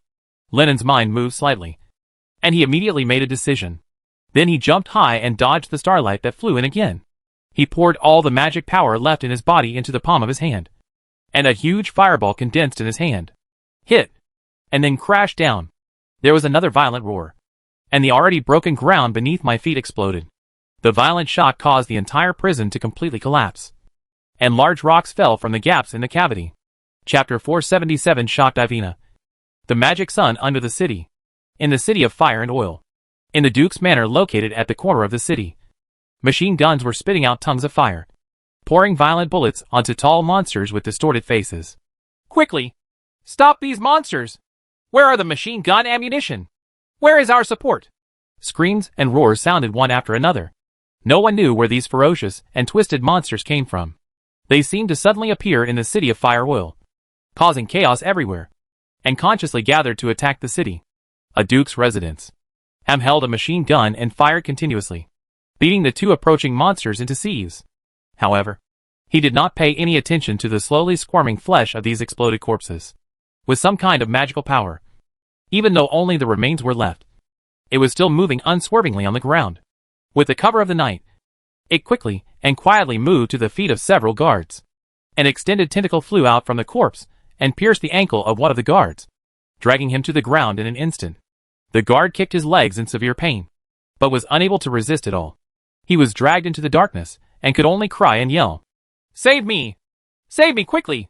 The three surrounding colleagues immediately rushed forward to pull the guard back. But what awaited them were more flesh and blood tentacles, which penetrated directly into their chests, shoulders, and even necks. "Damn it!" Ham cursed, and immediately turned the muzzle of the machine gun to sweep over, beating the flesh and blood remains into a pile of flesh and blood residue. However, it was still a step too late, and the musketeers had completely disappeared. The remaining corpses on the ground also tore off their camouflage, and their ferocious tentacles extended towards Ham and the musketeers, who were reloading. "Underground! Pay attention to the corpses underground!" Ham reminded hurriedly as he threw the Molotov cocktail in his hand. In the explosion and fire, the extended tentacles were blown off one after another, but this can only block it slightly, because there are too many corpses on the ground, and they gradually pile up to form a huge mass of flesh. A dozen guarding wizards immediately noticed the chaos here. A large number of fireballs pierced the void and exploded the large meatballs into pieces. However, this made things worse, and each piece of debris began to fly spontaneously towards the place. He grabbed the nearest guard and penetrated into their exposed skin, absorbing and grabbing the nutrients of recovery. Waves of painful wails suddenly resounded throughout the manor. The originally stable array almost collapsed in an instant. More monsters surged up, and the casualties began to increase. Fortunately, at this moment, the support they had been waiting for finally arrived, and a fierce tongue of fire swept past. This was not an ordinary flame, but a plasma fire that reached tens of thousands of degrees Celsius, which was enough to destroy all flesh and blood. Almost exhausted, its name is Eternal Flame. "Are you all okay?" Adela walked out of the manor and asked solemnly. "Great! Master Adela!" Ham and others shouted in surprise, and the originally low morale immediately became high again. The power of the great wizard is self-evident. If there is no opponent of equal strength, he can dominate the outcome of a war by himself. "Please, save my brother, Lord Wizard." A guard, covered in blood, staggered and dragged his brother, ran to Adela, and said with a look of pleading on his face. Arad lowered his head and glanced at the man's right hand. Tentacles stretched out from the wound, looking extremely terrifying. "If you want to survive, just endure the pain," Arad reminded, and then suddenly took action, pinched the opponent's arm, and in the latter's wailing, he used high-level material deconstruction technique. Directly from the atomic level, the entire arm and the flesh and blood of the demon parasitizing in the body were completely destroyed. Thank you. Thank you, Master Arad. The bloody guard thanked him excitedly. Although his brother lost one hand, his life was saved. Arad did not look at the two of them anymore, but glanced at the large number of broken monster bodies piled outside the manor, as well as the injured people with painful faces on the ground covered in flesh and blood. Damn it! Where did these monsters come from? Arad cursed in his heart with great annoyance. He and Raphael were originally guarding the solar furnace underground in the city, but judging from the news constantly reported by the guards, the situation has now reached a point where they have to take action. To the point, it is much better to defend against enemies from outside than to be beaten in. At the same time, Monroe and Ivina, who were under the protection of the realm of illusion, took advantage of the chaos just caused and stepped into the manor. These monsters that suddenly appeared were naturally summoned from H.L. by Monroe using the power of holy objects. It must be said that this holy object is too powerful. The 6 sides of the cube are 6 divine spells: realm of illusion, life deprivation, hell summoning, memory retrieval, unbreakable shield, and divine strike. The 6 spells are very versatile, covering attack, protection, and detection. Monroe even feels that he is even more powerful than the Cardinal now. You can also do more things, such as killing the guards in front of you. Monroe turned his head and pointed the cube at Arad, who was cleaning up the corpse of the monster. As long as he killed the Great Wizard, the defense line would collapse instantly. Are you going to waste your strength here? Ivina suddenly interrupted. Monroe paused and looked at his colleague in surprise. Now was the best time to take action. The guard's attention was all on the monsters, and he, who was in the illusory realm, had an absolutely secret opportunity to take action. Once the Great Wizard Arad is killed, the morale of these guards can be instantly defeated, allowing the monsters to drive straight into the underground of the manor. As for what is under the ground, Monroe doesn't know. But that is the task assigned to him by Her Majesty the Virgin. Must be done. Ivina spoke up and explained. Most of the power of the Wizards' Council is in the city of Firewheel. We just caught them off guard and used the lives of other colleagues to delay the opponent's support. But even so, it won't be long before those wizards will mobilize more manpower will come to support. No, it should be said, they are already here. Ivina suddenly raised her head and pointed at the sky. Monroe raised his head and glanced in the direction Ivina pointed. There seemed to be something moving quickly in the endless night sky in the distance. They are airships, and there are many of them. Although he couldn't see clearly, Monroe realized this immediately, and his originally good mood was completely destroyed. He was very aware of the weird fire carried on every airship and was very restrained. The monster's powerful recovery ability. In addition, the wizards who can come to support must be elite. In other words, even if he kills Arad and defeats the guards here, the monsters he summoned will be quickly eliminated. The monster you summoned has attracted most of the guards underground. Now is the best time to sneak in. Ivina reminded again. Maybe you were right. Monroe nodded helplessly, took the holy object back, agreed with the girl's statement, let go of the guards, and quickly stepped into the manor. Ivina looked back at the guards, who were still resisting and cleaning up the monsters, and the firelight rising in the distance. Before tonight, this city was still filled with tranquility and peace. It was different from any other large city in the Empire. Every civilian here has a job, and they will not go hungry or cold. Here, wizards built tall buildings, expanded roads, and filled the city with vitality. Managers here are not hereditary, but are elected through examinations. No matter they are civilians, nobles or wizards, they can participate. There are so many differences in this city. Ivina vaguely remembered that Lord Gustav once told her that the reason why the Empire continues to expand, and the reason why the Lord is great, is to build the world into a kingdom of heaven. The wizard, on the other hand, wants to turn the world into H.L. That's why they hunt wizards. But this time it was them who broke the peace of the city. Ivina fell into a daze. In the northern part of the Empire, the wizards she saw were all crazy and sick. But in the past few months in the City of Fire and Oil, everything I saw was completely opposite to the teachings I had received before. If this was all a disguise, those wizards were pretending too well. Ivina looked deeper into the manor. The guards here were the strictest in the entire City of Fire Oil. If there is a so-called truth, it must be hidden here. Then let me see the reality beneath the illusion. Ivina turned around after thinking, and walked with Monroe to the castle deep in the manor, under the protection of the field constructed by the sacred objects. The guards in the manor could not see them at all. In fact, not only sight, but also hearing and smell cannot detect the two people in the field. And it also has the ability to isolate magic power, which is the effect of the illusion. Even so, Monroe was still very careful, because no one knew what kind of detection magic those wizards had. As soon as they entered the foyer, the two of them were shocked by the sight in front of them, because the entire castle underground was empty, and what appeared in front of them was a spiral-winding road that led to no one knows where. The further they went down the road, the more alarmed Monroe and Ivina became. With such a huge amount of work, they even suspected that the wizards had hollowed out the entire city. They may be preparing to build a door to H.L. here, Monroe guessed. Ivina also pursed her lips. She was not willing to believe Monroe's guess. But other than that, she couldn't think of anything else worth hollowing out the entire city. In silence, the two of them went deeper and deeper. This place was simply a magnificent underground city, with all facilities available.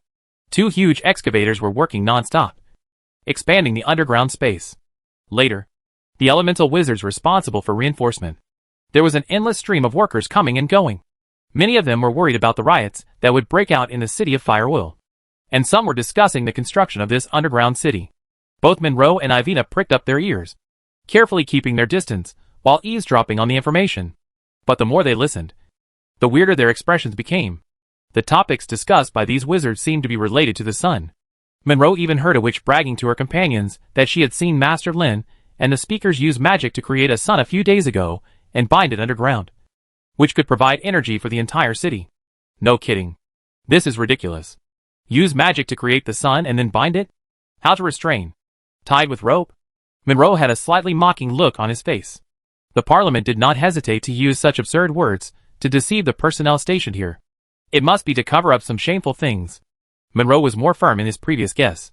Or perhaps the wizard's statement was a metaphor. They were preparing to cast powerful magic that could destroy everything underground in the city, thus completely destroying the city. Ivina was also confused, but she quickly abandoned those messy thoughts.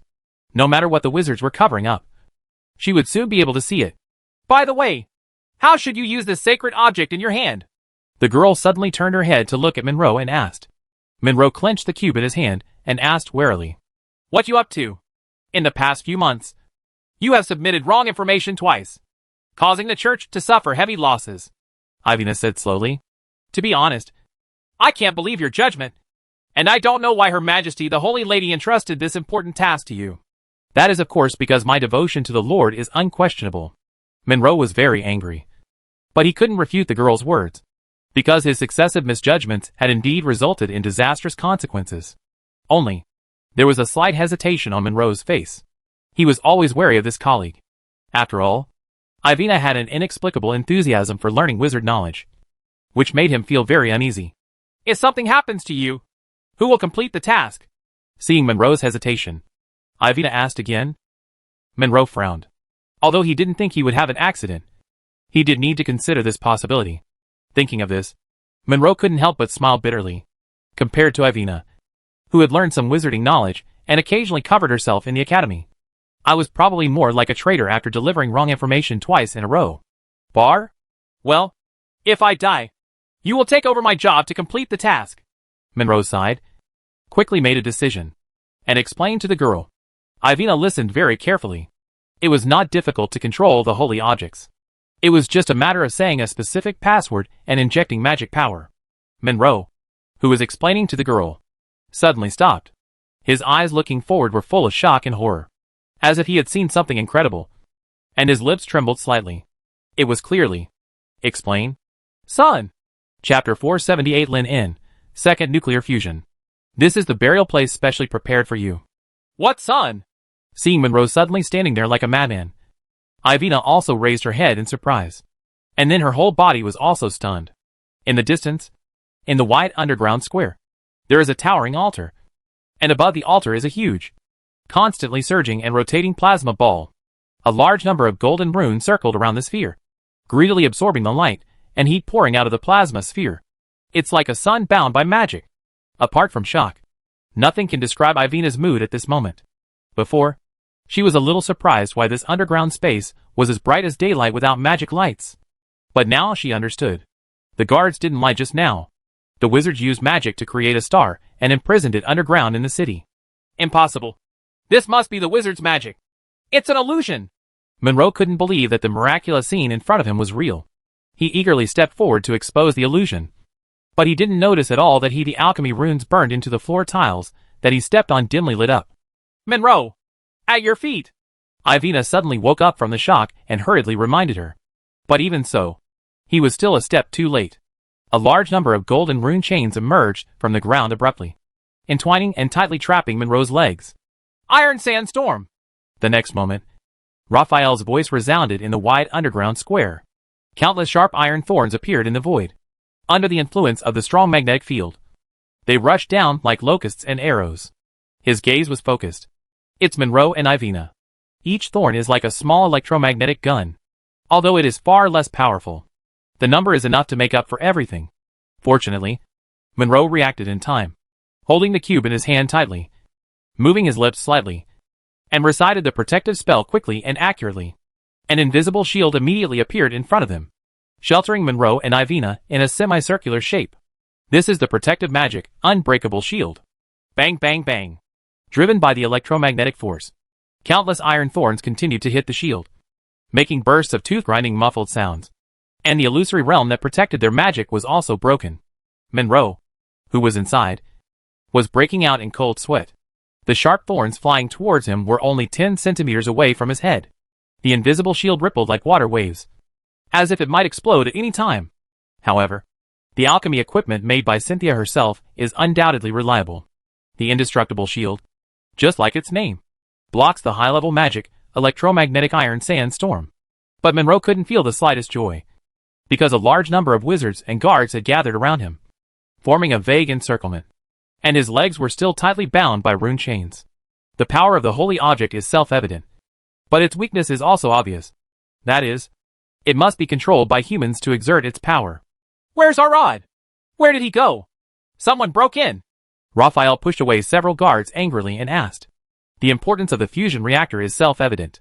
It is guarded by 2 great wizards on a daily basis, and Arad is responsible for the protection on the outside. Master Arad heard that there was a large group of monsters attacking outside the manor, and he has gone to provide support. A wizard hurriedly reported. Raphael frowned, very dissatisfied with Arad's behavior of leaving his post without permission. This was obviously the enemy's plan to attack the east and the west. However, after calming down, Raphael also knew that even if Arad was stationed outside, it would be difficult to catch the intruder, because all the detection magic they set up found no signs of intrusion.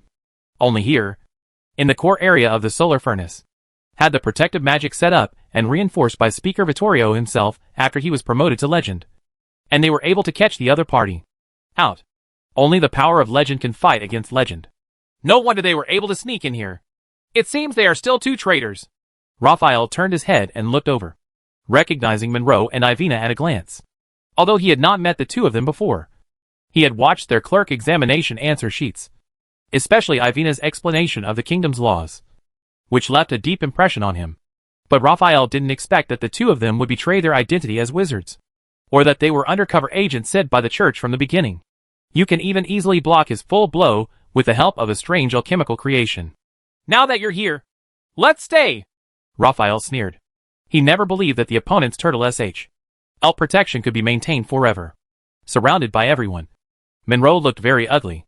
The only good thing was that there was only one great wizard here, so he might not have no chance of winning. Ivina also pulled out the long sword in her hand. Compared to the magic she had just learned, she still trusted the blade in her hand more. Elemental Torrent. Raphael had no intention of holding back at all, and he used the 5-ring spell as soon as he took action. The elements in the void seemed to be guided by some kind of guidance, and they violently collided with each other and rolled towards the 2 of them. At the same moment, the side of the cube in Monroe's hand glowed with an unusually dazzling light, and he used Holy Strike to prepare for a fight. 2 powerful spells intertwined and collided, erupting into a strong wave of air. Immediately afterwards, an even stronger explosion suddenly sounded in the underground space. But this was not the explosion when the spells collided, because the sound actually came from above their heads. The next moment, under everyone's shocked and confused eyes, the ceiling above suddenly exploded. A large amount of rubble, bricks and steel bars fell from overhead. Get away! Get away! Raphael shouted, and then looked at Monroe in surprise. The entire underground space was specially reinforced. Even if it is hit by the 6-ring magic, It can still guarantee general protection. Sturdy structure. There was no way it would collapse in the aftermath of the magic just now. Raphael soon understood why. Because as these stones fell, there were also several unusually familiar figures. It's Master Lin In! And all the speakers! The wizards present shouted excitedly. Your Majesty Cynthia! Monroe said excitedly, as if he had seen a savior. However, they later discovered that the appearance of the missing people could only be described as miserable. Whether it was Harif, Aurora or Lin, they had all been severely injured in the aftermath of the previous legendary magic collision.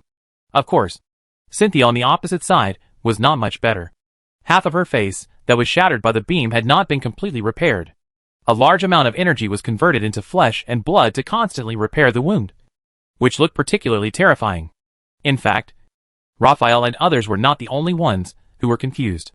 Harif and Aurora were also shocked by Lin's sudden breakthrough of the underground compartment. They all knew that there was something underground in the City of Fire and Oil. What? But I don't understand why Lin and led the other party here. Cynthia, who was also knocked down, was undoubtedly the most shocked one. The little sun hanging in the sky was too dazzling for people to ignore, and the huge energy emitted made her feel intensely uneasy. At the same time, it also evoked the deepest fear in her heart. A few months ago, just like today, I fell into the trap set by the wizards during the pursuit. The scene in front of me now is like a repeat of the original experience. At this moment, when everyone was distracted, surprised, and confused, Lin In quickly occupied the center of the magic circle, raised his hand to activate the fusion reactor, and pronounced the verdict in an unquestionable tone. Accept the trial. Ella! This is the burial place specially prepared for you. The moment the voice fell, the plasma ball suspended in midair suddenly contracted inward under the action of the strong magnetic field. And then dozens of terrifying laser beams flew out from the sky, the ground, and the surrounding walls, blasting toward the little sun in the suspended reactor. In other words, it is the helium element inside that is formed by the fusion of tritium and deuterium elements and exists in a plasma state, under the constraints of a strong magnetic field. The plasma state then had reduced its volume to 1/3 of its size, expanded violently again. Its intense high temperature seemed to evaporate the void, and the strong light that burst out instantly obscured everyone present. Vision. Circle after circle of ripples spread from top to bottom. The powerful energy waves expanded outward at a speed visible to the naked eye. All the formations covering the entire underground space were quickly activated. Wall of size. Cynthia did not hesitate to activate the strongest protective spell this body could use. A high golden wall exuding the brilliance of divine magic stands across this underground space. But even so, Cynthia still felt unsafe, and kept applying various powerful magical protections to her body. Having seen the power of hydrogen explosions with her own eyes, she would never dare to underestimate the power of the huge sun above her head. Hundreds of thousands of energy storage runes were filled in just 3 seconds. And then a large amount of light energy and heat were stimulated along the guidance. The target was not Cynthia, but Lin, who was located in the center of the circle. Kindness. In almost a second, Lin's body collapsed and crumbled under the wash of energy. The wizards, who were in tears when they were stung by the bright light, were immediately dumbfounded. Did Master Lin In commit suicide? Monroe and Ivina were also stunned for a moment, not sure what the situation was. Only those alchemists who had witnessed the legend of Vittorio's promotion vaguely guessed what Lin was doing. Harif and Aurora also widened their eyes. Of course they can see Lin's plan. The power of this saint is too powerful. She cannot use Skyfall in the City of Fire Will, so she can only use legend to deal with legend. But where does this promotion energy come from? Doesn't it mean that tritium and deuterium elements are no longer enough? Could it be that someone secretly hid a large amount of nuclear fuel behind their backs, preparing to advance to legend in private? But where could such a huge amount of tritium and deuterium be hidden? What Harif didn't know was that it was not the hydrogen isotopes that were fused this time, but the helium element produced by their fusion. First, hydrogen is fused into helium, and then through ultra-high pressure and high temperatures of hundreds of millions, 3 helium nuclei are fused into 1 carbon nucleus. This is the secondary nuclear fusion that often occurs inside stars. As early as the last time Vittorio completed the promotion ceremony, Lin had already noticed this new energy gradually gathering inside the fusion furnace. However, due to the difficulty and risks of secondary fusion, he did not speak out easily. Now it's time to give it a try. With the help of words and the fusion furnace as intimidation, Lin successfully bought time to activate the promotion ceremony. A steady stream of energy was extracted from the violent plasma sphere, If Vittorio hadn't reinforced the core formation after being promoted to legend, the guidance runes would have exploded long ago. Linen's body has completely disappeared on the platform, leaving only the soul body located on the boundary between illusion and reality, receiving the tide of energy emerging from all directions. Shape-shaping body reconstruction. The moment Lin's body was completely destroyed, he activated this magic, and a massive amount of magic was drawn from the tens of thousands of magic crystals placed underground. A heart slowly emerged in the void, followed by connected blood vessels. With Vittorio's experience in promotion, Lin will naturally not take any detours and knows exactly what the order of building a body is. However, under the baptism of the terrifying energy tide, the whole process was not that easy. To complete this ritual, soul power infection, energy integration, and magic shaping are indispensable. This requires extremely large and precise computing power. Moreover, the strength of the soul of the five-ring Great Wizard and the powerful enemies in front of him will not allow him to slowly complete his promotion. Lin Ying could only use the blessing of the magic network's computing power to build a body of magic and energy in an orderly and rapid manner. Winding runic chains rose from the ground, wrapping Lin and the entire core array. This was an array specially set up by Vittorio. Without this layer of legendary level protection, he would not have the guts complete the promotion ceremony in public. By the time Cynthia realized that she had been tricked, it was already a few seconds later.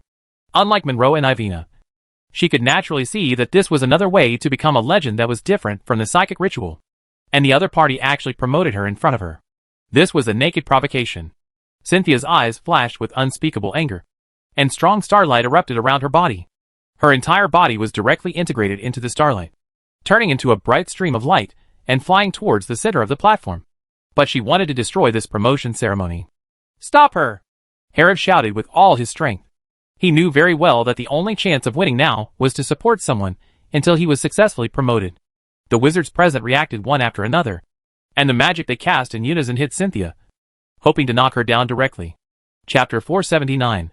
The physical body breaks through supersonic speed. Only legends can fight against legends. Pyroblast, Chain Lightning, Ice Blade. A large amount of low-level magic is pouring down like a torrential rain. Unfortunately, the method of winning by quantity over quality is obviously not feasible here. There is an irreparable gap between legends and great wizards. Not to mention that these are ordinary. Official wizard. Cynthia's figure swept across the platform like a gust of wind, leaving after images in everyone's field of vision. Just relying on the extraordinary speed of energy transformation, she has already avoided more than 90% of the spells. The remaining ones? Cynthia doesn't bother to avoid it all, and is often scattered by the elements in the field before she reaches her. Fortunately, Harib never expected these wizards to be of much help. He just wanted to distract Cynthia a little, relying on the advantage of distance. Aurora had already stood in front of the promotion circle. Palm-sized crystals appeared in the void, and then flew towards the speeding stream of light. Such an obvious attack obviously cannot hit Cynthia, who is moving at high speed. Thunder Web! Aurora stretched out her hand, and countless lightning flashes flashed through the crystal stones. Each crystal is like a node, connecting the violent arcs pouring out from it, covering a large area in an instant, forming a huge electromagnetic network. Cynthia's energy body can almost ignore most spells, but it is still difficult to escape the constraints of the magnetic field. The Saint is turned into a stream of light, just like plunging into a quagmire. Her speed changed from extremely fast to extremely slow, and her glowing figure was revealed again. Blade of Time and Space Cut. Years of cooperation allowed Harib to launch this attack at the right time without any communication. The invisible ripples of space slashed across the space, directly cutting Cynthia's body into two pieces. Then Aurora activated the lightning again, using powerful electromagnetic force to tear the broken body into pieces in just 2 seconds. How can this be? Seeing Cynthia's body completely submerged in the lightning, Aurora herself paused, but then realized that a legend would never die so easily, unless it was a fake person. A strong warning flashed in Aurora's mind, and she instinctively moved her body a little away. Then a burst of blood splashed, and her right arm was completely broken off. Damn it! Aurora's left hand tightly covered the wound, letting the blood condense into ice and block the gushing blood flow. She actually suffered a big loss in the visual arts that she was best at. Obviously, the starlight magic released by Cynthia just now was just a cover. I had already concealed my figure under the cover of starlight, thus launching this fatal blow. Aurora's eyes swept across the front of her, and she was horrified to find that she couldn't sense the other party's movements at all. Fortunately, At this moment, runic chains emerged from the ground and were drawn to an open place. With a heart-wrenching muffled sound, Cynthia's figure appeared from the void, and pieces of starlight exploded, defeating all the rune chains that were rolled up. But this thing seems to be endless. If one is destroyed, more chains will roll towards her. Whether it is a large number of magic stones accumulated in the ground or the fusion furnace suspended in the sky, they are constantly providing it. Energy. The rune barrier supported at the rear easily blocked the bombardment of starlight. This layer of protection was specially set up by Vittorio to ensure that there would be no interference at all during his promotion. And almost every possibility was considered. Before being destroyed, neither space, force fields, electromagnetism, nor sound waves can affect the people within the circle. It is like using magic to separate two worlds. Cynthia naturally saw this, and after testing the strength of this thing with starlight magic, she launched Kingdom of God again. This place is the realm of God! Cynthia's voice rang out in the underground space. The continuous use of legendary magic spells was a big drain on her. So much so that she needed to use the divine words to communicate with her body before she could descend to the Kingdom of God again. In an instant, the entire underground realm was included in the Kingdom of God. Except, the sun furnace is located under the protection of the legendary magic circle. Cynthia opened her hand, and the elements infected by divine magic in the vast space immediately gathered together, forming a giant palm, and pinched the half-clasp of the rune barrier like an edge L. Don't even think about it! Harib used his force field magic with all his strength, trying to pull Cynthia down from midair. Just as the battle on the field became more and more intense, Monroe, who was bound by the rune chains and unable to move, started to think about it. He held the cube in his hand tightly and began to gather momentum, preparing to activate the most powerful legend stored in the holy object. Divine magic, light of annihilation. The rhombus-shaped cube kept rotating in the palm of the hand, and the magical runes on the 6 faces were connected together, blooming with an unusually dazzling light. Monroe understood that now was his opportunity to show off his talents. As long as he assisted Her Majesty the Holy Maiden and killed all these wizards, he would be able to use this achievement to wash away the stain and shame of the past. Now the attention of everyone present was attracted by the terrifyingly powerful Saint Cynthia. But Raphael was the exception, having just fought against Monroe.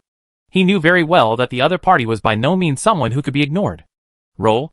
Dozens of iron thorns with electromagnetic force arrived in an instant, in order to display this light of annihilation. Most of the power of the holy object was transferred in the successive bombings of small electromagnetic guns. The protection of the indestructible shield was quickly broken. Monroe, who was bound by the rune chains, had no possibility of evading. He could only avoid the vital points as much as possible and sit back and watch the thorns pierce into his chest, thighs and arms.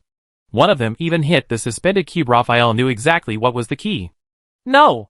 Amid Monroe's cry of collapse, the cube came out of his hand and was knocked straight away.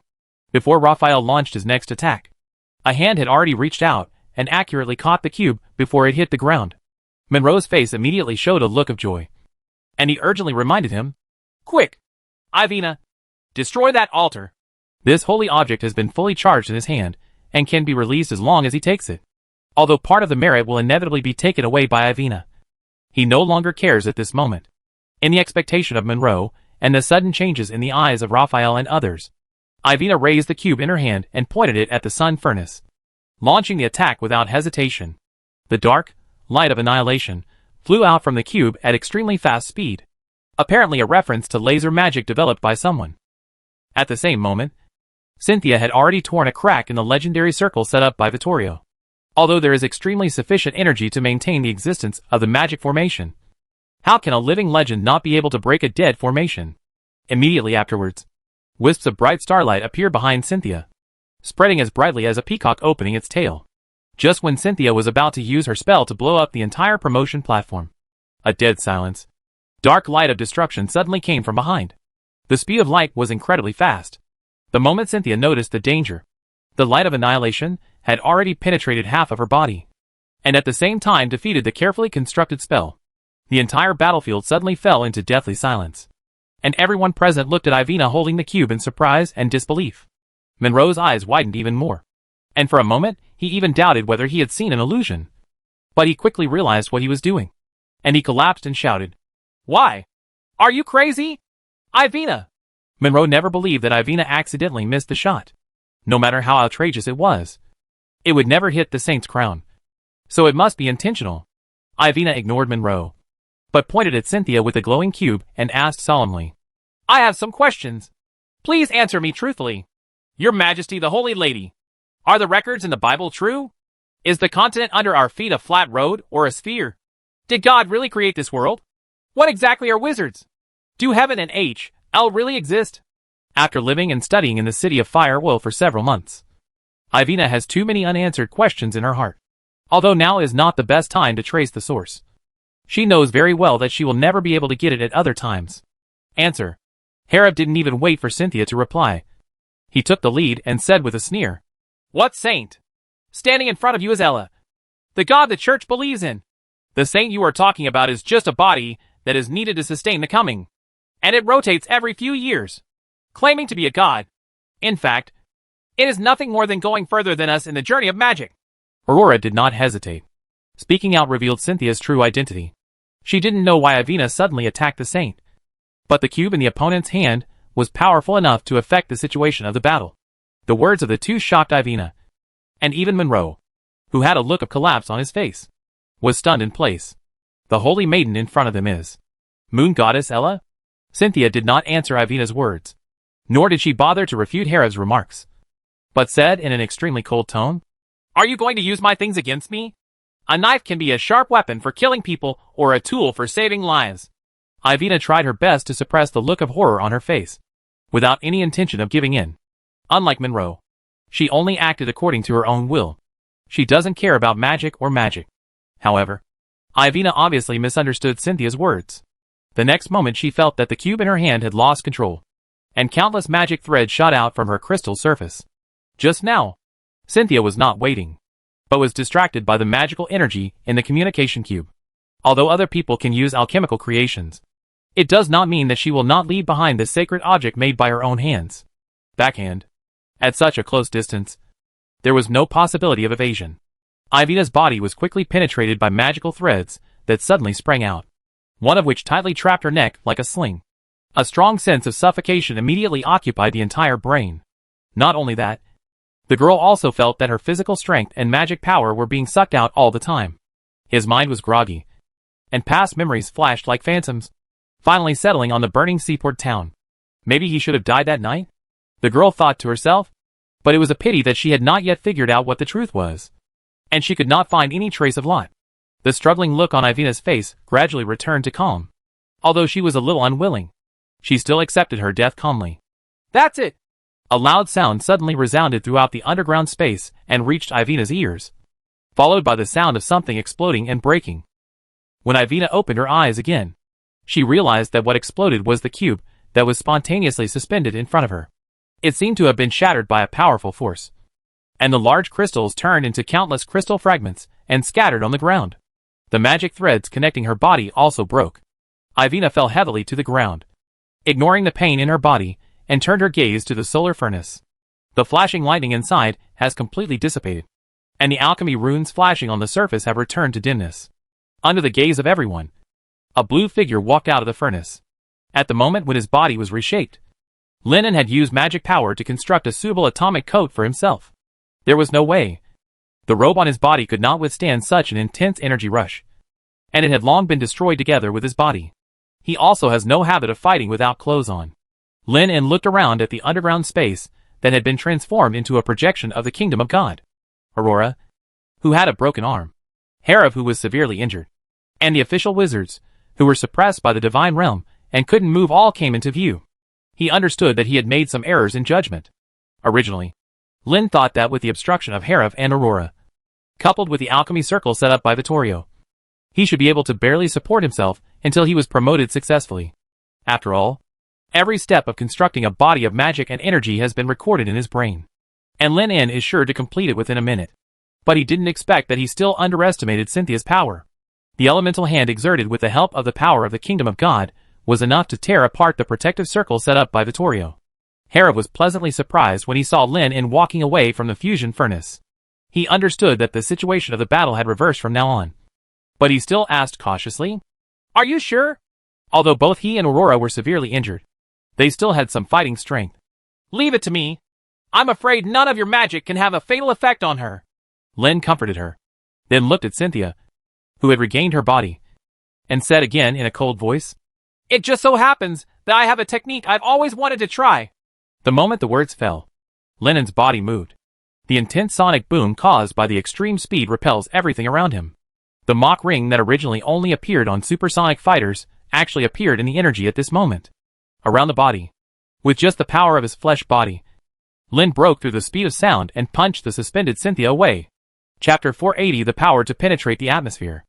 The final atomic breath. Breaking the speed of sound with the physical body is an idea that Lin has had before, since they are no longer weak carbon-based life forms. Their speed and power should not be so restricted.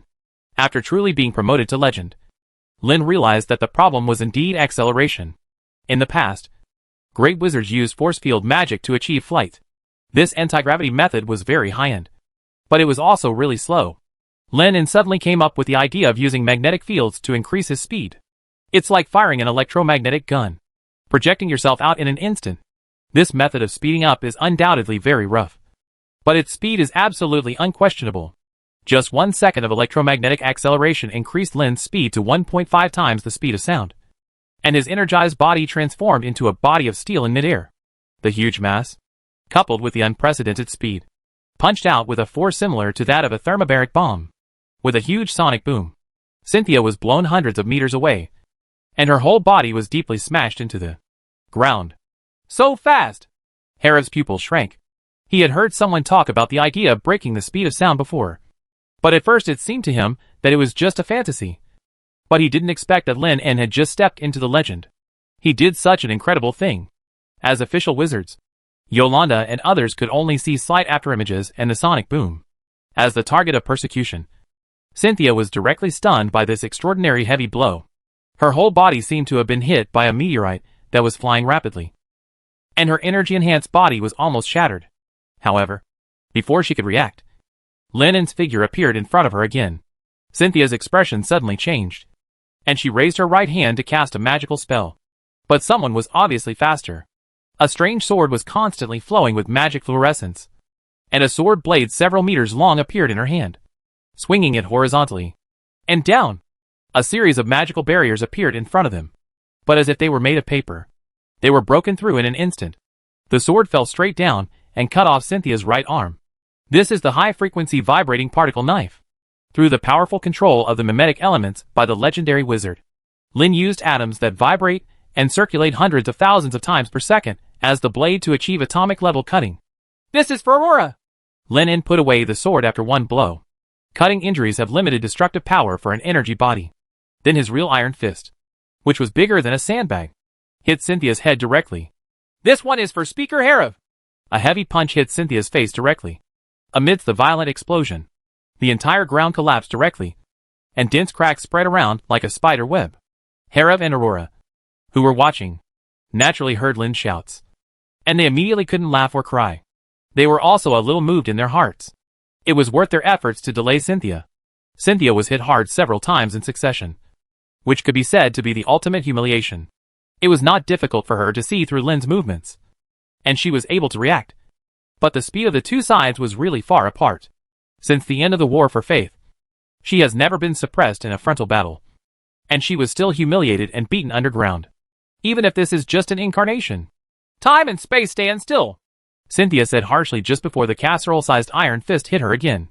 The element soaked in divine power within the projection of the kingdom of God seemed to have received some kind of instruction, and they were all frozen in place. And a terrible chill was spreading to the surroundings at an extremely fast speed.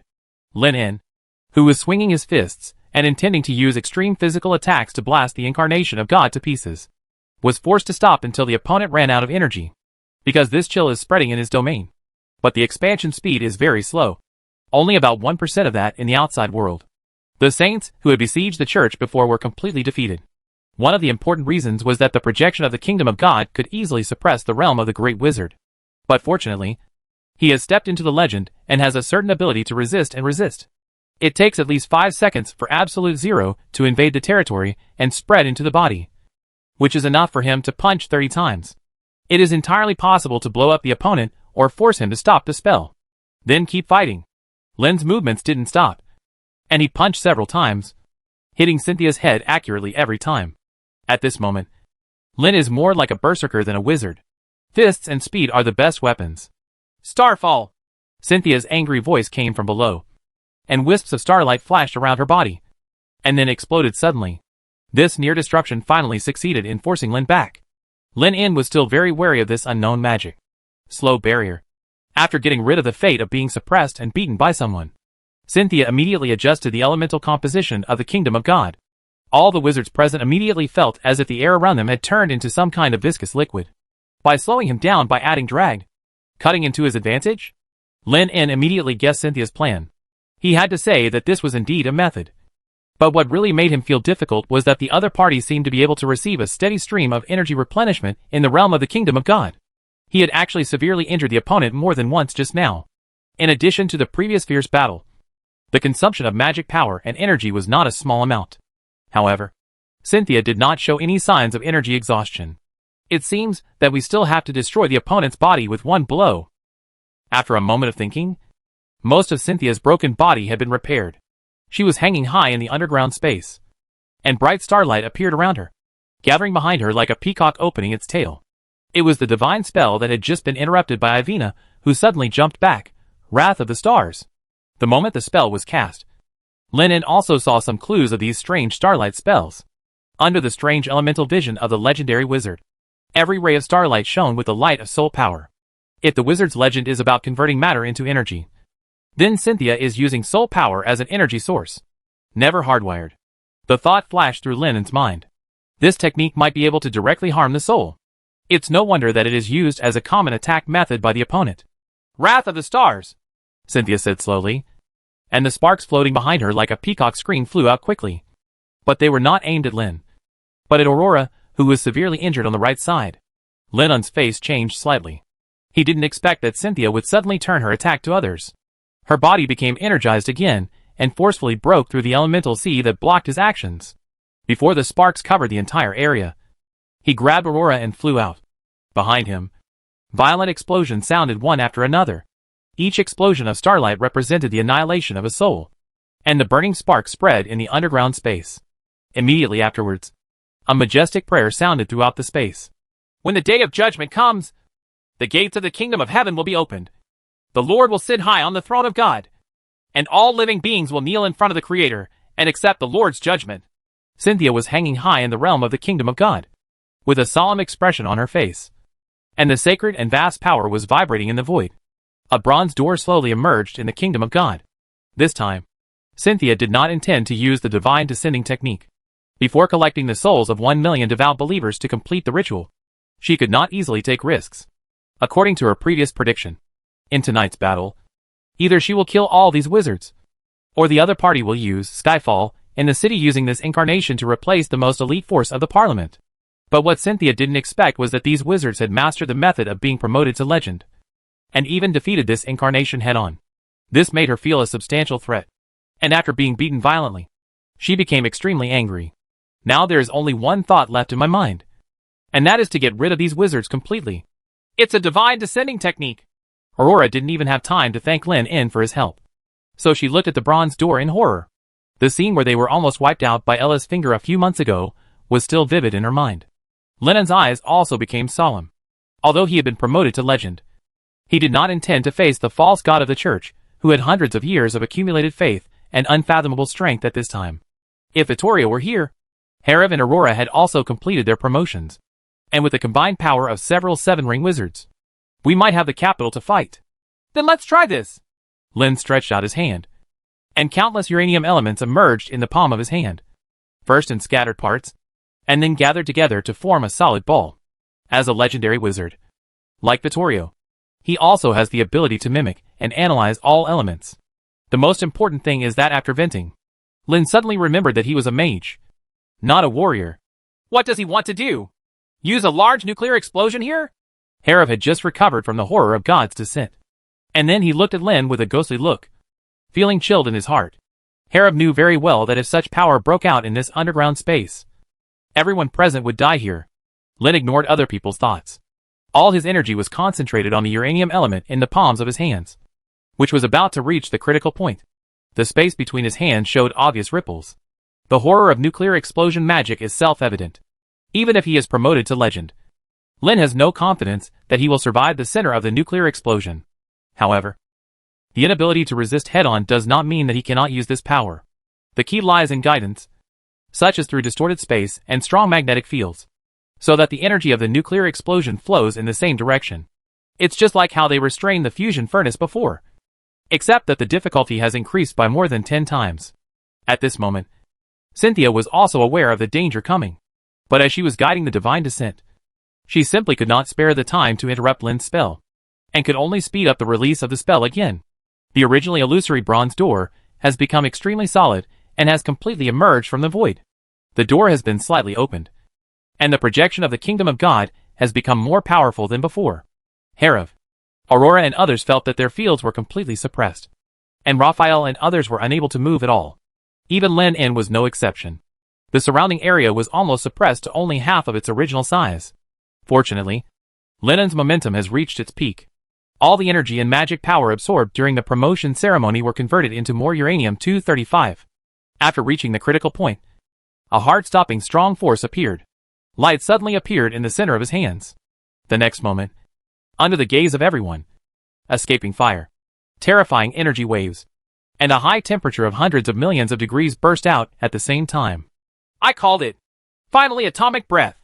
Lin In spoke slowly, and just a little bit of energy that escaped caused his hands to evaporate and disappear, and even half of his body was gone. But fortunately, the technique to restrain the nuclear explosion has been formed. Under the combined action of the distorted space and the magnetic field, the unimaginably terrifying nuclear explosion energy waves centered in front of Lin In, surging and rotating, and erupted in a cone shape. Come out! The high-density energy wave was less than 50 centimeters in diameter at the moment it was excited. But by the time it approached the bronze door, it had expanded into a huge light pillar with a diameter of more than 100 meters, colliding with the mythical bronze door.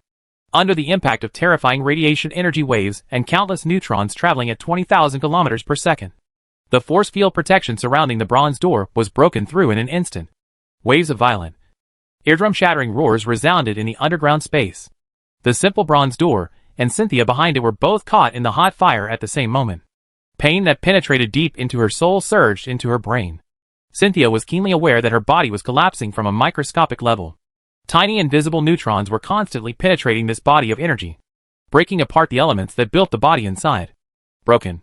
At the last millisecond, Cynthia only had time to remember Lin In, who performed the spell firmly in her mind to prevent this memory from being forgotten. Then, the incarnation was annihilated under the high-density energy column. After defeating the Bronze Gate and Cynthia, the huge energy pillar didn't stop at all. It penetrated directly into the ground and completely wiped out the entire castle above. Then it continued to expand and extend, and rushed into the night sky with a momentum of penetrating the atmosphere. The diameter of the farthest light pillar even exceeds 3 kilometers. From a distance, it looks like a huge inverted cone of light, a staircase leading to the kingdom of heaven.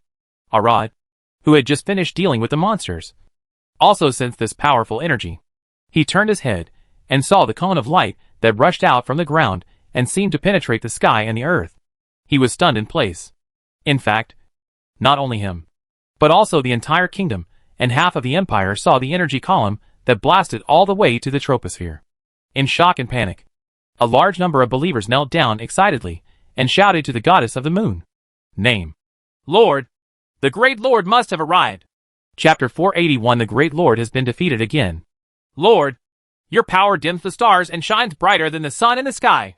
Please dispel the doomsday and punish the minions of the evil god. In the holy city, countless believers who had witnessed the miracle shouted loudly. They firmly believed that it must be the great moon goddess punishing evil.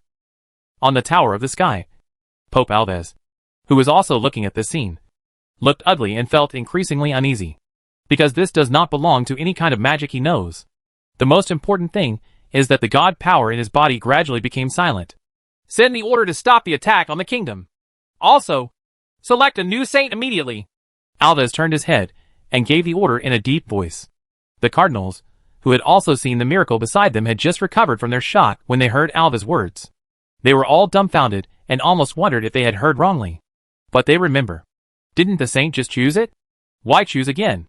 But under the cold gaze of Pope Alves, no bishop dared to raise objections. thinking of the strange sight of the beam of light reaching into the sky just now. Some people had already vaguely guessed something. Yes, Your Majesty the Pope. Several cardinals immediately took the order and left the Sky Tower, feeling a little uneasy in their hearts. It seems that the plan to counterattack the kingdom has failed.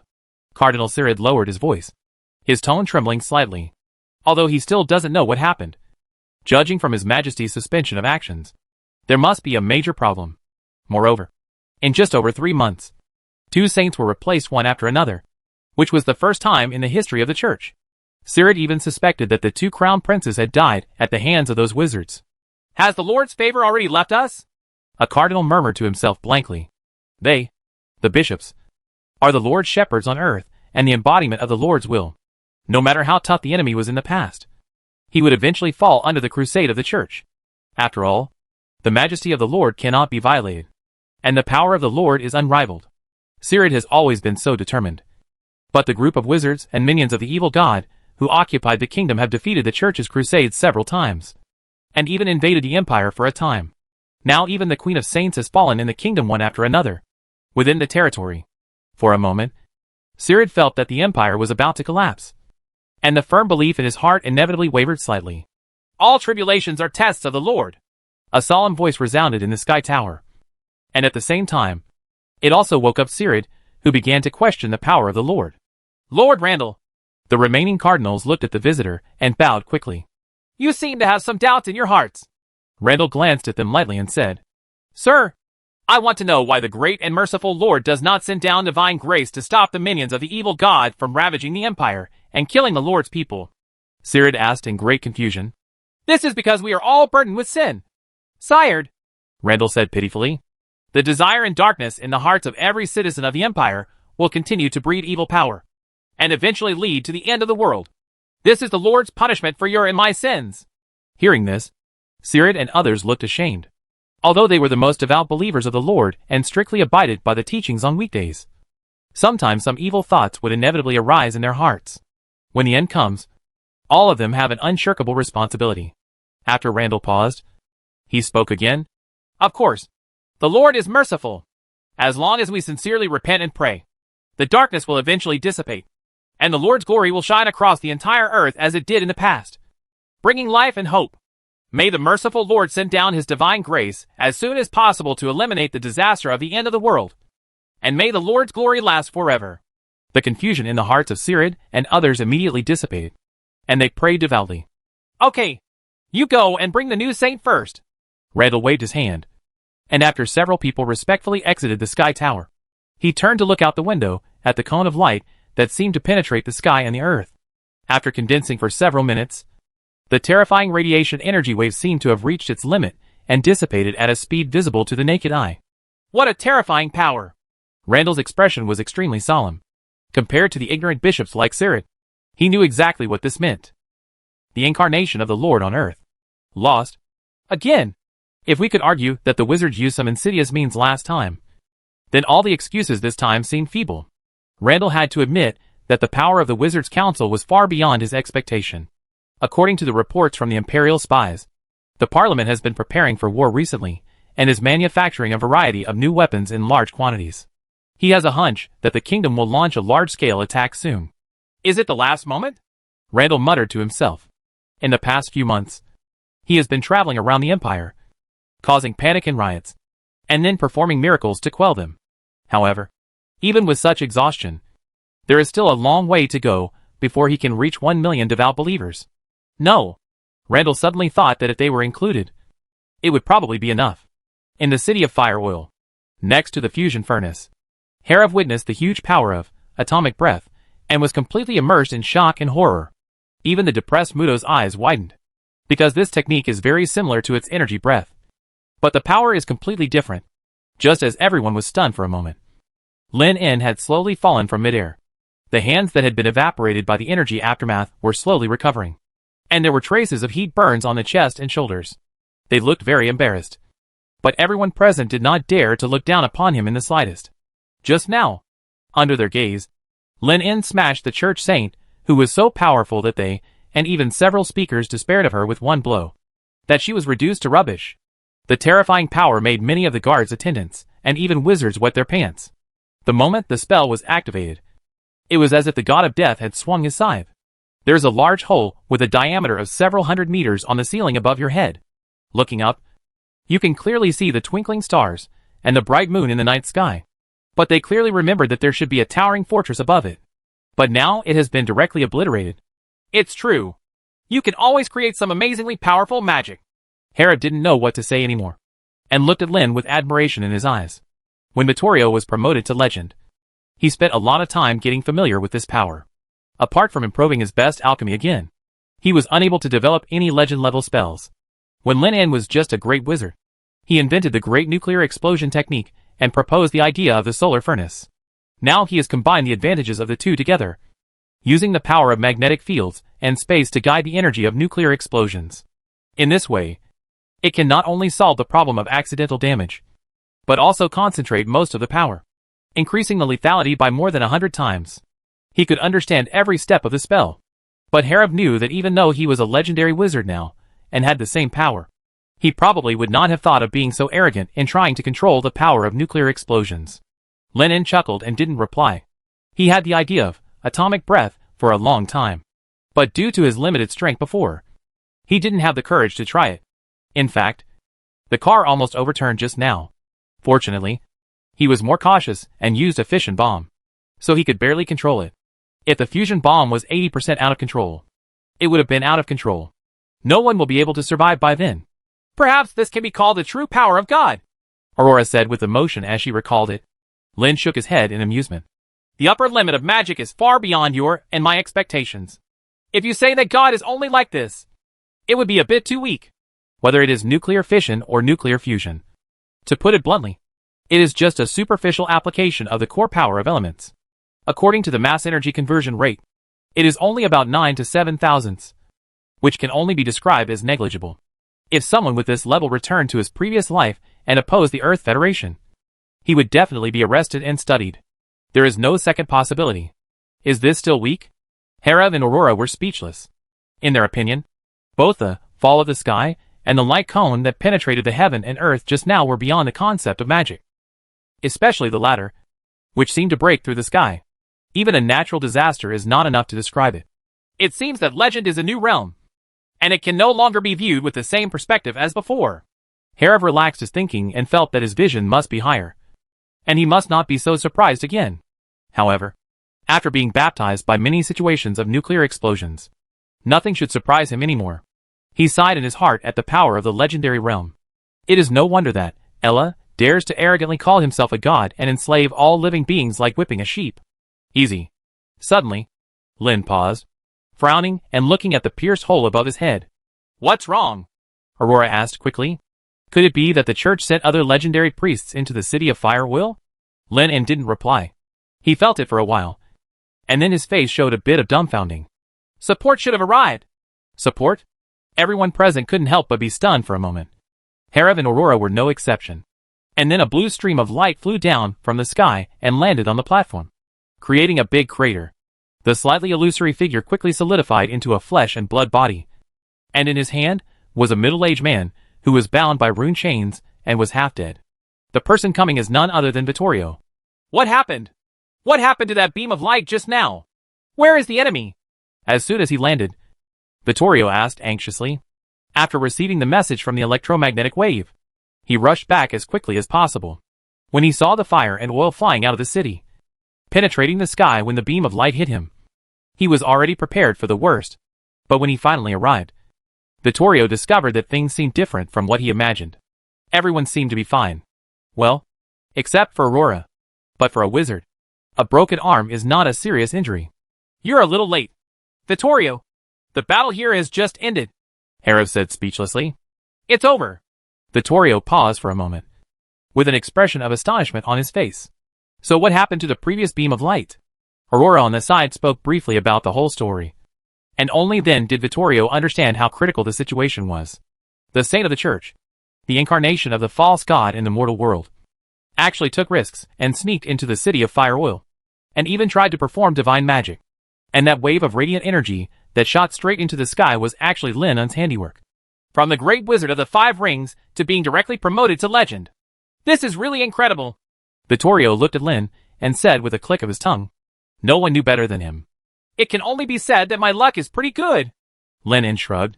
In fact, without the blessing of Jinu's computing power and Vittorio's promotion experience, he would not be sure to do such a dangerous thing.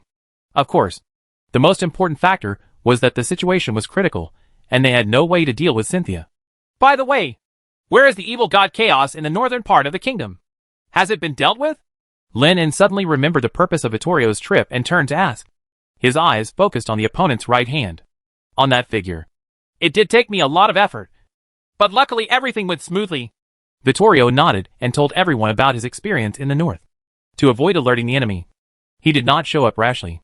He secretly captured several leaders who released the evil gods, used memory retrieval to detect intelligence, and first eliminated Gustav, who was hiding in the dark. The other party probably didn't expect that he would come so quickly and complete the legendary promotion. Under Vittorio's sneak attack of justice, Gustav was beaten violently before he could launch the projection of the Kingdom of God. The remaining evil god, whose thinking was confused and whose strength had not yet been restored, was nothing more than a large sandbag. Therefore, in less than half a day, the matter was successfully resolved, and the subsequent quelling and management was left to Rettel and others. Vittorio rushed back almost non-stop. When the electromagnetic wave transmission was carried out, he was already halfway down the road, so he could get here so quickly. Very good.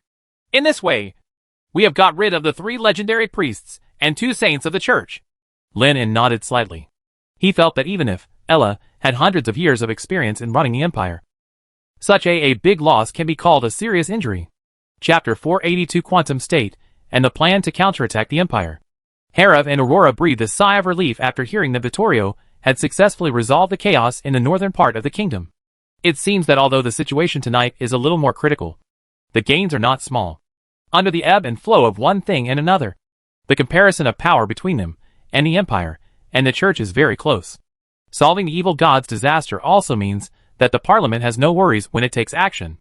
Lenin glanced at the dilapidated underground square and ordered the wizards, who still had some energy, to deal with the aftermath, especially to treat the wounded.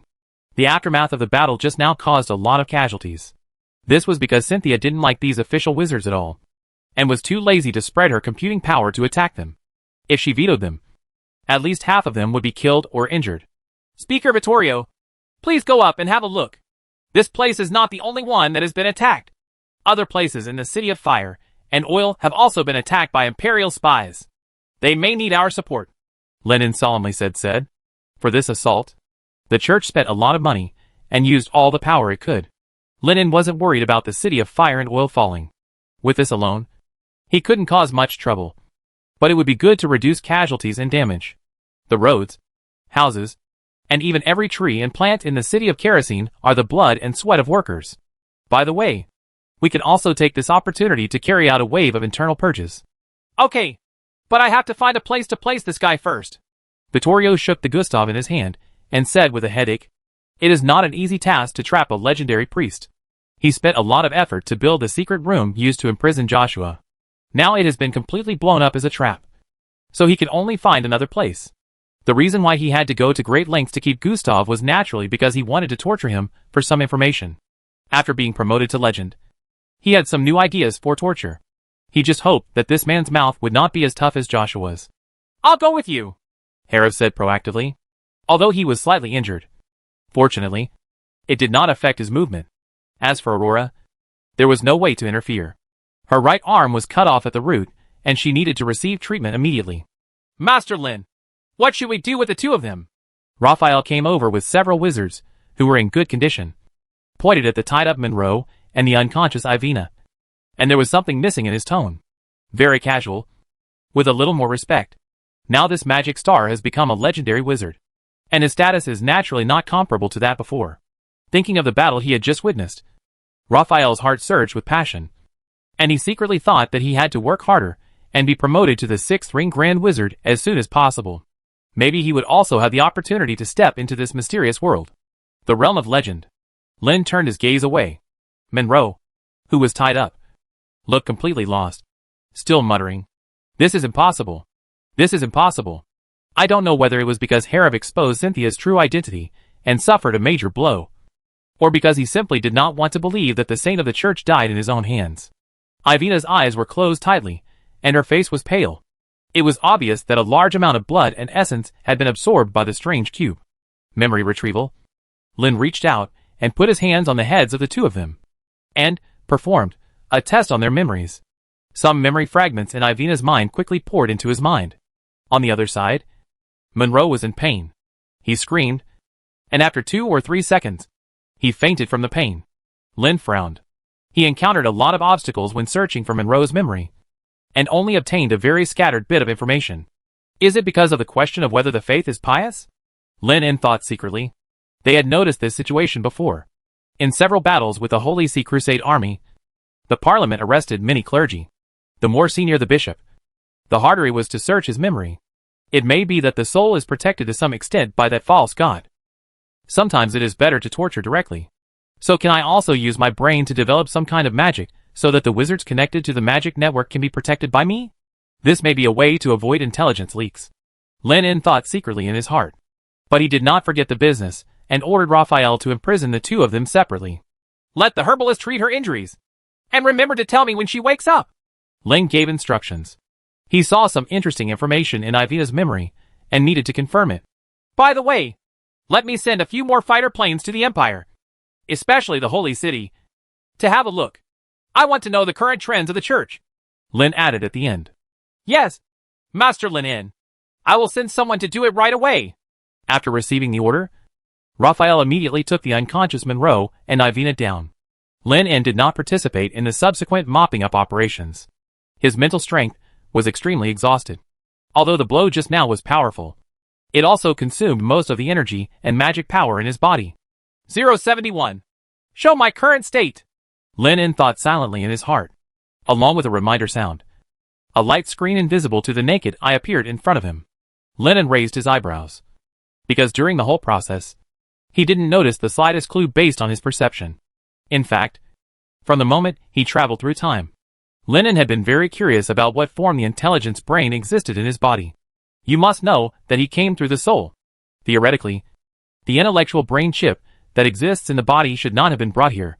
Not to mention that in this promotion ceremony, his body has been completely destroyed. But the intelligent brain is still the same, not affected in any way. Perhaps it is because of the influence of time travel that it has changed its form of existence. As for what could escape the detection of the legendary wizard, Lin could only think of the quantum state. Only a more microscopic force can do such incredible things. With the power of the legendary wizard, he can easily control any element in the simulation, and achieve a certain degree of control over space and magnetic fields. But it is only limited to strong control at the atomic level. As for the inside of the atom, there is no way. For example, he has no way to directly control it. Neutrons cannot affect the strong nuclear force, since he did not have access to this field for the time being. Lin suppressed these doubts for the time being and looked at the various data evaluated by G now. Pack target, Lin. Pseudocarbon-based organisms. Unknown energy bodies. Mental strength rating, 7th ring legendary wizard weak. Spell slots, deflection field. Space vibration wave. Electromagnetic railgun. High frequency vibration particle knife. Legendary spells, fall of sky. Endgame, atomic breath.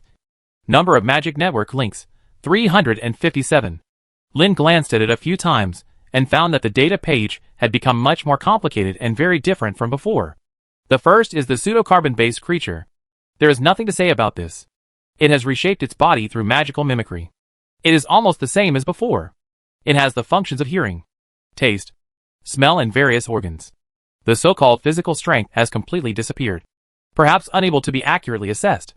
After all, he can change the structure of his body at will. When fighting Cynthia just now, Lin replaced the elements that build his body with iron, which makes it easier to use electromagnetic fields to move quickly. The heavy and hard body can also provide higher attack and protection. Although there are many elements in nature that are much heavier and stronger than iron. This thing is a dividing line in the periodic table of elements. Generally speaking, fusion in stars also ends with iron, because from iron elements onwards, fusion during synthesis, energy needs to be absorbed rather than released.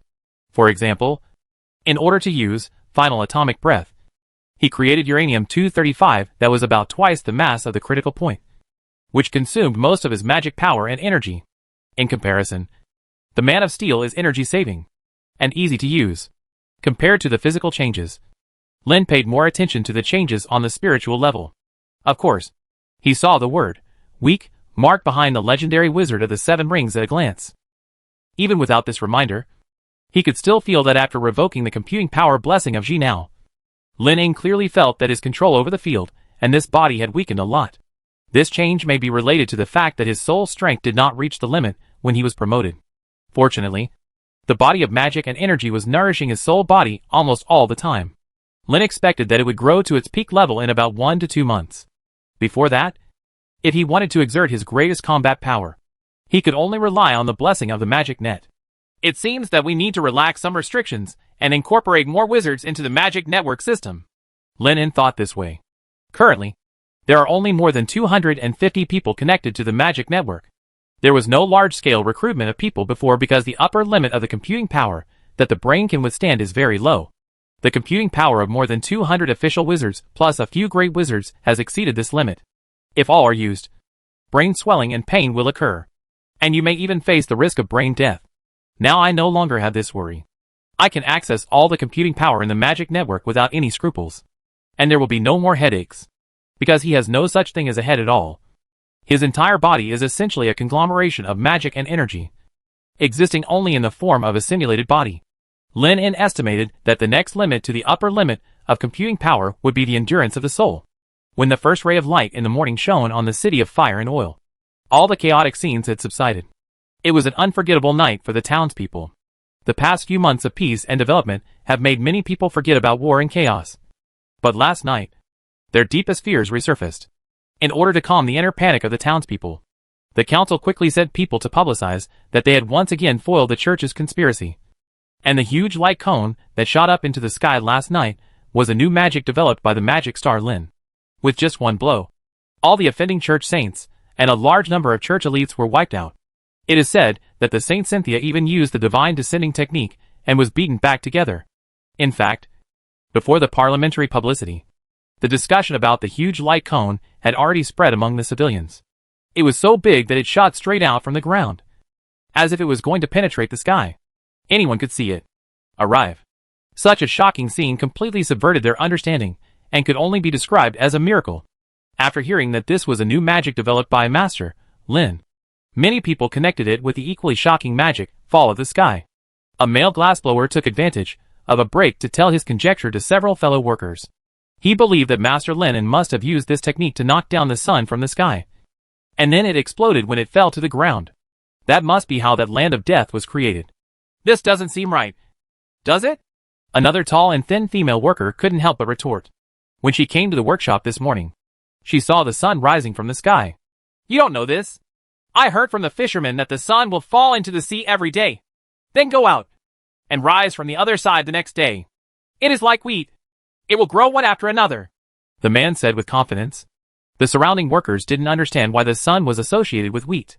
Just when they were about to continue the discussion, they saw the wizard stationed in the workshop walking towards this side. They immediately shut up and started working quickly. It's rare to be able to work in a workshop. The salary and benefits are very good. There are many people out there who want to squeeze in. They don't want to be kicked out for fishing. The wizard who passed by naturally heard the discussion of several people, with a somewhat mocking smile on his face. Although after the parliament occupied the city of fire and oil, it implemented the policy of replacing theology with magic and popularizing basic knowledge. However, after several months, the level of magic among the townspeople is still pitifully low. How can they understand magic? Great. I don't know why Mr. Lin opened a civilian academy to let people without magical talents learn how the world works. This is a complete waste of resources. In his opinion, these civilians can only do simple tasks such as blowing glass and loading ammunition, and cannot expect their brains to understand too advanced things. At about 9 o'clock in the morning, all the fighter jets sent for reconnaissance flew back and brought a very crucial piece of information. After receiving the notice from the council, Lin immediately rushed to the meeting place, which had not yet been repaired. After being promoted to legend, they also need to consider how to counterattack the Empire and destroy the church. After the personnel arrived, several pilots hurriedly reported. According to their investigation, the holy city was now shrouded in invisible forces, making it impossible to approach easily, and the scene inside could not even be seen clearly. Perhaps it is the projection of the kingdom of God that descended. Harev speculated. He knew very well that the holy city was the foundation of the church and must gather the most powerful force of the other party. It is very likely that the false god himself took action in the kingdom of God realm that could cover the entire holy city. Chapter 483, Nuclear Explosion of the Empire's War Plan. Harev's words caused everyone present to talk and speculate about the current situation of the holy city. Since the wizards occupied the kingdom, the parliament has placed spies throughout the empire. Thanks to the powerful disguise ability of the wizards of the Shaping School, even though the priests and bishops of the church have been searching for spellcasters, they have still established a foothold in various important cities and brought a lot of key intelligence. But the holy city is the exception. A powerful magic spell has been set up there, which can not only detect the magic reaction, but only followers of the false god can enter. And the protection level is very high. It has to be said that in this aspect, the church is much better than them. Or it may be said that it is easier for the other party to detect it. According to Lin on speculation, the so-called magical energy should be a special kind of magic power with the mark of the false god on it. As for the evaluation of faith, he has not yet fully understood it. But if it is similar to the magic network, the detection is not difficult. For example, he can easily sense which wizard has a spiritual connection with the magic network. It is not that easy for the parliament to catch the spies of the church. People coming in and out of the city of fire and oil are mixed, including traders, poor people fleeing from the empire, convoys that use raw materials and ores every day, and wizards who have recently joined the parliament. They can't search everyone's memory. In addition, the magic frequencies possessed by wizards are also different. So the next best thing is to set up a magic barrier to detect divine magic in the city of fire will. It seems that the church wants to avoid long-distance nuclear explosions, Vittorio said in a deep voice. Judging from the descriptions of several pilots, a special force field magic was set up outside the holy city. In this way, they would not be able to use electromagnetic projection technology to send the magic Skyfall, developed by Lin, directly into the core of the holy city, directly destroying the entire holy city. Can your atomic breath break through the protection of the holy city? Aurora, who still looked pale, asked involuntarily. In terms of damage range, atomic breath is not as good as 1% of Skyfall, but its relative power is also more concentrated.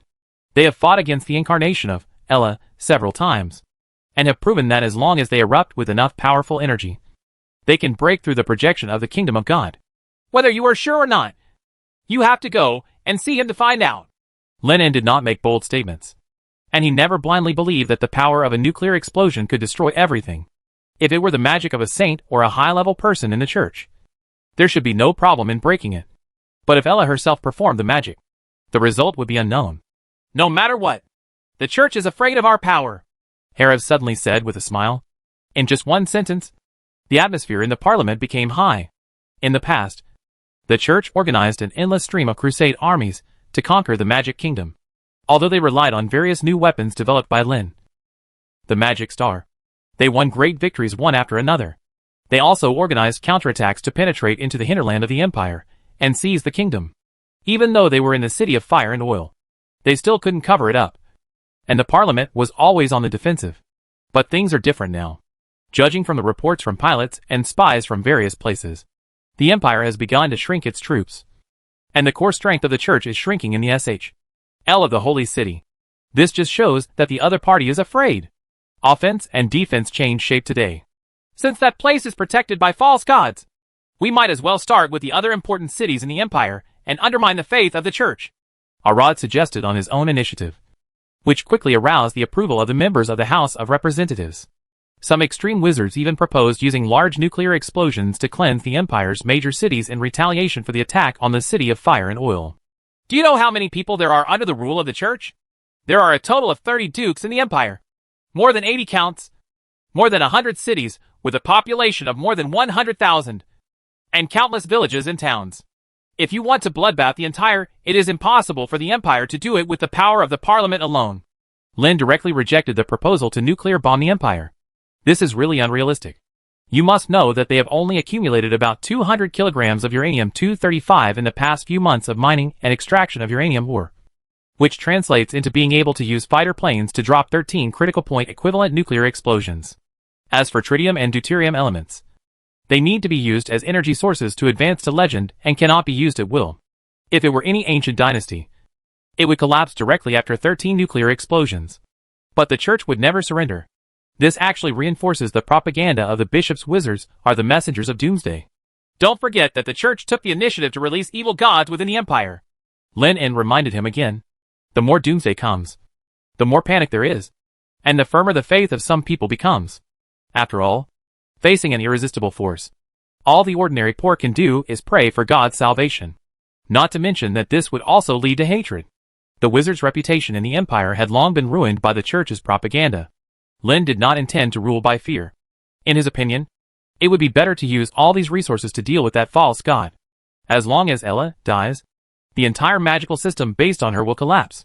At this point, Lin's voice suddenly changed. But one thing Master Arad said is right. That is, we can find ways to disintegrate the faith in the hearts of the people of the empire, and weaken the strength of the false god. What are you going to do? Herav said thoughtfully. The church has ruled the empire for hundreds of years. It is not easy to shake Ella's faith foundation in a short period of time. It also took the parliament several months and tangible benefits in various parts of the kingdom to change the views of the vast majority of the poor. There is no way they can wait a few more months. Do you still remember the merchants from the empire who came to the city of Fire Will before? Lin En asked. Are you going to start with them? Herav couldn't help but raise his eyebrows. Not bad. Lin En nodded. Those who were able to come to the city of fire and oil to trade with him were all wealthy businessmen with farsightedness, low faith, and a desire for wealth and empire. Under his deliberate laissez-faire, the goods in the city of fire and oil had sufficient profit margins. Each caravan could easily earn thousands of imperial gold coins through this route. But now that this line that can earn 10 times the profit has been cut off by the church, one can imagine the dissatisfaction accumulated in the hearts of the wealthy businessmen in the empire. Lin En knew very well that for businessmen as a group, all countries, beliefs, nationalities, customs, and even life safety had to stand aside in the face of tenfold profits. Anyone who doesn't let them make money is the mortal enemy of the business class. As long as they work a little, these people will be the first knife to stab the empire. In addition, we can also use new fighter planes to deliver leaflets to major cities throughout the empire, pointing out errors and omissions in the Bible and exposing the true face of the church. Lin En said eloquently. Since the church wants to deepen the faith in the hearts of the people of the empire, then they will destroy it in turn. This should be able to effectively weaken the power of the false god.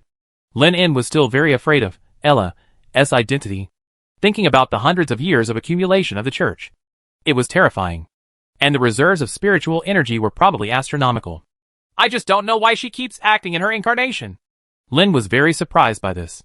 Whether it was Edwell before, or the Saint Cynthia, they all needed to rely on divine descent to summon the false god, Ella. Why didn't the false god himself fly over and fight with them? Maybe I'm afraid of your magic, Herav said thoughtfully. It is an excellent strategy to use incarnations that can be changed at any time to test their depth. Learn information about the spells, and find ways to deal with them. You must know that before Lin En is promoted to legend and uses final atomic breath, the power of the nuclear explosion cannot be controlled at all. It is a magic that can easily lead to the death of both the enemy and ourselves. It's also possible that for some reason, she can't stay in the real world for a long time. Or is there any special limit to her power? Vittorio guessed. There have been several divine descendants in the history of the church, each time being very short and requiring the sacrifice of a legendary priest. Does the kingdom of God really exist? Aurora had a slightly puzzled look on her face. She looked at Lin En and Vittorio, who had been promoted to legends, and asked again, Can you do something similar now? Vittorio hesitated. Perhaps, if I let go, I can expand the territory very much, covering at least 1/3 of the city of fire and oil. However, as the scope of the field expands, the accuracy of control will also decrease linearly. I think Ella's kingdom of God should be more than just a realm. Lin En expressed his opinion thoughtfully. The development of corresponding spells must also be put on the agenda. Otherwise it will be easy to be at a disadvantage during battle. It seems that there are really a lot of things they need to do in the near future. Herav and Aurora must be promoted to legend as soon as possible. This is the current top priority. Things that undermine Ella's faith must also be done simultaneously.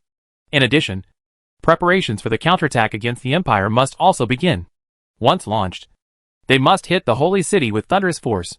This is the spell model about Fall of Sky and Endgame Atomic Breath. If you have time, take a look at it. Lin En took out 3 scrolls filled with formulas and models, and handed them to them. Herav, Aurora and Vittorio. Now is not the time to hide and hold back. Every time Party B's combat power increases, they will be more sure of defeating Ella. Moreover, Herav and others are very clear about the fact that tritium, deuterium, and uranium elements can be used as nuclear fuel. As long as they think about it for a period of time, they can always reproduce it. It cannot be hidden, so it is better to be more generous. In the conference room, Arad, Raphael and other great wizards looked at it with excitement. Who doesn't want to learn such a powerful magic that can destroy a city with one strike? After Herav glanced at it and took notes, he solemnly put away the spell model, then cleared his throat and spoke again.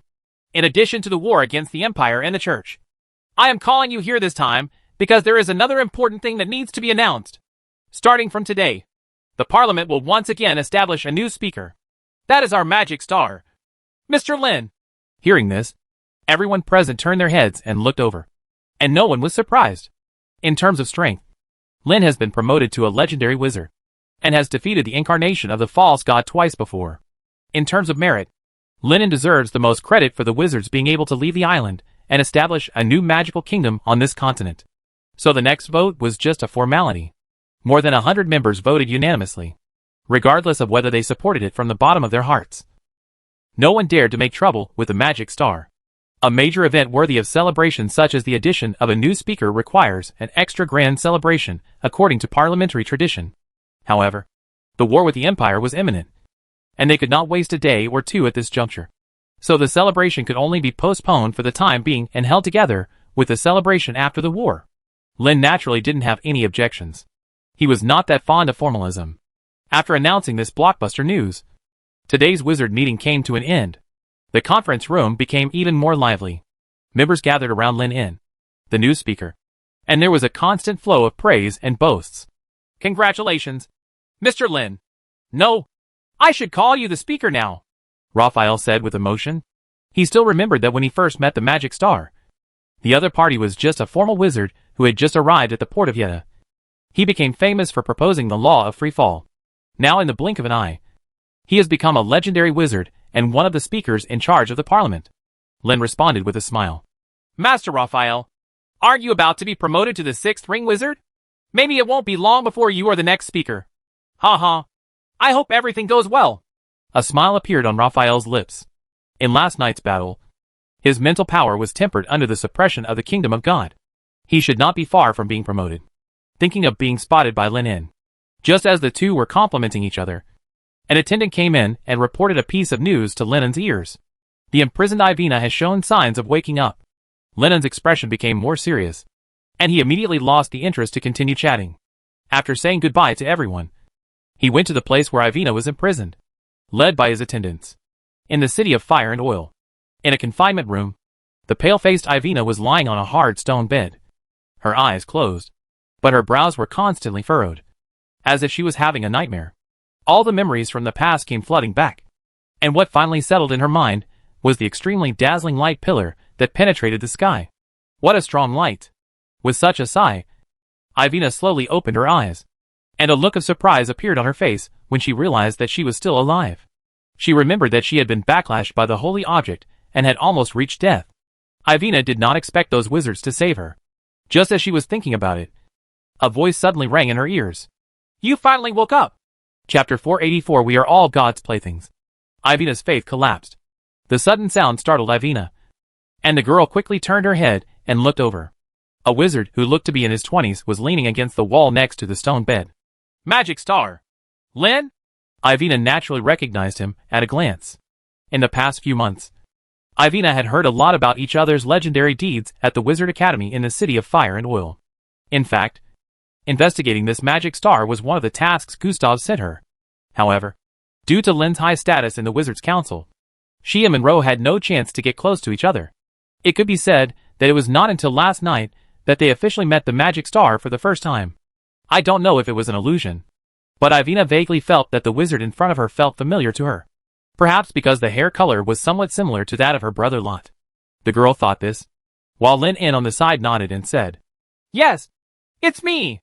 Speaking of which, I'm a little curious. You and Monroe should both be undercover agents sent by the church to the City of Fire Oil. Right. If that's the case, why did you attack the church of St. Cynthia last night? Lin continued to ask. Although he had already obtained part of the information in the girl's mind, he still wanted to hear what the other party was thinking. Ivina did not respond, but took a deep breath, stared at Lin closely, and asked, I want to know what a wizard is. That's a very good question. Lin didn't care about the girl's deliberate deflection of the topic, but said with a smile, The Parliament does not yet have an accurate definition of a wizard. But if we have to find some characteristics for it, it would be a person who explores the laws of the world and uses magic to gain power from it. How does the world work? Ivina murmured to herself. For example, what is wind? What is water?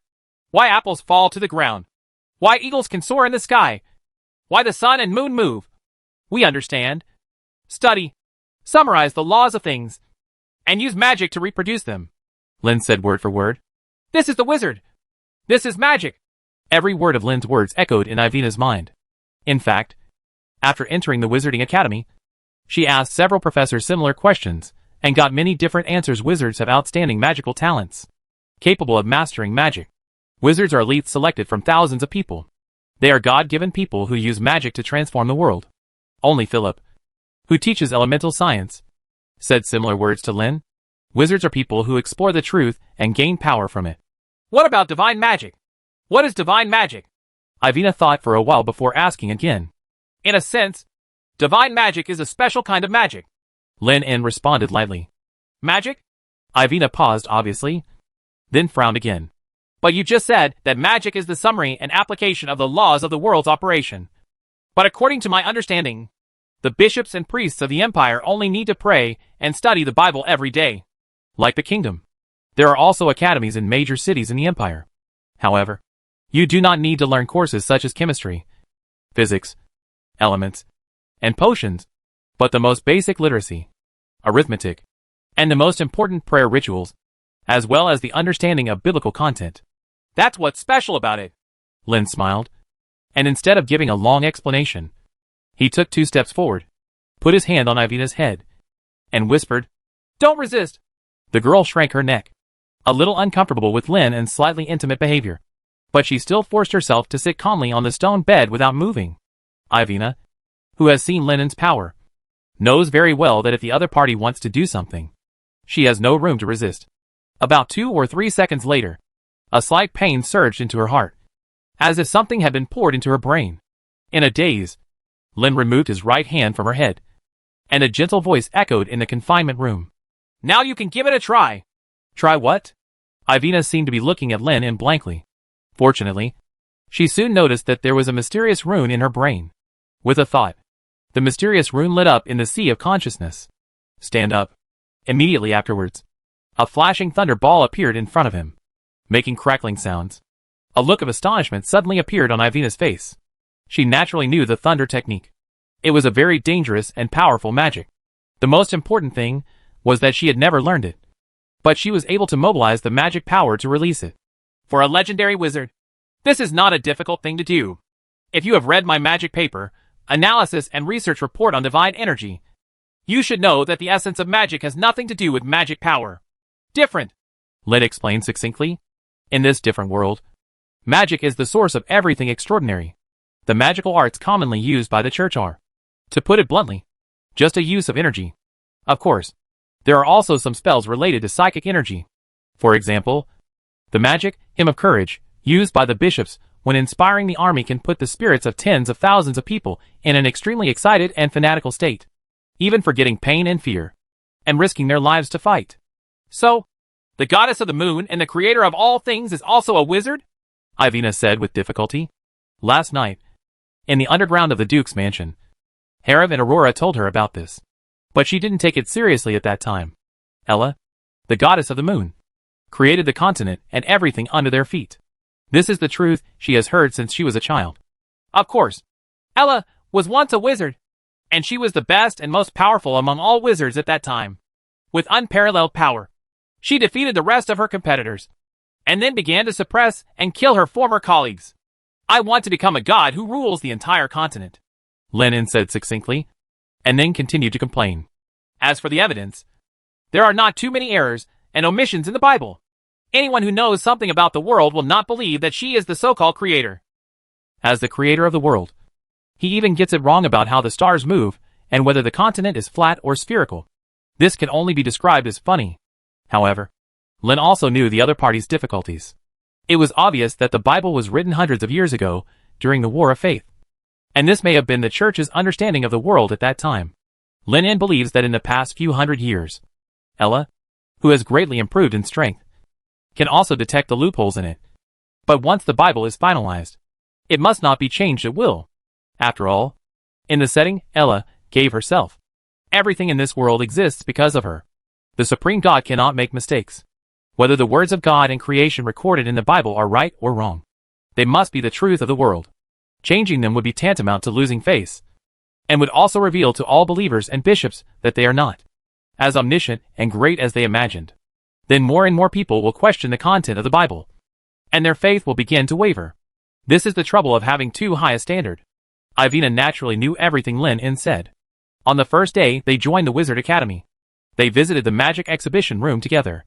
There are various novel and exquisite experiments placed inside the law of free fall of two balls, measuring the gravitational constant through mirror reflection, verifying the Earth's deflection force with a pendulum, etc. Some of these experiments don't even require magic. With some simple tools, even an ordinary poor person can reproduce them. Just like the words engraved in the showroom and written by Lin himself, the truth is there, allowing anyone to explore, question and practice. Because of this, Ivina questioned all the common sense she knew in the past for the first time. Seeing the girl's shaken and somewhat disbelieving expression, Lin spoke again and added more words. One of the top leaders of the church, your boss Gustav, released the evil god in the north, causing tens of thousands of casualties. Now he has been arrested by Speaker Vittorio. Just last night. This is impossible. Ivina's eyes widened, and she subconsciously objected.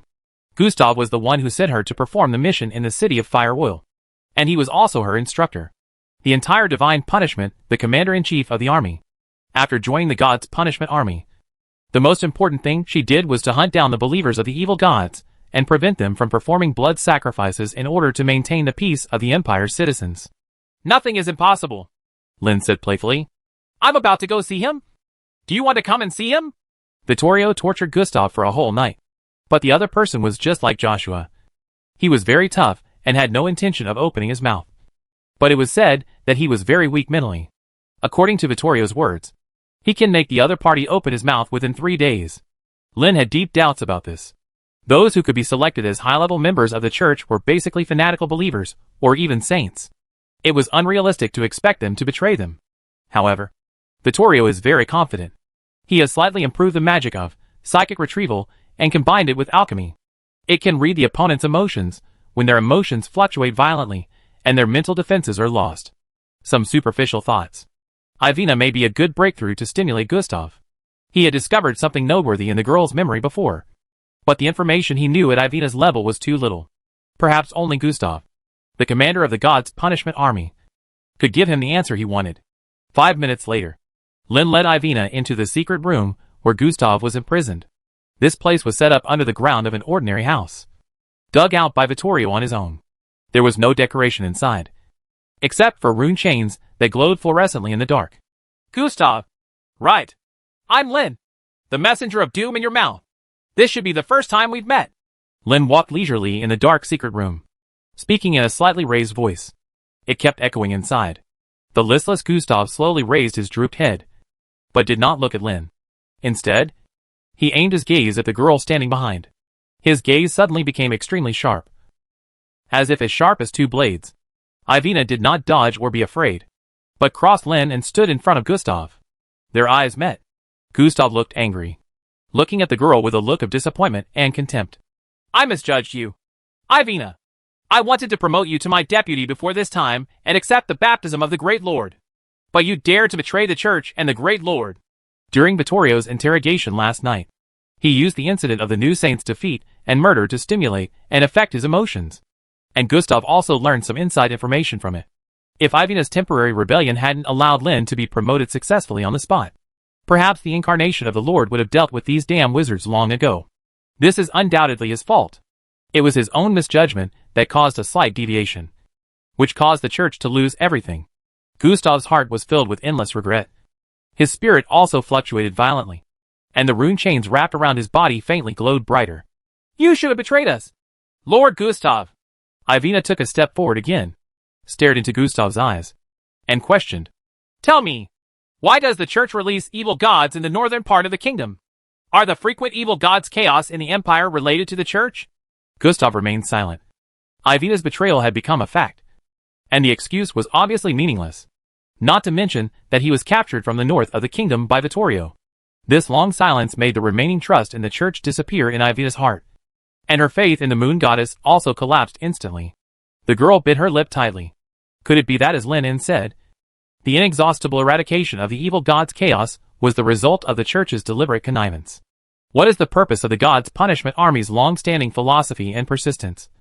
And the countless colleagues who have fought against evil and risked their lives for this? In the eyes of Ella, the battle in which they risked their lives was just fun to pass the time?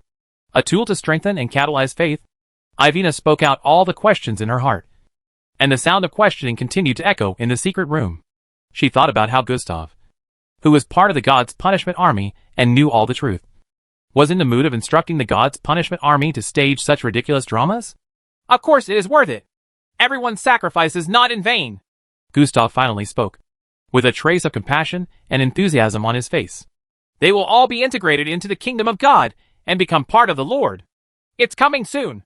It won't be long before the kingdom of heaven comes to earth. By then, all suffering and sin will be gone. Chapter 485. The old world turns people into ghosts, and the new world turns ghosts into people. Gustav's words made Ivina feel extremely angry, and she couldn't help but feel a chill in her heart. What does it mean to become a part of the Lord? Lin was also thinking about this issue, and was even more surprised by Gustav's confident tone. Joshua had also said similar things. It seems that the church has a certain purpose in ruling the entire continent for hundreds of years. The false god Ella must be preparing to do something related to faith, and it has reached a very critical moment. When Gustav's mood swings were at their strongest, Lin suddenly asked, Tell me, what is on the other side of the space-time door? This is a question that Lin has always been very curious about. Why are there several time and space gates distributed on this planet? Where do they lead to? Are they formed naturally or artificially? For a space-time wormhole like this, the only thing Lin can think of is the Einstein-Rosen bridge. The Wizards' Council once sent a team to explore, and they also used a lot of probing magic. But the result was no news and no one returned. In Ivina's memory, some elite members of the God's Punishment Army had entered it, but the girl did not know the result. But as the commander of the God's Punishment Army, Gustav must know something, although the other party may not tell him. Lin was already prepared for the other party to remain silent. But to his surprise, Gustav's voice rang out. That's where it all starts. The root of evil. Gustav's words were very sharp, with a hint of trembling in his tone. Lin frowned slightly. For a moment, his mind was racing with thoughts, and countless possibilities flashed through his mind. Then he asked again. What does it mean? Gustav didn't answer. The fluctuating emotions caused by Ivina's appearance had calmed down again. He lowered his head again and remained silent, as if he was dead. Lin didn't press any further. He believed that Vittorio had already tried all possible methods, and there was no need for him to waste his efforts. Next, we can only see how much information Vittorio can obtain from Gustav's fluctuating thoughts. Let's go! Lin glanced at Gustav one last time, then turned and left without hesitation. Ivina, who was still in a daze, finally realized what she was doing and followed Lin and out of the secret room. The warm sunshine at noon shone on the girl's body, making her feel very comfortable. But Ivina's heart was still cold. 2 years ago, after joining the God's Punishment Army, she thought she had found the meaning of life. For the rest of her life, she would work with many like-minded colleagues to fight to the end the followers of the evil god who harmed the people of the empire and spread panic, plague and death. However, the truth told her that everything they did was meaningless. Ivina took a deep breath, barely breaking free from her anger towards Gustav and her own confusion. She raised her head and looked at Lin, who was a head taller than her, and asked, Can you tell me, after the Wizards' Council defeats the Empire, what will you do with us? The God's Punishment Army? Ivina wanted to defend the God's Punishment Army, but she didn't know how to speak. After all, many people in the God's Punishment Army were witch hunters before, and the two sides can only be described as having deep hatred. However, Ivina knows that the members of the God's Punishment Army are very complicated, And there are also many extremely pure people among them. They are deceived by the church. Whether they are hunting witches or killing the believers of the evil god, they are all just to maintain the peace of one party. There are a large number of, Ella, believers in the kingdom. Do you know how we deal with them? Lynn asked. Ivina pursed her lips and did not reply. Treating the enemy was nothing more than killing, and perhaps including torture. Lennon taught her about the laws of the kingdom. First, account for their sins one by one and execute those who have committed unforgivable crimes. Then gather those who are not guilty enough to die and are stubborn, and make them responsible for hard work such as mining and road construction, until they atone for their sins with hard labor. As for others, they are carrying out ideological transformation and basic science popularization work. There are dedicated people in the parliament to handle this. Lin talked eloquently, talking about the various decisions made by the parliament. That's it? Aren't you going to kill them? Ivina asked in shock. How to kill? Lin glanced at the girl. The entire empire has been under the rule of the church for hundreds of years, and faith has taken root in everyone's heart. The number of shallow believers is probably close to tens of millions, and the number of ordinary believers is also millions. It is impossible, and impossible for a parliament to everyone must be killed. Except for those crazy fanatics, who need to be dealt with directly. Most of the others can be transformed away from the rule of the church. At least in the kingdom. They have achieved certain results, and proved that this path is feasible. Even the wizards in charge of this matter in the parliament discovered a strange phenomenon. That is, the poor whose faith had collapsed would suddenly show strong hatred for the church. At first, the council doubted whether it was an act. But after searching the memory, they found that it seemed to be the other party's true thoughts. Leaving a group of psychic wizards puzzled, only Lin understands that this is the fanaticism of defectors. The more profound their faith is, and after their faith is shaken and collapsed, their hatred for the church will become stronger, and their admiration for magic will become more intense. This is the psychological basis of the transformation program. At the same time, Lin was also curious about what impact those devout believers, who had a deep connection with Ella, would have on their god if they rebelled. Also, I want her to sing, Lin suddenly said. What are you talking about? Ivina asked in confusion. The old world turns people into ghosts, and the new world turns ghosts into people, Lin said seriously. The brown-haired girl was stunned and whispered these words softly. Compared to the civilians living in the city of fire and oil, who have jobs, food and hope, perhaps the citizens of the empire are indeed not even human beings. Lin didn't explain any more and called a wizard stationed here to take the girl back to the solitary room. This is house arrest, and it also gives Ivina a few days to think. And then he needs her to do something. By the way, let's inform Speaker Harif to speed up the war against the empire. The sooner the better. Lin thought of Gustav's confident words, felt a little uneasy in his heart, and looked at the man. Woo! Added something. Ivina opened her mouth, wanting to ask about her brother Lot. But before she could speak, Lin turned into a stream of light and disappeared from her sight. It was already 1 o'clock in the afternoon when Lin returned to the manor. The parliament acted quickly, although preparations for the war were still underway. It took several months to produce urgently printed leaflets. One of the samples was sent to his manor by the attendant. Lin picked it up and looked at it for a few times, and couldn't help but let out a light sigh, because there are actually several black and white photos on the flyer. Has the original optical photography been developed? Lin immediately thought of this. It has been almost a year since he measured the speed of light and developed the laser technique. At first, it successfully sparked a wave of research on optical magic.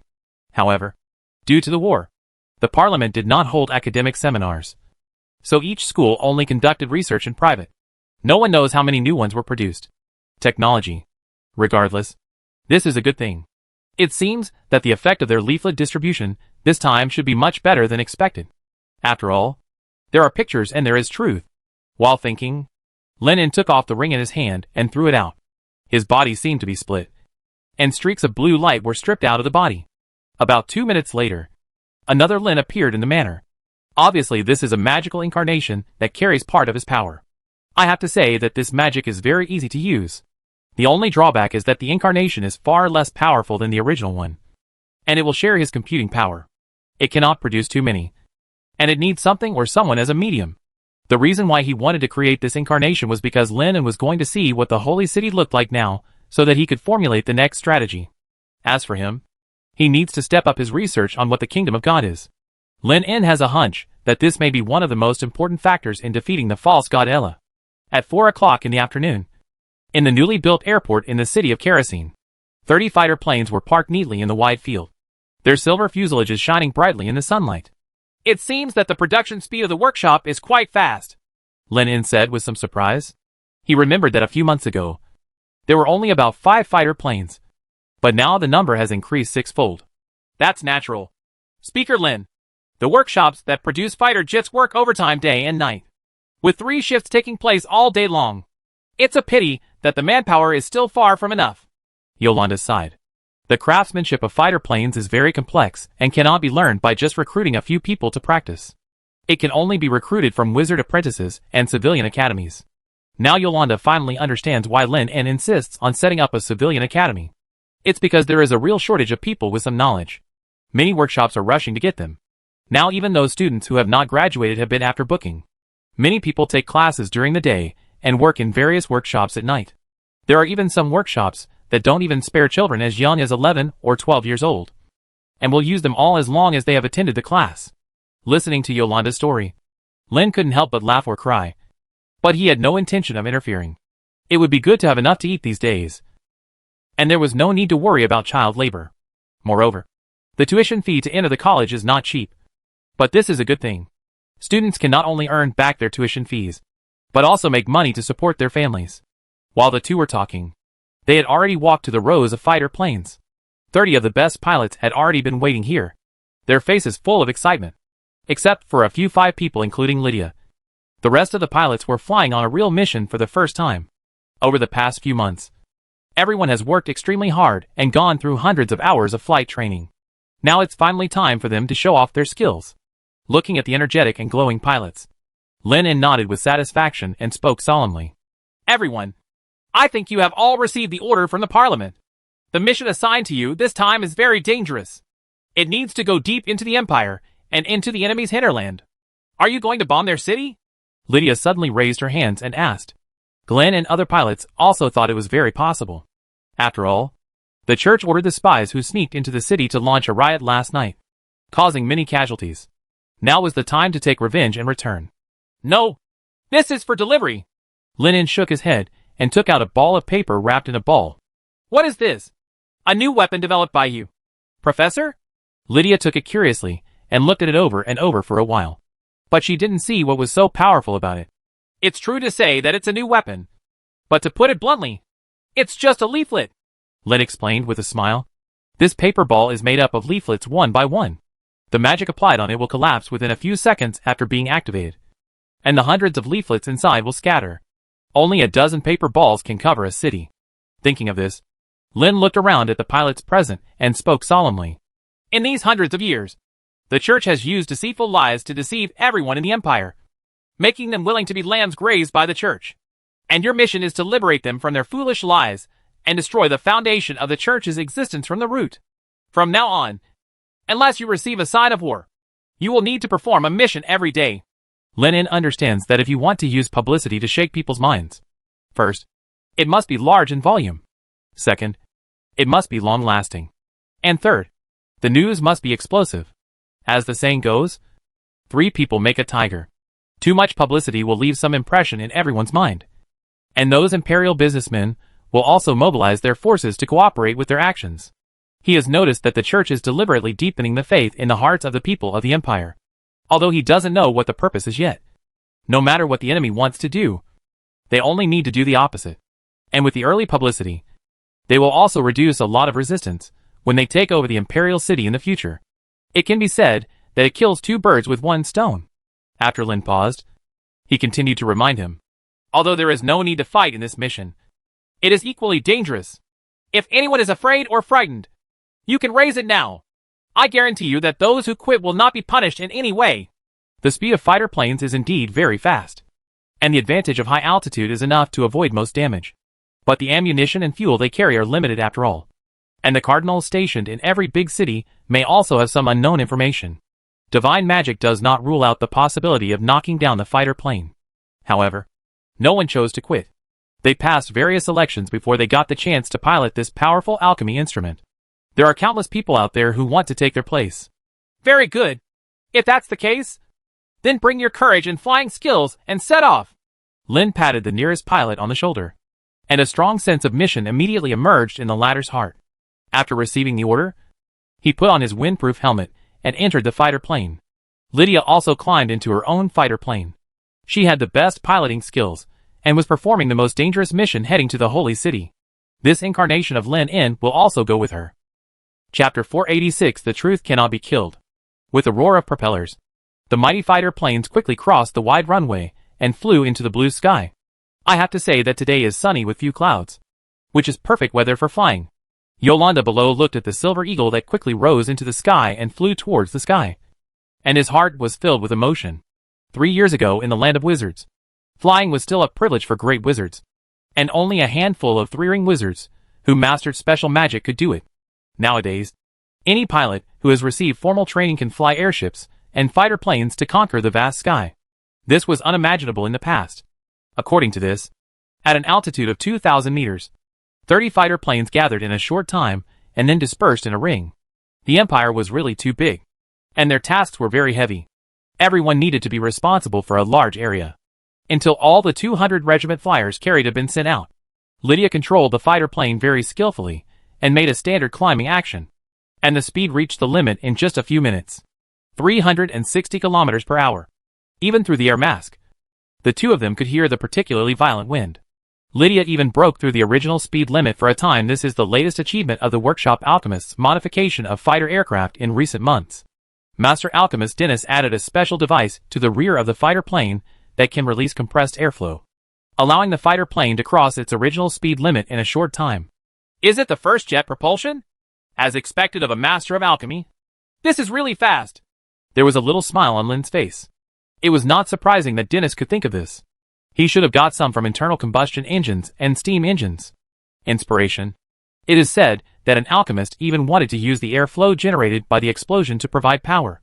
But this suggestion was quickly rejected by everyone, because the impact of the explosion is too uncontrollable. The requirements for the material of the fighter plane are also too stringent. Too fast. Too fast. Lydia's heartbeat was extremely accelerated. Although she was shouting like this, her spirit became particularly excited. In fact, this was her first time using this special mode. It's better to save some fuel. We have to fly to several cities. It's good to get a little familiar with it, Lin reminded. Only then did Lydia stop without knowing what she wanted to say. Lin shook his head helplessly. He found that the more dangerous the job, the more excited the halfling girl became. Before, he was thinking about comforting Lydia, so as to appease her emotions and not be too nervous when performing the task. But now it seems that this is not necessary. After flying like this for 20 minutes, Lin suddenly turned around and looked over. In the distance, a city was already in sight. In the border city of the Empire, Bada's territory, there are stables filled with hay and manure. Old Marn was waving the shovel in his hand with great effort to clean up the smelly horse manure. This is not an easy task, because there are about 1,000 war horses in the Bada's territory. But the rather harsh and greedy Earl is only willing to hire 20 grooms, which means that each one needs to take care of them. More than 50 war horses. If he hadn't been able to get $2 silver per month from this job, I'm afraid Lao Man would have quit this job long ago. However, 2 silver coins are not a reward, because the steward of Bada's territory can always withhold at least 50 copper coins for various reasons. Thinking of this, Old Man felt very distressed and couldn't help cursing in his heart. If it was fine half a year ago, even if his pay would be withheld, the remaining money would be enough to buy black bread for him to live on. But now it is different. Due to the approaching war, the price of food has increased a lot. 1 silver and 5 tin coppers are only enough for 20 days. While cursing in his heart, Old Marn shoveled the horse manure on the ground with all his strength, each time with more force, as if shoveling someone's head. But when he saw the rather wealthy manager walking towards this after coming over, he put on a smiling face again, nodded and bowed his head, and came forward to report on the current status of the more than 50 war horses under his control.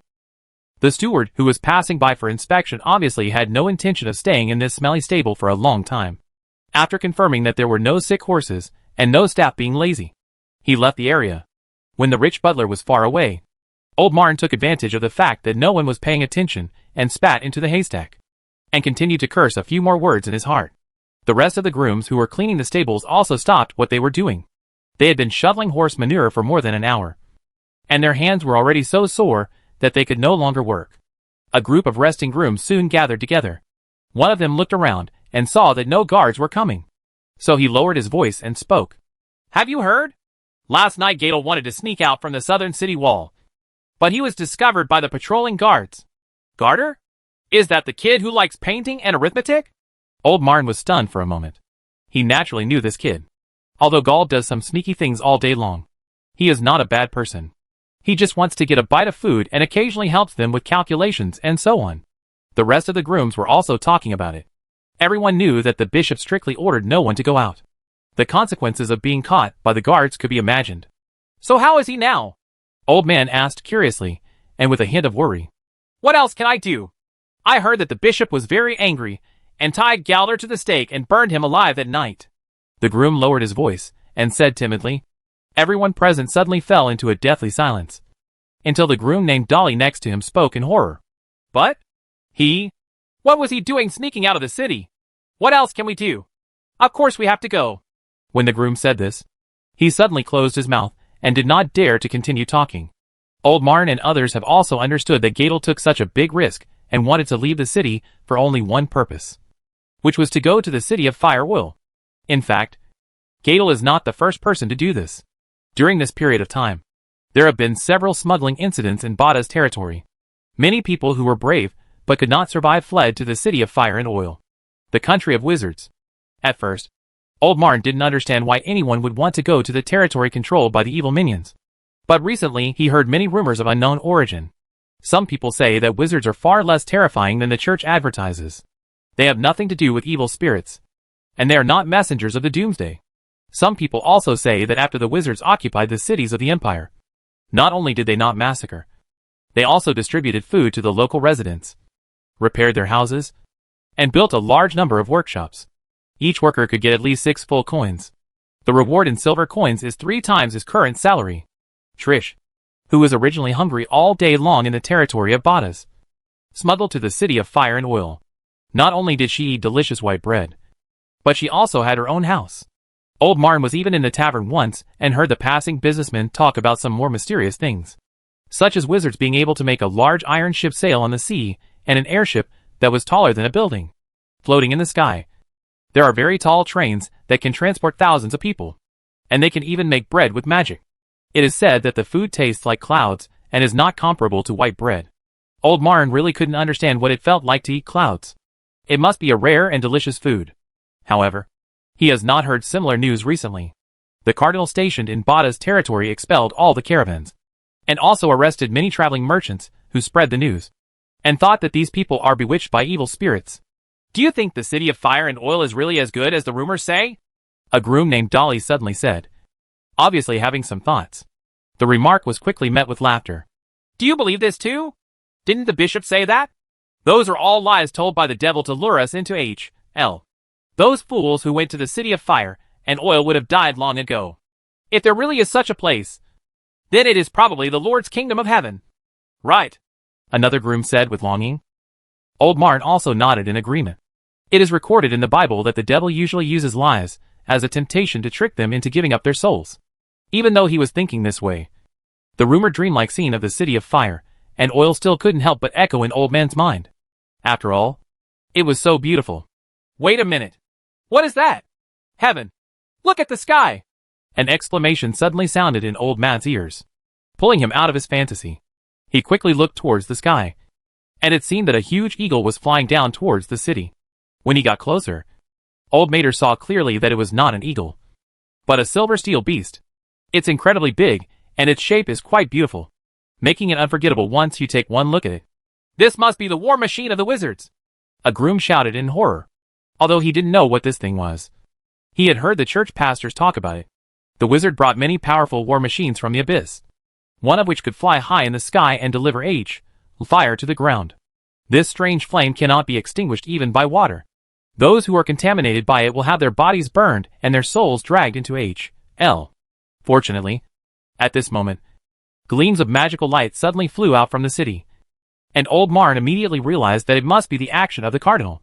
A glimmer of hope suddenly rose in everyone's hearts. However, the fighter plane flying into the sky was incredibly flexible. It kept deflecting its body, and flexibly avoided every magical attack. It even lowered its altitude again, as if it was a provocation. It flew straight over here. Run! Get out of the way! It's flying over here! Dozens of grooms gathered here suddenly became confused, and they hurriedly ran into the stable. Although it was not very strong, it was somewhat can provide some shelter. But old Mater was not so lucky. He was knocked to the ground by a companion who was panicking. He rolled several times like a gourd on the ground. After finally getting up, he saw the silver giant beast standing in front of him, swooping down at low altitude at extremely fast speeds. Old Martyr's expression was almost desperate, especially when he saw the wide-open bottom cabin. The cabin at the bottom opened with a bang, throwing out a bunch of bombs the size of a human head. One of the bombs is falling this way. The huge fighter plane roared past his head, and the sound it caused almost shattered his eardrums. Old Mater no longer cared about it at the moment, because under his horrified gaze, the bomb suddenly exploded. It burst open. Old Martyr, who had no time to escape, could only close his eyes in despair and huddled on the ground, waiting for death to come. However, after half a minute, I didn't feel any pain on my body. Old Martyr opened his eyes blankly. There was no explosion or fire in front of him. Only countless white pages scattered down and a small package. Before he could figure out what was going on, hundreds of leaflets had fallen into the stable, some outside and on the roof, and others scattered in the open space and covered him. Old Martyr trembled slightly and picked up the thin paper covering his body. And then he was attracted by the very conspicuous black and white photo on the page. It was an interior photo of the city of Kerosene, with neatly arranged beautiful houses, wide and clean roads, lively streets and alleys, workshops constantly emitting chimney smoke, and the huge airship passing through from above. Old Mad's educational level is limited, and he doesn't know many words, but he can understand pictures as long as he is a human being. There is not just one picture like this on the page. They are pictures of a train leaving the platform, slum renovation, and workers working hard in a workshop. Everything is so lifelike. Even the best painters in the Empire couldn't complete such exquisite works. It was like printing reality on paper. When the rest of the grooms realized that the strange silver beast was not here to kill them, they also walked out of the stables. There were many brave people who reached out to pick up the flyers and check them, and said something in their mouths. Exclamations. Dolly, who was the most daring, walked towards the package that had been thrown down with the flyers and opened it. Inside were several square bread bricks. From the appearance, it doesn't look like white bread noodles, let alone black bread noodles. It is very soft when you pinch it with your hands. Could this be magic bread? Dolly immediately thought of the rumors about the wizards. Could it be that those rumors about the City of Fire and Oil are true? Dolly, you are the most literate among us. Can you tell me what is written on this? A groom handed over the leaflet in his hand. Dolly reached out and took it. The title was written in bold letters on the front page of the flyer. He naturally recognized those words and murmured them in a trembling tone. The truth cannot be killed. Chapter 487. This is the temptation of the devil and a questioning of the Lord. Damn it. These damn wizards. Minions of the devil.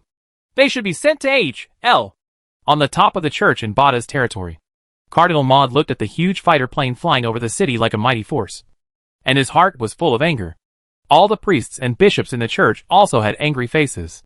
This was like being slapped hard in the face. But there was nothing they could do, because the speed of this thing is so fast, and its flexibility is unimaginable. Any magical technique they master cannot knock it down from a distance of several thousand meters. Seeing that the fighter plane had flown out of the city, Maud could only suppress the anger in his heart and spoke in a deep voice. Can you see what it just threw? At the moment when Lydia swooped down in a fighter plane, Maud thought the city was going to be doomed. But to everyone's surprise, the other party didn't seem to be coming to launch an attack. It seems like paper, a bishop said uncertainly. Could it be that there is some plague or curse spell on it? At this moment, several attendants ran in from outside in a panic, holding dozens of leaflets in their hands and speaking in trembling tones. Your Majesty Cardinal, I think you may need to take a look at this. Maud couldn't help but frown. An unpleasant premonition arose in her heart, and she immediately took a copy and read it. The rest of the bishops were no exception. After seeing the above content clearly, a chill could not help but feel in their minds. The entire leaflet is divided into two sides, positive and negative. The front is for the poor, and it advertises various changes in the City of Fire and Oil to break the church's rumors about wizards spreading the doomsday.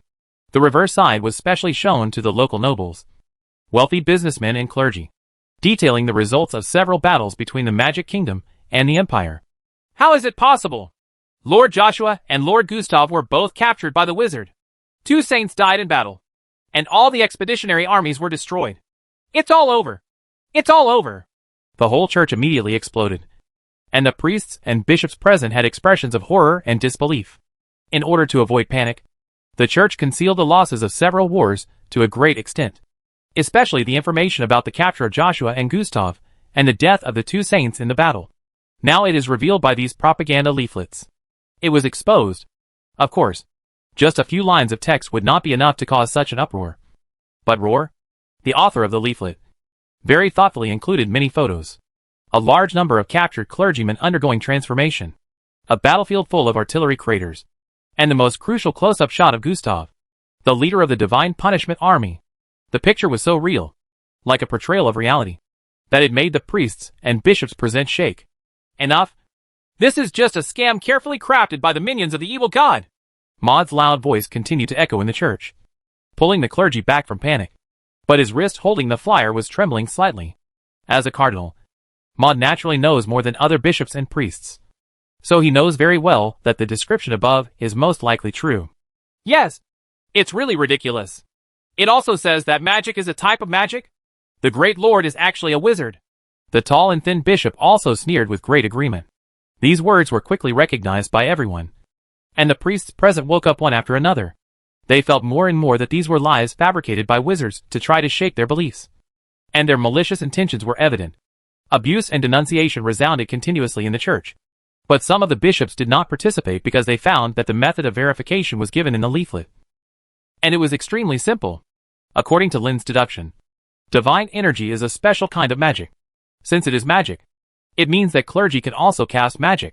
Therefore, on the last page of the leaflet, Rohr directly gave the 5 simplest basic spell models, which even wizard apprentices can learn.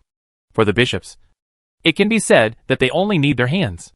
In other words, as long as they want to, they can immediately verify whether the magic is magic, and they can give the answer on the spot. The truth was right in front of them. But the bishops hesitated, and no one dared to try. Cardinal Maud obviously saw this too. His expression changed uncertainly, and he couldn't help but think of the iron rules within the church. That means you must never touch, view or observe the magic notes of wizards.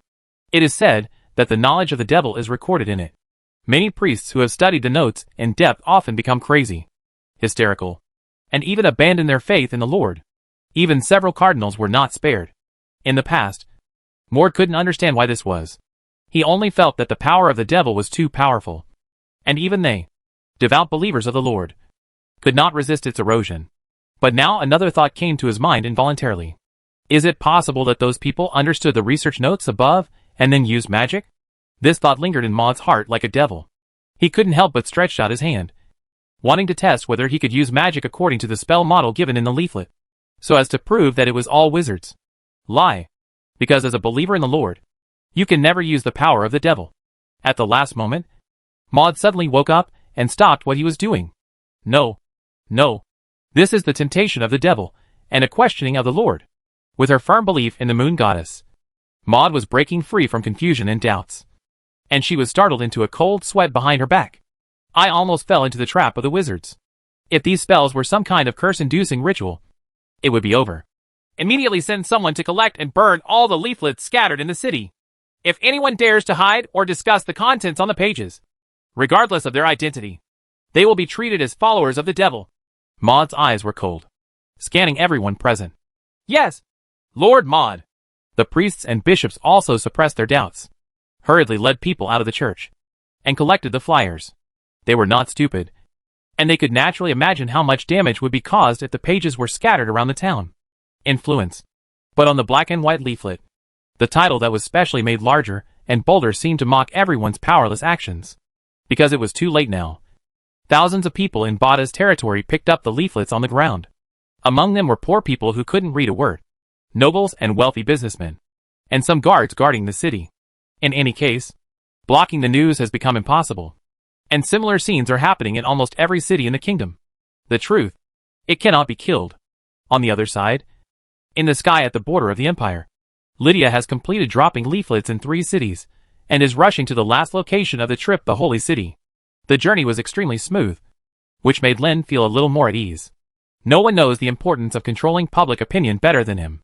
Not to mention that what they reveal is all the truth. Even if it is false, the propaganda bombardment can still shake some people's ideas. I just don't know if the bishops of those churches will try the method he gave.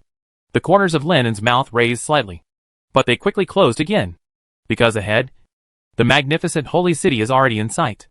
I didn't expect there to be such a big city in the empire. A look of surprise appeared on Lin's face. From a distance, the walls of the holy city are 30 meters high, covering an area of more than 100 square kilometers. Just like the previous spy's report, the entire city was shrouded in the projection of the kingdom of God. Only a huge statue standing in the center of the city could be vaguely seen, with various strange patterns drawn on it. A unique power was exerted on it. It circulates on it. A statue of Ella? Lin thought this way, and then spoke. Lower altitude. Prepare to dive. Open protective cover. Lydia nodded and immediately followed the instructions without asking why. The fighter plane quickly rushed downwards at an angle, and its speed increased to more than 300 kilometers. The extremely strong wind kept blowing on the body, as sharp as a blade. As the distance got closer, melodious hymns began to ring in my ears.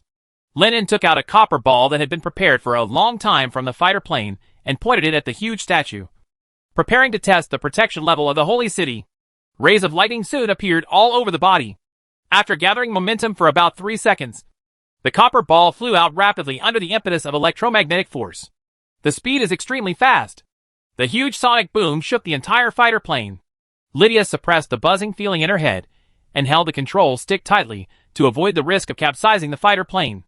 Under Lin's gaze, the copper ball, with a speed exceeding 15 times the speed of sound, flew straight towards the holy city. It only took 0.3 seconds to cross the distance of 1,500 meters. However, about 300 meters away from the holy city, the copper ball, speeding past like a red streamer, suddenly made an extremely weird obtuse turn without any slowdown. It's like the refraction phenomenon caused by light being emitted into water. But the difference is that the flight path of the copper ball is actually arc-shaped. If there is no interference, it will just fly over the holy city. Lin understood that this was not a sudden change in the flight direction of the copper ball, but that the space outside the holy city was distorted. This was somewhat similar to his deflection field, which would guide the attack in other directions. It must be tested again. Lin's expression remained unchanged, and he spoke slowly. Burst. The copper balls that were flying at extremely fast speeds immediately exploded, and countless copper pieces were shot in all directions. But their flight paths were extremely weird, even upside down, which made people scalp numb just looking at them. The good news is that this deflection is not absolute. If the curvature of space can be calculated, a successful strike may not be possible if there is enough speed. It's like a skilled fisherman holding a steel fork in his hand, relying on his proficient skills to stab the fish in the water at an angle that is impossible to hit from the outside. For example, several copper blocks scattered due to the explosion successfully passed through the force field protection and entered the scope of the holy city. However, they were all wiped out in less than 0.1 second. If Lin's eyesight and concentration were not good enough, if you focus enough, you might not notice it at all. Obviously, the deflection force field covering the entire holy city is only the first layer of protection. If a large nuclear explosion is used here, its power will first be greatly weakened by force field magic, and then the remaining energy and shock waves will also be reduced layer by layer. It is difficult to say how effective it can be. It seems that after enduring 2 nuclear explosions of different levels, Ella also summed up some ways to deal with it. Lin is not surprised by this. For wizards, in addition to the actual realm gap, the importance of knowledge level and spell information is also particularly important. For enemies of the same level, only the first new spell can have unexpected effects. Lin frowned and thought about the solution. The first is, of course, to use force field magic to break through the protection, or to return the distorted space to its original state. However, such a large-scale magical spell is most likely the work of Ella himself, and he alone wants to reverse it. Extremely difficult. After Harev and Aurora complete their promotions, they can give it a try by gathering the strength of the 4 of them. The second is to work a miracle with great force, directly bombing with hydrogen explosions with an equivalent of millions or tens of millions. In this way, even 1,000th of the energy that escapes can cause devastating damage. I just don't know if final atomic breath at close range has any effect. Lin thought of several plans in an instant, But before he could continue to think about it, a sense of danger for no reason came into his heart.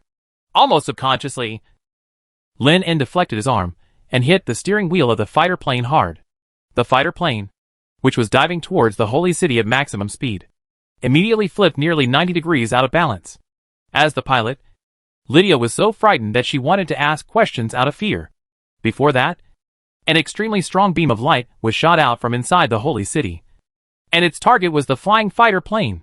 It was originally supposed to be aimed at the cockpit, but due to the deflection of the fighter plane, it hit the tail directly, leaving a very deep scratch on the protective layer made of mithril, destroying the steel layer below. It's been cut open. Lydia was so frightened that her face turned pale, and she didn't even have time to close her open mouth. Only then did Lin En understand where the sense of crisis in his heart came from. Someone should be using light focusing magic below. Have you even learned the laser technique? It seems that her stay in the City of Fire and Oil was not in vain. Lin En muttered secretly, but then he realized that it was probably just an imitation, an extreme version of concentrated light reflection.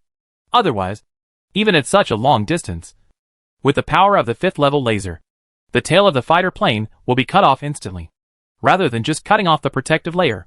Chapter 488, Magic that can protect against nuclear explosions. Over the holy city, in a silver fighter plane, Lydia, who had just escaped from the panic of the previous dangerous situation, quickly showed her excellent qualities as a pilot, quickly stabilizing the overturned fuselage, and moved the lever as quickly as possible. A strong airflow immediately erupted from the rear of the entire fighter plane, driving the entire fuselage to further speed up and climb upward at the fastest speed. Both Lydia and Lin knew very well that the opponent's attack failed, and they would definitely launch the next attack. You need to enter an altitude of at least 2,000 meters to ensure a safe distance. However, the attackers in the holy city were obviously not prepared to let them escape easily. Almost the next moment the light beam disappeared. Dots of starlight flew out from the holy city. The number was unimaginable, almost covering the entire airspace. Lin En's expression also became a little more solemn. He turned to look at Lydia, and spoke very fast. Your mission is completed. Now return to the City of Fire Will. Just run forward. After speaking, Lin En didn't wait for the girl's reply. He grabbed the edge of the fighter plane and rolled it out. He fell rapidly against the strong wind brought by the fuselage. It took about 2 seconds to stabilize his body. At this moment, the spark covering the entire airspace was already in front of him. Lin En, who was just an incarnation, had no intention of forcing the connection.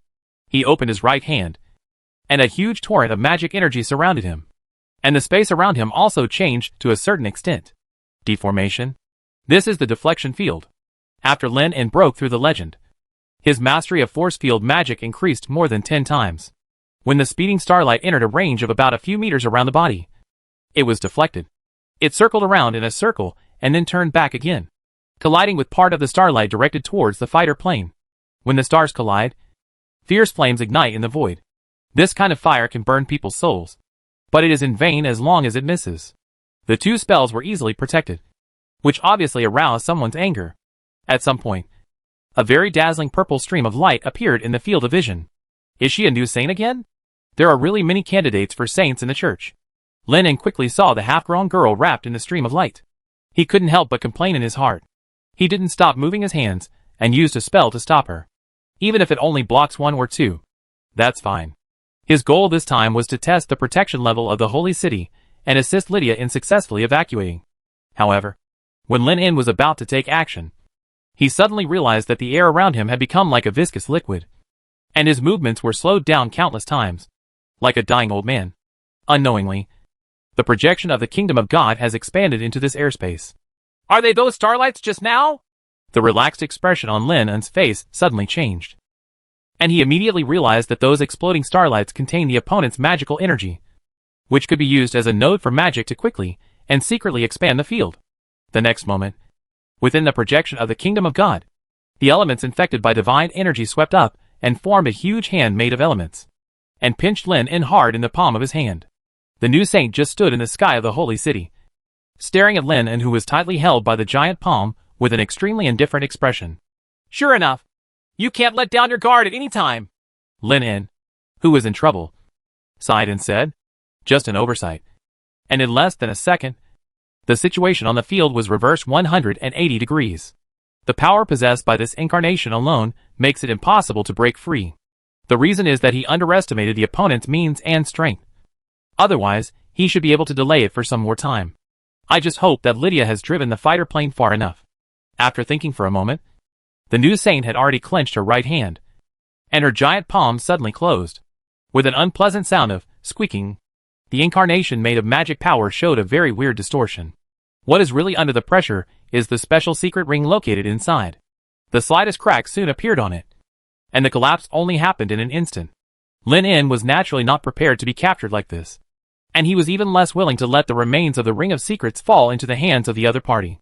The projection of the Kingdom of God and the tight grip on the body almost suppressed all possibilities of resistance of this incarnation. But that's just almost. Wisps of hot flames emerged from the cracks on the ring's surface.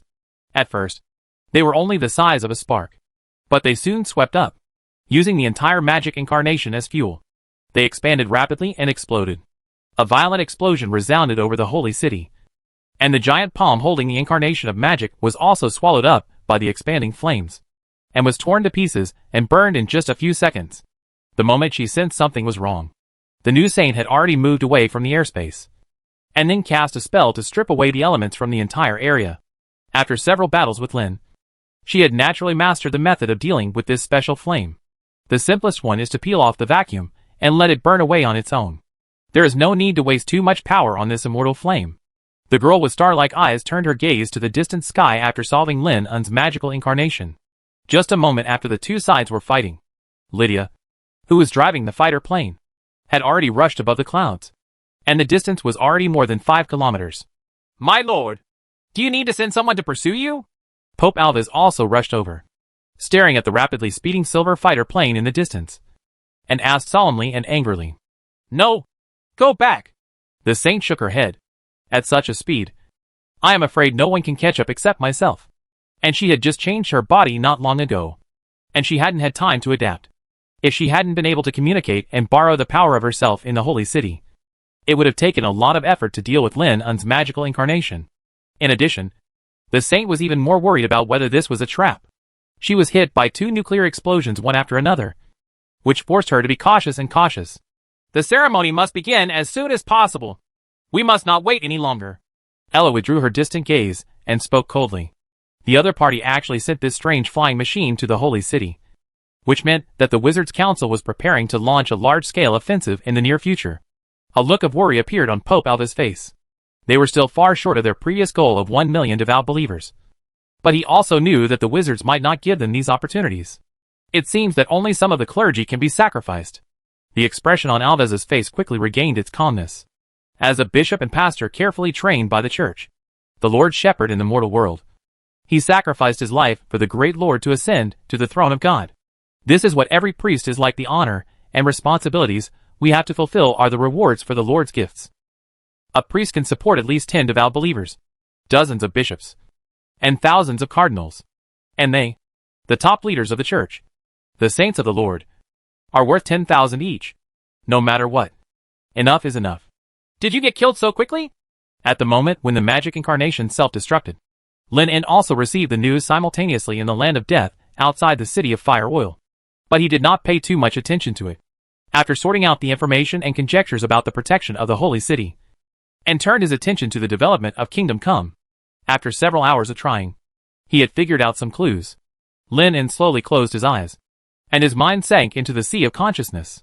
This is a dark and empty space. Very vast but empty. No, that's not appropriate to say. In fact, there is something inside, and various elements and rays invisible to the naked eye are wandering in every corner of the space. And this is not just a dark space.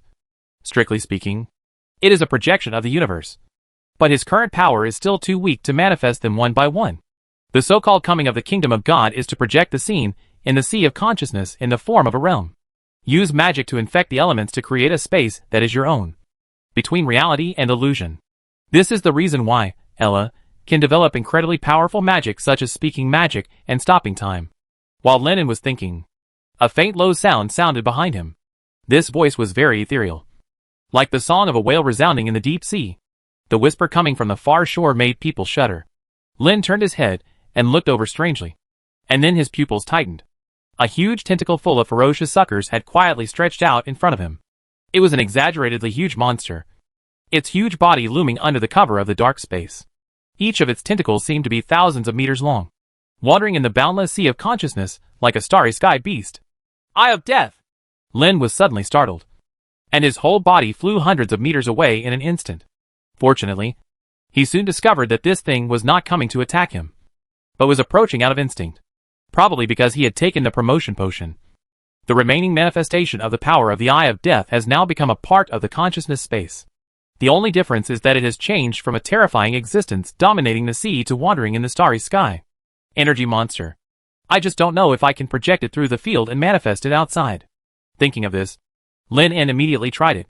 The moment he opened his eyes, a massive amount of magic power emerged, and the area around him began to expand in all directions. Darkness gradually invaded the entire land, completely covering up the afterglow of the evening sun. An area of several kilometers instantly turned into an endless starry sky, just as Lin En had imagined before.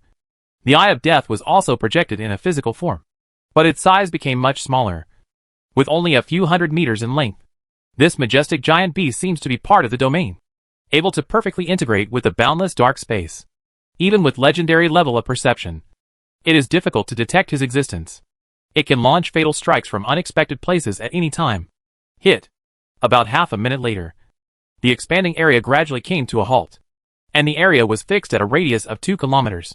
Lin could feel that with the expansion of the field, his control over internal elements was also plummeting, and this growth soon stagnated. Is this the limit? Lin frowned involuntarily. Compared with Ella's projection of the kingdom of God that covers the entire holy city, the scope of his own domain can only be described as pitiful. Fortunately, after this attempt, Lin En discovered that there are about 2 factors that limit the scope of the field. The first is one's own computing power, and the second is the total amount of magic power. Ella has hundreds of years of accumulation from the church to provide energy, and tens of millions of believers to provide computing power blessings. It is normal that the scope of the field far exceeds her own. Similarly, if he uses the computing power of his intellectual brain and mobilizes enough energy, he should be able to expand the range of the sea of consciousness projection several times again. It seems that we need to arrange as many people as possible to connect to the magic network. There are now more than 15,000 official wizards in the entire magic kingdom. If they can mobilize all their power, they may be able to compete with the church system created by Ella. In fact, he has been doing this for a long time. For example, the wizards of the Aida school all have a secret ring. In addition, he also recruited a group of wizards in the name of calculations, lectures, and research on magic. Now the number of wizards in this small universe has exceeded 2,000, which is 8 times the original number. Many wizards like to discuss and study some dangerous magic in the small universe of Jinao, because it can deeply simulate various physical rules in the real world without having to worry about safety issues. It's a pity that the time is still too short, Lin En thought with regret. If you give yourself a few more months, you can fully master the power of the legendary realm and draw most of the wizards in the council into the magic network. Maybe he can be promoted to a few legends again, and then defeating Ella's true form will become a sure thing. But Lin knew very well that the church would not give them that much time. From their recent actions, it could be seen that the other party must be preparing something, and it was probably something that could turn the tide of the battle. Time has undoubtedly become the most scarce thing now. After adjusting his fluctuating emotions, Lin temporarily stopped practicing the legendary magic, real domain, and focused his energy on another equally important place, which is the development of protective magic. The legendary spells he knows now are basically offensive in nature. For example, Final Atomic Breath is the sharpest spear in his hand. Using magnetic field and force field magic for protection is indeed a good method, but that thing can only be used as an auxiliary. It is to guide the attack in other directions, not to actually resist it. Therefore, he still lacks a truly powerful means that can preferably resist nuclear explosion magic to a certain extent. Chapter 489 Two-Dimensional Material Substance. Superconductor Graphene. When it comes to what is the strongest substance in the universe, Lin cannot give an answer, because even the Federation's exploration of understanding the universe in its previous life can only be described as insignificant. But judging from the scope of his understanding, neutrons are definitely one of them. As the most critical part of the atomic nucleus, it cannot be destroyed by a nuclear explosion. You can imagine how hard it is. The mass of an object composed only of dense neutrons is so exaggerated that it is unimaginable. For example, The celestial body neutron star that exists in the universe has a mass of more than 100 million tons per cubic centimeter. It is the densest known celestial body besides black holes. Its terrifying mass can distort time and space, which means it also comes with an extremely powerful force field protection. Of course, this presupposes that you don't get caught and torn apart by its gravity. Even with the power of the legendary wizard, it was far from reaching this level. Lin En had no choice but to retreat and look for some more reliable solutions. After thinking for a moment, he quickly came up with an idea. 071. Retrieve information about graphene. Lin En read silently in his heart. Graphene is an extremely special single-layer carbon atomic surface material with excellent optical, electrical, and mechanical properties. It can be used in many high-precision instruments. It is also a special material that the Federation often needs to use when making interstellar battleships. Material. The reason is that it is light, thin, hard, and tough enough. With a theoretical Young's modulus of 1.0 TPa and an inherent tensile strength of 130 GPa, which is far better than other metal materials. And its hardness is more than 100 times that of steel. It is also one of the few substances that can be called a two-dimensional material. Its thickness is only 0.335 nanometers, which is 1/200,000th of a human hair, which is the thickness of one atom. Of course, the two-dimensional here does not mean that graphene is a lower-dimensional creation. The Federation's technology has not reached such an advanced level. The so-called two-dimensional materials refer to materials in which electrons can only move freely on the nanometer scale in 2 dimensions, such as nanofilms, superlattices, quantum wells, etc. of the same type. Using 2 dimensions to describe it is just a relatively vivid metaphor. And the basic atom that makes it is very common: carbon. When talking about graphene, we have to mention something that is also a carbon element material: diamond. That is, diamond. The reason why this thing is so hard is due to the special cubic crystal structure inside. Each carbon atom in the diamond is tightly combined with the other 4 carbon atoms. It looks like a regular tetrahedron. The covalent bond is strong. Therefore, the hardness is also high. But it is also very fragile due to structural problems. Therefore, federal scientific researchers put forward a hypothesis as early as the 20th century, which was to improve the performance of materials by changing and adjusting the atomic arrangement, density, and material structure. And the creation that perfectly fits this theory is graphene. Its internal arrangement of carbon atoms is a very tight and more perfect hexahedral honeycomb lattice structure, giving it extraordinary hardness and toughness. And it can even stretch like rubber. According to the experimental data recorded within now, graphene with a thickness of only 100 nanometers can easily bear a weight of more than 2 tons without breaking. What if the thickness is increased to 10 centimeters, which is 100 million nanometers? Lin En didn't know, because even the energy-reactive armor of star battleships did not use such thick graphene. You must know that this thing was mass-produced, and used at the end of the 21st century. The cost of producing a kilogram of single-layer graphene is still an astronomical figure. Fortunately, they are wizards and can freely control the elements themselves. So the cost of extracting and manufacturing graphene is greatly reduced. This is the convenience of magic. After carefully writing down all the information, Lin began to experiment. Under the surge of magic power, a large amount of carbon elements were produced, and under the control of powerful mental power, they were closely arranged and combined together. Lin imagined the shape of a honeycomb in his mind. But it was not easy to weave a perfect 6-sided lattice structure out of elements at the atomic level. After about dozens of failures, Lin managed to produce just 1 unit of graphene. Fortunately, after gaining experience, the speed became much faster. By the time midnight came, Lin had successfully created a full circle of graphene shields around him. The magic power spent to make this thing was not a small amount, and it consumed almost 1/5 of his magic power reserve. Although it is said that the more complex the material deconstruction of mimicry is, the more intense its consumption will be. This is a bit too exaggerated. They are just creations of carbon elements. Lin En was a little strange, but he didn't spend too much energy on exploring Tu Zeng's magic power consumption. Instead, he studied the new protective magic developed by him. The transmittance of graphene is very good, reaching more than 97%. With its atomic level thickness, it is difficult to see it directly with the naked eye, but it is particularly clear through perception. Countless carbon atoms are arranged neatly like a honeycomb, with thousands of overlapping layers, and the thickness reaches about 2,000 nanometers. It's such a perfect creation! Lin couldn't help but sigh, and was also amazed by the exquisiteness of graphene's deconstruction. Next it's time to try its protective capabilities. Lin stretched out his hand, and a sword with a length of several meters appeared in his hand, which was constantly flowing with magical fluorescence. This is the high-frequency vibrating particle knife used to deal with Saint Cynthia. Cut! Lin showed no mercy and used his greatest strength to slash directly. The particle knife, which vibrates hundreds of thousands of times per second, can achieve cutting at the atomic level.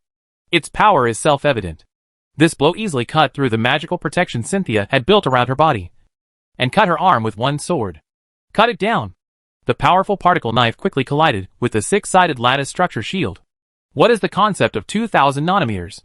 It is only equivalent to 2/10,000ths of a centimeter. It takes a while to find it even with a microscope. However, this graphene shield, which is 10,000 times thinner than paper, can withstand a powerful slash. At the microscopic level, the thickness of graphene is only shredded by about 1/5. Very good! Lin nodded with great satisfaction. You must know that he didn't hold back at all just now. Not to mention that this is not the strongest protective state of the graphene shield, because this thing has another important characteristic. That is, it conducts electricity. Still one of the best conductors. For example, one of the Federation's electromagnetic technologies uses graphene's efficient energy storage and conductive properties to form a powerful electromagnetic field on the surface of a star battleship to resist the invasion of cosmic rays. Lin felt that if a thick enough graphene shield could be made, coupled with an electromagnetic barrier as a magnetic field protection, it should be able to reduce the power of a close-range nuclear explosion to a level that the legendary wizard could barely withstand. However, his previous attempts at the legendary magic, real field, had almost exhausted his mental power and magic power. Considering how to deal with emergencies, Lin did not continue to specialize in magic research and practice, but went straight back. The city of Fire Oil. Due to the approaching war, the entire city was filled with a tense atmosphere. The rumbling trains almost never stopped for a moment, continuously transporting materials and people from all over the kingdom to the city of Kerosene. Patrolling guards holding muskets could be seen everywhere on the streets. Even Lin was interrogated several times all the way to the conference room. This was obviously because Cynthia's previous disguised invasion incident had alerted the parliament. So the level of preparedness was suddenly raised several times. Lin did not assert his identity and ask for privileges, and completed the inspection very cooperatively. But he was thinking about preparations for the next war. Now, besides how to conquer the holy city and deal with the false god, the most important and thorny issue they faced now was actually the management issue. The entire empire is too big. Although they have selected many grassroots managers in the kingdom through the officer selection examination, it is still far from enough. As for the progress of the war, Lin is still very confident. After more than a year of preparations, the parliament is no longer as short of people and materials as it was when it first came out of the wizarding land and captured the royal capital. The number of newly trained musketeers alone has exceeded 70,000. And with the addition of part of the kingdom's army, the manpower they can use has exceeded 150,000. This is far from the limit that the kingdom can bear. The introduction of mechanized planting on large farms and artificial starch technology has almost freed the kingdom's citizens from the most basic problem of food shortage. They may not be able to eat well, but at least they can eat enough. There are countless civilians who have enthusiastically signed up to join the army. If they want, they can increase the number of the army to more than 300,000 at any time. However, what Lin wanted was a well-trained and professional army with strict military discipline, not a group of cannon fodder and bandits without military discipline. After entering the conference room, Lin immediately asked Vittorio, who was currently researching and transforming the magic circle, to ask about tritium and deuterium fuel reserves. And most importantly, the next promotion ceremony. When can it start soon? Probably in 3 days, Vittorio said thoughtfully. Promoting a legendary wizard requires a lot of energy. The last time it took hundreds of wizards, who were proficient in thunder spells, to evaporate half a lake to get enough energy. There is also the issue of magic power. All the magic stones reserves of the parliament were used for the promotion of the two of them. In order to collect the magic stones for promotion as soon as possible, Vittorio used the idle magic stones of the parliament as early as 10 days ago. The great wizards were all sent to dig in the magic stone mines. For this reason, he also suffered a lot of criticism, and few great wizards were willing to do such easy and hard work. But there is no other good way. The magic stone is very hard and has damaged several mining drills. Before improving the mining methods, the cutting magic of the great wizard should be more effective. By the way, I heard Aurora say that when you were promoted, you didn't have any additional fuel, but you made the nuclear fusion furnace operate again, and even burst out with more powerful energy? Vittorio suddenly asked. Road. Yes. You can understand it as secondary nuclear fusion. Lin explained the general principle as concisely as possible. Vittorio's eyes suddenly lit up, and he hurriedly asked. In this case, is it possible to carry out the third or even fourth nuclear fusion? What is produced by the fusion of tritium and deuterium is helium. And what is produced by the fusion of helium is carbon. Logically speaking, the carbon element ranks 6th in the periodic table, and it should be able to continue to fuse upward. If they could do this, they wouldn't have to bother refining heavy hydrogen from water. With just one fuel collection, they could be promoted to several legendary wizards. How can it be that easy? Lin rolled his eyes. It is lucky to be able to complete 2 nuclear fusions in the reactor. The requirements for carbon fusion are extremely demanding and only exist in the cores of heavier stars. Their strength alone cannot meet the conditions. Under Lin's explanation, Vittorio had no choice but to give up this wonderful idea and instead led him to study the improvement of alchemy. After being promoted to legend, Tu Zheng's power gave Vittorio many new ideas. The spell models of Skyfall and in-game Atomic Breath that Lin gave him previously broadened his horizons. These 2 legendary magics may not be able to be exerted through alchemical methods. 3 days passed in a blink of an eye. While Lin was practicing magic and Vittorio was discussing the magic transformation work. Preparations for various wars were also proceeding in an orderly manner. Every day at 9 o'clock in the morning, fighter planes will take off on time to deliver leaflets to various cities in the Empire, and cooperate with spies within the Empire to carry out anti-theological science propaganda. Thousands of armored vehicles equipped with machine guns have already entered the city of fire and oil. Airships and fighter planes have also been refueled. More than 100,000 well-trained regular troops are ready to go, just waiting for the last moment to arrive. The opportunity came soon. Herav and Aurora's promotions were smoother than Lin imagined. Both of them had been staying in the realm of the 6th ring Great Wizard for more than 100 years, and their accumulation had already been enough. Some inexplicable means were used to make the computing power break through the limit of this realm, coupled with the experience provided by Lin and Vittorio. The 2 promotions were a near miss. Herav, who finally stepped out of the fusion furnace, had no time to feel the power and beauty of crossing the levels of life. So he convened a new round of wizard meetings. With the support of 153 members and nearly 90% of the votes, the parliament soon officially announced the end of church rule, and the war to disintegrate the empire officially started today. At the same time, a piece of news came from the empire. The hundreds of thousands of legions gathered by the church at the border launched an attack at the same time. Very good. Very good. They actually dared to attack head-on. Herav was quite surprised. But this time, there was no need to defend the city, and they were not afraid even if the false god personally led the army. Then go to the holy city and defeat them all, Lenin said decisively. Chapter 490, Crushing. The swan song of the old era. At noon, on the border of the empire, on the plain about 100 kilometers away from the holy city, tens of thousands of fully armed imperial cavalry in silver armor were waiting. The leader, Cardinal Nix, looked at everyone present and spoke solemnly. Everyone. According to the spies' reports, the 2 cities on the border of the empire have now been captured by wizards. Those demon minions wantonly slaughtered and maimed the believers of the Lord. And now they have reached deep into the hinterland of the empire, preparing to bring pain, disaster and death spread throughout the continent. The end has come, and behind us is the holy city. There is no way for you and me to retreat. Under Nix's painful words, tens of thousands of cavalrymen couldn't help but show fear on their faces. But Nix's voice soon became louder and louder, ringing in everyone's ears like a loud bell. But we don't need to be afraid, panic, or fearful. The great Lord is watching from heaven right now, watching everyone who fights to the death for the empire and the church. Death and faith are the keys to unlocking the kingdom of heaven and allowing the soul to return to peace forever. Show now, the most devout people of the Lord. The end of the world is not worth fearing. Our sacrifices will be engraved in the long history. In the not-too-distant future, the Lord will descend from the kingdom of heaven to dispel the haze of the end, turn the human world into an eternal pure land. Nix's impassioned speech made the knights present forget the panic and fear in their hearts. They all raised their weapons and shouted loudly, venting their inner madness and determination. Kill those blasphemers. May the great Lord dispel the haze of the doomsday and turn the world into a pure land. May the glory of our Lord shine on all things. At this moment, everyone abandoned the fear of death.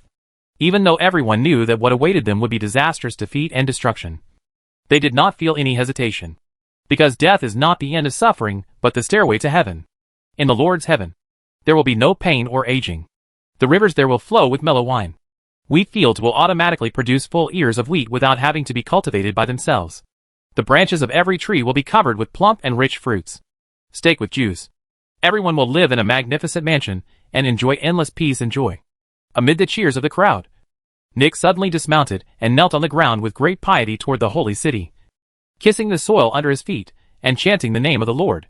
More and more people spontaneously dismounted from their horses to make the final pilgrimage, praying to the great Lord to protect them and achieve final victory. Amidst the increasingly loud prayers, a ray of milky white light emerged from the direction of the holy city. A faint brilliance of divine magic appeared around everyone, and a fanatical emotion gradually occupied everyone's minds. At this moment, they all felt the Lord's gaze, and there was only one thought left in their hearts. That is, to use their own. The sword in his hand slashes all enemies in front of him who dare to block him, defending the glory of the Lord with his blood and life. Praise you, my Lord. Your power dims the stars. Nyx responded to the Lord's gift, then stood up, led tens of thousands of cavalry to get on their horses, pointed their swords forward, and raised their arms and shouted, "Now! Charge! Charge! Charge!" accompanied by roars.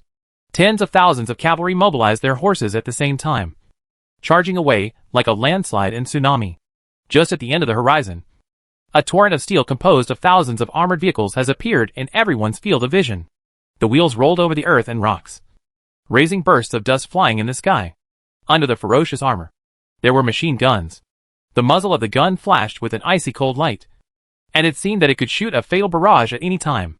Of course, Nyx knows that this is a new war weapon developed by the wizard, with powerful protection and offensive capabilities.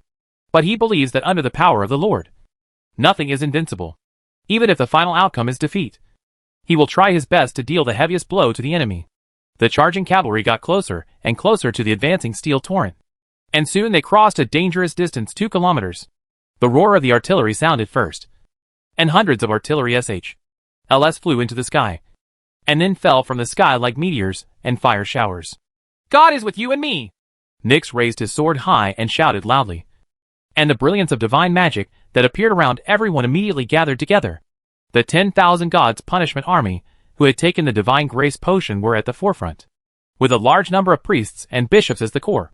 An exquisite divine magic circle was quietly unfolded. An invisible magical barrier emerged out of thin air, immediately covering tens of thousands of cavalry brigade. Fierce artillery fire bombarded it, causing ripples. Obvious cracks appeared on it, but they were quickly repaired. Relying on the blessing of magical energy from thousands of priests and bishops, Nyx led tens of thousands of cavalry and advanced rapidly against the attack of artillery fire, and soon approached a 1-kilometer range. At this moment, hundreds of red streams of light flew over from the opponent's array, and the layer of magical protection was riddled with holes in almost an instant. In the rapidly generated high temperature, the iron ball, which was burned until it was red, deformed and almost melted, quickly passed through the entire array, whether it was the silver armor on the knights or the radiance of divine magic all around them. They were burned at such terrifying speed and power. The bottom is as weak as paper. A divine punishment knight in the front row couldn't even see clearly how the stream of light flew towards him, and his whole body and the mount beneath him were beaten into a ball of blood, mist, and debris. Scenes like this happened everywhere on the battlefield. There was no pain or howling, because everything happened too fast. In an instant, there were more than 100 death paths full of flesh and blood in the cavalry array. The strong smell of blood filled the air, but it made the cavalry team charge forward even more crazily. However, this was just the beginning. After defeating the magical protection with electromagnetic cannons, the airships were de-invisible and appeared in the high altitude. The bomb bays at the bottom suddenly opened, and projectiles the size of human heads were directed towards them. The top of his head fell down. Taking into account the subsequent battlefield cleanup issues, the airship was not loaded with white phosphorus fire, but these projectiles were equally deadly. The huge projectiles exploded again in midair, and the internal explosive SH/LS were scattered and covered most of the battlefield. In bursts of violence in the explosion and fire, nearly 10,000 cavalrymen died directly under this round of blows. The machine guns and gun barrels mounted on the armored vehicles also sounded simultaneously. Continuous artillery fire, speeding iron pellets, exploding bullets scattered all over the sky, and fierce crossfire. Countless God's punishment knights were blown to pieces every second, falling in rows like wheat. However, under the influence of powerful magic, they completely forgot about fear and escape. Perhaps only at the moment of death can they break free from this fanatical state. Seeing his colleagues fall in front of him under the attack of artillery fire, Nyx was filled with endless anger. His eyes were red and he shouted, "Charge! Charge! End the apocalypse! Kill them! Kill! Kill them! End the apocalypse! The kingdom of heaven! The kingdom of heaven is coming!" Tens of thousands of God's punishment cavalry roared, rushing against the steel torrent composed of armored convoys in front of them, trying to crush them completely with powerful impact just like they used to attack rebels and evil God believers. The distance between the two sides was getting closer and closer.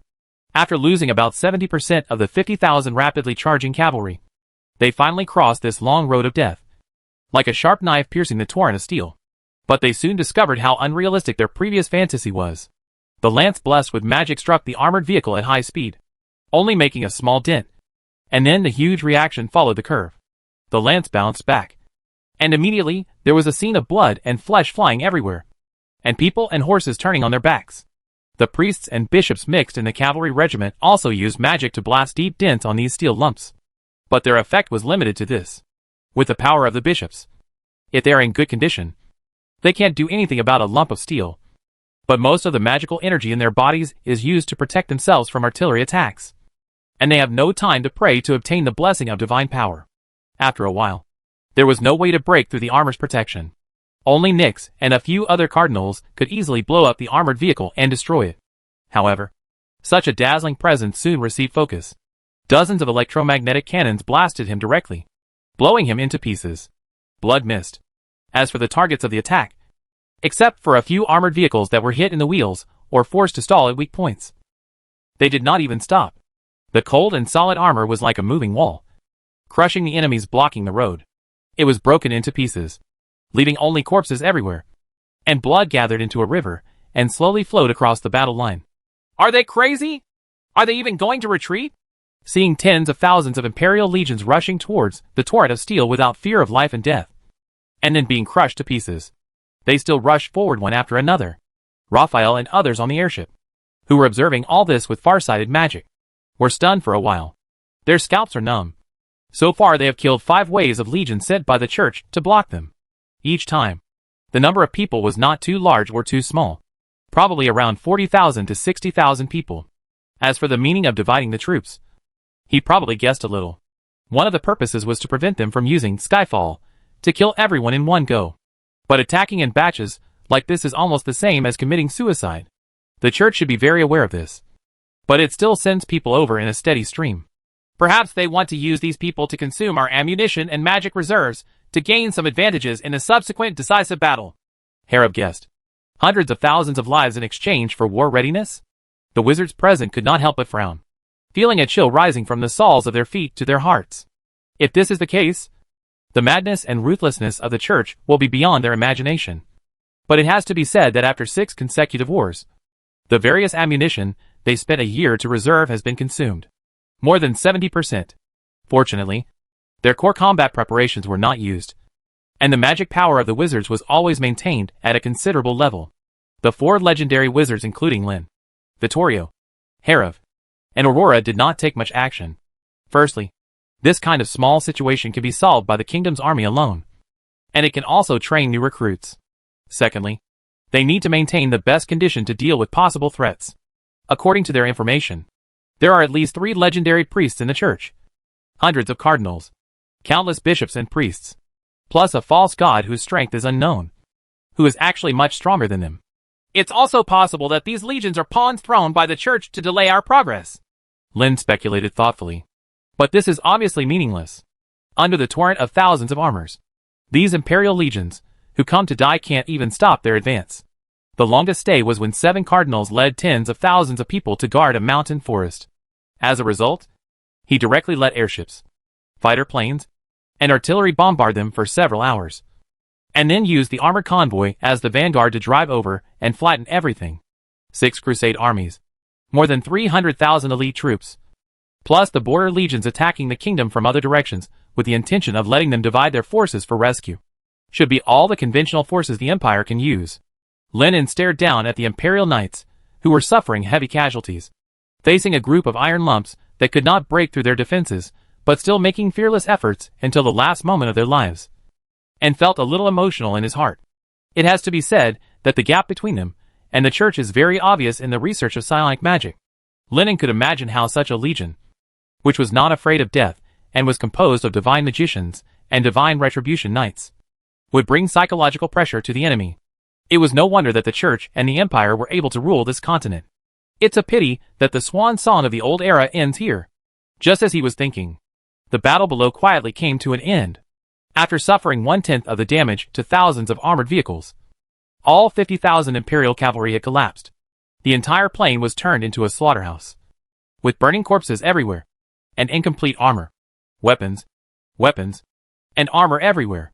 The torrent of steel has no intention of stopping at all. There will be dedicated people at the rear to deal with these troubles, and all they need to do is move forward, and move forward again. Target Holy City.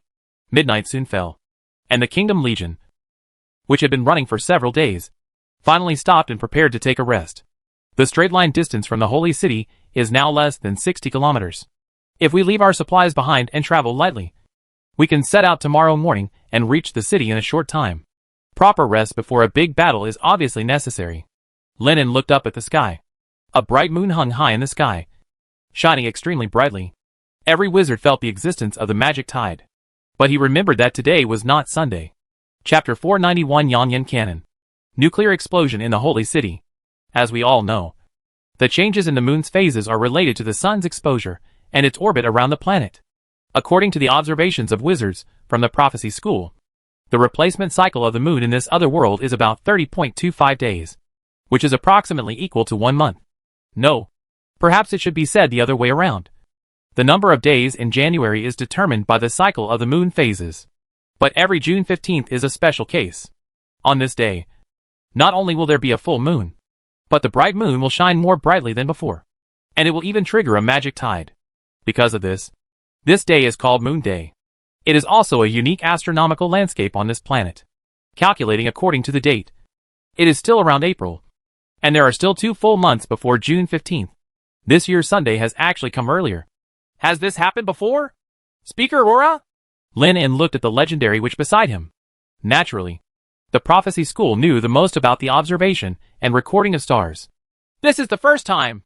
In the past, Sundays have been very punctual, and have never been advanced or delayed, Aurora said with certainty. They have been observing the stars for decades, and there is absolutely no way they can deal with such an issue.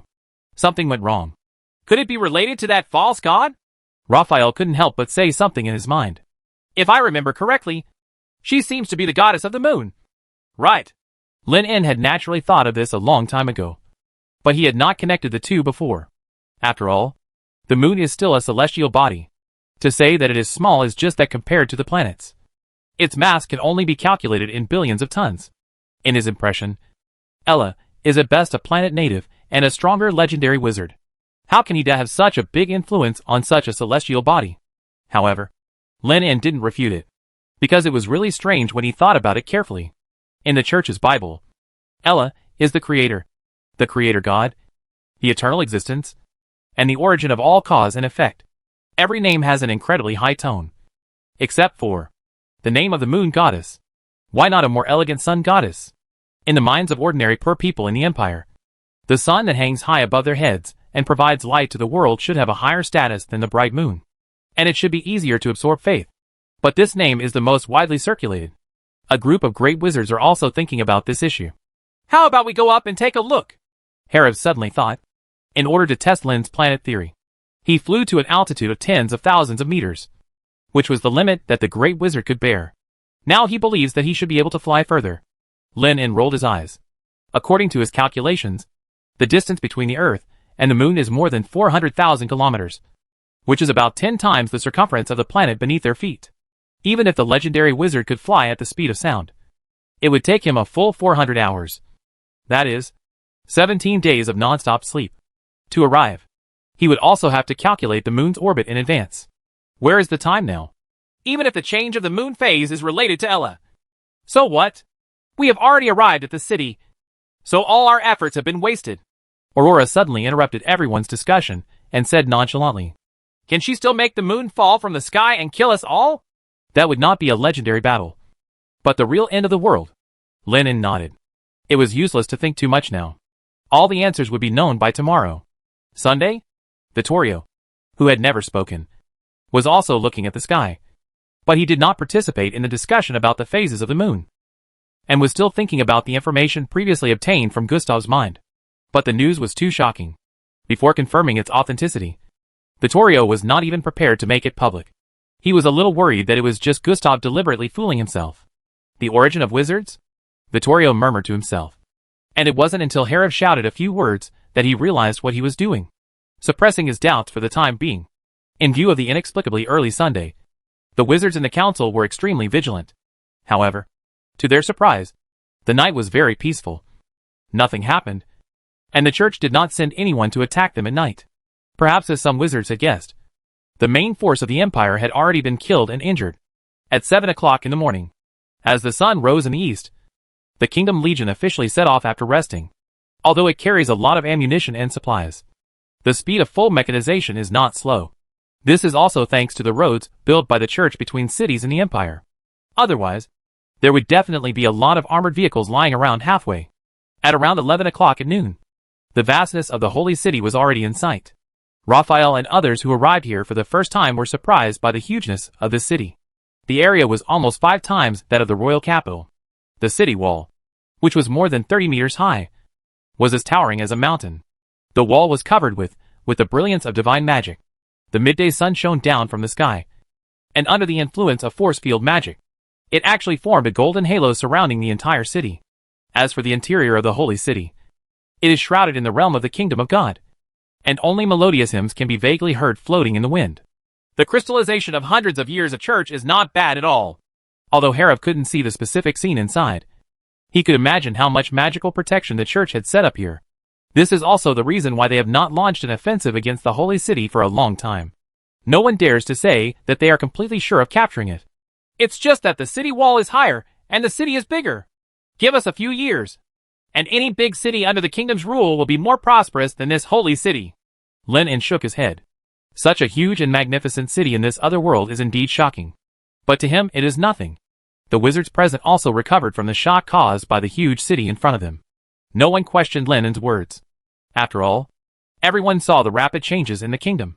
What the kingdom has, the church may not have. From this perspective, this holy city is just bigger and higher. And after today, this holy city may disappear. While several people were discussing, the kingdom's legions had already arrived about 2 kilometers away from the holy city. The church along the way had no intention of sending them to stop or fight. It was obvious that they were preparing to hide in the city and not leave. Since they won't come out, let's break this turtle SHL, Harriv said coldly. The continuously advancing torrent of steel immediately separated, revealing hundreds of electromagnetic cannons at the rear, ready to test the strength of the holy city's protection. Lin had already experimented once before, but because he was just an avatar, he was directly killed by Ella's avatar not long after, and the information obtained was very limited. One after another, special projectiles were loaded into the muzzle under the control of the artillery, and were carried out by the wizards. The next second, hundreds of electromagnetic cannons exploded simultaneously in a deafening sonic boom. Countless special projectiles flew past like meteors, directly covering half of the holy city's airspace, but were deflected one after another about 300 meters away from the city. Harriv and others were not surprised by this, because the key lies in the second strike. Hundreds of deflected special projectiles exploded again, under the powerful shock wave generated by the explosion. Projectile fragments flew in all directions at a speed of more than 2,000 meters per second. Then came the second and third rounds of electromagnetic guns, which were ready to go. The sound of continuous artillery fire continued. And after 5 minutes, the special ammunition was completely emptied before it finally stopped. Did you make it? Raphael hurriedly looked inside, and then a look of disappointment appeared on his face, because the towering walls of the holy city were still blocking the front. However, many wizards noticed that the city wall had more subtle dents than before. Obviously, their attacks were not completely ineffective. Lin nodded. This was just as he had guessed. The force field protection protecting the holy city was not like a planet's gravitational field. which extended from the inside out. Instead, it was about 300 meters around the holy city. A semicircular shield that bends space and time was created in the area. Its thickness is about 10 meters. As long as it can break through this area, the attack can be successfully penetrated. And what they just used was the propulsion method. First, shoot an electromagnetic gun into it, at a high speed of more than 10 times the speed of sound. Even if the flight trajectory deviates due to the influence of the force field, it can still move forward for a certain distance. And then with the help of the impact of the second blast, it can continue again, go forward some distance, followed by a third blast. Relying on such a relay to break through the protection of force field magic was the first solution Lin En gave. It's a pity that from the actual combat point of view, although it barely achieved the expected effect, after several blasts, its power was far from enough. After all, most of the mass had to be discarded every time it was blasted. In the end, only the city wall remained. Slight mark. You must know that the city wall also has the projection of the kingdom of God covering the entire city, as a second layer of protection. Sure enough, I still need to use my new creation, Vittorio said with a smile, and then asked someone to push up a behemoth more than 5 meters high. It is like a super enlarged version of the electromagnetic railgun. Harriv and Aurora have naturally noticed this big thing for a long time. But Vittorio has been evading it before saying that it has not been completed yet, even before attacking the kingdom. Along the way, they were still modifying this semi-finished product, and there was no guarantee that it would work, so they suppressed their curiosity. Now, Vittorio no longer intends to hide it, and proudly introduces it to everyone. I call it Sunfire Cannon. As long as it has enough nuclear fuel, it can release final atomic breath. Hearing this, Harriv suddenly felt his eyes light up. He didn't expect Vittorio to be able to recreate this terrifying magic through alchemy. Even though legendary wizards like them can also perform in-game atomic breath, they don't even need nuclear fuel. But the trouble is that their magic power and energy reserves are limited. Casting this magic consumes almost 70% of the magic power. It can be said that once used, their strength will be greatly reduced in the subsequent battle. Lin was also a little surprised. He could only say that Vittorio was worthy of being a legendary alchemist with the title of Magic Creator. In just a short time, he was able to transform such a heavyweight into a magic weapon based on the spell model he gave. Things were sorted out. No wonder he specifically asked him if he had materials that could withstand a nuclear explosion for a short time without being damaged. Then how many times can it be used? Aurora asked a very crucial question. According to my estimation, it should be 2 or 3 times. It requires several great wizards to control it, and the power may be slightly weaker, Vittorio said thoughtfully. The Sunfire Cannon's launcher is made entirely of mithril and magic stone, with the core material being graphene. If it weren't for this magical substance that Lin En created, he wouldn't have been able to find anything that could carry the power of a nuclear explosion.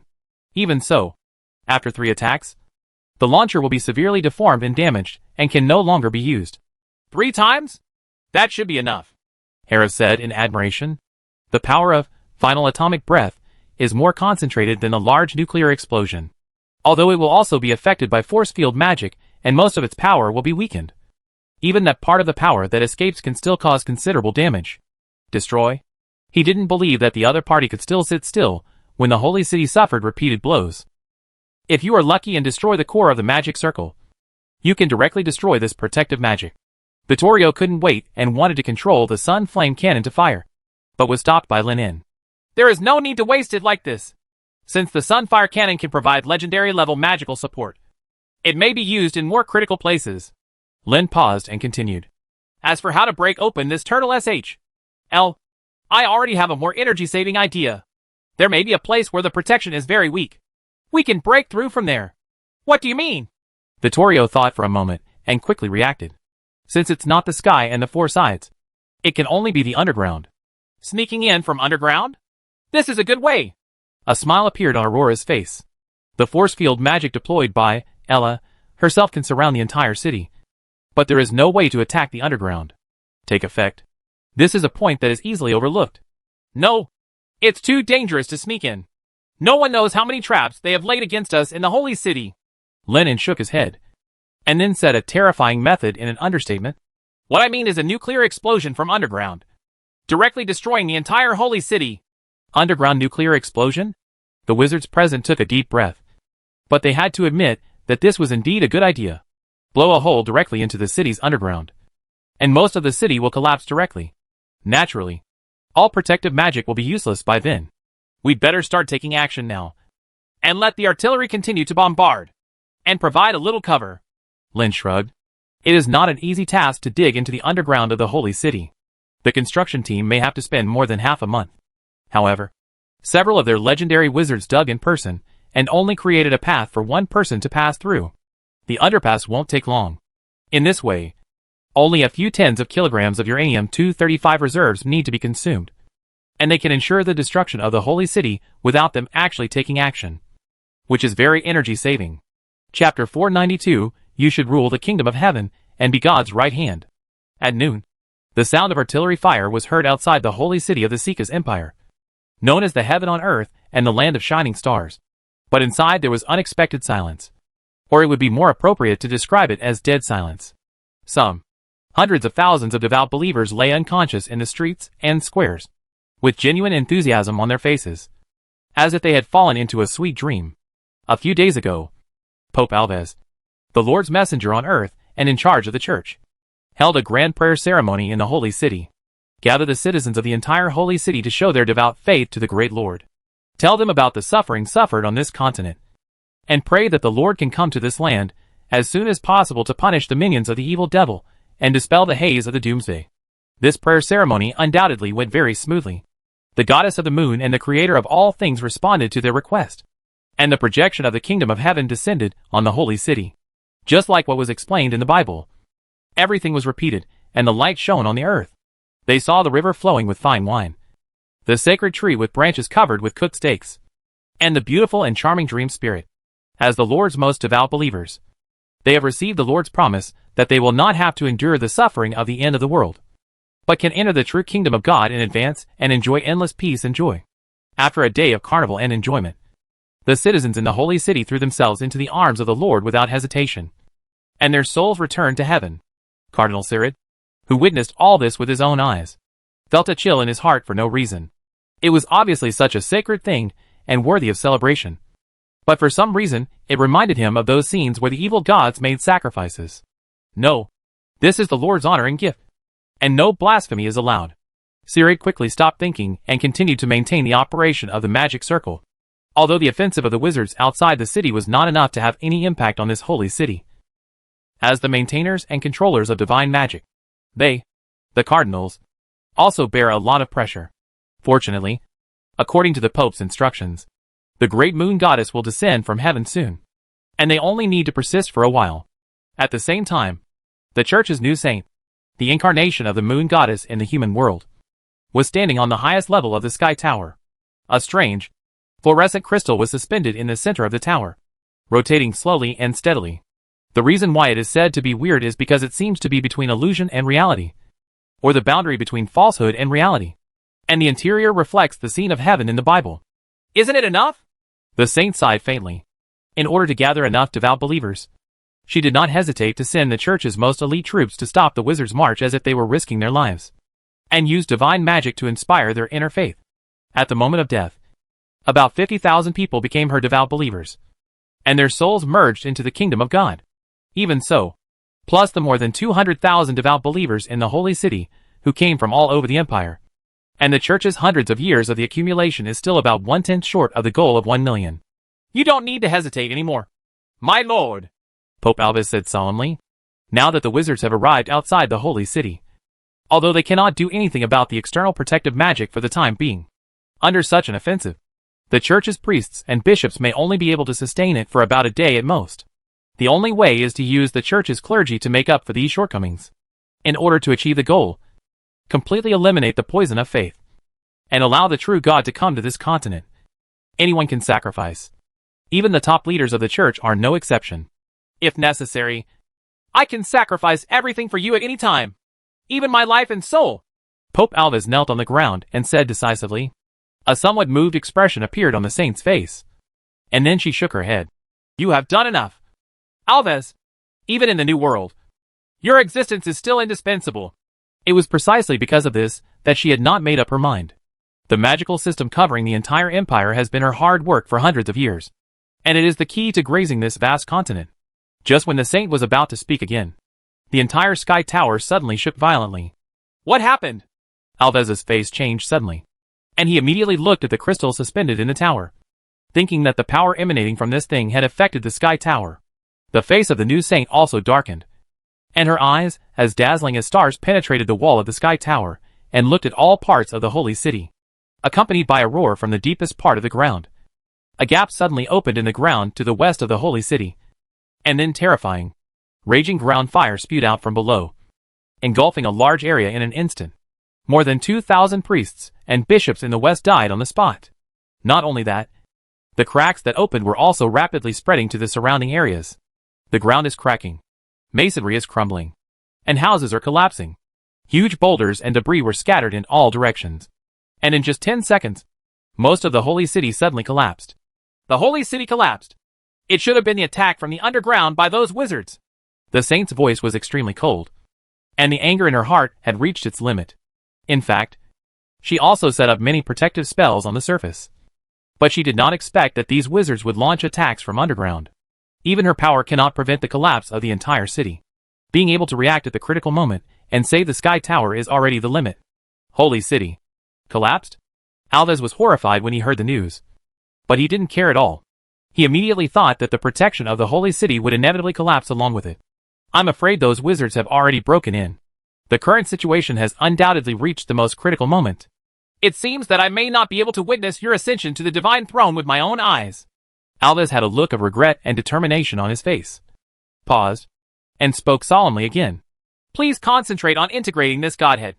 Before we die, the Sky Tower will be fine. After the words fell, Alvez stood up and walked quickly towards the outside of the tower. The light of faith flickering around him was particularly eye-catching and dazzling. The saint stopped where she was and didn't reply for a long time. She didn't murmur until the door of the Sky Tower was closed. Since it is your choice, then, Alvez, I bless you that you will be invincible. You should rule the kingdom of heaven and be the right hand of God. The words of God are powerful. While making the promise, the saint clearly felt that part of the divine power in her body disappeared and was blessed by Alvez. Even though this might have some impact on the subsequent ritual of merging the Godhead, she had no regrets. Enough people have died. Edwell died. Joshua died. Gustav was arrested. And all the elite of the church were killed. Even now, the holy city is on the verge of destruction. In just 2 years, after the wizards escaped from the cover of the fog, the church's hard work and accumulation for hundreds of years were lost in one fell swoop. Alvez is the longest and most capable assistant who has been with her. If possible, she naturally hopes that he can survive. After handing over the control of the kingdom of God's projection to Alvez, the saint erased all the complicated thoughts in her mind, closed her eyes, and guided the coming of the divine body. Preparing to fuse this divine head, she ended the battle of faith, founded the church, and prepared for hundreds of years, just for today, completely resolve the poison of faith and ascend to the throne of God. Alvez, who had just stepped out of the Sky Tower, quickly felt the increased power within his body. Thank you for your care, my lord. Alvez prayed silently in his heart, and then looked at the two figures speeding over. The visitors are the other two legendary priests who guard the holy city and are responsible for maintaining magical protection. Saint Randall and ascetic monk Lava. The damage caused by the underground nuclear explosion was undoubtedly catastrophic. Priests, bishops, and even some cardinals who did not respond in time were buried. But it did not have a great impact on the two of them. They rushed to the scene before they had time to rescue. Tower of Sky. Lord, are you okay? Randall asked quickly. Well, the ceremony has begun. Alvez replied succinctly. But the holy city is destroyed. Ascetic monk Lava said silently, with anger that could not be concealed in his eyes. The abode of gods that had been erected on this continent since the Battle of Faith has now been reduced to ruins. Only the Sky Tower at the rear, under the protection of the Lord's power, remains stable and has become the only preserved building in the entire holy city. These blasphemers cannot be forgiven. The ascetic monk Lava looked around the collapsed holy city and said through gritted teeth, unlike Alvez and Randall, who hold high positions, Rava almost ignores church affairs on weekdays. Instead, he puts all his energy into communicating and praying with believers. He also expresses his feelings for the holy city. Most profound man. Now everything is ruined. Alvez spoke firmly. Then get rid of them. No matter what. The Lord's ritual cannot be destroyed. even if it costs our lives. At the same time, outside the holy city, Lin En and others, who had completed the underground nuclear explosion, watched as the entire city collapsed into a huge crater in a very short period of time.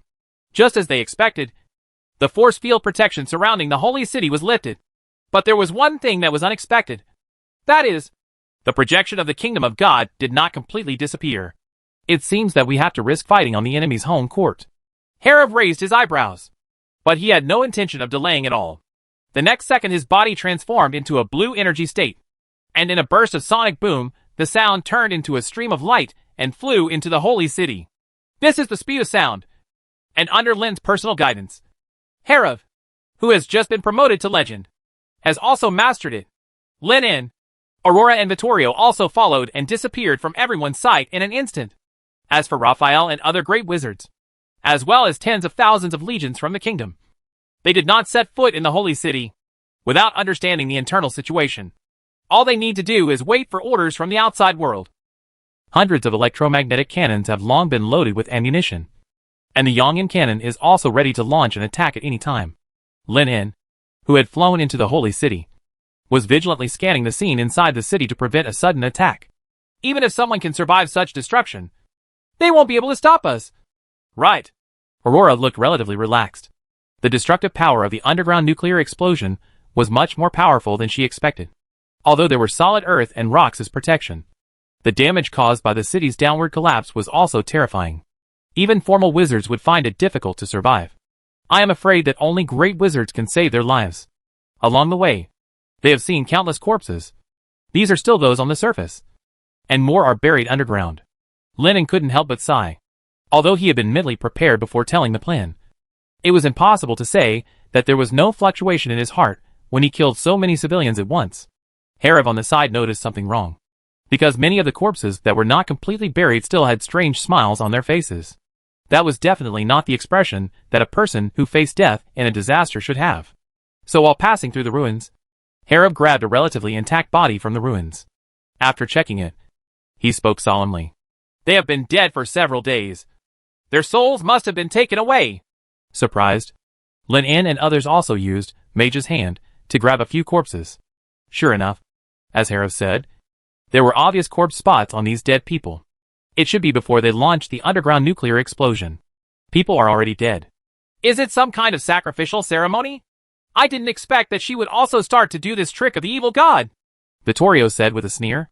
In the past, the church would hypocritically promote sustainability and wait until the believers died before harvesting. Now this disguise has obviously been torn off. Lin En became wary. Ayla must have some agenda for creating such a big battle. Is it to harvest souls and increase strength again to cope with their siege? Ella's strength is still unknown. They know too little about the legend. But what is certain is that the other party should still be in the same realm as them. 8-ring legendary wizard or 9-ring. Now Ella plans to continue to improve her strength. Could it be that she is above the legendary? Lin En immediately looked at the sky tower in the holy city, which was still standing tall despite the impact of the underground nuclear explosion. In his eyes, it was like a huge target, standing there. After Lin En roughly estimated the distance between the two sides, he raised his hand decisively, and several iron balls condensed into shape. After a second of gathering momentum, they flew out. The target was clearly the towering tower in the distance. Chapter 493 Space Displacement. Direction Reversal. This is the power of God. 5 round iron balls, driven by electromagnetic force, flew toward the distant sky tower at 20 times the speed of sound. The distance of 2 kilometers. At this speed, does not even take a second to cross. However, the situation was the opposite. The flying iron ball became slower and slower under the influence of a certain force, until it could barely reach the sky tower 3 seconds later, and then flew out in circles. Is there any protection similar to force field magic nearby? Lin En realized this immediately, and was not surprised. Such a critical place could not even be destroyed by an underground nuclear explosion. So there was absolutely no way it would be without any protection. We must respond with a stronger offensive. This thought flashed through Lin En's mind. But then, he was interrupted by a strong warning sign. Without any hesitation, his figure turned into a stream of light and retreated backwards. Almost at the same moment, a golden red scepter fell from the sky, and the impact point was exactly where Lin En was standing just now, accompanied by a heart-wrenching explosion. The scepter was nailed deeply into a piece of gravel. The flashing magical runes on the scepter lit up one by one, and the elements in the void seemed to be returning to their home peaks. The influx keeps coming. In an instant, a huge gas vortex had quietly formed and expanded rapidly to the surrounding areas. The surrounding broken eaves, wreckage and even corpses were swept in one after another, and then torn to pieces by the surrounding elements that continued to gather and surround the scepter. In just a second or two, the vortex expanded into a behemoth 300 meters in diameter, obliterating everything within the range. Fortunately, everyone's reaction was not slow, and they had already escaped from the area when they sensed danger. The expanding vortex quickly reached its limit, and then the material gathered inside erupted at a faster speed. A strong shock wave swept across the entire area. Vittorio stretched out his hand, and the rune chains blocked him in front of him, forming a strong wall, blocking the shock wave and the rain of various materials that flew over. After the gas vortex dissipated, only a hollow several hundred meters long and wide was left on the ground. The golden and red scepter also disappeared from the spot, and spontaneously fell into the hands of a middle-aged man wearing a white robe and a crown from behind. Pope Alves? Lin narrowed his eyes slightly. Although he had never met the other party before, the Parliament had collected a lot of information about the Pope, so he was naturally able to recognize the other party. Then Lin looked at the two people behind each other. These should be the remaining legendary priests of the church, the ascetic Lava and the Saint Randall. Seeing that no fourth or fifth person appeared, Lin and Herav were slightly relieved. It seems that apart from the two hidden legends of the Saint and Edwell, the church only has 5 legendary priests on the surface. This is undoubtedly good news. Sinner! How dare you destroy the holy city, the promised land of the Lord? Now! Accept the judgment of the Lord. The anger in Alves' heart had already exceeded its limit, and he held up the golden and red scepter in his hand. The next moment, starlight flashed in the sky above the holy city, and then crashed down like a meteorite. This is the legendary magic, Rain of Stars. Its scope is the entire central urban area. Lin and others immediately judged that it was impossible to escape from the range of this magic at their own speed. If this was the case, they would force the attack. Each person should deal with each one, and the speed should be fast. The Pope with the scepter should be more difficult to deal with. Lin and I will be responsible for handling it, Vittorio said suddenly. Herav and Aurora understood immediately, and after dodging a few starlights, they quickly rushed towards Rava and Randall. Alves did not stop it, because this was exactly what he wanted. Although he was extremely angry, he did not forget his purpose. When he waved the scepter in his hand, the rapidly falling starlight exploded immediately after landing. The violent sparks swept through almost the entire city, and all materials that came into contact were burned away in the burst of fire. This unique soul fire is exactly the fire of purgatory and the fire of H.L. recorded in the Bible. Kindness. The genuine one. Herav and Aurora were also within the range of the attack. They were unwilling to block the flames that could burn the soul, and flew into the air the moment the starlight fell. Most of the starlights explode when they hit the ground, but they are a little safer in the air. Rava and Randall are no exception. Similarly, most spells cannot distinguish between friend and foe, and there are definitely not a few wizards who are killed by the fireball spells they release. This is also the reason why the two people who choose to attack Herav and Aurora can easily avoid the starfire. Alves needs to pay a little attention to the life and death of his own people. But Lin and Vittorio were not so lucky. As the key targets of greetings, they had the most stars, and there were no blind spots at all. The burst of sparks directly enveloped the entire area. Burn in the fire of H.L. Sinner! Alves' indifferent words echoed in the burst of sparks, and suddenly stopped the next second, and his expression became more solemn, because this weird and powerful spark was blocked about 3 meters away from Lin and Vittorio. If you can see it at the microscopic level, the two people are surrounded by an invisible crystal shield, and the powerful electromagnetic field on the outside is blocking Starfire's progress. This is Lin's newly developed graphene shield. Lin hasn't figured out what the soul is yet, but it is generally just a special kind of energy. Since it can affect matter, it must have a way to be affected by matter. Lock of Ban. At the same moment, Vittorio was not idle either. A dozen rune chains extended from the field and shot directly into the sea of fire. He has seen Ella's spark a long time ago, and almost suffered a big loss. So naturally it is impossible not to be on guard. This lock of confinement is specially used to bind the soul body, and can resist the erosion of spark to a certain extent. The most important thing is that these rune chains created a path forward for Lin and Starfire. Sonic attack! The moment Lin spoke, his figure disappeared from the spot. The strong sound wave almost knocked over Vittorio next to him. When he reappeared, he was already in front of Alves, and his body had transformed, made of extremely heavy steel, carrying a terrifying speed. He stepped on Alves' head. What would it be like if a piece of iron weighing nearly a ton came flying at the speed of sound? The flying path has turned into a vacuum area. Even if the nearest distance is not divided by runic chains, the terrifying spark has been spontaneously repelled. The 3 magical protections on Alves' body were broken immediately. But he managed to gain some effort, and was able to raise the scepter in his hand, and collide with Lin's stepping foot. Dang. There was a heart-wrenching muffled sound, and a striking crack appeared on the golden-red scepter. Alves' shoulders collapsed, and his arms seemed to have lost consciousness. But he resisted without retreating. Lin En was extremely surprised that the opponent barely blocked the blow. But his movements did not stop. After the blow, he took advantage of the momentum and rushed towards the Sky Tower. This is his goal. Lin knew very well that it was almost impossible to deal with the 3 top leaders of the church in a short time. Although according to Vittorio, clergymen like Joshua and Gustav are still pseudo-legends. They are able to use the power of God to exert legendary power in the country of God. Adwell once even performed a stunt of resurrection from the dead to them. It would be a waste of time to get entangled with these people. So the best move is for one person to hold back Alves, while the other person attacks the Sky Tower. After the initial test, Lin was very sure that Ella must be inside, probably doing something very important, and should not be disturbed, since Alves wants to protect the Sky Tower, then destroy it himself.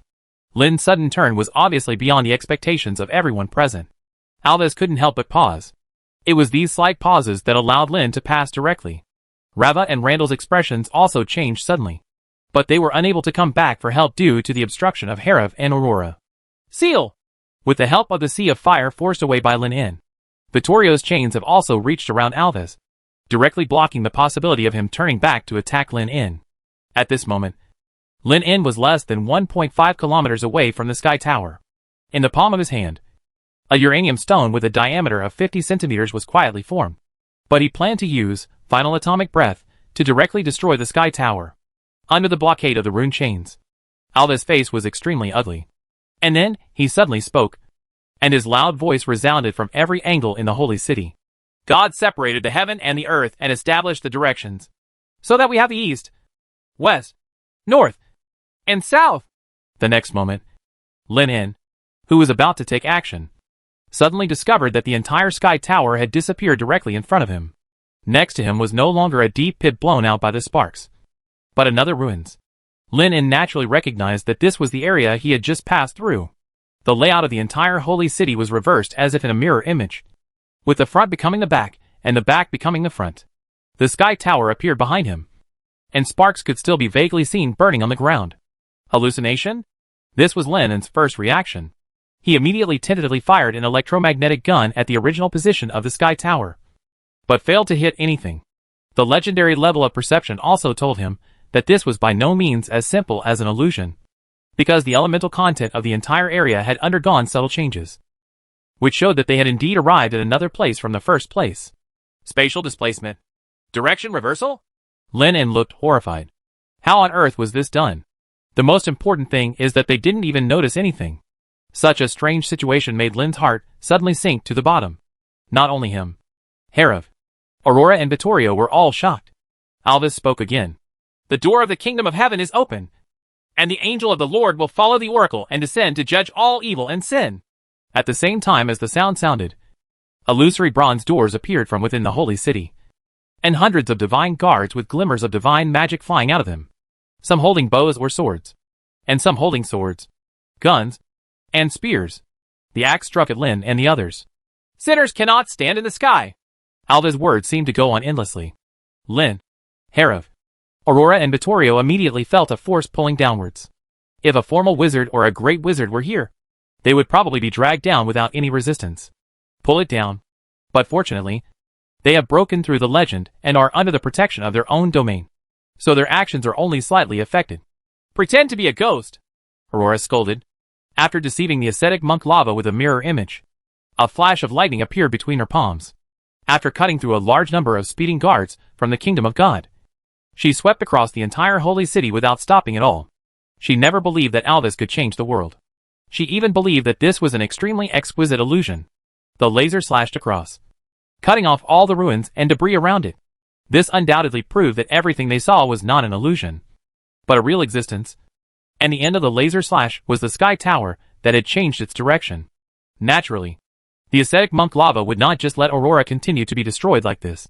So he quickly used divine magic to interrupt the spell at close range. Alves also used displacement again, and the surrounding scenery changed again. If the last time was a north-south transformation, this time it was an east-west transformation. Lennon's brows furrowed.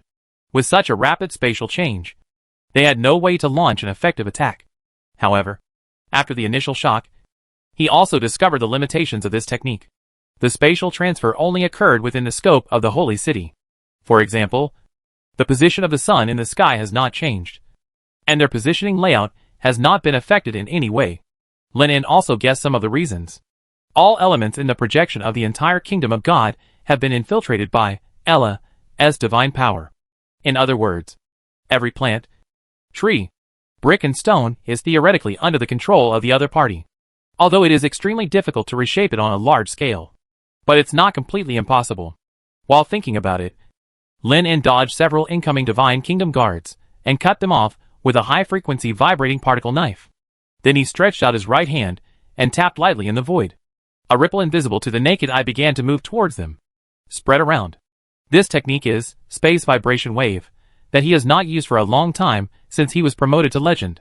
However, Lin reduced the power of this spell to the limit without causing any damage. But the range of the spell was increased hundreds of times.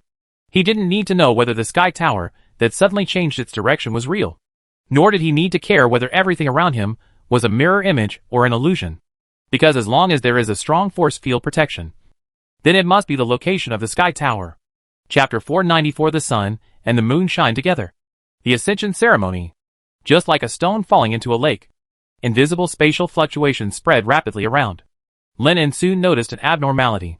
About 1.5 kilometers away from him, there was an obvious distortion in the space. But it was not the location where the Sky Tower was originally located in my impression.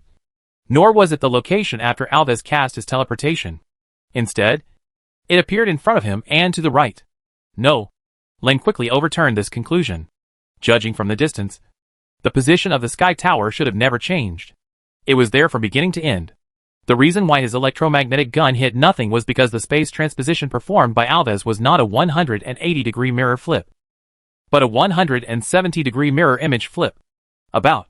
Just like there is no so-called up, down, left, and right in the universe. And it is difficult to identify the direction during interstellar navigation and can only rely on reference objects. After 2 rounds of space transpositions by Alves, his sense of direction also became disordered. The space vibrations used by Lin were no secret to Herav and others who had the ability to perceive space. Even several legendary priests noticed something was wrong. Randall, who was distracted, was cut in half by Herav's blade of time and space without noticing, and was almost torn into 2 halves. Alves' expression suddenly changed. He has the control of the kingdom of God's projection, and can control and move any space. But the Sky Tower is an exception, because there is not only a Godhead stored there, but also the location of the Lord. He has no ability to move this place away at all. He can only cover it up and use space displacement to confuse the enemy. But he didn't expect Lin to discover the clue so quickly. Alves raised his scepter and recited the words of God, and the space of the entire holy city transformed again. Lin didn't panic, because he had found a suitable reference that would not change. And that was the sun above his head. The finger tapped again, and this time an electromagnetic wave communication was transmitted.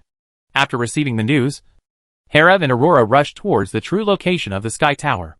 Great Disintegration Technique. Electromagnetic Thunder Prison Network. Stop them! Alves shouted sharply. In fact, he did not need to remind him. The ascetic monk Lava had already taken action, and the divine light flashed around him, blocking the thunder that hit the Sky Tower. The Great Disintegration Technique was in charge of the guards of the Kingdom of God. After nearly half of them were sacrificed, the technique was disintegrated. Randall, who had been hit hard before, even withstood the thunder attack and launched a suicidal attack on Aurora and Herav to delay their movements. You should take more care of yourself. Vittorio stepped up his offensive against Alves, and a large number of locks rolled over, trapping him inside soon. Not only that, There were wisps of frightening flames attached to it. Vittorio was very insidious. After getting the spell model of Eternal Flame from Lin, he added it. They also used this trick to deal with Joshua last time. They first bound him with a chain of confinement, and then burned his energy body with the Eternal Flame that can burn all things. Even the legend could not escape the fate of being killed. With Alva's strength, he shouldn't have been so embarrassed when faced with such a method. But several large-scale spatial transpositions were not without consumption. More than 60% of the divine power given to him had been consumed. What's more important is that at this moment, Alves puts part of his energy on Lin's body. Or to be precise, the palms of Lin's hands. Countless uranium atoms have gathered together, and a silver ball has condensed and formed, exuding an extremely terrifying aura. Casting Final Atomic Breath requires several seconds of accumulation, which is why he sent a message to Herav and others to help attract attention. The moment the spell was activated, everyone present felt an inexplicable threat, and a strong life and death crisis instantly surged throughout their bodies. Don't even think about it! Alves looked ferocious. After paying the price of one hand, he forcibly broke away from Vittorio's runic chains that bound him. He didn't even care about the eternal flames burning on his body, and the whole body was directly traversed. In front of the Sky Tower, he wanted to block this spell with his body. But this is nothing more than a delusion. A strong light appeared in Lenin's palm. It shone brighter than the sun, and seemed to contain the power to destroy all things. Then a terrifying energy wave burst out, carrying the escaping fire, and rushing toward the towering Sky Tower. Standing in front of the Sky Tower, Alva's pupils narrowed. He finally knew where the cone of light that penetrated the heaven and earth came from some time ago, and also understood what kind of spell the Lord's incarnation died under. Whether it was the warning signs rising in his heart, or the terrifying energy fluctuations, Alves realized that there was no way he could block it. But behind you is the Tower of Sky. Alves's pupils were red, and he invoked the maximum authority to control the projection of the kingdom of God. The elements surged in the void, and hundreds of elemental walls appeared out of thin air, trying to block this devastating blow. However, as soon as the hundreds of elemental walls emerged, they were instantly annihilated by the incoming light beams, and the layers of defense were torn apart like a torrent. Alves only had time to block the scepter in front of him. The terrifying energy wave had already arrived in front of him. At this moment, Alves was like a mantis standing in front of the wheel, raising his forearm to try to block the chariot's progress. The moment it came into contact with the energy wave, the golden red scepter in his hand exploded, followed closely by body heat, trembling, and pain from the soul surged into his heart. But all in an instant, Alves' energy body was torn apart, shattered inch by inch, and destroyed from the atomic level. Then there is the Sky Tower at the rear. Although it also has force field protection, it is not as thick as the one outside the holy city. Most of the energy waves are blocked, and the small amount that escapes is still terrifying, because at this moment, the diameter of the light beam has exceeded 100 meters, directly destroying the entire Sky Tower. No! Witnessing the Sky Tower being blown up with their own eyes, the ascetic monk Lava and the Saint Randall were stunned. They all realized that the divine power in their bodies had been deprived. Lin In was extremely cautious, and did not feel relieved just because he blew up the Sky Tower. He stared straight ahead. After the fire and smoke dissipated, the towering tower had disappeared from everyone's sight. But it was not empty there. A strange crystal was suspended in the void. There was something that could not be damaged at all by the energy wave of atomic breath. Even if it was just a slight aftermath, it was enough to frighten Lin and others. The next moment, a gorgeous figure turned from virtual to real, and the strange crystal stone sank into the center of the eyebrows. A mighty aura filled the entire holy city, and an indescribable sense of oppression fell on everyone. Lord, you have finally arrived! The ascetic monk Lava shouted feverishly.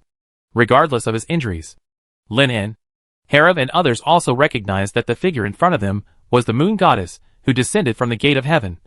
Ella's true form. At this moment, the full moon appeared in the sky, and at noon, it showed a scene of the sun and the moon shining together. Great Lord, may your glory shine on the world and never fall into the abyss. My Lord, I want to repent of my sins and ask you to forgive my sins. The moment she recalled her true body, a huge number of prayers resounded in Ella's mind. These were the memories left in the soul that had been gathered into her body. There are both pious prayers and many dirty memories. This is the poison of faith. The former will make the person being prayed gradually change in the direction of God in the eyes of believers, which is both helpful and harmful, while the latter is completely useless and harmful. Of course, with the computing power of the legendary wizard, even if hundreds or thousands of souls were harvested at one go, it would not have much impact.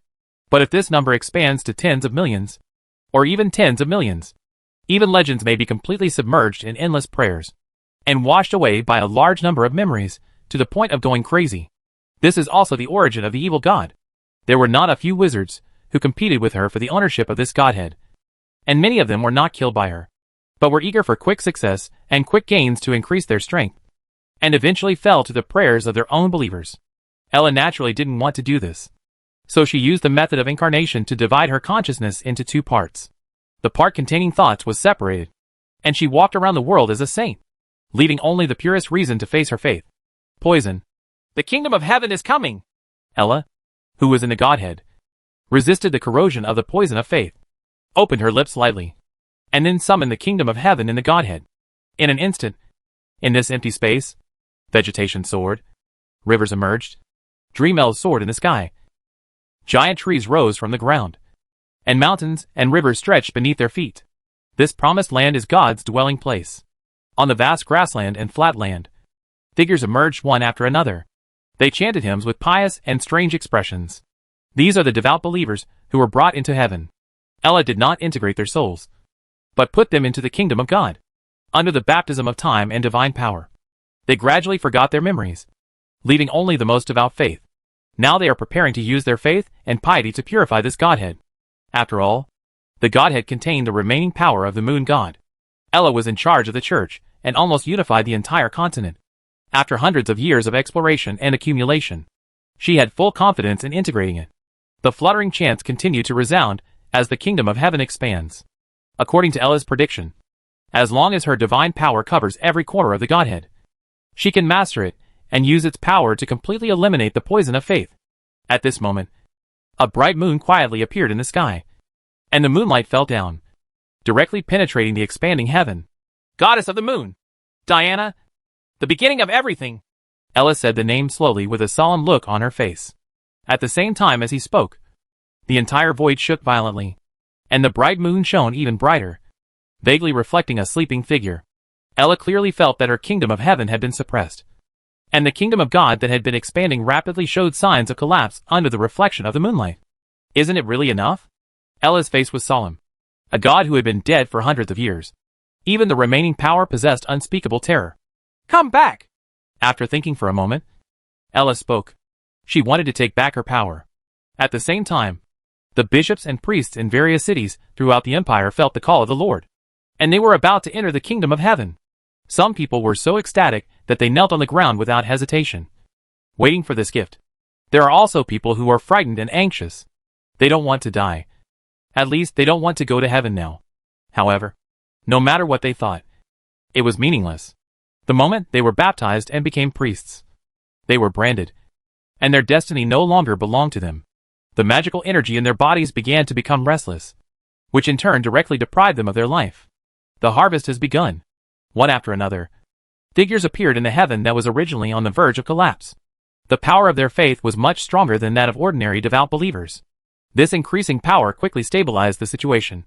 However, Ella's expression suddenly changed, because the resentment caused by forcibly harvesting the church's clergy was far greater than she imagined. She listened to the unwilling roars of countless bishops who had been deprived of their lives, but more of them were questions and curses. I'm still young and I don't want to die. This is impossible. This is impossible. How can I use magic? This is all fake. Fake. God is actually a wizard, and we are just the food stored by God. I curse you.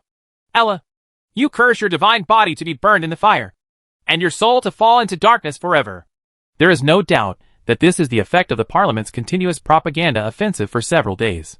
Dozens of fighter planes fly day and night, dropping more than 1 million propaganda leaflets every day. Although the vast majority of clergy sneered at the above content, as time passed by the propaganda, there were always clergy who couldn't help but try it. As long as they learn the basic magic above, they will be surprised to find that there is no difference between themselves and wizards, and they can also use the power of the devil. Then they will believe the rest of the words on the leaflet, and even become betrayers. Now, because these people whose faith has collapsed still possess magical energy in their bodies, they have been absorbed into the kingdom of God without screaming. The backlash soon came. The kingdom of heaven, which had finally been stabilized, was constantly showing cracks. The earth was collapsing. The water was being polluted. And the moonlight was shining on every believer in heaven. The hymns in their mouths became louder and louder.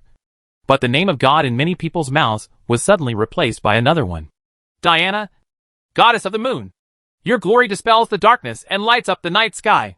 Diana, my lord, you are the light, the bright moon, together with the stars and the sun. Chapter 495. I am Ella, the god of the moon, eternity, and supreme. What should we do now? In the holy city, Aurora stared at the moon goddess whose figure suddenly appeared in front of her, feeling frightened in her heart. Even final atomic breath could not destroy it, which was beyond her expectation. Lynn, Herav, and Vittorio were also facing a formidable enemy. But after Ella appeared, she had no intention of attacking them. She just closed her eyes and hovered in the original position of the sky tower. It keeps flowing like water waves. I'm afraid there's something wrong with her. Let's kill her now. Vittorio was the first to realize something was wrong and said harshly, "It seems that it is not meaningless for them to break the sky tower. It has indeed caused some effects. Although final atomic breath is not enough to kill the opponent, the other methods may not be useless. Blade of time and space, laser slash, forbidden lock, electromagnetic railgun." The 4 people present did not hesitate to use their strongest means, and together they attacked the standing false god Ella. My lord! The severely injured ascetics Lava and Randall also saw that Ella was in something wrong at this moment. While shouting loudly, they used their remaining strength and stood in front of Ella without hesitation. Then the energized body expanded rapidly and exploded. A violent explosion sounded in the holy city. The 2 saints relied on the energy waves generated by the self-destruction of the legendary body to block several people's spells, unlike the soul-destroying Pope Alves. At the same time as the self-destruction, the souls of Lava and Randall were also harvested into the kingdom of God. This is their real purpose. Since the souls of 900,000 devout believers plus the entire church's pastors and bishops cannot merge with the Godhead, then it is up to them to fill this gap. Wake up! My lord, you are the creator of all things. You should ascend to the throne of God and stand in the sky. Ella, who was confused by the sea of prayers, curses, and the poison of faith, and even her figure was gradually moving closer to the moon goddess Diana, suddenly heard the voice rising in her heart. This is the most firm belief and expectation of the 2 saints. Compared with Ella's true form, this increased power is only 1,000th of 2. But if a candle lights up in the darkness, she almost sinks. When he woke up again, he turned the light into a sword in his hand. With a swing, he slashed the bright moon that appeared in the heaven. At this moment, in the outside world, in the holy city, Vittorio's locks of confinement have been swept in front of him.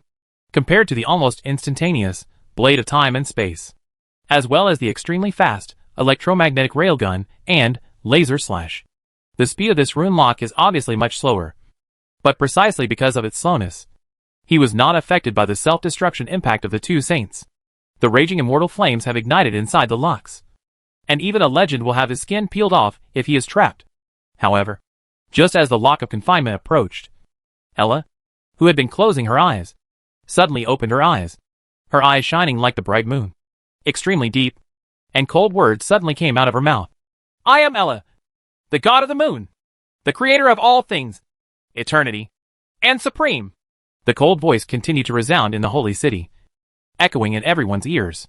The surrounding elements began to surge, and the projection of the kingdom of heaven that had collapsed fell again. The imminent lock of confinement broke immediately, and was directly destroyed from the microscopic level. Then Ella stretched out a finger and pointed towards Vittorio. The 2 sides were obviously extremely far apart, with a straight line distance of more than 500 meters. But Ella's finger seemed to have transcended time and space, and they were in front of them in an instant. Vittorio only felt that the souls of the dead were coming out. Both the magic protection around him and the domain seemed to have lost their effect at this moment. The finger came too fast. Vittorio only had time to avoid his head, and his body was inexplicably moving. Half of it was wiped away by the force. Ella did not continue to pursue, because a strong beam of light had already blasted towards her. It was Herav who launched final atomic breath at the critical moment. Even Ella had to deal with such power with caution, and her figure was soon submerged in the scorching fire and energy waves. Lin An and others could see very clearly that the powerful nuclear explosion energy wave was separated. It was like the water flow encountered a reef and went directly around. Everyone present was shocked. For the first time, someone forcibly resisted the attack of a nuclear explosion. Sure enough, after the light beam dissipated, Ella's figure was not damaged at all. And then she took one step forward and arrived in front of Lin In. Starlight flashed between her slender fingers. But when it touched her whole body, it was blocked. At a microscopic level invisible to the naked eye. A thin hexagonal crystal shield blocked the starlight and slender knuckles. Although it is only a short 2 or 3 seconds. It is enough. In a flash of lightning, Lin's figure disappeared at the speed of sound and appeared hundreds of meters away. Support from Herav and others also arrived in time. The electromagnetic gun, which was also flashing with lightning, arrived first. Ella had no intention of dodging. Invisible ripples emerged from the godhead. And the full moon hanging high in the sky also bloomed with dazzling brilliance. The several electromagnetic cannons that were aimed at her suddenly changed their direction without warning and flew towards Vittorio and Herav in the distance. But one of them passed through the protection and almost shattered Ella's brain. This was naturally not because of her lack of strength, but because she was suddenly disturbed. The bright moon and the big sun in the sky echo each other, and a steady stream of magic power is projected down from the full moon and integrated into her body. But Ella would rather not have these extra powers, because the stronger the power that belongs to Diana, the more serious the erosion is. Massive prayers are constantly entering her brain. The title of Moon God was originally a way for her to use tricks to increase the probability of merging with the Godhead. But now it has become the biggest obstacle and the basis for Diana's recovery. Ayla suddenly stopped the offensive, giving Herav and others a chance to breathe. Is it related to space? Lin In vaguely guessed something from the opponent's several shots, and thought to himself silently. 071. Connect to the magic network. The next moment, Lin In noticed that his computing power began to increase rapidly. In the past few days, the number of users of the magic network has increased several times. With the blessing of thousands of official wizards, dozens of great wizards, and 3 legendary wizards, it has quickly broken through a certain limit. The mental power rating in G now also changed from 7 to 8. The whole world has changed in front of Lin In. He saw the curve of space. Chapter 496 The Kingdom of God collapses. And Ella is trapped in a cocoon. What is space? It was an artificial definition. An extremely abstract concept. Even with the technological level of the previous Federation, it could not be fully understood. However, in this different world, the perception of the combination of magic and spirit allowed Lin to see the existence of space in an intuitive way. Tight and orderly lines are distributed everywhere, crisscrossing like a closed grid, and connected with each other. They are not in a static solidified state, but present in active distortion. String theory? Lin thought subconsciously, but soon discovered that the scene he saw did not completely correspond to string theory. In other words, under his perception, the space is being presented in a way that he can understand. This sense of distortion is most severe around Ella, with left and right reversed and space disordered. This is why Aurora used the electromagnetic railgun just now, which in turn attacked Herav and Vittorio. If we can go one step further and stretch or aggregate the spatial curves of the entire area, we can increase or shorten the distance. This is the ability Ella showed just now. Herav had tried to use force field magic to break the space protection outside the holy city before, but it had little effect. Now Lin understands. Because the other party has far greater control over space than they do. Is it relying on the kingdom of God? Lin In thought secretly in his heart. With the blessing of the magic network, he could not only see the space, but also see the magic power of Ella attached to these zigzag lines. This may be the reason why the other party can easily affect and distort time and space. And these threads stained with magic disappeared when they reached him. This is because the realm around him has isolated Ella's magic power, and the space is not controlled by the other party. However, under the suppression of the kingdom of God's coming, both he and Herav and others have experienced great damage to their own realms. The limit is only about 3 meters in radius. Now that the computing power has been greatly improved, it should be possible to expand again. But Lin didn't try because he couldn't beat Ella anyway. The only advantage is that the other party is in the light, and you are in the dark. So you may be able to catch the other party off guard. He needs a chance. This opportunity only comes once. Lin In moved his wrist lightly, and an invisible ripple spread out. Herav and the others looked at Lin in confusion, wondering if he was joking. Ella was naturally aware of this weak electromagnetic wave, but she didn't understand its meaning and had no time to stop it. After all, this thing was transmitted at the speed of light. The moment she knew it, it was already too late. Ella's already cold expression became colder and stern. And the murderous intent in her eyes became even stronger when she looked at Lin. When she was in the city of Fire Will, she learned that almost all the changes in the wizarding land were caused by this wizard, who looked to be no more than 20 years old. It is also the one that poses the greatest threat and must be addressed first. As her mind turned, Ella had already activated her control over space. The originally straight line in front began to bend inward, and Lin was pulled forward by an inexplicable force. In fact, he didn't move, but the distance between the two parties was shortened. From the outside, it looked like he was being dragged over. What is this? Is all things divine? Lin was thinking in his mind. But the movements of his hands did not stop. Several iron balls appeared in the void and shot straight towards Ella, driven by electromagnetic force. He can see the curvature of space. And naturally he can also see the curve that can successfully pass through the force field protection and hit the opponent. Facing the red iron ball speeding towards her, Ella opened her mouth. An extremely cold breath was spit out from the mouth. The biting coldness and dead silence seemed to be able to freeze time and space.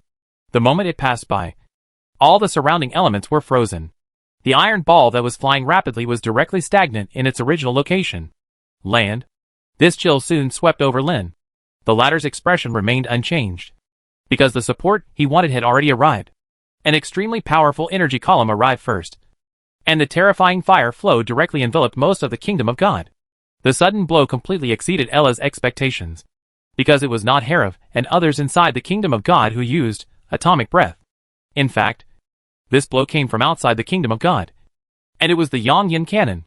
The electromagnetic wave just now was not only sent to Herav, Aurora and Vittorio, but also sent another message to Raphael in the outside world: activate the Sun Flame Cannon immediately. Don't hesitate or aim. Just shoot at them. This order is undoubtedly very confusing, and even Lin is not completely sure whether Raphael and others dare to execute it, because all of them are within the attack range of the Yongyan cannon at this moment. Fortunately, the ability of these great wizards outside the field to judge the situation was better than he imagined. And the timing of launching attacks was also very clever, because it is outside the kingdom of God. The Sun Flame Cannon completely avoids Ella's perception when it is charging, and at the moment of activation, it is meaningless even if it is perceived, because when the light beam washed over, its diameter exceeded 1,500 meters, directly covering most of the kingdom of God, and there was no possibility of dodge at all. Everyone was forced to bear this wave of blows. Even though the starting point of the light beam is far away from here and the power is relatively scattered, its power is still terrifying. After receiving the electromagnetic wave signal, Vittorio, Herav and Aurora gathered together to resist the invasion of the Sun Cannon. Lin relied on the graphene shield to resist the blow. His perception was completely blocked at this moment, and he could only feel the endless light and heat all around him. The magnetic field shield on the outside was rapidly disintegrating under the erosion of energy, and the hexagonal crystal that looked like a two-dimensional creation was also being destroyed. Peel off the layers. Obviously, Lin overestimated the protective capabilities of graphene. If he were really at the center of the nuclear explosion, he would be dead by now. Fortunately, after crossing such a long distance, the power of the Yongyan cannon was dispersed a lot, and it was barely blocked. But the one who also survived the impact of the energy wave was the Moon God. The greatly damaged Sun Flame Cannon couldn't even kill them, let alone Ayla herself, just because her perception was shielded by the firelight and energy waves. Even though she was fearless, Ella did not dare to take action at will. When the firelight dissipated, Lin had already used the pull of space to shrink the distance between the two parties. Within 10 meters. Real realm! Lin didn't give the other party a chance to react at all, and directly triggered the projection of the small universe in the sea of consciousness. A dark and boundless void descended within the projection of the kingdom of God. Normally, he wouldn't have the ability to rely on the reverse direction of the field to suppress it. But it's different now. Unlike them who are floating in the void and only withstand part of the baptism of energy, the entire projection of the kingdom of God has almost completely withstood the power of the Sun Flame Cannon. Lin clearly saw that under the wash of massive energy, the magic power belonging to Ella attached to the space curve weakened a lot. This is the opportunity he has been waiting for. Just as Ella was horrified that the kingdom of God's projection was being suppressed, a huge figure quietly appeared behind her. Its tentacles penetrated into the force field protection at a very weird angle, which was full of suckers. The tentacles tightly bound Ella's body. Then a low roar from the ancient time sounded from the mouth of Death Eye. This is a cry of pain.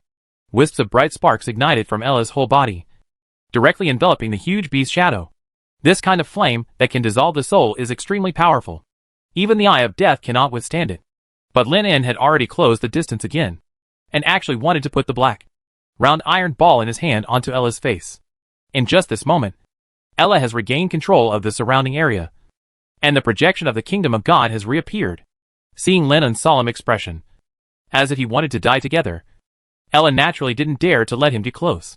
At this moment, ripples surged within the Godhead, and the distance immediately turned into the end of the world. Lin En, flying in the space at the speed of sound, suddenly found that he was getting further and further away from the opponent. At this moment, he was like the Achilles, who could never catch up to the tortoise. The space is stretched. Lin En understood instantly. At this moment, Ella had no intention of paying attention to him anymore, because a strong wave of magic power came from her side. But Herav and Aurora's endgame atomic breath are ready to go. The kingdom of God in the sea of consciousness rippled again. Ella resisted the constant prayers in her brain and distorted the curvature of space around her. Two terrifying energy pillars arrived in an instant, but were affected by the distorted space. The moon god in the middle seemed to be in the center of the vortex of the rapids. The water outside was surging, but the inside was safe and sound. But the sense of crisis that occupies his mind has not gone away, since the thread does not come from the outside. It must be from within. Ella turned her head sharply, tightly binding her eyes of death that were being burned by starfire. Her big mouth had opened. The fangs loomed inside, and a silver ball the size of a human head had burst out with dazzling light. This is exactly the polymer of uranium-235. The uranium ore dug out by the Parliament in the past few months is enough to carry out 15 nuclear explosions of critical point equivalent, except for 3 used to launch Sunfire cannon. The rest are all here. The one in Lin En's hand just now was actually a fake. This was a desperate attempt to survive. Bet Ella didn't dare to let him get close. There is no doubt that he won the bet. The dazzling light of the nuclear explosion flashed in the kingdom of God. Ayla, who created a force field protection in the outer space, was undoubtedly trapped in a cocoon, because that meant that most of the nuclear explosion energy was locked inside. 1. The blue sun rose in the holy city, and powerful energy continued to surge in the center. Finally, it even broke through the force field protection, ejecting a large amount of material just like a solar flare, and was subsequently destroyed by 2. Final yin, atomic breath, as energy wave hit back hard. He summoned Herav and Aurora to use endgame atomic breath, not to attack Ella, but to withstand this terrifying nuclear explosion. Click, along with a sound that resounded in the soul. The space around him was rapidly collapsing. The projection of the kingdom of God has been broken. She should be dead.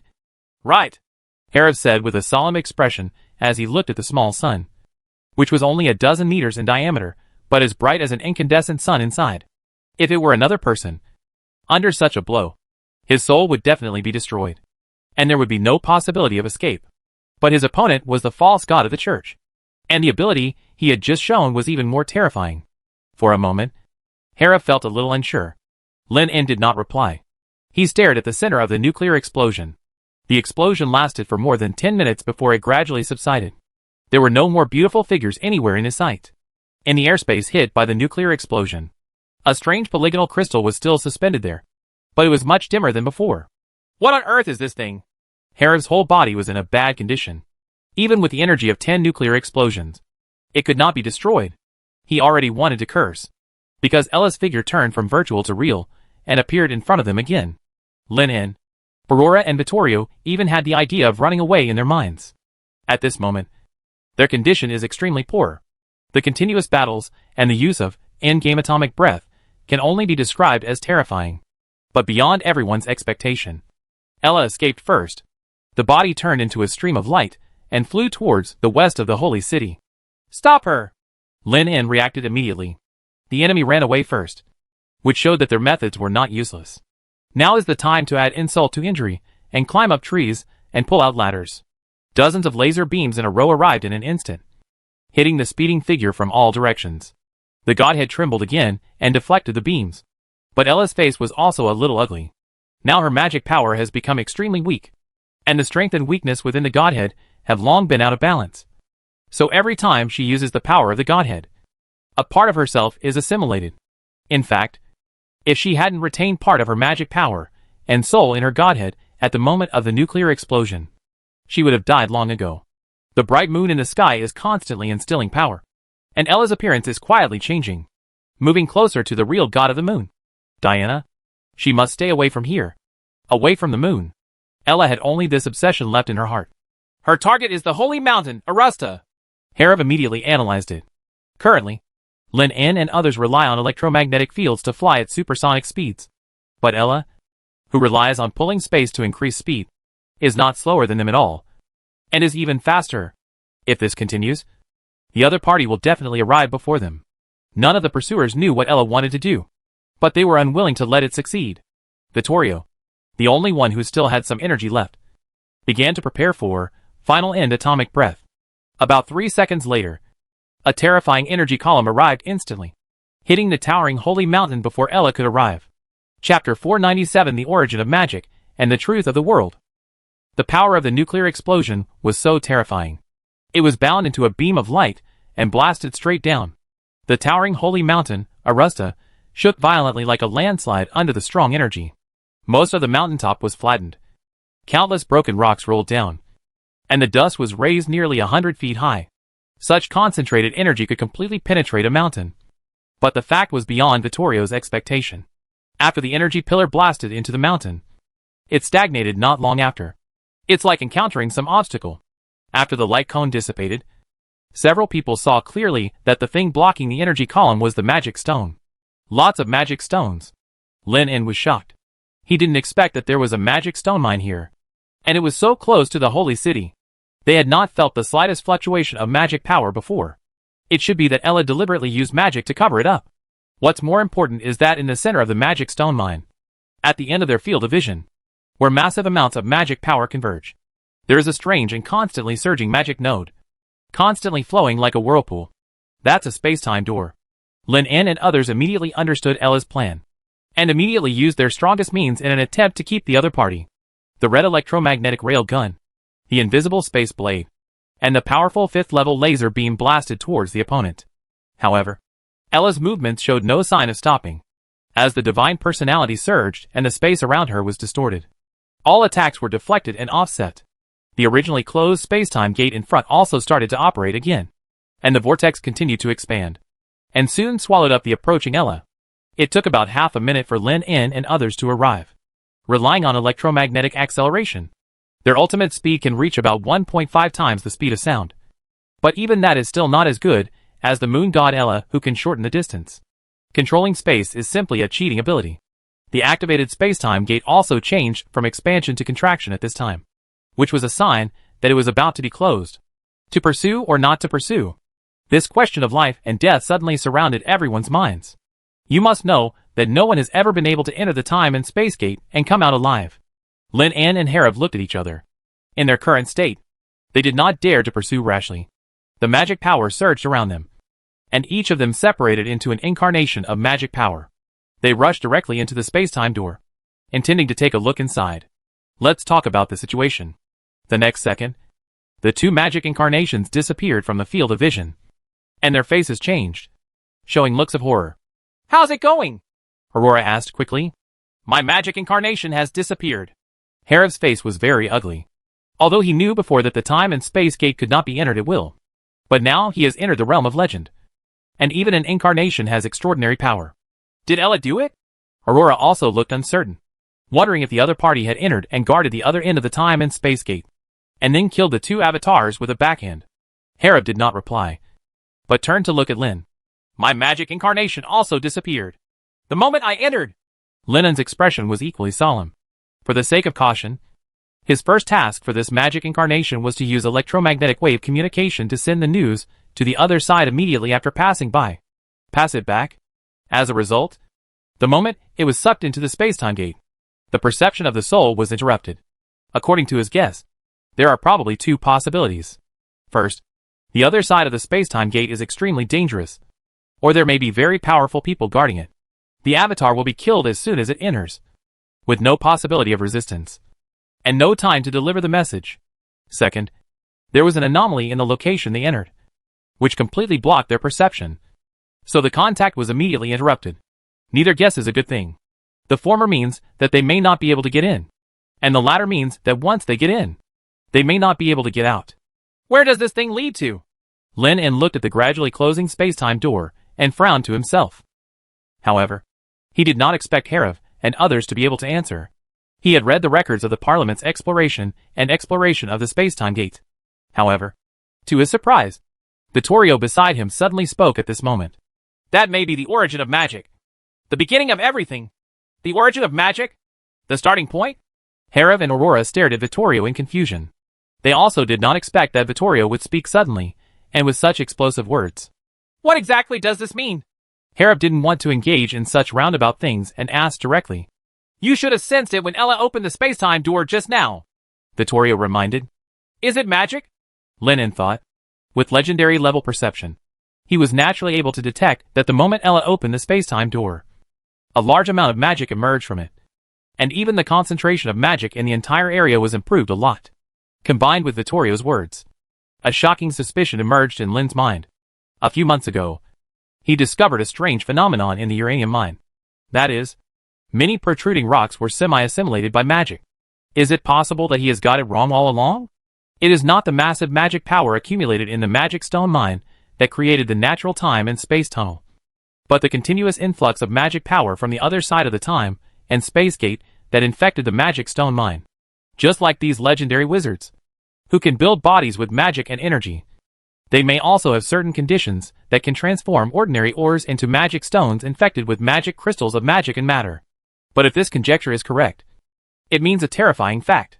The magic of this world may all come from the other side of the space-time gate. Are you sure? Aurora had obviously thought of this, and it was a bit unbelievable. Not sure, Vittorio said hesitantly. This is information I searched from the mind of Gustav, the commander of the God's Punishment Army. I have no way to confirm whether it is true or false. Vittorio's expression was no better than that of Lin and others. In the past, they believed that magic was the same as the elements, the fundamental existence that constitutes the world. However, they learned from Gustav that magic comes from within the world. Outside, if this matter spreads, I am afraid it will cause an uproar among wizards, and the theory of the origin of wizards will be overturned again. Vittorio originally wanted to wait until the matter here was resolved. Open the sealed time and space door in the wizard's land once, confirm the authenticity, and see if a large amount of magic power poured in. Before talking about this matter, Herav was also shocked for a moment. And after a while, he suddenly asked, What about Ella? Does she also come from the other side of the time and space gate? Ella has the ability to open and close the space-time gate, but they can only use alchemy to barely restrict and seal it. The gap is obvious. How do I know? Vittorio shook his head. The information he got from Gustav's mind was limited. If Lin hadn't taken Ivina to stimulate him, he wouldn't have been able to get it from Gustav, from the husband's violently fluctuating thoughts. I got this information that I didn't know was true or false. After a pause, Vittorio spoke again. Perhaps there will be records about the other side of the time and space gate in the library of the Holy City. If Ella comes from outside the time and space gate, she will definitely know something about that side. If not, then the Church, which has ruled the entire continent for hundreds of years, will inevitably conduct some research on it. There is a high probability that these research materials will be recorded and placed in a secret place. Holy City? Lin En looked back at the huge city that had long ago collapsed and sunk into the ground. He felt that it would not be easy to find information about the space-time gate in the ruins. What a pity. Seeing the rotating space-time door completely closed, Aurora couldn't help but sigh. This should be the best opportunity to kill Ella, since the Sky Tower was blown up by them. There was probably something wrong with the false god of the Church, and they were able to take advantage of the situation and defeat the other party. But we have no way to kill her, Herav said helplessly. In the battle just now, they had exhausted all their means. Even such a high-density nuclear explosion could not destroy the weird crystal. He couldn't even think of how to actually kill the other party. And he didn't even know why Ella suddenly ran away. If she held on for a few more minutes, they would be the ones considering running away. Anyway, let's seal this space-time gate first.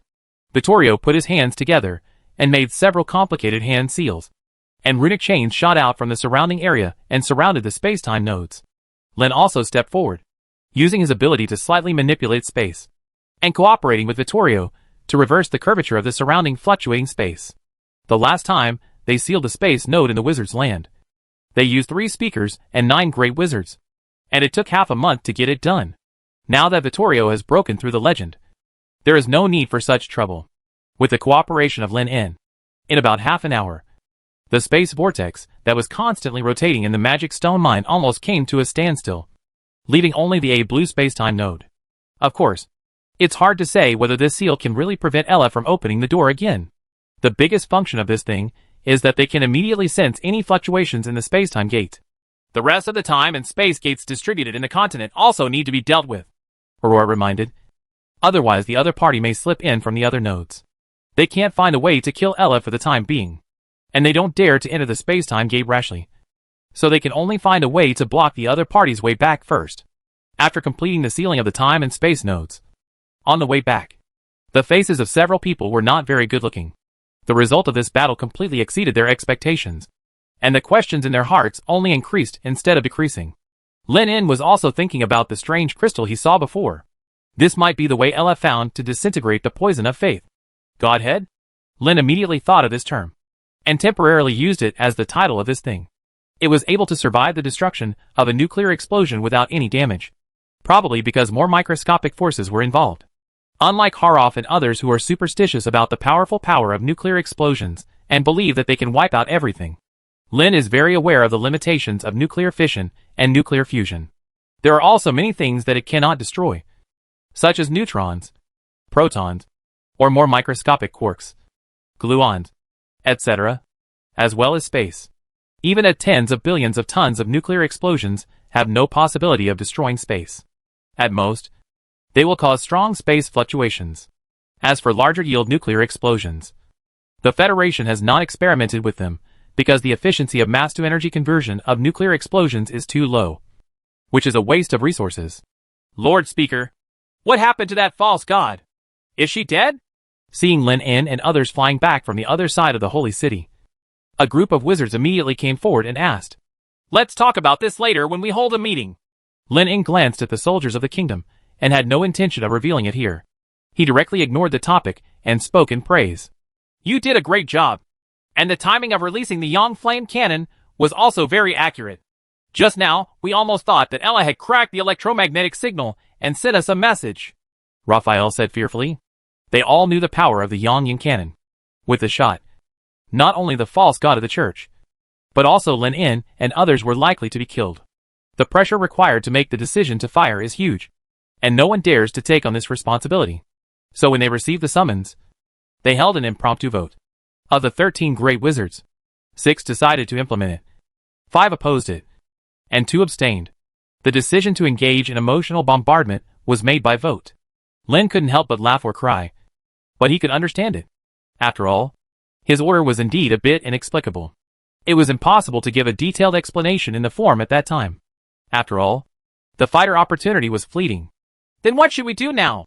the great wizard Arad asked in confusion. They finally arrived in front of the holy city, expecting to fight the church's most elite troops.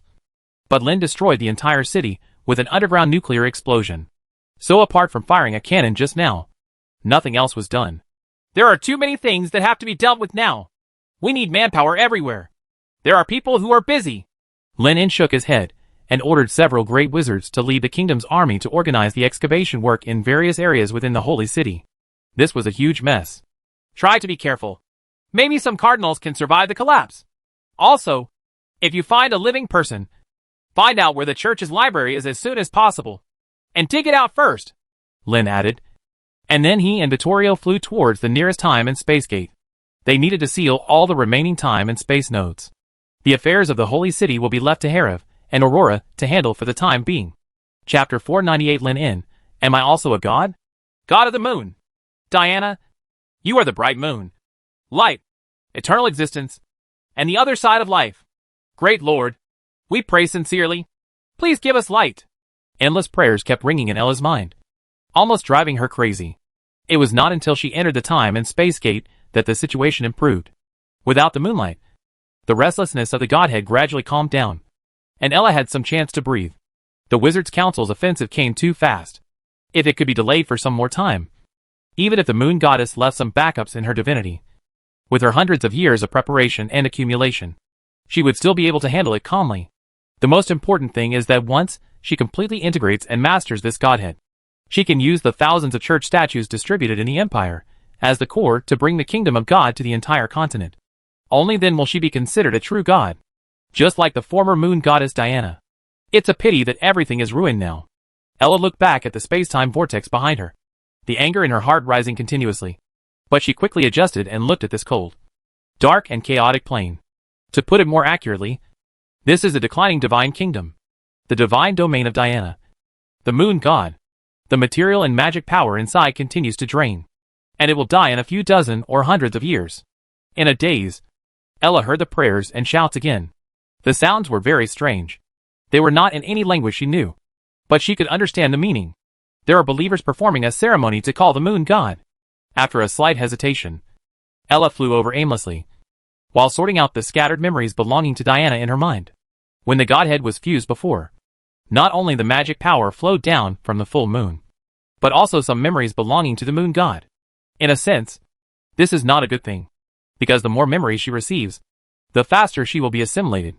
The only good thing is that after entering the time and space gate, although this assimilation has not been eliminated, it has almost stagnated. Obviously, the opponent's power cannot be transmitted through the time and space gate. At least the dead moon god cannot do this. Just as he was thinking for a moment, the shouts were getting closer and closer, and what he could see was a large area of glowing fluorescent magic mushrooms. They are spread throughout the entire area, and they have become one of the few places with light in the dark and cold kingdom of God. By a frozen lake, thousands of emaciated figures were kneeling in an open space among the magic mushroom bushes, praying pitifully toward a makeshift, simple altar. But they are not her followers, but belong to Diana, the god of the moon. For a moment, Ella wanted to kill all the opponents, but in the end, she suppressed the idea. After thinking for a moment, she raised her hand, and the fluorescence emitted by the surrounding magic plants, blazing mushrooms, gathered in an orderly manner. Come over. The Moko people who were kneeling on their knees for routine prayers soon discovered this strange sight. Their expressions were either panic or astonishment, and only the high priest who presided over the ceremony shouted with incomparable fanaticism, "Lord, you are finally back!" The gathering fluorescence gradually condensed into a human figure, although it was slightly different from the face of the moon god on the statue. The high priest could clearly sense that he had regained the ability to perform divine spells. The person in front of me must be the god of the moon. The rest of the Moko people were also extremely excited. They knelt on the ground and shouted fervently, hoping that the great moon god would send down divine grace to give them light. Ayla looked at the Moko people kneeling on the ground in front of them, and did not respond rashly, but turned to ask, "Is it just you? Where are the others?" In Diana's memory, this divine domain is extremely vast, several times larger than the territory of the empire controlled by the church. It has a large population. Even if part of it is moved, the number that remains is extremely terrifying. The main body is human, and the subraces are Mokos, halflings, and some orcs and goblins. But according to her perception, the number of followers of Diana, the moon god, has become extremely rare and scattered throughout the entire area. The tribe in front of her is already the largest in number. The old high priest hurriedly explained that since being cut off from the main plane of this world and losing contact with the great moon god, the interior of the kingdom of God has become extremely dangerous. First of all, the temperature plummeted to the point where people could easily freeze to death. They were lucky enough to find this magic plant, the blazing mushroom bush, and relied on the faint light and heat it provided to survive. Secondly, without God's protection and lack of sunshine, how to grow food has become a very big problem. In the past, the remaining Moko people could barely survive by digging out plant roots from the ground. But now they have eaten almost everything they can eat. Hundreds of people starve to death every month and are forced to risk their lives. Great risk for hunting. All the meat animals kept in captivity by the tribe have long since died in such a harsh environment. And the creatures in the outside world are no exception. The remaining ones are either powerful monsters or those who are good at hiding and not afraid of the cold. So most of the time, they go up to deliver rations. Ella couldn't help but wrinkled. Even so, not all of them would die. "It's the Lord of the Dead," the Moko priest said with a trembling tone. "Just 20 years ago, the Lord of the Undead invaded this divine realm and brutally slaughtered tens of millions of people, turning them into undead." Enemy of the moon god? Ella quickly found information about the Lord of the Dead from her limited memory. The conflict between the two was not that big. The reason why Diana separated the divine domain from the main world was to monopolize the newly found plane. This declining divine domain is obviously very suitable for the survival of the undead, which may be the reason for the large-scale invasion by the other party. Great Lord! Please give us light! The priest buried his head deeply, crying and begging at the top of his lungs. Ella was silent for a moment. Granting light was naturally no problem for her. She could create an area of light as long as she used divine magic. But this obviously does not solve the problem. Because what the other party really needs is temperature and food. And it is too conspicuous. With the help of her godhead, she was actually able to control this divine realm to a certain extent, but she did not do so. Firstly, they are worried that assimilation will deepen again. And secondly, they may easily expose their existence. But there are still times when these people are needed. And gathering some of her faith will also help her regain her strength. While pondering, Ella suddenly raised her hand, as if she remembered something. The cold and frozen lake surface immediately cracked, and the water below was continuously drawn out. Then a storm surged in the area hundreds of meters around it, rushing towards Ella's palm crazily. Finally there is Ray. With a thought in Ella's mind, flashes of thunder exploded, blending water with various elements in the void. Use the void as the pot and magic power as the shovel to transform the inorganic into the organic. This was the bread-making technique invented by Lin En and later secretly learned by her. About 10 seconds later, bread rained from the sky, and square bread bricks fell from the sky. Later, I felt that this was too slow. How long would it take to provide food rations for thousands of people for at least a month? She didn't have the leisure to waste most of her efforts here. So she directly simplified the steps and only used water, carbon dioxide, and lightning as raw materials to produce starch, which was several times faster. Balls of white powder quickly piled up into a hill. After Ella saw that there were enough people, she stopped and spoke. This is food for you! This miracle of making food from the void made all the Moko people freeze in place. After hearing the divine words, many hungry people could not help but grab the bread bricks that fell beside them and gnaw them hungrily. Eaten up. Although the bread bricks have no taste, their texture is very soft, which makes the Moko people who have been eating plant-based food for decades almost shed tears. They suddenly feel that this is the most delicious thing in the world. Ella nodded secretly. The little magic created by the wizards did have some tricks. Otherwise, she can only use the magical rain of rain to catalyze the production of food, which not only consumes more magic power, but most importantly, she does not have suitable food seeds on hand. After eating soft bread to temporarily withstand hunger, the Moko priests hurriedly led everyone to devoutly thank the great moon god Diana for her generous gift. Hearing Diana's name again, Ella couldn't help but frown. Then she spoke coldly and corrected her.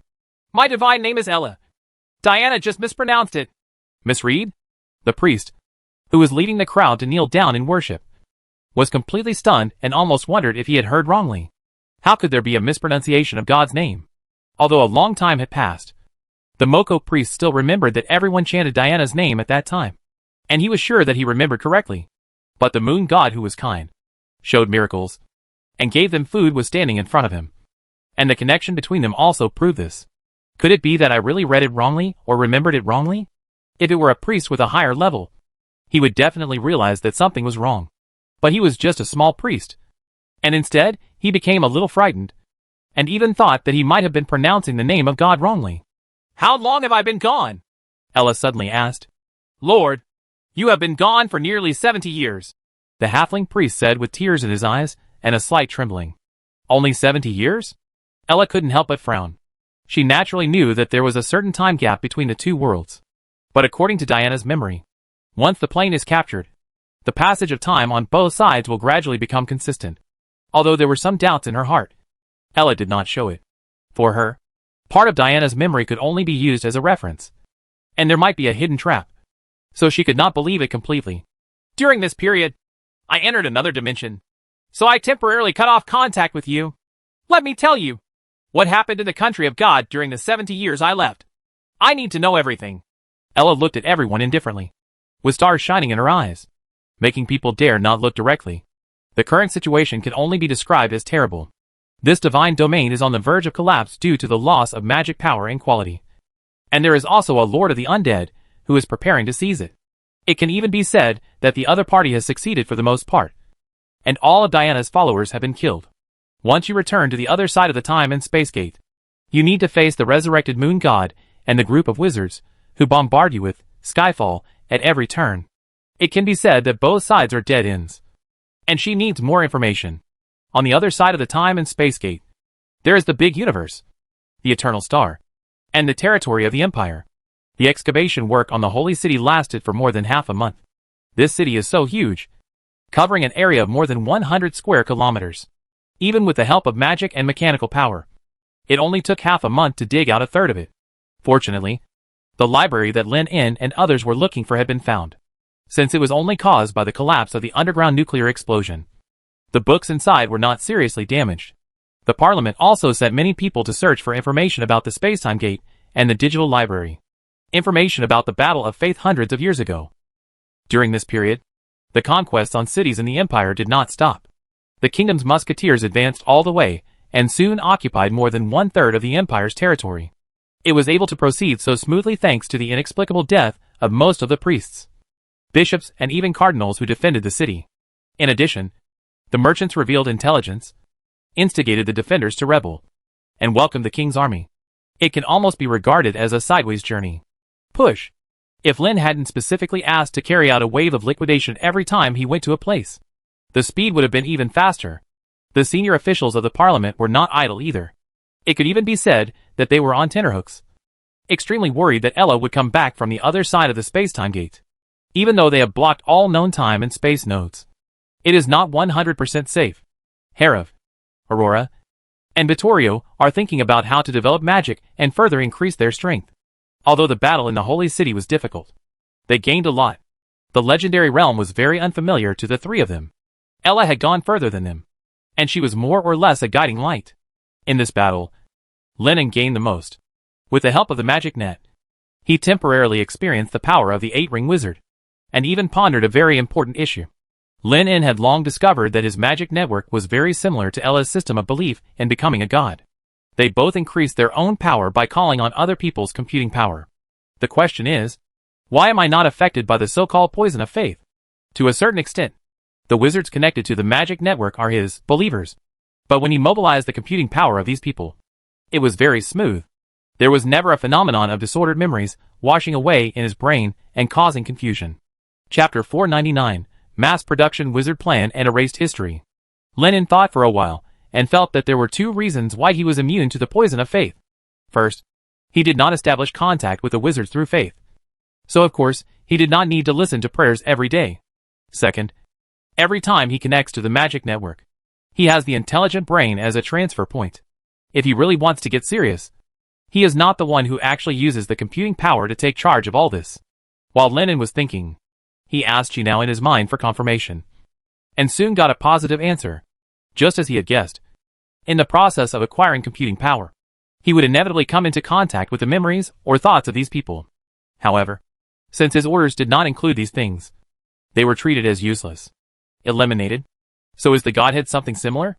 Or what means they should use to achieve this?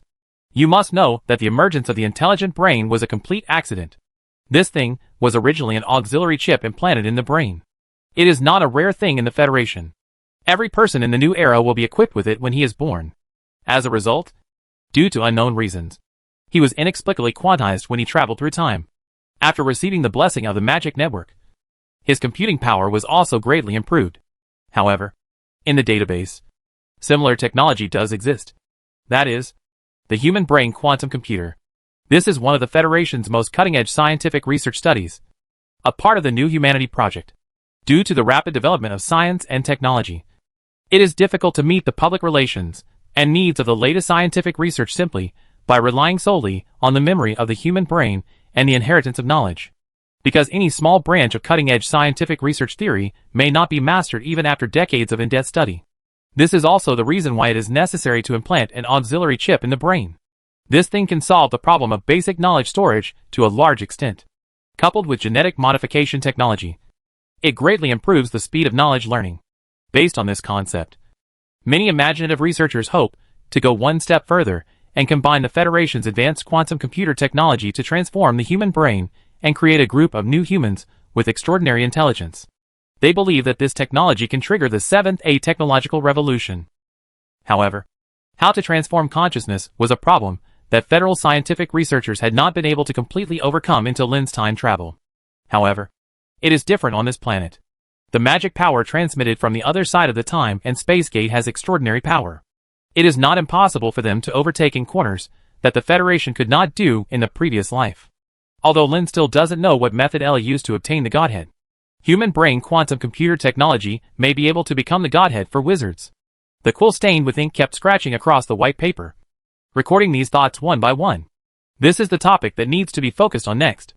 Of course, it may not be easy to turn this cutting-edge technology of the Federation into magic. In addition to in-depth research on the quantum field, Lin estimates that he must also make achievements in the field of psychic energy. Relatively speaking, it is obviously a more urgent problem to Yushi now, the only Godhead in the wizard group, to increase his combat power in order to deal with the extremely powerful Ella, who has escaped to the other side of the time and space gate. Lin already had an idea in his mind, and he called it the Magic Network Mass Production Wizard Plan. Just as Lin was thinking about it, there was a knock on the door. Come in. Lin put down the quill in his hand and said casually. It was Philip who opened the door and walked in. After seeing the scattered discarded papers on the ground and the research notes piled on the table, he couldn't help but sigh that this magic star not only had extraordinary talent in magic, but also the end of his efforts. It's not something that ordinary people can compare to. Even the genius worked so hard.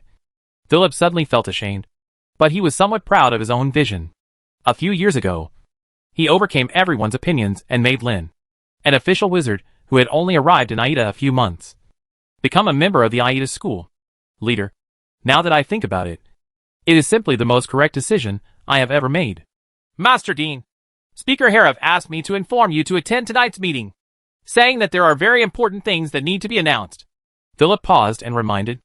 Okay, I'll be there in a minute. Lennon opened his hand, and the wind of magic blew past, and the messy pages on the table immediately fluttered and fell together. It seems that the council has made some new discoveries. At night, in the Holy City, a group of congressmen gathered in a temporary magic tent. Without exception, Lin was the last one to arrive. But no one cares about this. They all know that several speakers have been thinking about countermeasures recently. After Lennon sat down, he was not in a hurry to express his thoughts, but instead asked, How is the war against the Empire going? Judging from the information we received, everything went well. Aurora replied with a smile. The army of the kingdom has fought all the way to the capital of the Empire, and the most they have done is to take over various cities. Because the defenders and nobles stationed there all ran away before the army arrived, probably preparing to gather for the final resistance. If Speaker Lin hadn't proposed cleaning up the nobles in each city and putting them on trial, this war would have ended long ago. A great wizard said regretfully. The church established by the false god has now collapsed, and even the holy city has been captured. But anyone with a brain knows that fighting against the wizard is a dead end. So those nobles have long wanted to surrender. As long as they nod, the parliament will be able to take over the entire empire without any bloodshed. The only condition is to retain certain privileges for the nobles. In exchange, they are willing to give up most of their family property and cooperate with the parliament to clear away the remnants of the Holy See. However, Lennon's plan to liquidate the nobles ruined all this. For a time, the nobles of the entire empire united and gathered to resist. The most important thing was that they used their influence to create things secretly and let the security teams everywhere quite a headache. Should we relax the conditions a little and end the war against the Empire as soon as possible? The great wizard suggested, which immediately gained the approval of many members of the parliament. No, I still stick to my opinion. Lin shook his head. It is true that if you take a step back now, you can take over the entire empire. But if no liquidation is carried out, the problems will only accumulate and delay the outbreak. As long as the major nobles of the empire remain in the territory, they will be a huge hidden danger to the parliament and will seriously hinder his selection system of affairs officers. These people have a strong influence in various territories. Now because they are afraid of death, they are willing to put down their power and cooperate with the work of the parliament. Over time, this may not be the case, and most of them will evolve into the local gentry class. As a result, officials in various places must please these former lords to a certain extent in order to successfully implement various laws. This is obviously not what Lenin wants to see. Since he wants to implement reforms, he should do it more thoroughly and clear out the two major ruling classes of the empire, the clergy and the nobles, to make way for his knowledge promotion system, a tool used to please the poor people at the bottom. Based on this idea, Lin, the great nobleman of the empire, could not take any of them. As for the small nobles, if they knew what they were doing, they could let each other live. Intellectuals are still in short supply. Under this explanation, the congressmen who had previously spoken out in defense all shut up.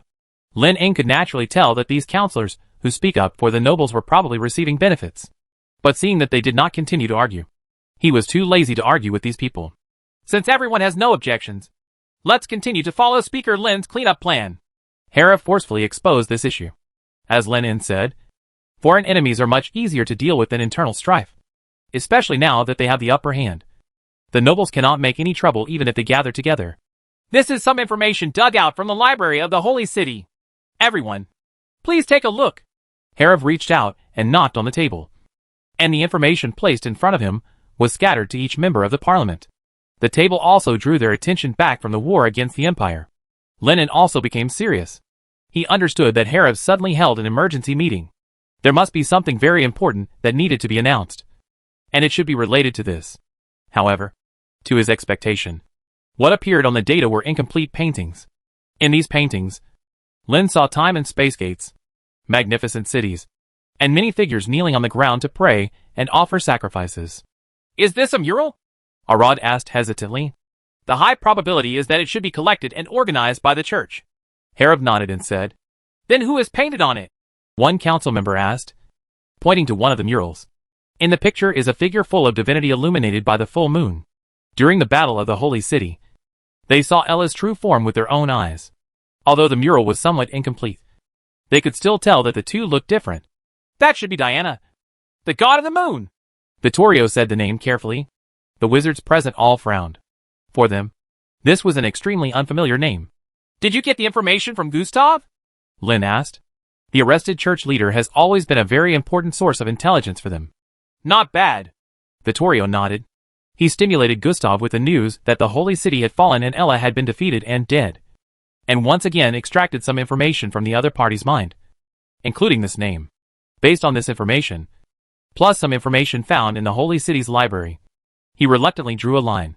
An unknown year ago, a space-time gate suddenly appeared on this planet. A large amount of magic power poured in, and creatures mutated. Along with it, the moon god Diana came with it. The other party easily conquered the entire continent with its powerful divine power. Vittorio even suspected that all monsters came from the other side of the time and space gate. But the moon god died soon. The reason was not recorded. The incident must have happened very suddenly. It was foreseeable that the opponent's magical system collapsed as a result. And then the psychic wizards, who had mastered the power, directly overturned the opponent's system. Dominion. Followed by what they knew as the War of Faith. I saw that strange crystal in Gustav's memory. It should be a relic of the moon god, Vittorio explained. Listening to Vittorio's explanation, the wizards present were all talking about it. Instead of being answered, the doubts in their hearts only became more. What exactly is outside the door of time and space? Did intelligent life originate there? According to Vittorio's conjecture, the planet under their feet was originally a barren continent without magic. So what kind of power killed the moon god? They had seen Ella's strength with their own eyes, and the crystal couldn't even be destroyed by a nuclear explosion. Is it the power that exists on this continent itself? Or is it also a powerful existence from the other side of the space-time gate? Could it be the sun? A great wizard asked with great imagination. The most terrifying force of nature he could imagine was the sun. Its unimaginably large energy and mass can crush the entire planet if only a small amount is leaked. However, this idea is obviously not recognized by many people. No matter how powerful the star is, it is still a dead thing. As long as the other party is not stupid enough to plunge into the sun, it will not die. Lin Eng was thinking about whether the power that killed Diana came from something other than this planet. Deeper in the starry sky, after learning that magic power might come from another world, he began to wonder whether he still existed in the technological universe of his previous life, but had just arrived in another galaxy. Because the two most important cosmological constants, the speed of light and the gravitational constant, correspond exactly to each other. This should not be just a coincidence. Since the moon goddess Diana once ruled this continent, why couldn't we collect any information about the other party before? Raphael said in a deep voice.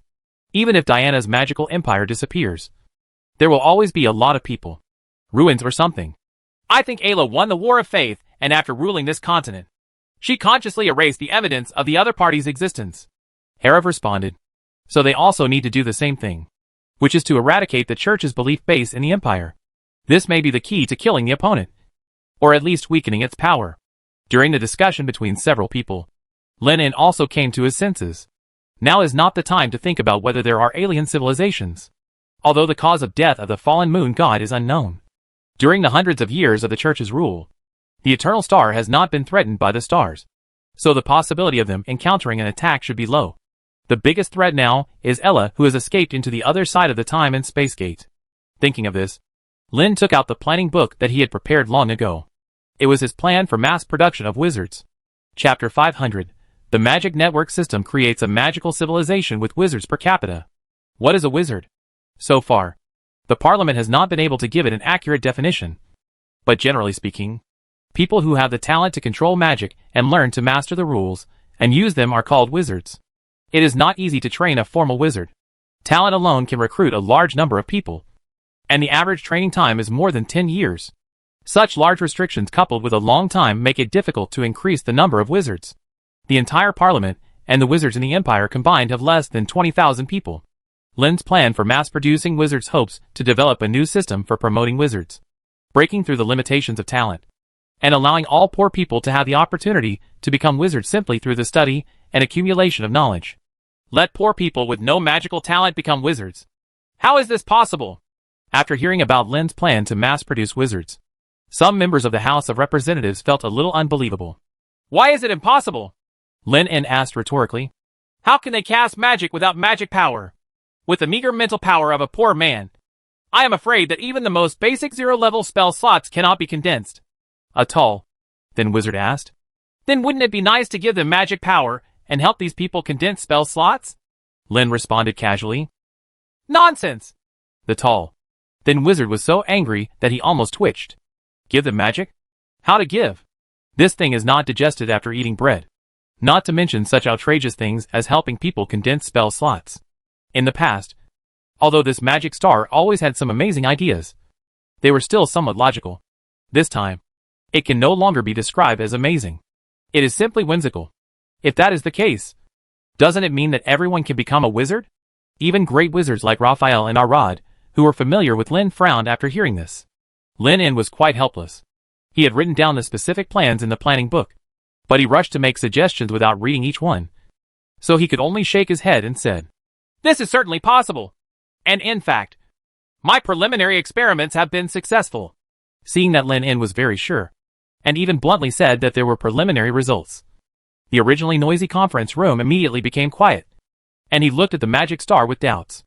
You mean Lydia? Aurora thought, and she quickly guessed who Lin was referring to. Of course, the congressman present also knew who Lydia was. That is the only halfling wizard in the entire Magic Kingdom. Lin, a disciple of the Magic Star and the manufacturer of new weapons, airships and fighter planes, is quite famous within the entire Parliament. As we all know, halflings have no magic talent at all. But Lydia passed the school's examination and was able to successfully cast magic. Raphael and others thought this was a special case before. After all, it is not impossible for one or two geniuses to emerge from a race. It was only now that they heard Speaker Aurora mention it that they all realized that Lydia could become a wizard, probably because of the experiment that Lin mentioned. After realizing this, more and more wizards began to pay attention and read the planning books in their hands. And Lin also explained it. I think many of you should have read the analysis and research report on magical energy. The magic network system I created is based on the magical system of that false god. The clergy of the church are different from wizards. They do not need to learn knowledge. Even the magic power in their bodies is given by Ella. What they need to do every day is to exercise their spirit through specific prayer rituals and improve their knowledge of the Lord. Pious. Only cardinals and higher-ranking officials need to have spiritual talents. Ordinary priests and bishops can serve as ordinary people with devout beliefs. Of course, Lin's magic network system is not measured by faith, but by knowledge. In his expectation, the citizens of the Empire can enter the civilian academy to learn the most basic courses such as mathematics, physics, chemistry, and magic construction. Those who successfully pass the assessment will be eligible to be included in the magic network. With the help of internal computing power and the knowledge mastered in the academy is condensed into spell positions in the sea of consciousness, and he becomes a glorious wizard apprentice. Then they need to continue to study for more advanced courses at an advanced wizard school. After graduation, the magic network will open up higher computing power permissions to them, and they can use some low-level spells like a formal wizard. This is the limit. Just like the magical system, an ordinary person without any talent can only reach the limit of his lifetime efforts. It is difficult to reach the level of a great wizard or a cardinal. Of course, the possibilities in the magical world are endless. If someone can continue to improve the efficiency of meditation, there may be the possibility of further improvement. As for those students who cannot pass the assessment, they naturally have no choice but to give up. They cannot even master basic knowledge, which means they are not suitable to become wizards. They can transform into skilled workers or something. Anyway, there is a shortage of people everywhere now. Lennon's explanation was very detailed, and with Ella's magical system in front, it was easy to understand. If the church is to focus all the believers' computing power on Ella as an individual, it will exploit them vigorously. The magic network is a platform for mutual assistance. Everyone shares a part of the computing power, supplies it to the terminal, gathers the sand into a tower, and then distributes it out, so that people who cannot cast spells can have the ability to cast spells. Obviously, the key thing inside is the magic network that serves as a terminal to gather computing power. This was the only information Lynn concealed, and no one objected to it, because the new techniques developed are the wizard's personal wealth. And unless the other party is willing to announce its principles on their own, no one has the right to ask them to share it. Is this really possible? Herav couldn't help but frown. In Ella's magical system, believers can only be providers of computing power. But priests and bishops can also communicate with gods through the connection between them releases magical powers. But they are few in number after all, and it is a strategy of using the many to support the few. Lin wants everyone connected to the magic network to become a spell caster. If everyone uses computing power to cast spells, wouldn't it be chaos? The magic network itself has huge computing power. It is the result of my research on consciousness with my colleagues from the Arcane Society. In addition, corresponding rules and regulations can also be formulated, such as limiting the number of spells cast per day. Lennon looked at ease. He explained that of course he had also considered this issue. On weekdays, the magic network assists these wizards in casting spells. When necessary, he can use the computing power of these people to increase his own power, so that everyone can get what they need. Isn't there a problem with the poison of faith? Raphael asked hesitantly. They don't need to believe in a certain person. So where does the poison of faith come from? Arad retorted before Lin could speak. Lennon smiled and did not reply. It is true that there is no trouble with faith, but with the computing power of so many people gathered together, even the legendary wizard may not be able to bear the complicated thoughts and distractions. This is the meaning of intelligence. Since this is an imitation of the magical system, can we directly impart magic through some means, like the priests of the church? Tick suddenly thought of this. A group of congressmen present also looked at Lin expectantly. It is not an easy task to build a spell slot. If this is possible, doesn't it mean that they can easily learn any magic? That's fine. But what we need is not a group of cannon fodder that releases low-level magic. Lennon shrugged. What he really wants to train are magic researchers and advanced workers in cutting-edge fields. Constructing spell slots is an excellent way to train your mental strength. It is also an irreplaceable step to test the correctness of your own knowledge and theory. Questions were raised one after another from the congressmen. The magic network system proposed by Lin completely subverted everyone's understanding and made many people find it unacceptable. Opposition and support were equally divided. Some people think this is a good way to increase the overall strength of the parliament and increase the number of wizards, while others question its dangers. Aggregating the computing power of so many people will lead to some unexpected risks. There are also people who are completely opposed to the implementation of the magic network, and believe that people who rely on external forces to cast spells are not considered wizards at all, and they are blaspheming against magic. There were more voices of opposition than Lin imagined. As for the reason, he naturally knew that such a promotion system violated the interests of existing wizards. In the past, those who could become official wizards were the proud ones of heaven, and even apprentices were superior to others. Talent determined everything. But now, even ordinary people without magic talent have the possibility of becoming wizards after serious study. It is inevitable to feel a little unbalanced in your heart. Lin naturally had a solution. So he laughed. In fact, this magic network system not only benefits ordinary poor people, but also plays a significant role for wizards. Congressman Gordon, if I remember correctly, you have been stranded in the third ring wizarding realm for more than 10 years. Right. Lin looked at the congressman, who was the most opposed, and said playfully, in my opinion, the possibility of you breaking through the great wizard on your own in this life is extremely slim. Upon hearing this, the wizard named Gordon's face suddenly darkened. But he couldn't refute it because he himself was very aware of this fact. 3 years ago, He spent all his money on a promotion ceremony to become a great wizard. But it failed. He barely managed to save half of his life. And he still has a psychological shadow to this day. Lennon didn't just say this to ridicule. He quickly explained another function of the magic net.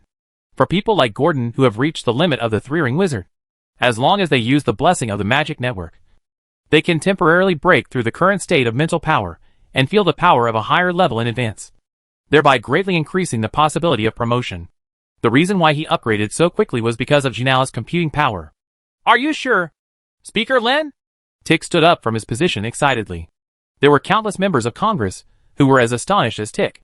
Even Gordon, who had just been ridiculed, could not care about the little contradiction at this moment. He stared at Lin with red eyes. Trapped in the big room. In the realm of wizards, there are too many wizards who cannot be promoted. If formal wizards are one hurdle, then great wizards are another hurdle. Now the number of wizards in the council has exceeded 20,000. But the great wizards can't even get 100. I'm sure. Lennon nodded, and then poured cold water on everyone. However, the magic network can only give people a limited experience of the realm of the fourth ring wizard.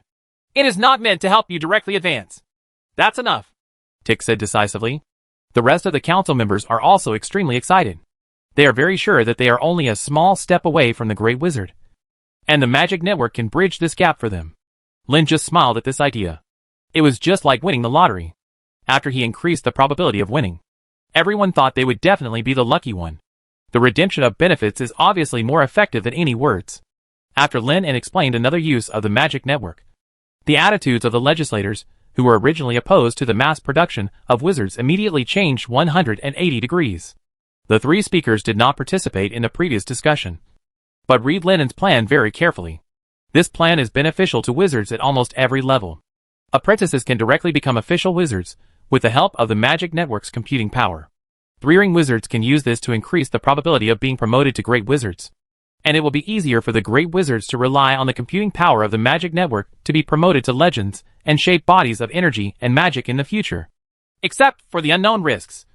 I can't think of any reason to reject it. Harav was the first to express his opinion. Although this method is a replica of the magical system, it is much gentler in implementation. I personally agree with this plan. If the magic power and the moon god really come from the other side of the time and space gate, it will definitely be a big threat, Aurora said worriedly. As Lin said, they must have the ability to continuously produce wizards in batches in order to be able to deal with the increasingly complex situation. I think we can conduct some preliminary experiments. And if there are no problems, we will consider large-scale implementation. Vittorio was relatively cautious, but he still agreed with the statements of the three speakers and the strong support of nearly 95% of the members. The plan to implement the magic network was passed without any surprise. A smile appeared on Lin's lips. You must know that the Empire has a population of 20 million. Assuming that 1/20th of the people are of appropriate age and pass the assessment to join this system. That is 1 million users of the magic network. Such a huge computing power blessing may be able to take his mental power to a whole new level. Of course, this is a plan for the next 3 to 5 years. The laying of magic base stations and the popularization of knowledge will take a lot of time. What can be achieved in the short term is to integrate the computing power of 20,000 wizards in the Empire. By the time Ella has the Godhead, he has mastery of the brain and the magic network. It is possible for him to fight